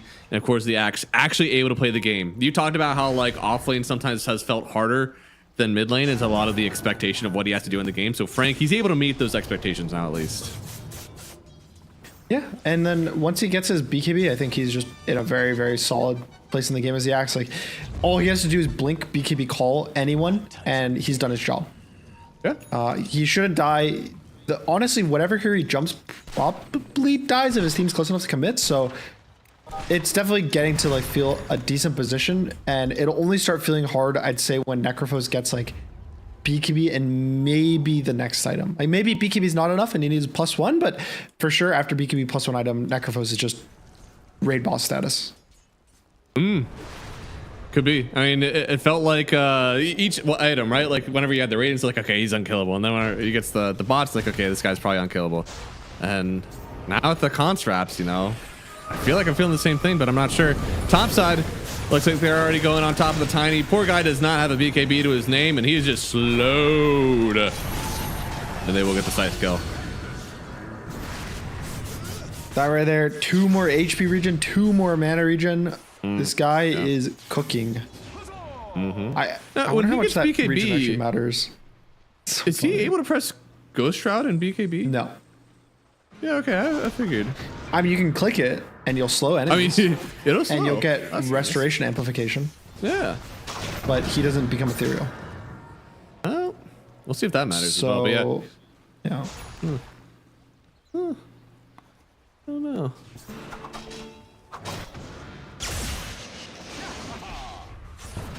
Poor Tiny, man. Tiny, he's like he's almost to the BKB, but he's gotten a few ganks on him where like he's almost taking some moderately unsafe farm.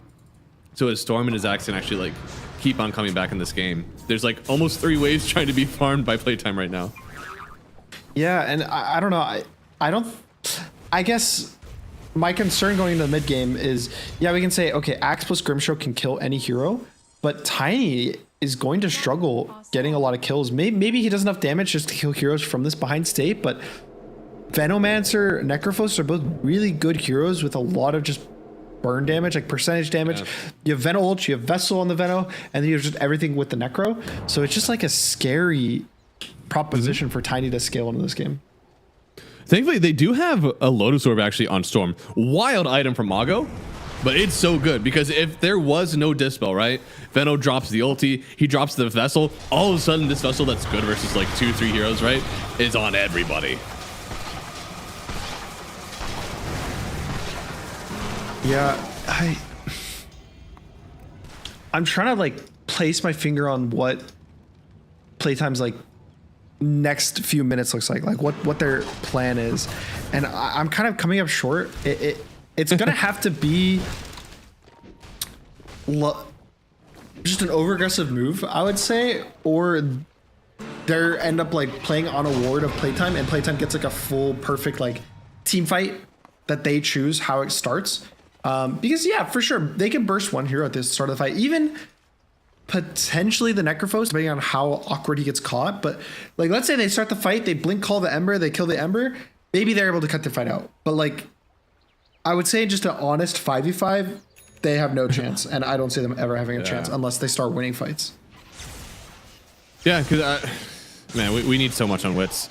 It's very possible that like Mago and Axe, right, like they want to fight right now, but Wits might just be like, I don't have the items, guys. Like all I have is I have a BKB, and maybe I want to hit them, but I don't do damage yet. I feel like there's a slight desync with their item timings. Yeah, and also now Necrophos has a BKB, so that's like your window is kind of falling off. At least though, as the Tiny, that's one of those like, if you are angling into this physical damage build, you love seeing the BKB on the Necro, because you know that as soon as BKB comes out, you can just slap around. This you are not happy about. He's instantly BKB TP away, and that is one of the worst ways you can use your 9-second BKB. It's the worst? If you do that and you still die. Oh, yeah. He lives though. He lives though, so that's why it's only one of the worst. I mean, look, it's the Nightfall. Nightfall. Be worse than that. The Nightfall is one of the best moves in the game. How iconic is it that a move becomes your name? That's how good of a move it was. Yeah, forever solidified in the game. I don't think we've ever had anything like that, you know, like even after, you know, the $6 million or the $1 million dream coil, right, or the black hole, right, those didn't have a name necessarily on the player. Yeah, it's like so it's the Nightfall, the one and only. It's only him. And unfortunately, the Nightfall on a 9-second BKB doesn't feel near as good as the Nightfall on a 7-second BKB, but I guess with the buff to BKB, right? There's no longer 6 seconds, so yeah, it's fine. Well, you know, not a big deal. Yeah. And now he's almost to the silvers now because of that. So call it expending a 9-second BKB for, you know, a full item. Big. Dire's top tower is under attack. I will say though, on the other side, you have the Shivas coming. So at what point, like obviously I hovered over this Ags item and you know, it's super juicy. You got a ton of HP regen already. You've gotten a lot of scythe kills. Should be extra damage. At what point do we stop going for like this more like tankability on the Necro and then more for the offensive potential? I think you always just go tank. Okay. So it's just like tank until you're like literally sucking up an Ags with the. I mean, the goal of the hero is basically to. I remember I had this conversation with someone because I would play Necro mid and I was like, I want to buy Radiance, and especially from the mid lane perspective, he was kind of like, I mean, Radiance helps you farm, but if you think about it, you just have to have an item build that allows you to not die. Because Necrophos does damage by living. He doesn't have to do anything but survive. So there's not really damage items you need to necessarily buy because you don't need damage. Your E basically does enough by just existing. Yeah. And at that point, it wasn't necessarily the same item build. It was either Radiance or Eternal Shroud, right? Was like the options. Yeah, I think so. Or maybe it was just like Kaya Sange people would buy, or stuff like that. But there's like other different item modes you could choose, right? But the concept I think stays that basically Necrophos doesn't. His damage is tankiness. Like it's basically just a 1-to-1 ratio. Yeah, and now he's going for the Shivas, which gives him a little bit more of the AoE. Of course, we used to have that facet where it's that you get mad AoE by every status stack that you have. So now it feels a little bit better to recoup some of those AoE stacks within the Shivas guard. At this point, like, he's becoming again a super survivable force. He's been very survivable against physical damage once he gets the Shiva locked in, and still wits. Like, he's finished the Silver's Edge, and now we're going for Hurricane Pike, or not Hurricane Pike, for the Echo Saber. So when does the Harpoon, like, what item after this does he get? At what point are we going to see this guy actually show up to like a 5v5? Give him 10 more minutes. Give him 15 more minutes. Maybe like 25. Maybe a little bit more. I mean, what's at this point? Aren't we talking about like 6 slotting? Because he's gonna get this Harpoon, then he's gonna replace his stick and his branch. Like, he's only got 2 items after that. What is he gonna be queuing up here? Is it Satanic? Is it gonna be Daedalus? Can we go back in time like 3 years ago? The old Revenant's Brooch that you can attack magic ethereal targets. I miss that thing, man. And you can kill the Muerta and the Necrophos. Bang. At the time that was released too, there was the Windrunner, like the facet that we would just like shoot in a bunch of different directions, and Revenant's Brooch worked with that without actually using the mana cost to fire the shots. That's so weird. It was just like, oh, you lose 50 mana on auto attack or something. Right. It's super strange. But yeah, no, I mean, there's no real way to like hit the Necro outside of a Nullifier, right? And then like even whenever you BKBs, you're able to hit. So you have to imagine that's like in the pool somewhere. And unlike other offlaners, I don't think that you can beg your axe for a Nullifier. I don't know if that's going to work. But also on the Tiny, you don't want to buy it on Tiny. So it's like this awkward position that Nullifier is not great on your team. Maybe we're telling Mago to queue it up. Storm? Yeah. I mean, he's clearly a team player, right? He's got the Lotus Orb, but at the same time, if I'm a mid laner, on Storm, I'm like, you've gotten your team item. I'm not building any more for you. Smoked up right now. They're gonna look for. I think they want to take a mid pick off into a potential Roshan, but their Rosh isn't really strong enough that they're like, it's a waste of gold if they just try to kill Rosh as a team 100-0 because of how slow it is. But if it's like we win a fight, then we Rosh while they're dead, it's fine. Yeah, it's so weird because like you have Pango, and for most lineups that's like we get to take Rosh whenever we want, but because you don't really have as much physical damage, honestly it's up to Muerta to do physical at some point. Like, I feel like they do not kill Rosh ever. One day, maybe they just maybe one day. All right, new plan. You start throwing on Radiant to force playtime into Roshing. Yeah. And then when Rosh is low, you take the fight, win the fight, steal the Aegis. I like that. Because to be honest, like, most of the Rosh damage done this game is going to be from Tiny. Whether or not he ends up with the Aegis at the end, I'm not sure. But he is the one that has to be like kind of the Rosh taker in this game. Yeah, Tiny's not even like the greatest Rosh taker. This is not a good Rosh game. It's just not. Let's just not. What if we have a gentleman's agreement to not do Rosh?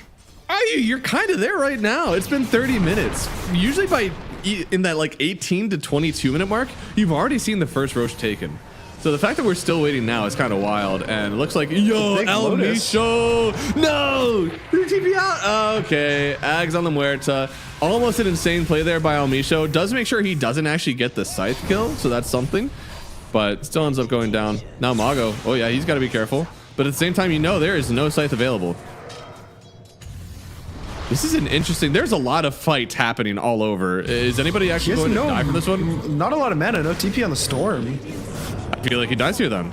He's got the Lotus Orb, but that should be one of the last things that he does. Because the raw burn here, yeah. FBZ actually the one to get the kill. So just 2 overextensions, it seems, from playtime. A little bit of an unforced error from the both of them. At the meantime, you call it space for Tiny, but what's he getting? Whole lot of nothing. Just doesn't even have anything cute. Just farming his gold. I'm thinking of what item he would want. It's like, I just go Daedalus. You just need damage, but then you probably just die. But I don't know. It's your best bet, right? Because part of you is like, what if we just kill everybody else? What if we don't kill the Necro and we just try to kill the other 4 heroes? But he does so much damage already. I think we're past the point of even a Tiny with all of his HP. Like, I don't think you can ignore this guy.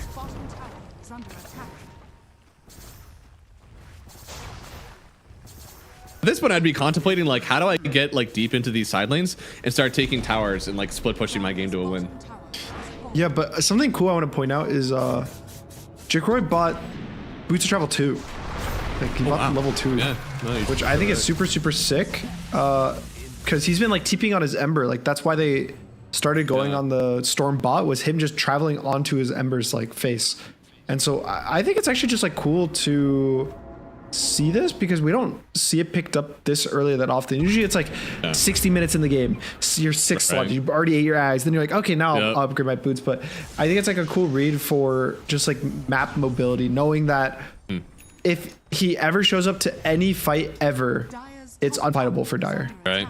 It's really hard to read that sometimes when it's like, I am so strong that me being in the fight is a win. And we'll find out just how much that is the case. He's silenced up. They got him. Do you dunk him? Hell yeah, the 2-hand jam from Frank. They take down the raid boss. I just heard how this guy is unkillable and a great purchase. And now I think we need to queue up another defensive item. Oh, I have great news for you. He's like 1,000 gold off heart. Yeah. Yeah, hard Ags. That's going to be the last two. Aghanim's Scepter, which I generally don't get to this point, but it's pretty good when you get there. Oh yeah, I'll tell you what. It's a lot.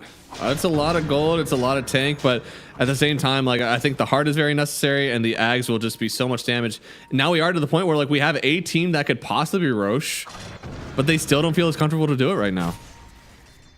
It's actually crazy how awkward the rush is for both teams. Yeah. Oh no, Vision? Hello? There you go. Stolen plague wards. It's a lot of Vision. Dude, they are absolutely being menaces right now on playtime. I mean, Storm is silenced. He's not popping anything just yet. They're waiting for the Muerta to finally run out of time. They will end up losing El Micho on this one, but here comes the Ember Spirit. Too much damage. They get the kill. Playtime have turned it around. Why did he go in like that on the Ember? I have fight no just idea. kind of getting kited out, just run away. But I guess he didn't think he would be chain stunned to death. It's a hard thing to ask whenever you're looking at, you know, tiny axe, right? One of the only things that this lineup does is chain stun. What a disappointing fight, I would say, for REKONIX. Like, your Necro's dead, your strong hero is dead, and then just giving away these kills is pretty bad. Like, the Venom is dying, the Ember is dying. I mean, I guess thankfully your Muerta lives, so it's something. Something. It is just really, really difficult behind the tier 1 tower, and you can see, like, I feel like they know that things are a little bit awry. And when you talk about one team at least having a semblance of Roche control, giving more of the map away over to playtime means that they'll eventually have that second life on Tiny.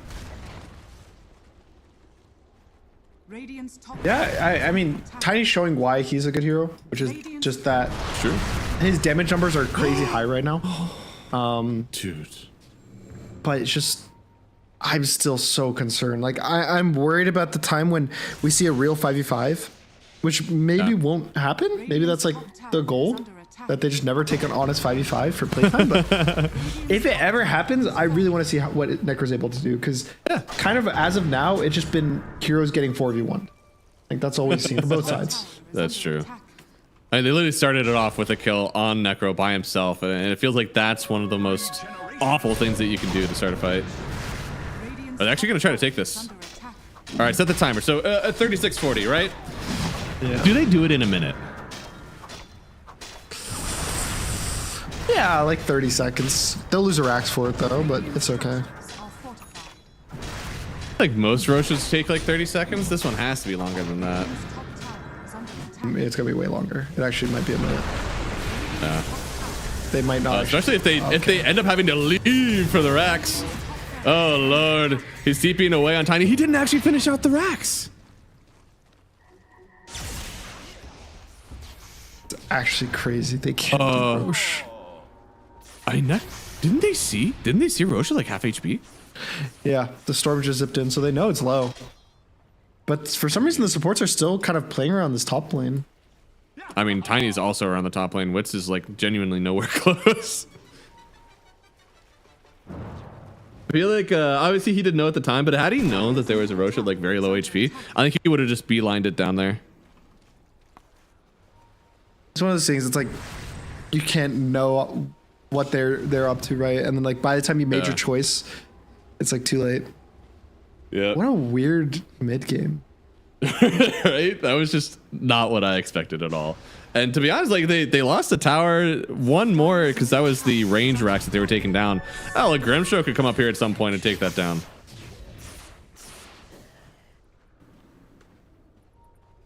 Creeps got this if they kill this next like 2 waves. They don't even have to hit it. Yeah. And he does have its full data list. Now the Swiftling coming. Tiny will have one more slot available. Again, we probably aren't thinking that it's going to be the Nullifier. I wonder what they'll do. I feel like this is a little bit of a mistake. That like somehow they were able to come back here and finish this Roshan. Which ended up taking 2 minutes, by the way. Oh, no. Oh, okay. No, that's good. If they get it, In Your Dream does end up snatching it here, but they do force the kill. So looks like TPing away, trying to. No, the BKB, it doesn't last long enough. Now Mago's back on in. They are leashed up between the both of them, but this is still an Ember with an Aegis. So I think you need to stop forcing the issue. And here is Tiny getting the racks and leaving the scene of the crime. And I tell you what, I'm sorry, Observer Man. There are some dancers in this one. We got 3 heroes with remnants now. Schofield adding into the mix, and I think finally the fight is over. A 2-for-1 trade. We got a Rax, but we also gained an Aegis on the Ember Spirit. I mean, that could have been so much worse if he didn't get the Aegis on the Ember. I think if they were able to get on like Storm there, for example, the next few minutes could actually be scary, but somehow he snatches it on Necro. And also just kind of strange that Necro's whole team just abandoned him when Roche was like 10%. Right. Yeah. I think that had to have been a mistake. They both do. Like you have this Axe who's like, where are your friends while you're doing this, right? Because if there's a single other person, this probably goes really well. Turns out his friends were at the racks. So a very multi-pronged, 2 important objectives, and both teams are like splitting their heroes between the both of them.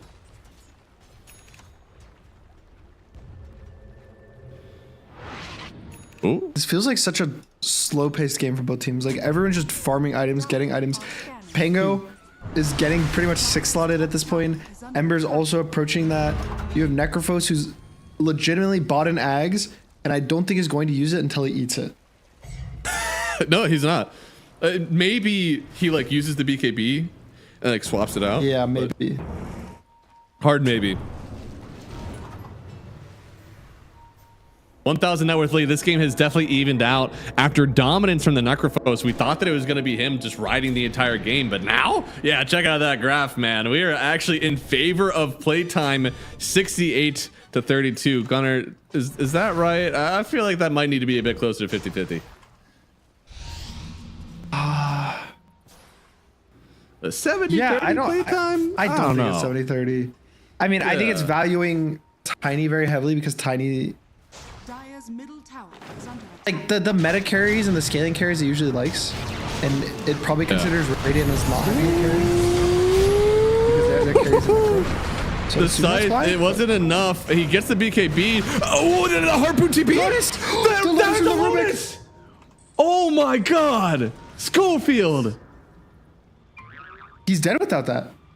100%. Oh my god. I am astonished. Schofield obviously is like one of the best supports like in the world, but that is on a level that's game saving.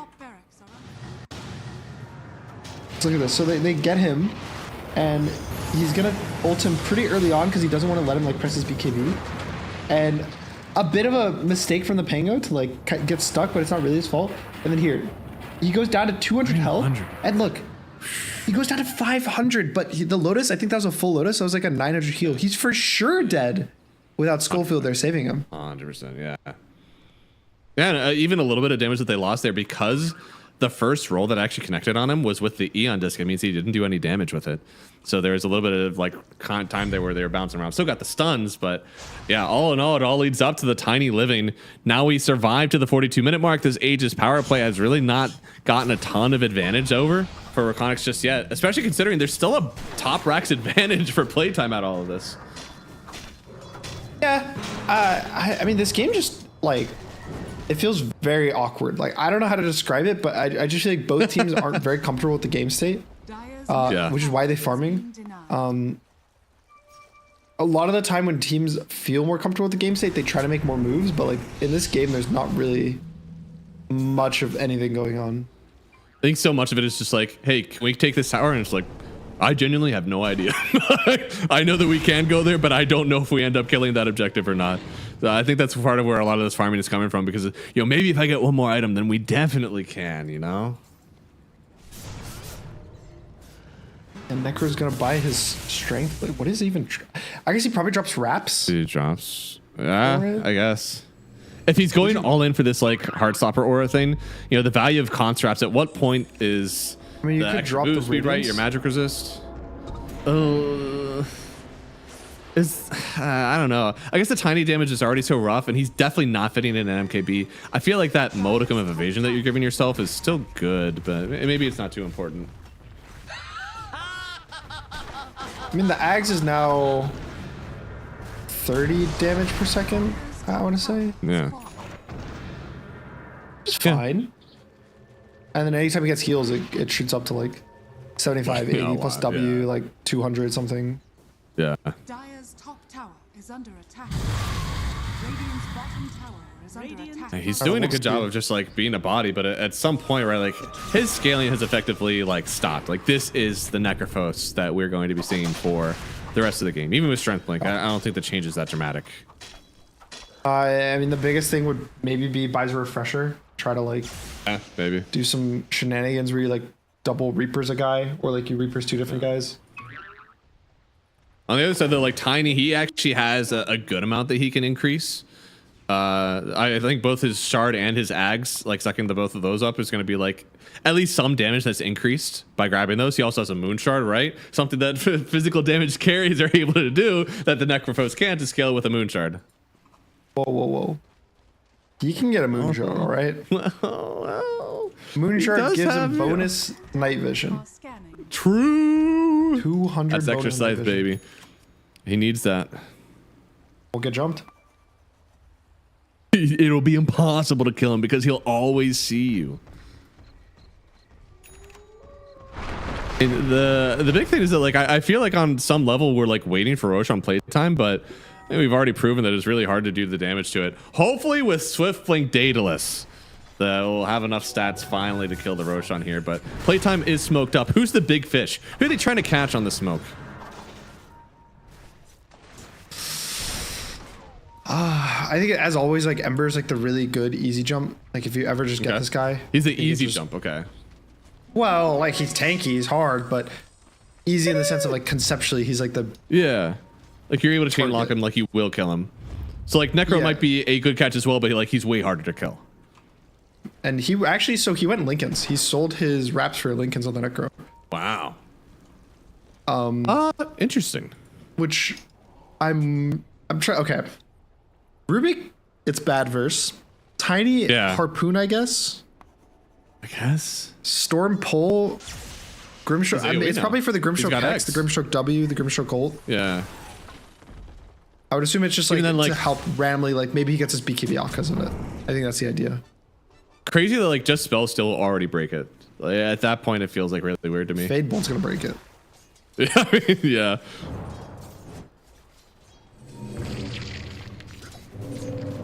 Oh no, this is a weird one for me. At this point, the game 1,000 net worth lead. It's anybody's ball game right now. I'm struggling to think of like who technically has the advantage here. They're gonna go onto the Storm Spear here, trying to get the chain stun. They have the Scythe as well into the silence, but a BKB. Oh, he almost got out of there, but not today. They've got the lockdown, and that is Necro picking up the kill. A huge net worth spite for them, but can they get a high ground? I'm not sure.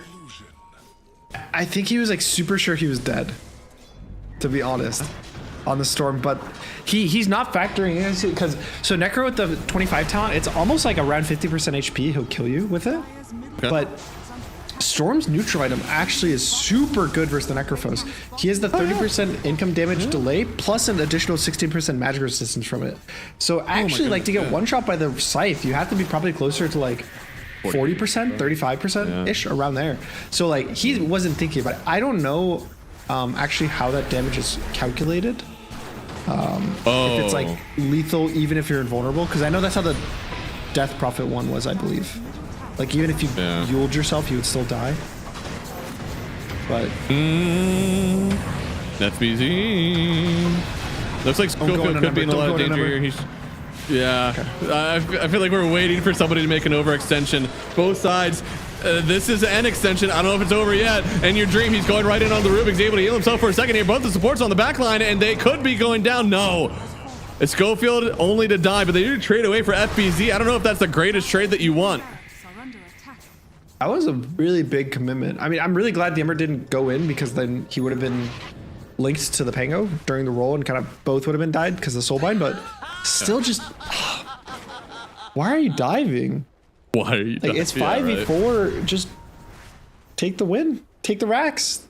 Even just the rain racks. You guys don't push fast. Like, if they're going to let you push for free, push for free. Yeah. I guess that might have been part of it. Is just like, you know, in the draft, guys, we don't hit towers. It's like, it's okay. We'll hit towers when they're dead. So now your whole team is like, man, I got to jump tier 4s to kill him. This is rough.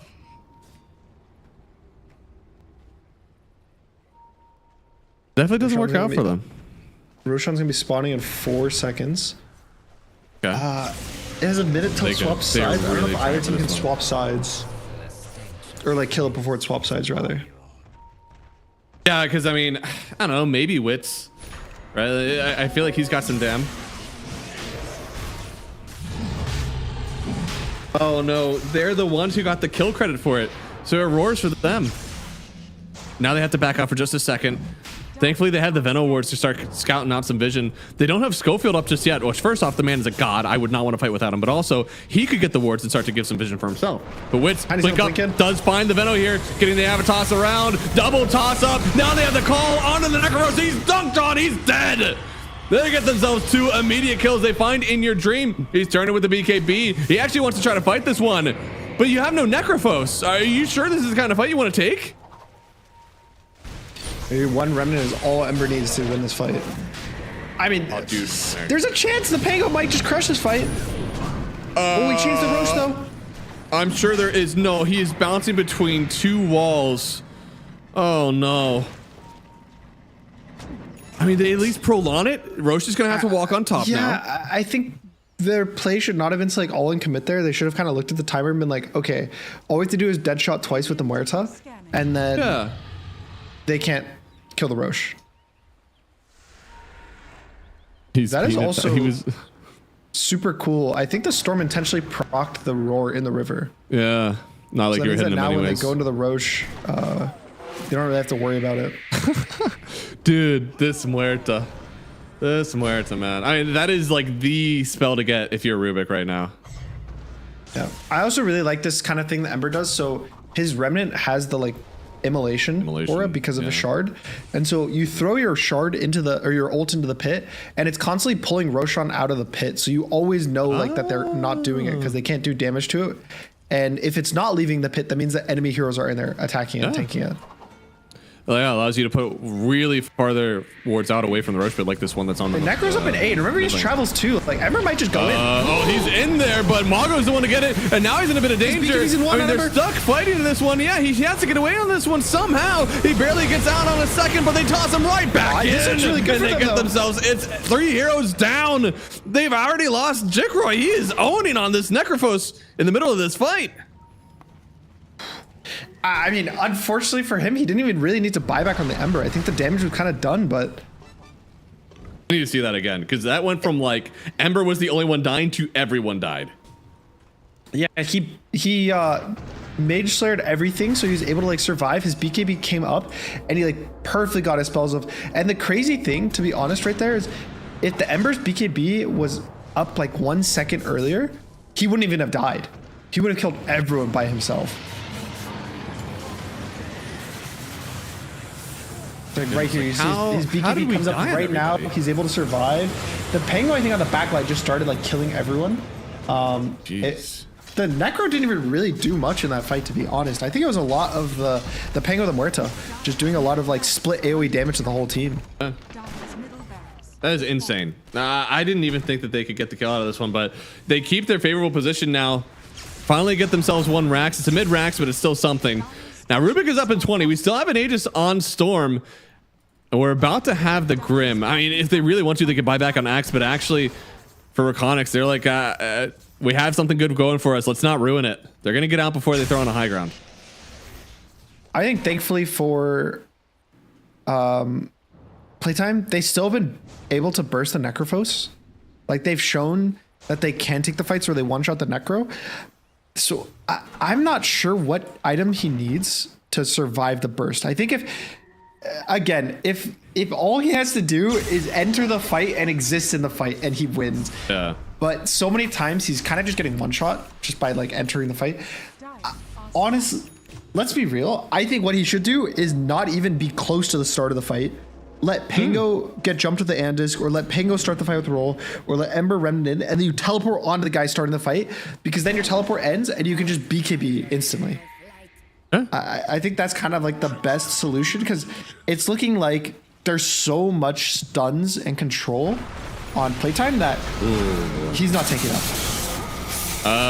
This could be dangerous. Virch, he is going to go down first, and now Mago, he popped a BKB. Nice, Did you get a nice blink on 2? Not able to roll away from this one. And look at the damage. Yo, Schofield! Yo, Schofield, baby! He's getting some big dam. Plus the trees getting thrown in there. This is some mad dam, and Playtime, they're looking to take this fight over, but the silence, it's on to Mago. That's going to be the first life for him. It's already the BKB, and Frank, the call! It's on 2, but can he get the damage afterwards? It's another zip through. He finds the Ember as well. Silenced up, but they don't feel comfortable to keep on taking it. It was a stolen calling from the Rubik that ends up silencing so many, but with 3 buybacks, Playtime are not going to touch the waters. They're going to back out.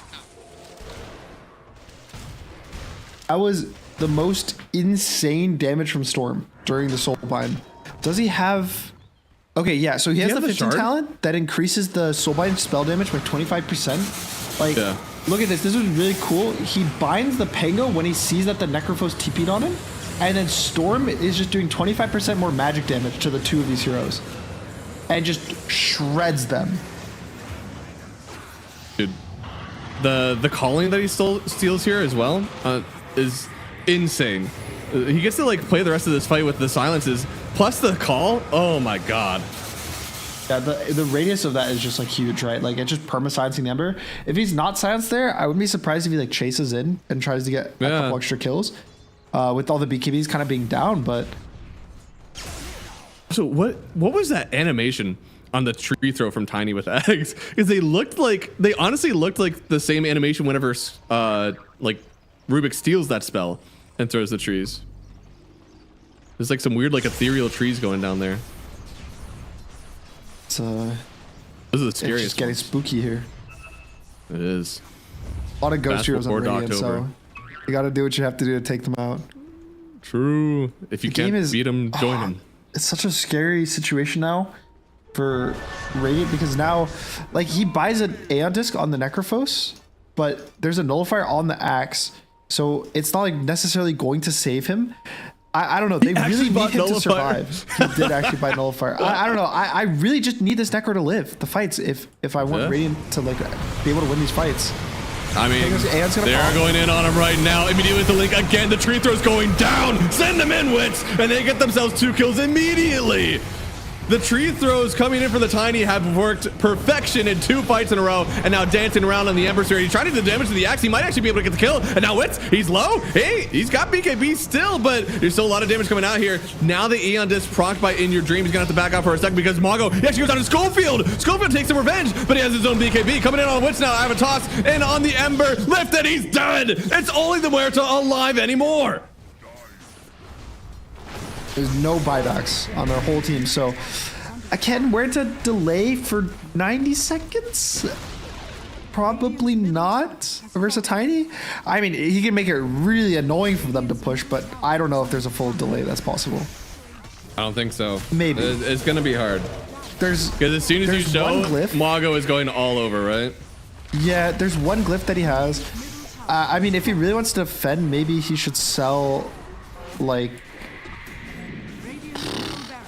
It looks like they're going Megas, so I actually don't think they're going to end the game here. I was going to say if they're going for Throne without going Megas, maybe you sell your Hex for like a Blink to just keep trying to like kite out the fights.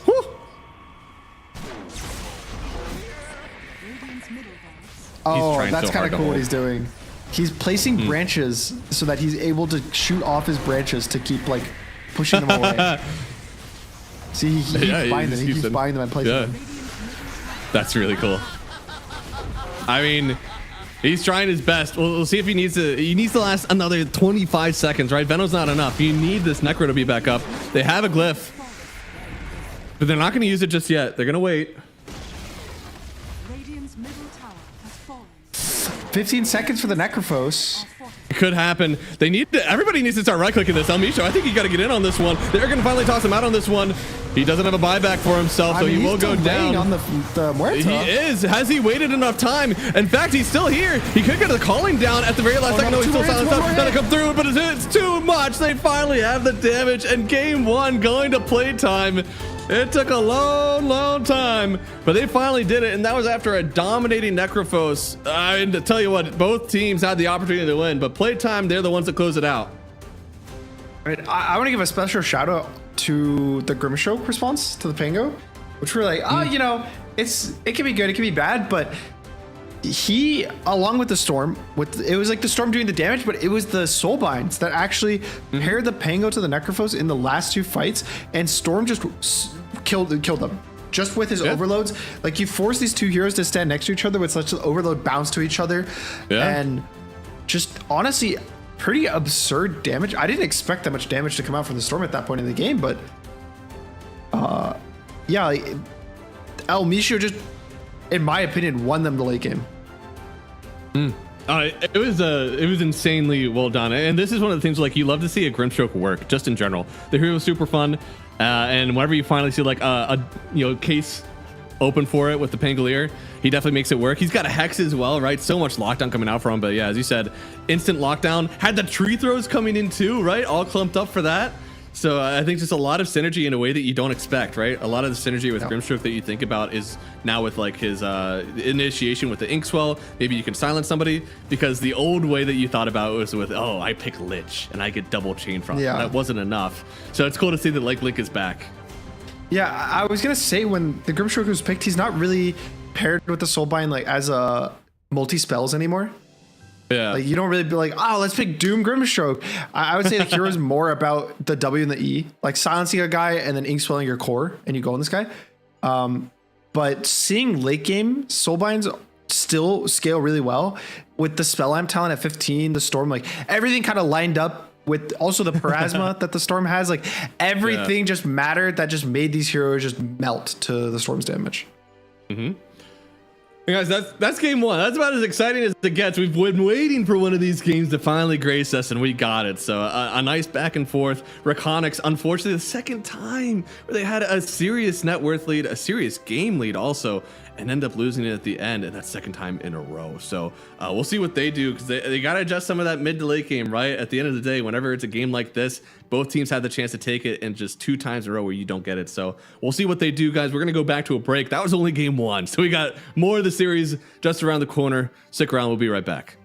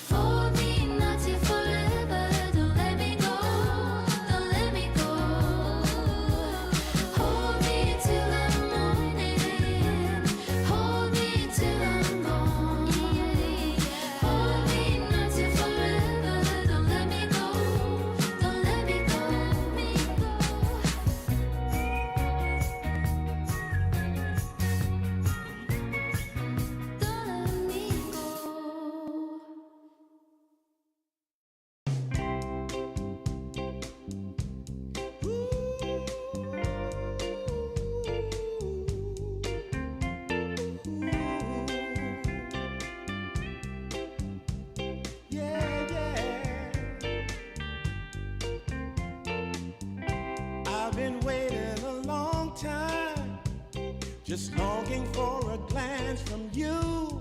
Yeah. A chance to look in those big brown eyes. No telling what my heart would do. Hey, when we met, I sure knew it felt as good as it could be.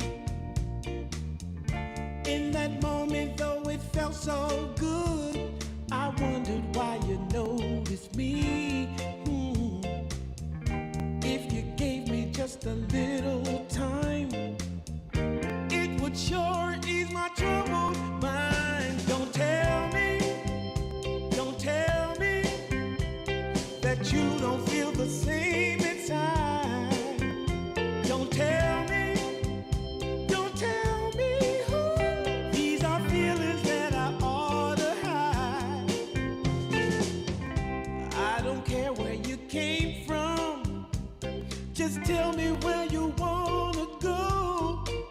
If there's a chance to be together, that's all I really need to know. Is it real or make believe that keeps me thinking of you? If you've got time to walk with me, I'll show you how my heart is true. And here I stand waiting for you. Tell me, baby, what I gotta do. Don't tell me that you don't feel the same inside. Don't tell me who. These are feelings that I ought to hide. Don't tell me that you don't feel the same inside. Don't tell me who. These are feelings that I ought to hide.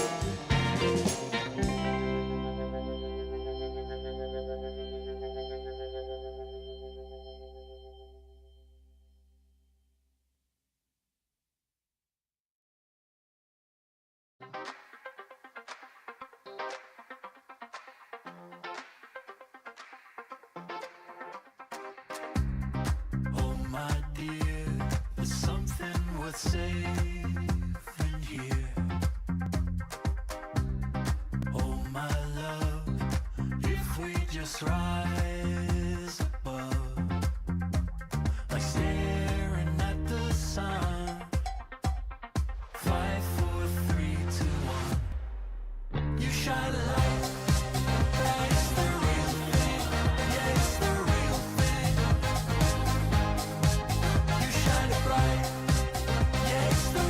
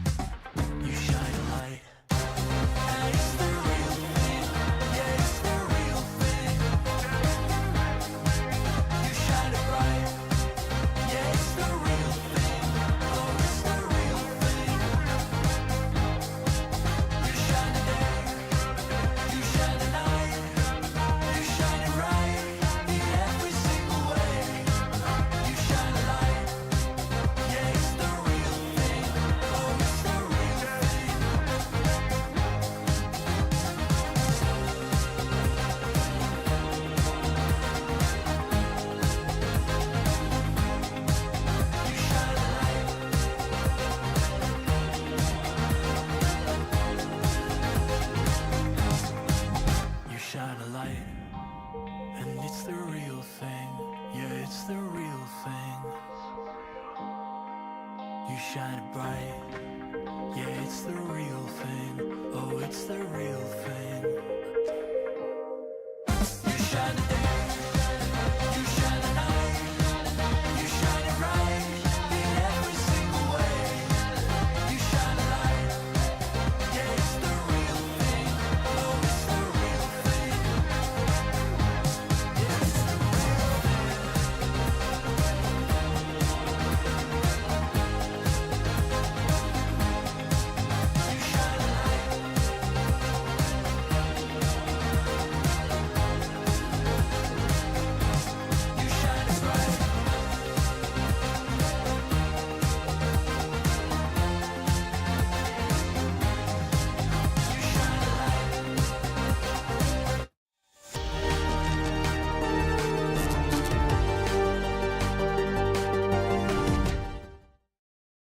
Hello, everybody, and welcome back to Dream League Season 29. That was Game 1 of PlayTime versus REKONIX, and in classic REKONIX fashion, they had a really good early game, and they just could not hold on to it. Gunnar, at some point, whenever you have games like this, like it goes well, and your draft has to be good, your game plan has to be at least somewhat good. What are you saying to these guys as a coach to get them to take this lead and firmly grasp it so they stop letting go? Just don't throw. Just don't throw. All right, go next. There's that just word again, by the way. I don't know. Realistically, I think they're kind of faltering in the mid game to force objectives, which is in this game potentially somewhat of a draft error.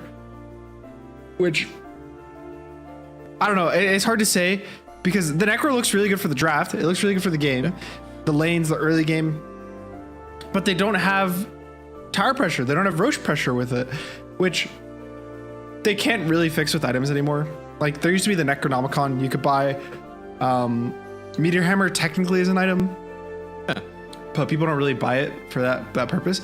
So the way you're supposed to take objectives with this is to farm aggressively, get a net worth advantage, and then push with like creeps, with siege. You can usually Roche, especially with the Necrophos. I think they should have tried to Roche earlier. I think they should have tried to get Roche banners to push high ground with siege creeps, and I want them to figure out ways to play the map without dying because Necrophos died too much, in my opinion. I look at his score at some point, he was like 12-4, but it's still in my head. I'm like, dude, he's kind of feeding, which is crazy to me because I think the reason why he just the game felt bad was just due to the amount of times that he died. So just find ways to play the map better, find ways to actually use your advantage, because I also think a lot of the time PlayTime was able to exist, and I don't think they should have really been able to exist. I think if we saw a more consistent team play the drafts with like the Necrophos, I think we would have seen them close out the map. The whole game would have just felt like suffocation. And in this game, a lot of the time, no matter how strong we felt Raiden was, we're just saying, oh, it's kind of a neutral game. It's they're all just farming. Like everyone's just kind of doing the same thing. And that's really not what should be happening. So just it's a very broad thing. It's a very hard also concept to fix because it's a whole team idea concept. It's not this like, oh guys, like we missed our smoke at 6 minutes. Just do that. But it's something that you need to fix as a team because I think this is a very consistent pattern in their games. It's literally happened twice in a row. Like, not even exaggeration. The third game of their last series, they were up by about 16,000 net worth, and then they lost. And this game, roughly the same thing happened. And yeah, I actually just checked out the stat. Necrophos gave away about 3,400 gold from deaths. Nobody else on his team was even above 2,000. Yeah, that sounds accurate. I don't know. When you're super far ahead, every death matters a lot. Also, the way that Dota numbers have worked now are if you ever get a solo kill, which I don't know if they got solo kills on him, but anytime you just get kills, it's so big. Like, people don't really recognize how much kills matter, I feel like sometimes, because sometimes you'll die and you're like, oh, it's okay. But when you're ahead, one death can lose you the game. So I need them to like lock in and just I want a Lock clean in. game. You know, I want them to have a stomp. I want them to get an early game lead. I want them to actually play forward on the map, play aggressive, pick their heroes that they're comfortable with, and you know, at the end of the day, just I want the game to end and it to feel like good from a spectator perspective. Yeah, I feel like all the games we've seen so far, right? We had a game one where there was a clear winner, right? But it was still like it was a long game. There was things to figure out. This game wasn't like that. I don't think there was a clear winner at any point until we finally saw the Ancient getting hit. And at that point, like, I don't think we're gonna see that adjustment where Playtime just like rock this game. I think REKONIX definitely still have the early game pressure that they've been doing well. They definitely like at 30 minutes have some stuff to figure out. But until then, they should still be able to take and even maybe force us to a game 3. I hope so. I do want to see a game 3 a lot of the time. Pretty much, I think every series we've watched, it's been a game 1 can go either way. Yeah. Close can be a stomp, and then game 2 is just bad. This is really bad. So I'm hoping we break the pattern. Yeah. I really want REKONIX to like have a clean game, and I mean, so far we're seeing some fun heroes that usually get banned. The starter they pick up. I'm actually kind of surprised that got through. It looks like it's because of the puck ban. So, yeah. I would assume. Right now, Slardar is 3 and 4, 42% on the win rate at the moment. But this is also a hero that's getting picked up like, oh my god, Slardar's in the pool, and then you snap it up. I think part of the reason, like, obviously you first pick the Rubik here, and for them on REKONIX, they're like, I either get to lane combo, right, Rubik Slar, which is obviously like super powerful, or they ban it. You know, I'll take either one. They ended up getting the pick. It means that these heroes like Lifestealer aren't available in your pool anymore. Any of these like, strength hero with stun, tiny, not really available anymore. So you need to put a ranged hero against it. And so far, I don't think they've done a great job around their supports punishing ranged heroes. So we'll see if they get that done with maybe this next pick. I wonder. I think they're gonna take a carry here, or they could set up for a Medusa if it doesn't get banned. Because that's just like the classic anti-Doom, but that's such a weird hero to set up for, because if you screw over your draft by like forcing Slardar into a lane and then try to give your carry last pick, they'd be like, oh, Medusa ban, and then now you just like ruin the draft. Like Animage, super countered by Slardar, right? Especially in the laning stage.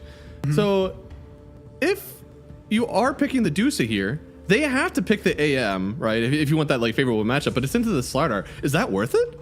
Are you actually able to shove the Medusa here and have no fear of the AM? I actually think you could. It's close. It's like really close, because I think for most Dusa players in the world, it's like, there is an AM on the other team. How can we just call it now? So that's another one that's countered by AM, but not as the cool thing that could happen is if they did pick the Dusa, instead of picking the AM, you could have picked Terrorblade, and then you have Terrorblade versus Slardar, Dusa, Veno, and it's actually a really good Terrorblade game. Sure. But fortunately for them, they picked Storm, so they did make the potential mistake of trying to set up for a 24 pick Medusa. Like I already know that's in their head, and I just think that Playtime would ban it. No, for sure. I don't think it's like allowed anymore. It's one of the clear, like whenever you're playing against the Doom, we have two options. The first one is pick Dusa and be better. And the second one is pick a hero that's good at taking Roche. Like those are the two options that you typically have on you. And the nice thing for REKONIX is they don't need to ban the Anti-Mage because they do have the overall last pick. Like if for some reason they do just pick a blind Anti-Mage, they're not forced to pick the Dusa. Yeah. So they're probably going to ban. They might ban the Tiny still on REKONIX. Playtime doesn't have a lot. Oh, they think it's a carry Doom. Interesting. Okay. Does that not get I would assume so. By Slardar? Slardar does not need mana. There's no taser creep in the world that's going to save you from that. You could get it depends. The nice thing is like if you get 6, Slardar can't run away from you because you purge his sprint. That's true. With the Doom. Yeah. And you do have the Enchantress to have a very strong lane. I can see it being okay. It's just I don't know why you would put it in the off lane. or in the safe lane, I suppose the off lane. Like generally the reason for doing these flexes of like putting your carry as the off laner as the carry is because you see a lane that you're gonna win because of it. But if you think about it this way, it's like the next pick they're picking is another blind pick.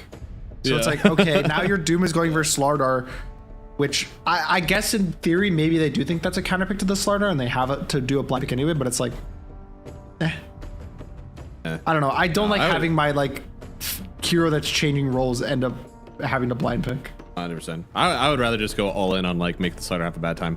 Hell, give me the Troll Warlord, man. I don't care. Give me something that's actually gonna win that lane. Troll. What if Playtime take the Medusa themselves? Based. I mean, it's certainly an okay AM game. I don't think that Veno is really like a I'm enabling my guy type of pick. They go for the Monkey King, so it's good enough into Slardar. I'd say early on though, a lot of offlaners have gotten a lot better about like chain stunning the Monkey King either at Jingu stacks or right before Jingu stacks, so we can never get the boundless off with the full stacks. 10 seconds remaining. Hopefully, I think that 5 seconds remaining. Monkey is also kind of nice if they are thinking about the Medusa as a matchup because you can buy the Diffusal Blade.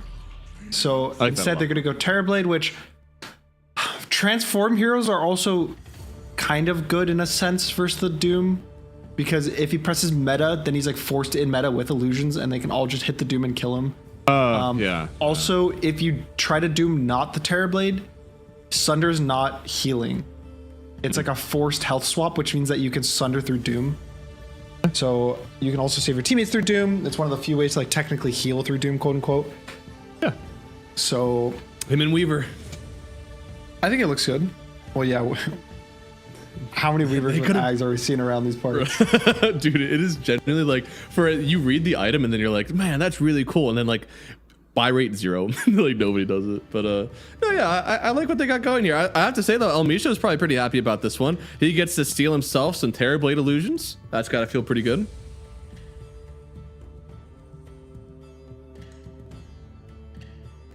I mean, I'm trying to think of which draft I like more. To be honest, I actually kind of like REKONIX's draft more. I think that this is a pretty good Terrorblade game. And I do like the Slardar with the Terrorblade. It's a lot of physical damage. I think that Monkey King, if he's not super far ahead, can definitely struggle in this game. Yeah. I love them. And Playtime have this like aggressive draft that I think definitely can be good, but it's just like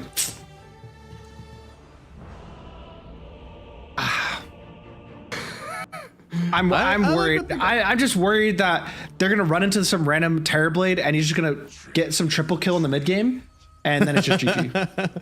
Yeah, I know what you mean, because the lane setup is great. You have Rubik Slar, classic, man. You got, I'd even say that Veno and TB is really nice for you because there are very few heroes, especially safe laners, that are actually able to enable the TB to get kills on that Metamorphosis timing early on. So I think it's really nice, everything that they have going for them.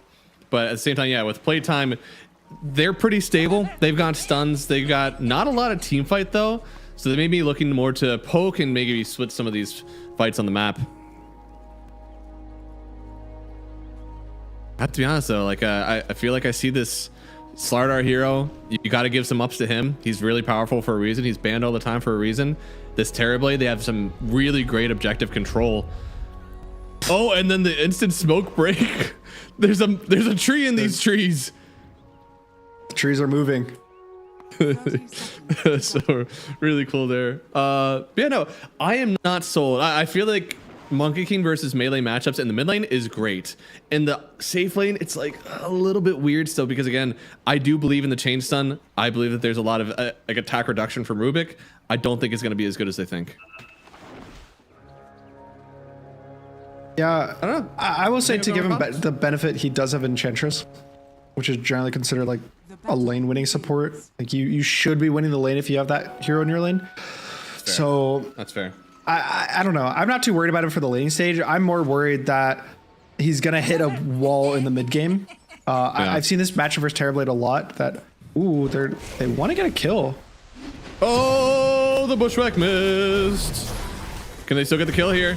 Yes, they can. What do they give away for it? Absolutely nothing. All right. First blood. King Energy TP top. Go there. Hopefully he does not die for the next 80 seconds. But yeah, that was... If you see this move where they all go bot, I would assume that Playtime actually like prepped for this, which is cool. Usually you only see these like big moves for Tree and Protector. That's the big one. But another hero that utilizes trees a lot is the Hoodwink with the Bushwhack. Oh, and they're actually going to go on the Hoodwink. He's galed up, and there's a reflection on him. If they get the skill, it could be nice. There it is. Another one down, and now Frank is in a bit of danger. They're actually going to turn for his courier.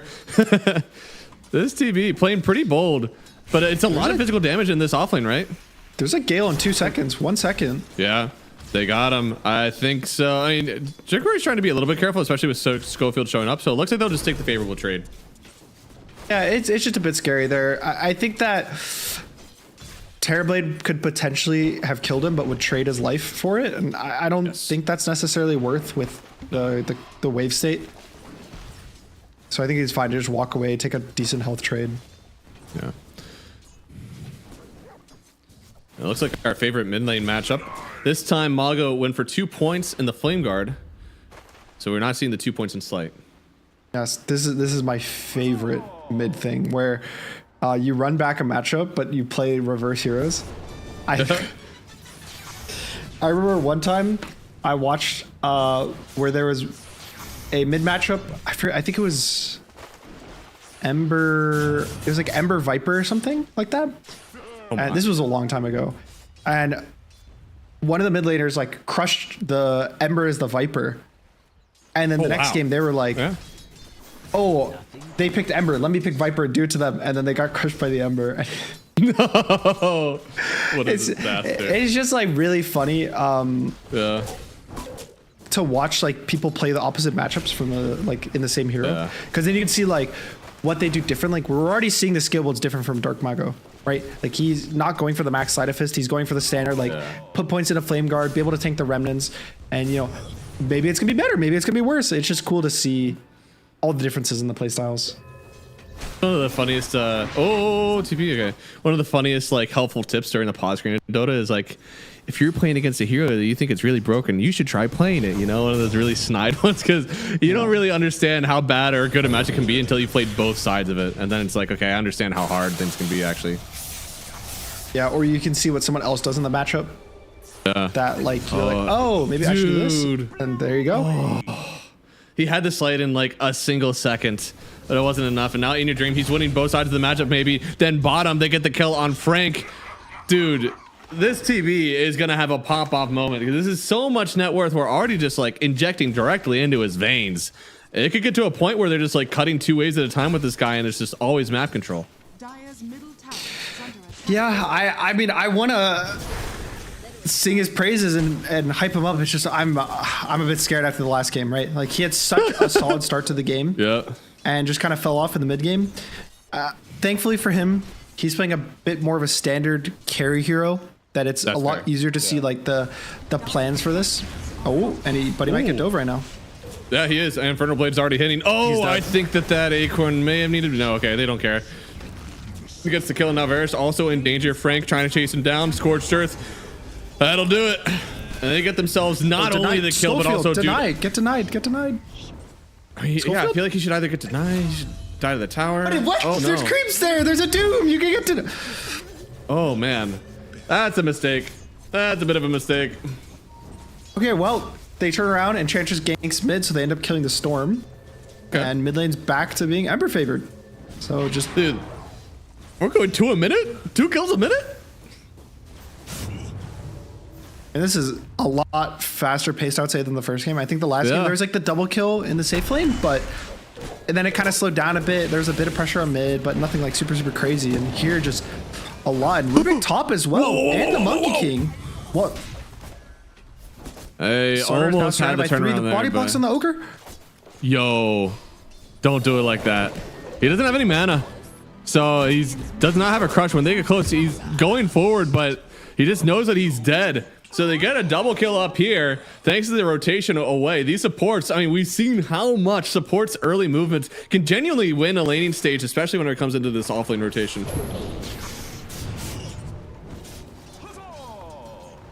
I wonder if...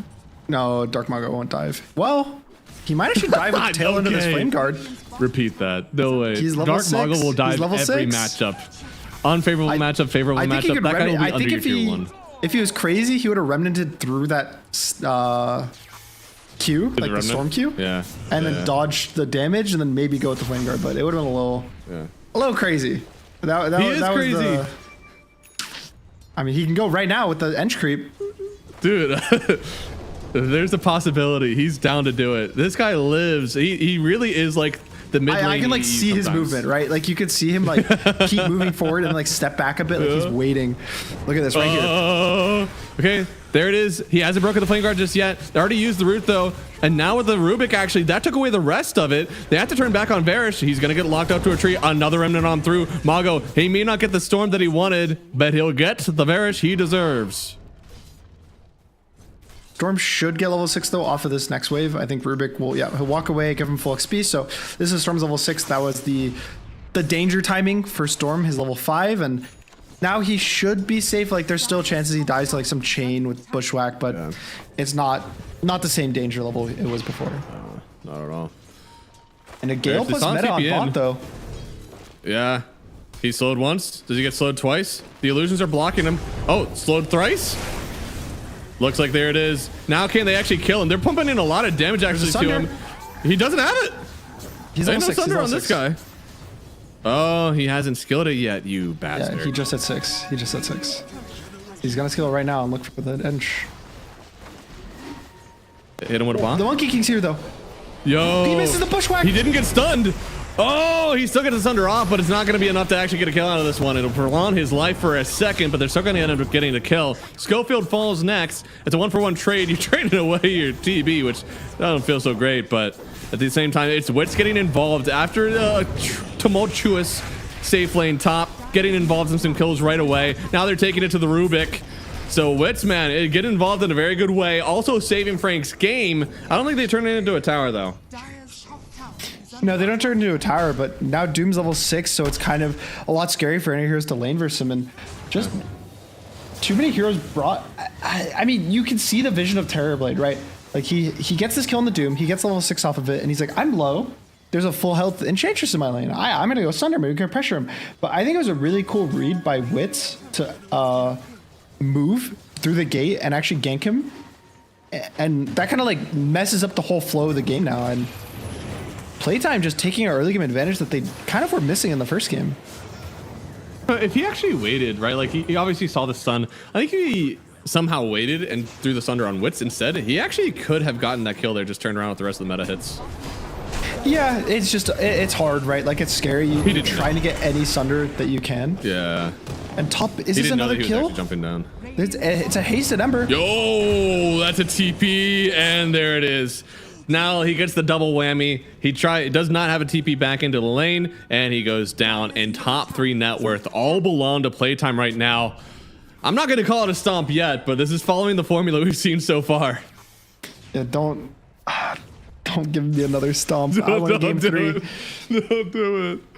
It's surprising because I feel like things had been going really well, and I honestly didn't think that Wits would be that farmed after that rotation because I didn't feel like it went that well for him, right? Like he wasn't involved in part of all the kills. I mean, he is 205, right? Like his lane went extremely well for him. He's making moves, getting kills across the map. They're gonna try to kill Ench. I think he should die. That's okay. Okay. A bit aggressive. Like, I think normally it's like it's okay. It's like it's your pause 4. He's by the river. Like who cares? But that's a 3 kill streak that you just gave the enemy mid laner. 4 kill streak. Oh no. That's just not good. I mean, Frank's kind of up, but he has ward on them, so he'll see them. I think the game's okay to slow down a bit for PlayTime. Like they don't need to go too crazy. It's basically just the runes. You want to control every rune as Ember and versus Storm specifically. Like both of those two things mean runes matter a lot. And so you're going to see even Frank's going to walk over to help with the runes. Also the 10-minute siege. This is the, I don't want to say the most important rune, but this rune matters a lot getting it because you get it on the siege. And now that they have an enchantress, they can use the siege to pressure this mid tier 1. Yeah. And it's probably just dead. Like, I don't really see a world where Radiant's able to defend this, and this just starts opening the map more and more and more. Doom is finishing his drums, so he has his like strong timing. Wits has his Mage Slayer on the way, so they're hitting basically everything. Vessel will be finished when the tower dies for the Ember Spirit, and I think it's just snowball time. Like, you take this, maybe you go top with the Ember with the TP, you kill the Slaughter, you take his tower, just keep going back and forth, getting kills. Terrorblade's gonna farm. Like, how the game's going to play out is Terrorblade will farm, but the Slaughter and the Storm are going to suffer a lot, and the supports. It's going to be up to Jikroy basically to win one fight for his team, like single-handedly. And if he can't, I think that is going to be just a big snowball, just like a slow rolling snowball for playtime. So what's his items that he needs in order to do that, right? Like, obviously he's going to be farming a lot. Manta's not going to be it. I don't think that Manta is really like a go fight win item on the Terrorblade. So what is it, like Hurricane Pike? Is it BKB? Like, what's he got to get? Maybe like a Scotty. Even Diffusal Blade this game that's a long time. That's a long time that we're going to be suffering. No, his team's going to be suffering, but... oh, no. I think maybe a Diffusal, maybe a Scotty, something like that, something slow. Scotty's the big one you can get. But these kills, if he's able to get the Doom here, which I don't know if he can, to be honest...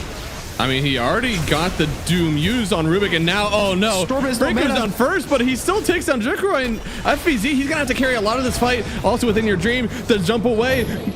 Dark Mago, he's fine for now. In fact, he gets the root on Rubik right before he goes even further the fight. So, I mean, that's a huge fight so far for playtime. They're definitely at advantage. I mean, still the Arcane Rune. He's in the water on FBZ, but it doesn't matter. And here he comes. Oh God, Wits. He's going to try to end this fight now. FBZ under his tier 2. It ain't matter. Rubik, he's going to get a remnant down, sure, but it doesn't feel so good right now. They've gotten 3 down already, and playtime, they are owning the spot side of the map. Thankfully for Rubik, he did steal the jump, but just kill after kill. That was what, 4 for nothing? Yeah. I guess they got the Doom. They got 4 for 1. They got a little consolation prize, but... I'm astonished that Jikroy ran back down here. Like, they really must want to fight this. I mean, in their mind, they used a lot of resources. Like, it's very low mana on the Hoodwink, on the Enchantress.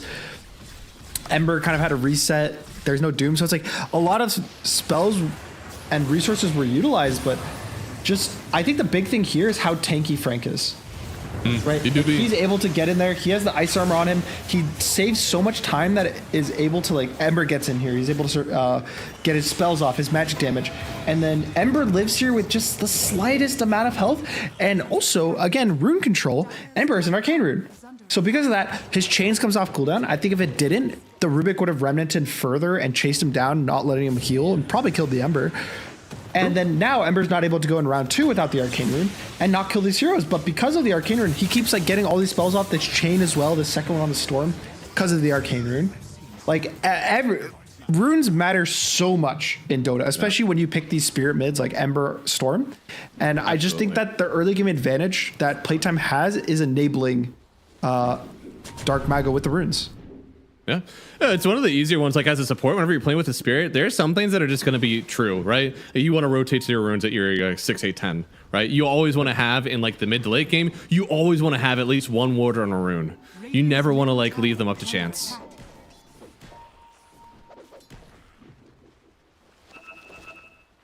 But the ward rune is one that like specifically makes it easier if you're like, I'm going to have vision here, I'm going to play around here, this is safe.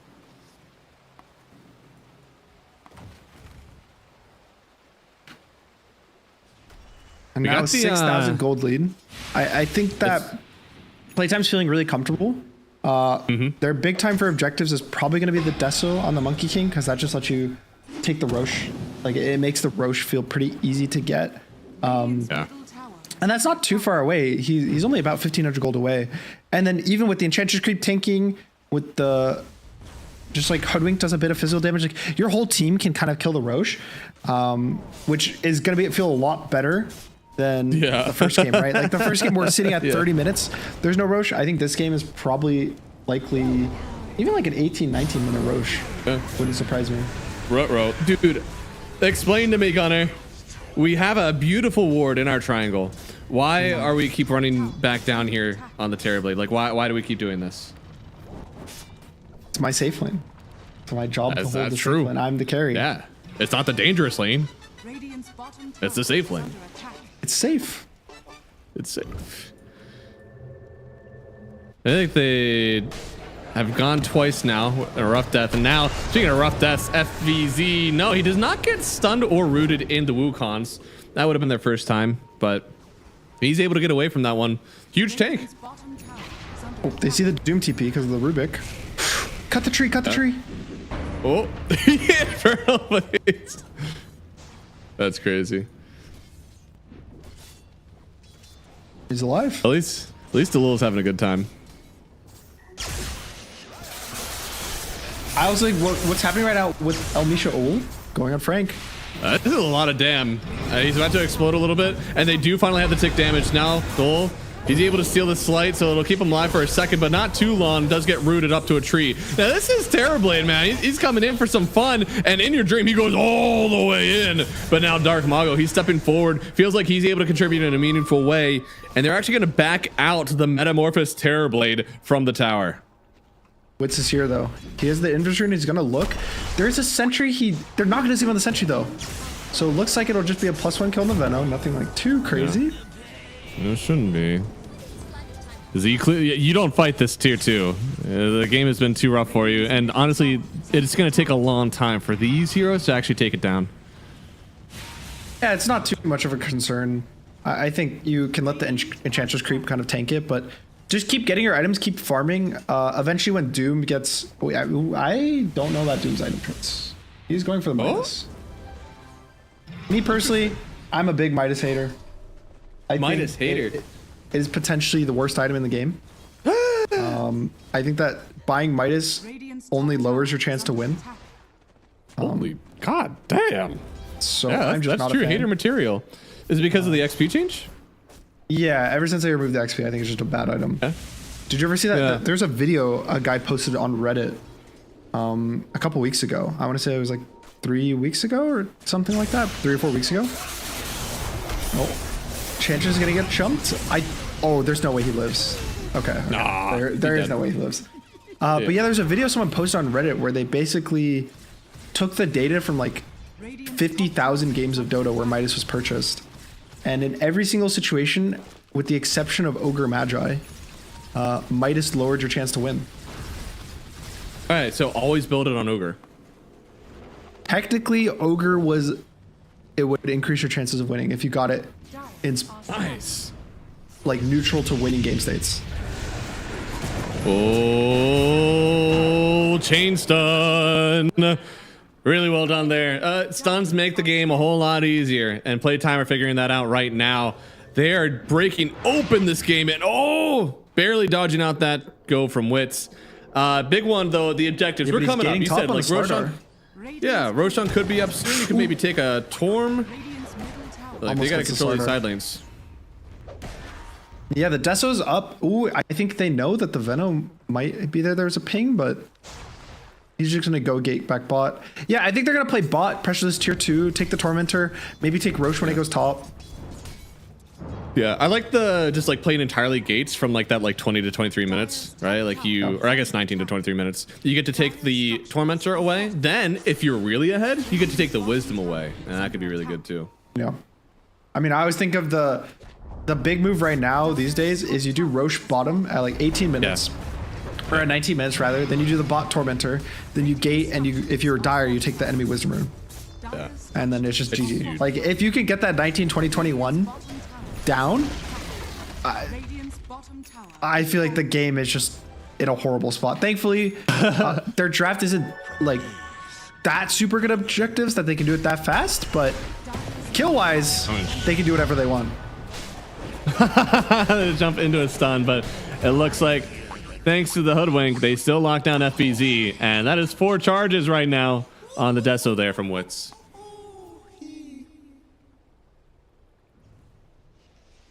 See, they do. It looks like they do want to posture for this Wisdom Rune, So it's probably gonna be like they're gonna pressure this tier 1 tower top, take the tower, try to take the Wisdom Rune, and then they'll Rosh after. I think that's like a very... Oh, no, I guess Wits is scared.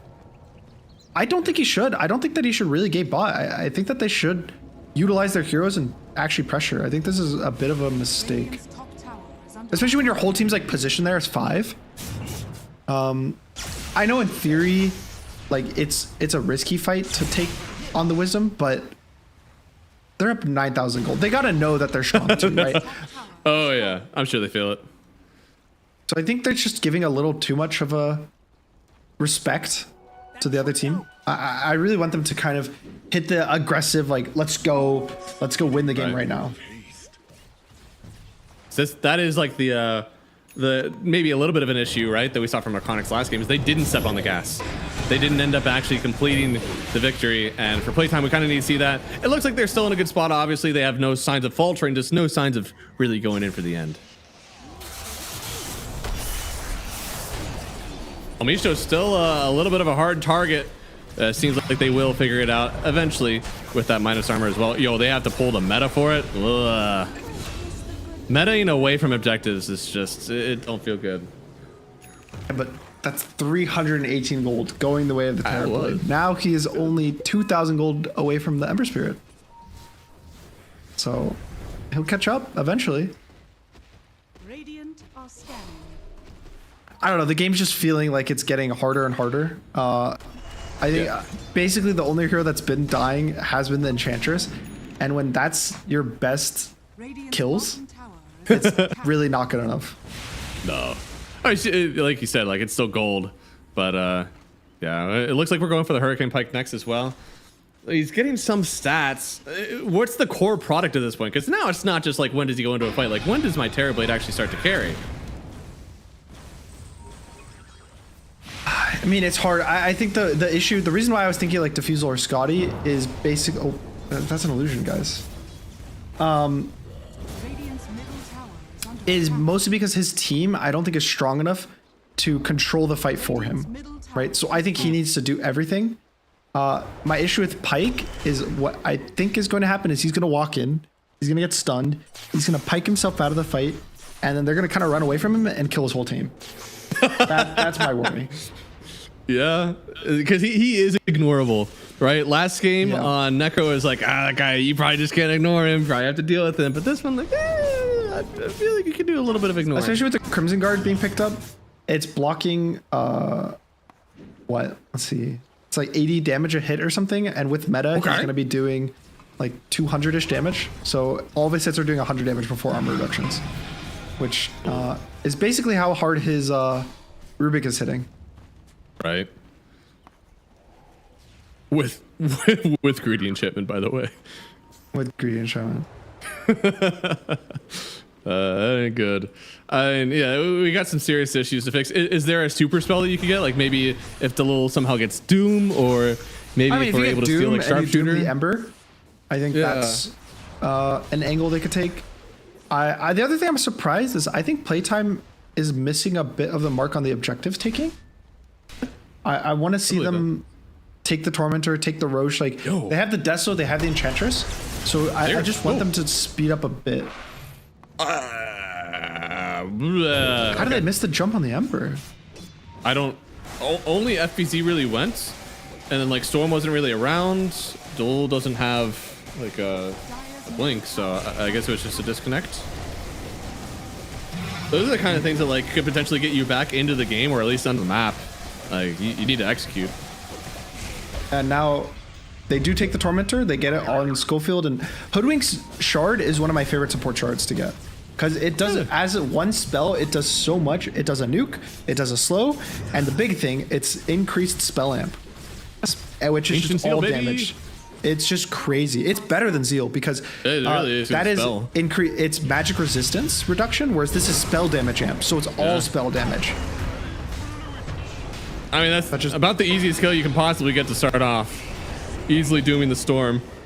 And now Frank, he's a body, but this is a body that's got Crimson Guard and drums. This isn't your average just like tank with no ult. Now they're trying to beat him down, but the Wukong is out. They're gonna have to force staff him away from this one. And now this giant monkey ring sections off the fight, leaving REKONIX in a rough spot. They don't know where they want to engage just next. Mago's gonna chase down the little, getting themselves the chains, but they're able to take this as slow as needed. They don't have high cooldown spells that they need to play around. Yeah, and just the fight seems so hard. You can see like their lack of kind of damage control. It's like they kind of get the Doom, they kind of press the Vena ult, and then it's I don't know, like he just walks away. Like I'm just struggling to find a way for them to take the fights with how far behind they are. Oh, the Ember's in. Oh, dude, Schofield from downtown. Hitting the sharpshooter, getting that kill. Now they're going to look after the Rubik, call it some stacks of the Deso. As Witzman, he is running this map, running it with the Ember as well. This is super rough. And now he's a bit low. He is, but do they got damn? I don't think they got damn. Oh, and now Slarda's in danger. Yep, Vernal Blade down, pulling him back onto low ground. Get on over here. Schofield grabbed him with a bushwhack, and I'll be honest, I would not be surprised to see the letters. However, from the REKONIX side, they have seen somebody throw a 16,000 net worth lead before. And who is that? It may have been in the mirror. Okay. I don't think that's a good sign. Not a good sign. No, not a good sign. That's not a good sign. You have tons of experience with 16,000 net worth leads from both ahead and behind. Yeah. Let's do positive. Let's all take a breath. Okay. Yeah. Let's channel our power. What does REKONIX have to do to win this game? Okay. Yeah. I think that they need to utilize bursts from the Slarder and the Terrorblade. I think that the Pike is like fine, but I think you're starting to get in this like dire situation where you just need damage rather than kind of like survivability. So like honestly, I think for him, he could even just go with Daedalus or Silver Edge. I think Silver Edge could be good on him too, but I think the Pike's not gonna kill heroes enough. Yeah. And I think you need to play like Slarder, Blink crushes the monkey, and you just all in this guy, and maybe you actually kill him if everyone's there ready before the Doom's able to like go back on him. Like this, they're trying. Like here. This is exactly what you want, but he's able to get the BKB off. And now the Doom once again on the Storm Spirit. He's not able to move at all. Now they've got the root on TB, trying to turn around this one, gutting this under as well. He's rooted. Somebody stop this guy. The creeps are trying to help out, man. Everybody wants REKONIX to take this fight. But now it's with the buyback. It's with the jump in from Storm Spirit. They get the lift, and he's down. They finally get one, and there's a huge kill. But we got to get some more. That was a buyback on the Storm Spirit. You can never be satisfied. And Dark Mago goes down. That feels good. We've got two important cores off the board, and REKONIX. I ain't gonna say we back, but the game's not lost yet. And they took the fight right next to the Roche pit as well. So Roche Terrorblade meta with the Slarder, guys, come on, like just do the Roche, get the Aegis. Maybe that's where you start being able to actually get kind of a foothold in this game. I think playing around the giving it to Storm because he used the buy, but oh no, is PlayTime gonna fight this? I think PlayTime's fighting this. Go back to the game. There we go. And yeah, they already have Delul sitting in the pit. Ain't a great place to be. We got Terrorblade on the, oh no. He's on the ropes. It's a buyback by Mago. He saw the Storm Spirit buyback and was like, man, that's some good stuff. Does the same thing. And now that's going to be a Roshan for playtime. We can go back to the replay now. I mean, they needed this Roche. Like, everything that happened was fine. It gives them a bit of like, oh, we're kind of in the game. But the Roche gives them, okay, we have a chance. Our Storm can go in, use everything, maybe burn the Doom, maybe get one kill with all his mana, get a second life. The Terrorblade will fight around him. They needed that Aegis to win the game. And now, it's just, they kind of lost it all. And again, this was an ideal fight. I would say the biggest difference here was the Slardar didn't really jump with them on the Monkey King and like commit. But yeah, I don't know, you can't, it's so hard because even with all that happen, Ember didn't really take that much damage until kind of it was just him committing in further to the fight after they were winning. Yep. He was going all the way. It was a great buyback from your team, right? Like without that, this fight doesn't happen at all. So they got a good thing going. Man, you hate to see whenever you win a fight like that and then you immediately screw it up by going into Roche too early. It feels so sad. It's like, we had an advantage. We were doing well on the map, and now it feels like we need to build up again. It's just, okay, so now Terrorblade does have the Scotty queued up.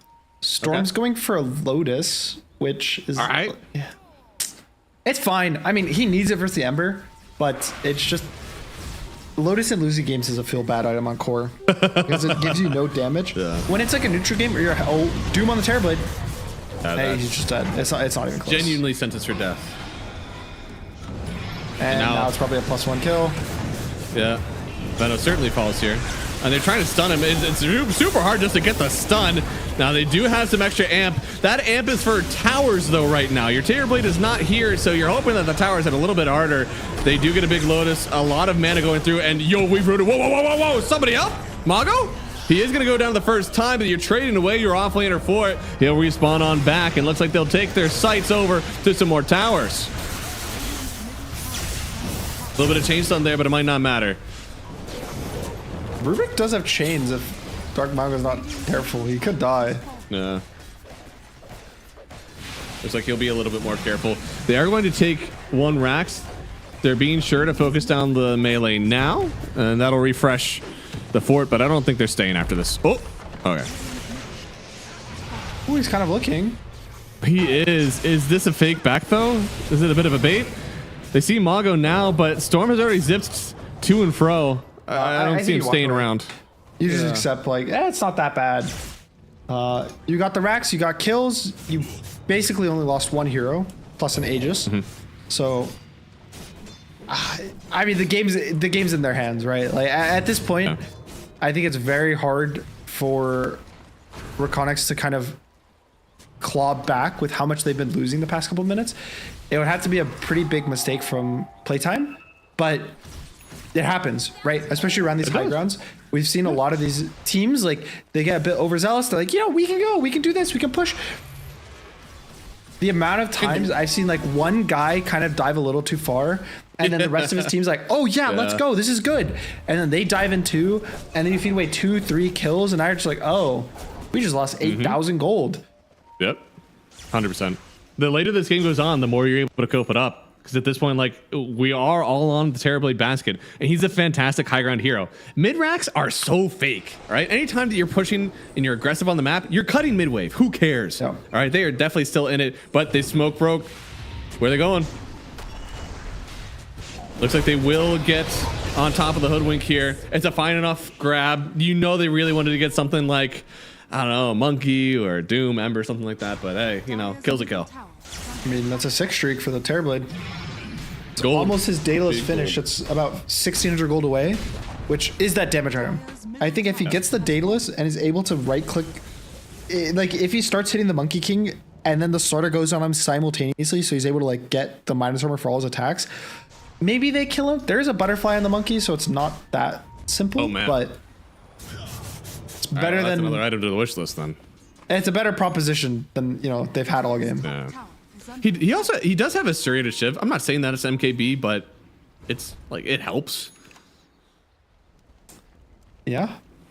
I mean it does. It's like every 1.5 seconds he'll hit once. Yeah. Like, it's a little bit of something, but yeah, I mean now he's got to finish this Daedalus. That guy is dead. He's got to finish the Scotty. I think it's still very important. I think Butterfly is still important for the hero. Is dead is also the Terrorblade. Oh no. He does get the Hurricane Pike away. He doesn't even get the Sunder off though. And now, I mean, does he buy out the Demon Edge? He did. I mean, so cool for him not losing gold, but it does mean that like he is dead for a minute and he ain't coming back.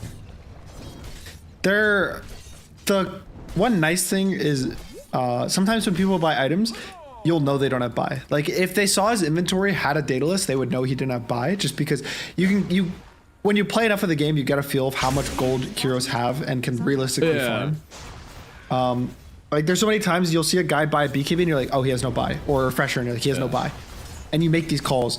But here, since he didn't have any components in his inventory, you don't know. Like, he could have just not bought that, but they definitely want to at least force it. Yo, in your or I guess they might just try doing to some skating. They are going to try for it, but you just got to hold on. I don't think I would genuinely give up this Rax if it meant getting another fight with my dataless TB. You got to be careful. You can poke, but the last thing you want to do is give away a death here. He's trying to skate around on In Your Dream. In fact, they're doing a lot of damage. You're committing really hard for your Terrorblade, still not up in 5 seconds. Now it's a BKB from the Slaughter that you've already used. They got plenty of minus armor on Momisho, but can you actually hit this guy? Looks like they're just going to leave him to die. And that's going to be Jikroy getting another kill. 400 gold for him. That's something. Every bit counts. Yeah, and now he finished. He has his dataless. He is going for the Silver Edge, actually. So he's kind of going for the build I was hoping for, just with the addition of the Pike.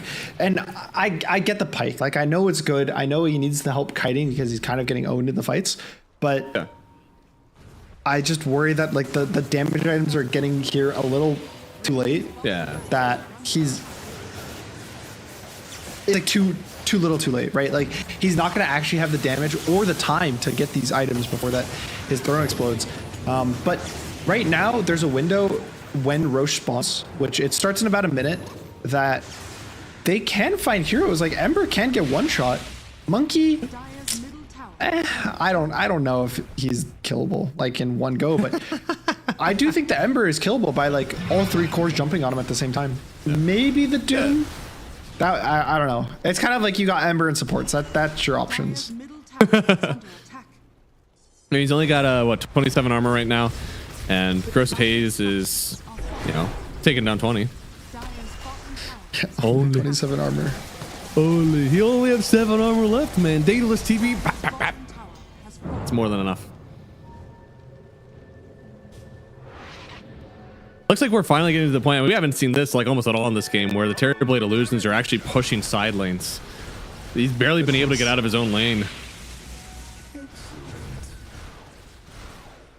Just solo kill heroes for him and take wisdoms and. Right. Why can't Terrorblade have a permanent illusion of himself that he can equip items on? Ah, I like that. And somewhere between like an Arc Warden and a Lone Druid, you know, something like that. Or just grabbing Lone Druid better. it's just Lone Druid. Looks like they are on top of the Doom here. He might want to turn around with the Doom. No, he's just gone. Frank, that's a big kill. And of course, the little one to pick it up. I'm honestly surprised he had the damage for that one, but he gets it. Big kill. I'm impressed they killed him. I was worried that he wouldn't die, but he doesn't have a BKB, which I honestly think is a bit of a mistake to have Octarine instead of the BKB. They get a tower out of that. That's huge. I think the big litmus test for like if your lineup is actually doing well or if it's just a fluke that you're on the map and it's taking towers after kills. That's really big. Kind of sad thing for them is it's almost the max duration Roshan spawn. I think it was like 250 something. If it was like they were lucky and this was an instant Roche, they could Roche right now while the Doom's dead and he has no buy. For sure. But now they're trying to change for more kills and I don't know if they're getting more kills. No, that's a BKB down. At least, you know, good news, it's a long Roshan spawn. So after they give away these kills, they'll be able to respawn and be back later. Oh, great. That's lovely. Yeah. What's the opposite of Regicide? A king being a king. You know what Regicide is? Regicide? Yeah. Well, the first one is somebody named Reggie. You kill them, or the other one where you kill a king. Mm-hmm. Do you know any Reggies? Not anymore.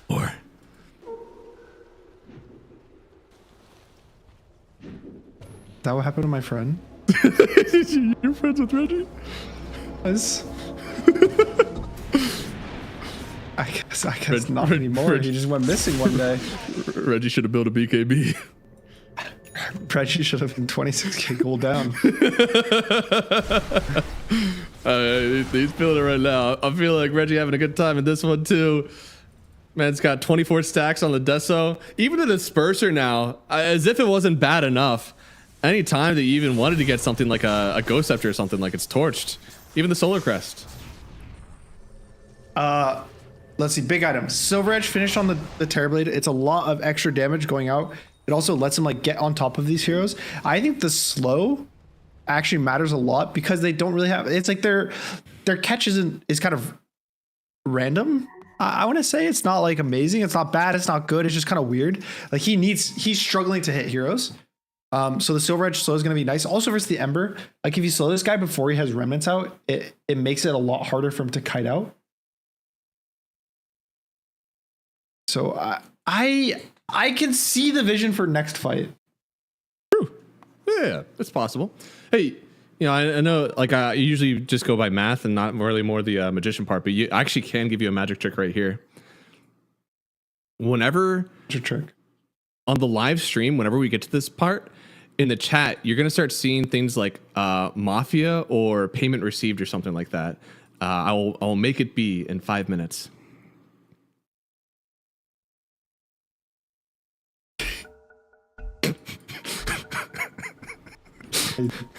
I don't know if I should just accept that. You can't argue it because you know I'm right. Yeah. Yeah. You think I mean, this Roshan, it's up now. It's fightable. Walking up top, it's like your side of the map. Thing is, PlayTime, they're the ones who have control of the outpost, so it's not even like you have a quick TP for yourself anymore.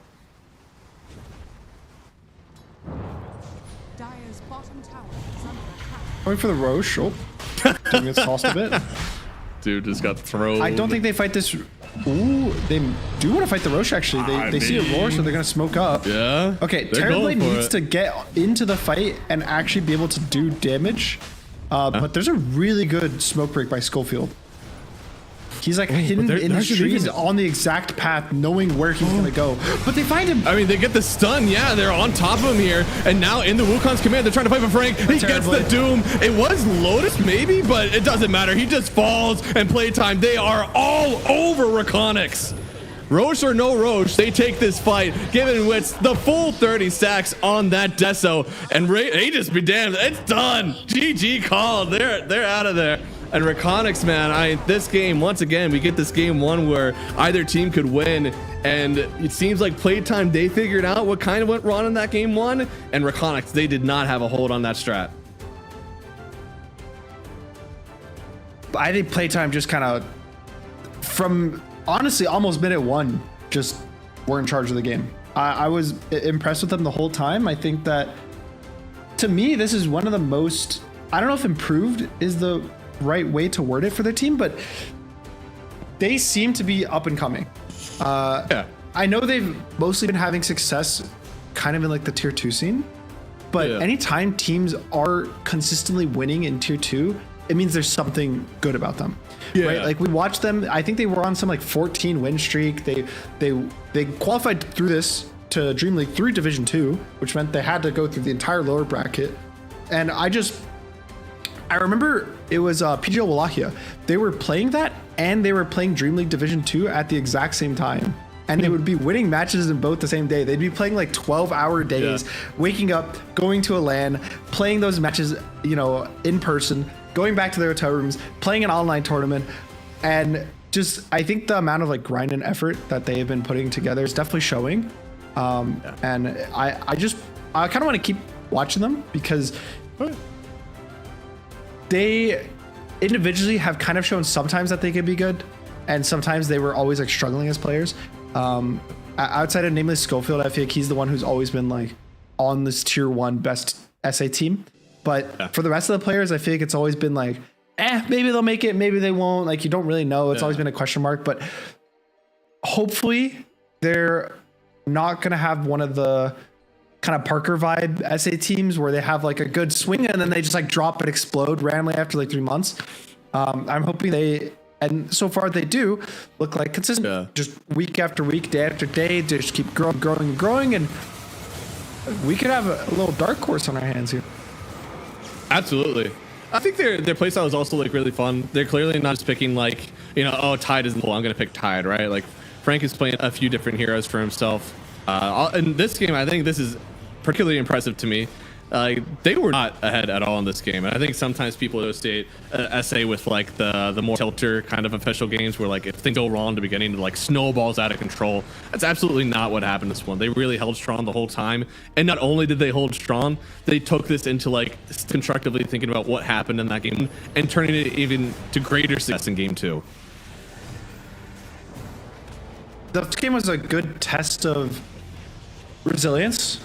They when you're losing the game, able to find windows of opportunity to like actually take the fights is pretty hard. Second game, when you're winning, when you win the lane stage, it's a bit easier. Like the trials and tribulations is more of, oh, let's just not throw, right? Like just consistently make sure we're farming, make sure we're not being aggressive. But I think the fact that they were able to win games from game states, like one from behind, one from ahead, is just nice to see. And sure. did just have a clean series, and I'm just like happy for that. Like I want to keep seeing them succeed. I think it's really cool. We have these newer teams that are able to be consistent and winning. I just think it's for the scene as a whole that it's not the same, 8 teams always in the top 8. Yeah, especially in SA as well, right? Especially when it's a little bit scary with orgs right now, right? And you're not sure what's going to happen. So these teams thriving and getting their own is always really nice. And we have an interview coming soon with the guys here from PlayTime. And I think the biggest thing that I'm curious about right now is like from the outside, we see this game 1 where it's like, oh man, things are looking rough. Like you're not sure if they're going to come back or not. You have to wonder if at any point their team is like, we trust the lineup, as long as you don't like feed egregiously, probably going to win. I wonder how I felt being actually in the depths in that game. The mentality of the first game is pretty interesting to kind of hear what they were worried about, what they needed to win the game. Ooh, I think we got the interview here. All right, which should be joining us. Hello, how are you? Hello. Thank you so much for joining us. Oh yeah, we have. I believe we do have a translator for this one. All. ¿Cómo estás? Todo bien, todo bien. ¿Qué tal? All right, so hey, game 1, it looked really rough for a long time, but you guys ended up coming back. Did you feel that same pressure in the game that you know if you were going to win or not, or did you feel confident? Fue un poco difícil, un juego un poco largo que digamos pensó que se iba a perder como tal. ¿Sentiste algún tipo de presión, digamos, para que en el segundo juego se pueda realizar como tal? O sea, en general, todos habíamos hablado desde un comienzo. Un momento, hay un eco. Aló. Sí, mutea. Tienes que mutear el cambio. O sea, lo he muteado, pero ahí se escucha. Ahora sí, ¿no? Ya. O sea, creo que todos habíamos quedado de que era un juego difícil por el tema del necro, iba a tener un buen juego. Entonces, como se habíamos proyectado ya jugar a más a late, ¿no? Y esto era lo que hacíamos, ¿no? Si te diste cuenta, como 2 veces que su Hyrant y tan solo tiré BKB nada más, como que ni siquiera teníamos certeza de que íbamos a matar al necro hasta que llegue el cetro, ¿no? Solo es como que el momento, ¿no? Se podría decir. So they knew that this was a difficult game. It was against Necro, and of course they had kind of like some chances to go and run, but it's like what he just did was like activate KD, for example, and just try to back, because what he needed is like was a Academy center, and just because he was whole team was playing too late, pretty much. In the second game, you guys kind of snowballed the game really fast. Do you guys prefer playing very fast games, or do you like playing the kind of slower mid-scalers?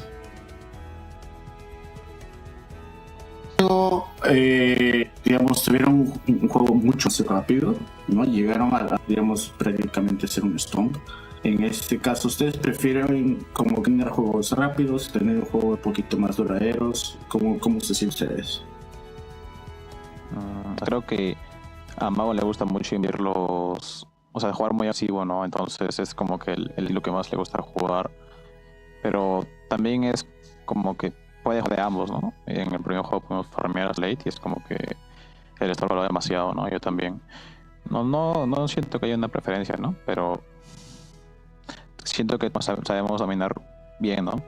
Reconocemos bien al momento qué es lo que se debe hacer. They don't have exactly like a preference. What is, for example, in this case, Dark Mago is someone that he's like very aggressive in him, but he also can adapt into a late game. So it depends on the opponent, and the draft itself is like they can adapt and they know when a game should go too late, or let's say, or go for a stomp, trying to get into these vulnerabilities of the opponent to make this game as good as possible. All right. Thank you. Play the lineup. Sometimes that's all you got to do.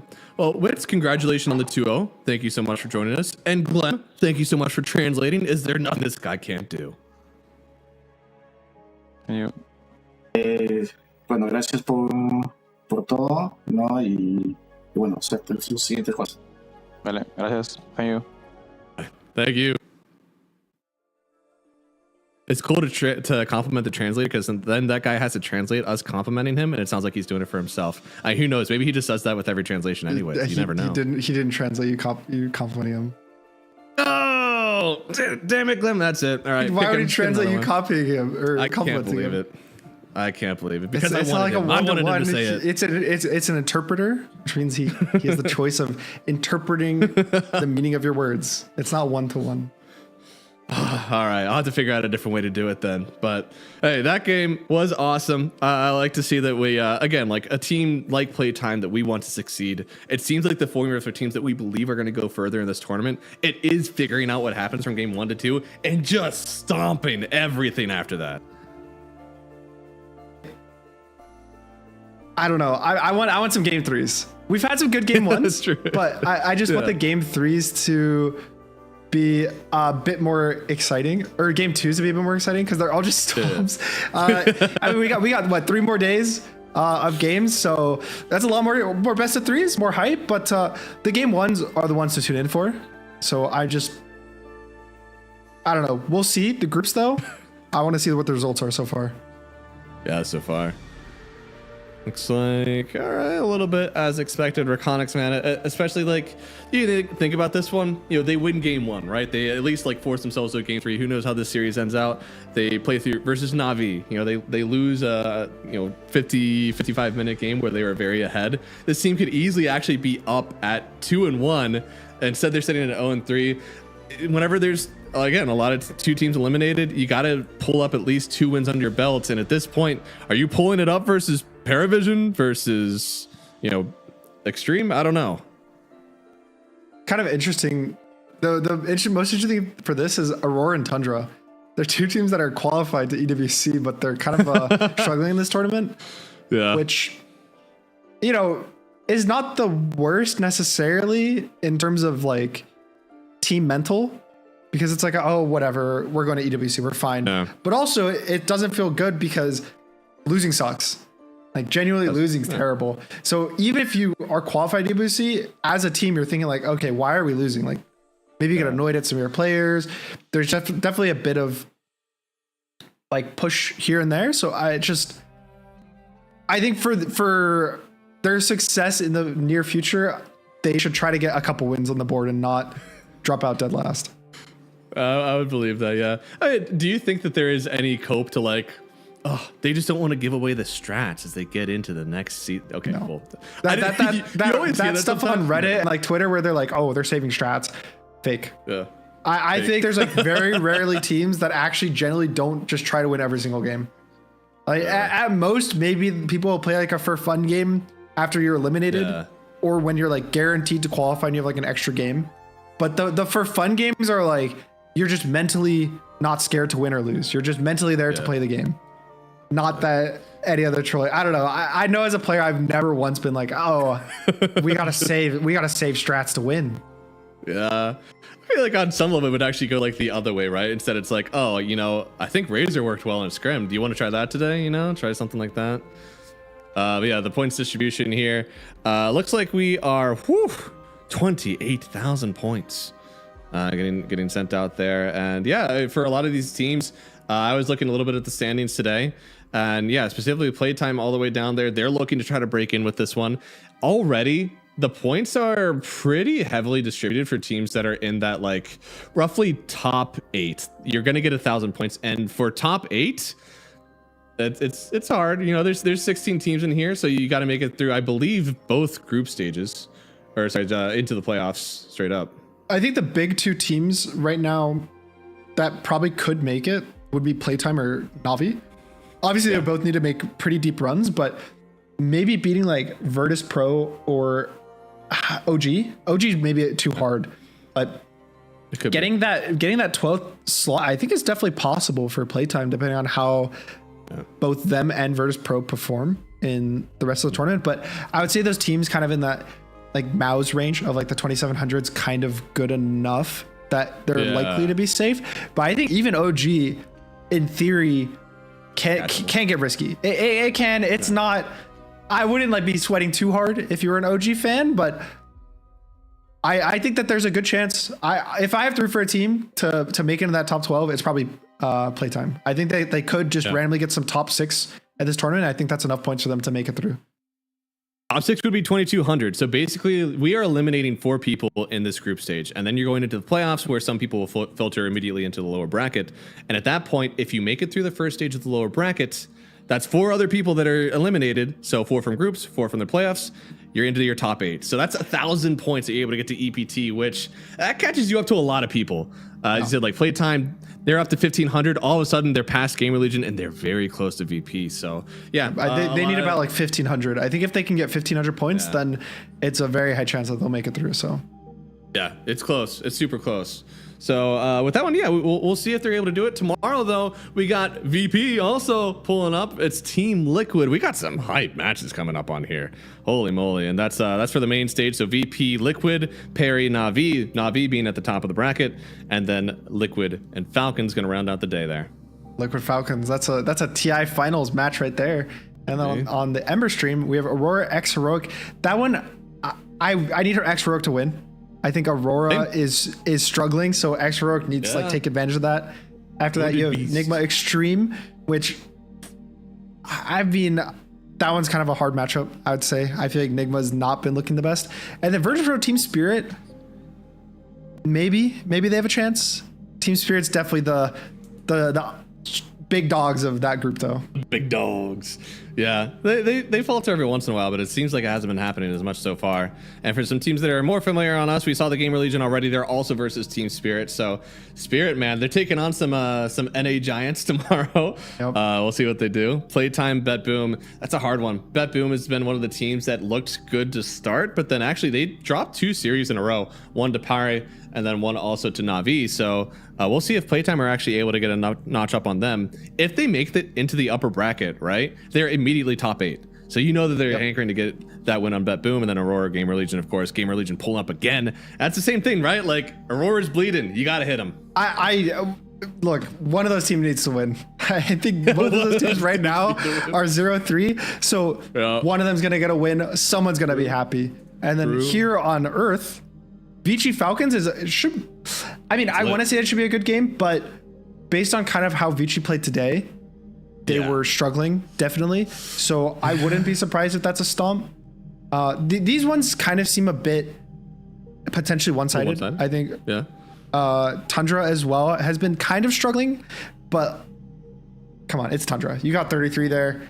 Surely he's going to tell his boys to lock in. And the final match, Vici X Heroic, I do think that one could be good because X Heroic has been struggling a bit, but so has Vici. So it's 2 teams that are kind of underperforming a bit to their expectations. And it kind of depends on who actually is able to show up tomorrow. Yeah, both teams are 0-2. And actually, it's very funny. Both teams lost 0-2 to VP. Both teams 2-0'd Gamer Legion. And the only real difference as you get out there is that Xroic, they did lose to Falcons, whereas Vici, they lost to Spirit. So some similarities there overall, but it does look like two pretty even teams. And both teams, if you feel like if you win that series, right, you get 2 wins, you're at least like hedging a tiebreaker for elimination. Yeah, right. like, at least you have an an extra chance. Yeah. Being at like 1 win only or no wins, like that's where danger happens. So you get 2 wins, you kind of put yourself in a great position, or at least most of your fate is in your hands. So we'll be there tomorrow. Of course, starting off the day for you guys is going to be Epi and Waga, and then we'll be on later for that one to get some more games in. So thank you all so much for watching. Gunnar, you have anything you want to say before we kick out today? I mean, there were some really good games today. If you missed a lot of the games earlier, there was a 70-minute game, or I think it was like 90-minute game actually, of I believe it was Tundra versus Extreme. So if you need a game to watch, you should watch that game. I won't tell you who won, but it's kind of a banger. I think it was actually all the way out to 10010 because I think it was like 107, 108. It was some very high minutes. So one of the best games so far that I've seen. Then you guys should watch it too. That's going to be a great one, yeah. We'll hope to see one of those games tomorrow on our stream, too. So thank you, everybody, for watching. We'll be right here at the top of the hour tomorrow, right after Epi and Waga. So hope we see you then.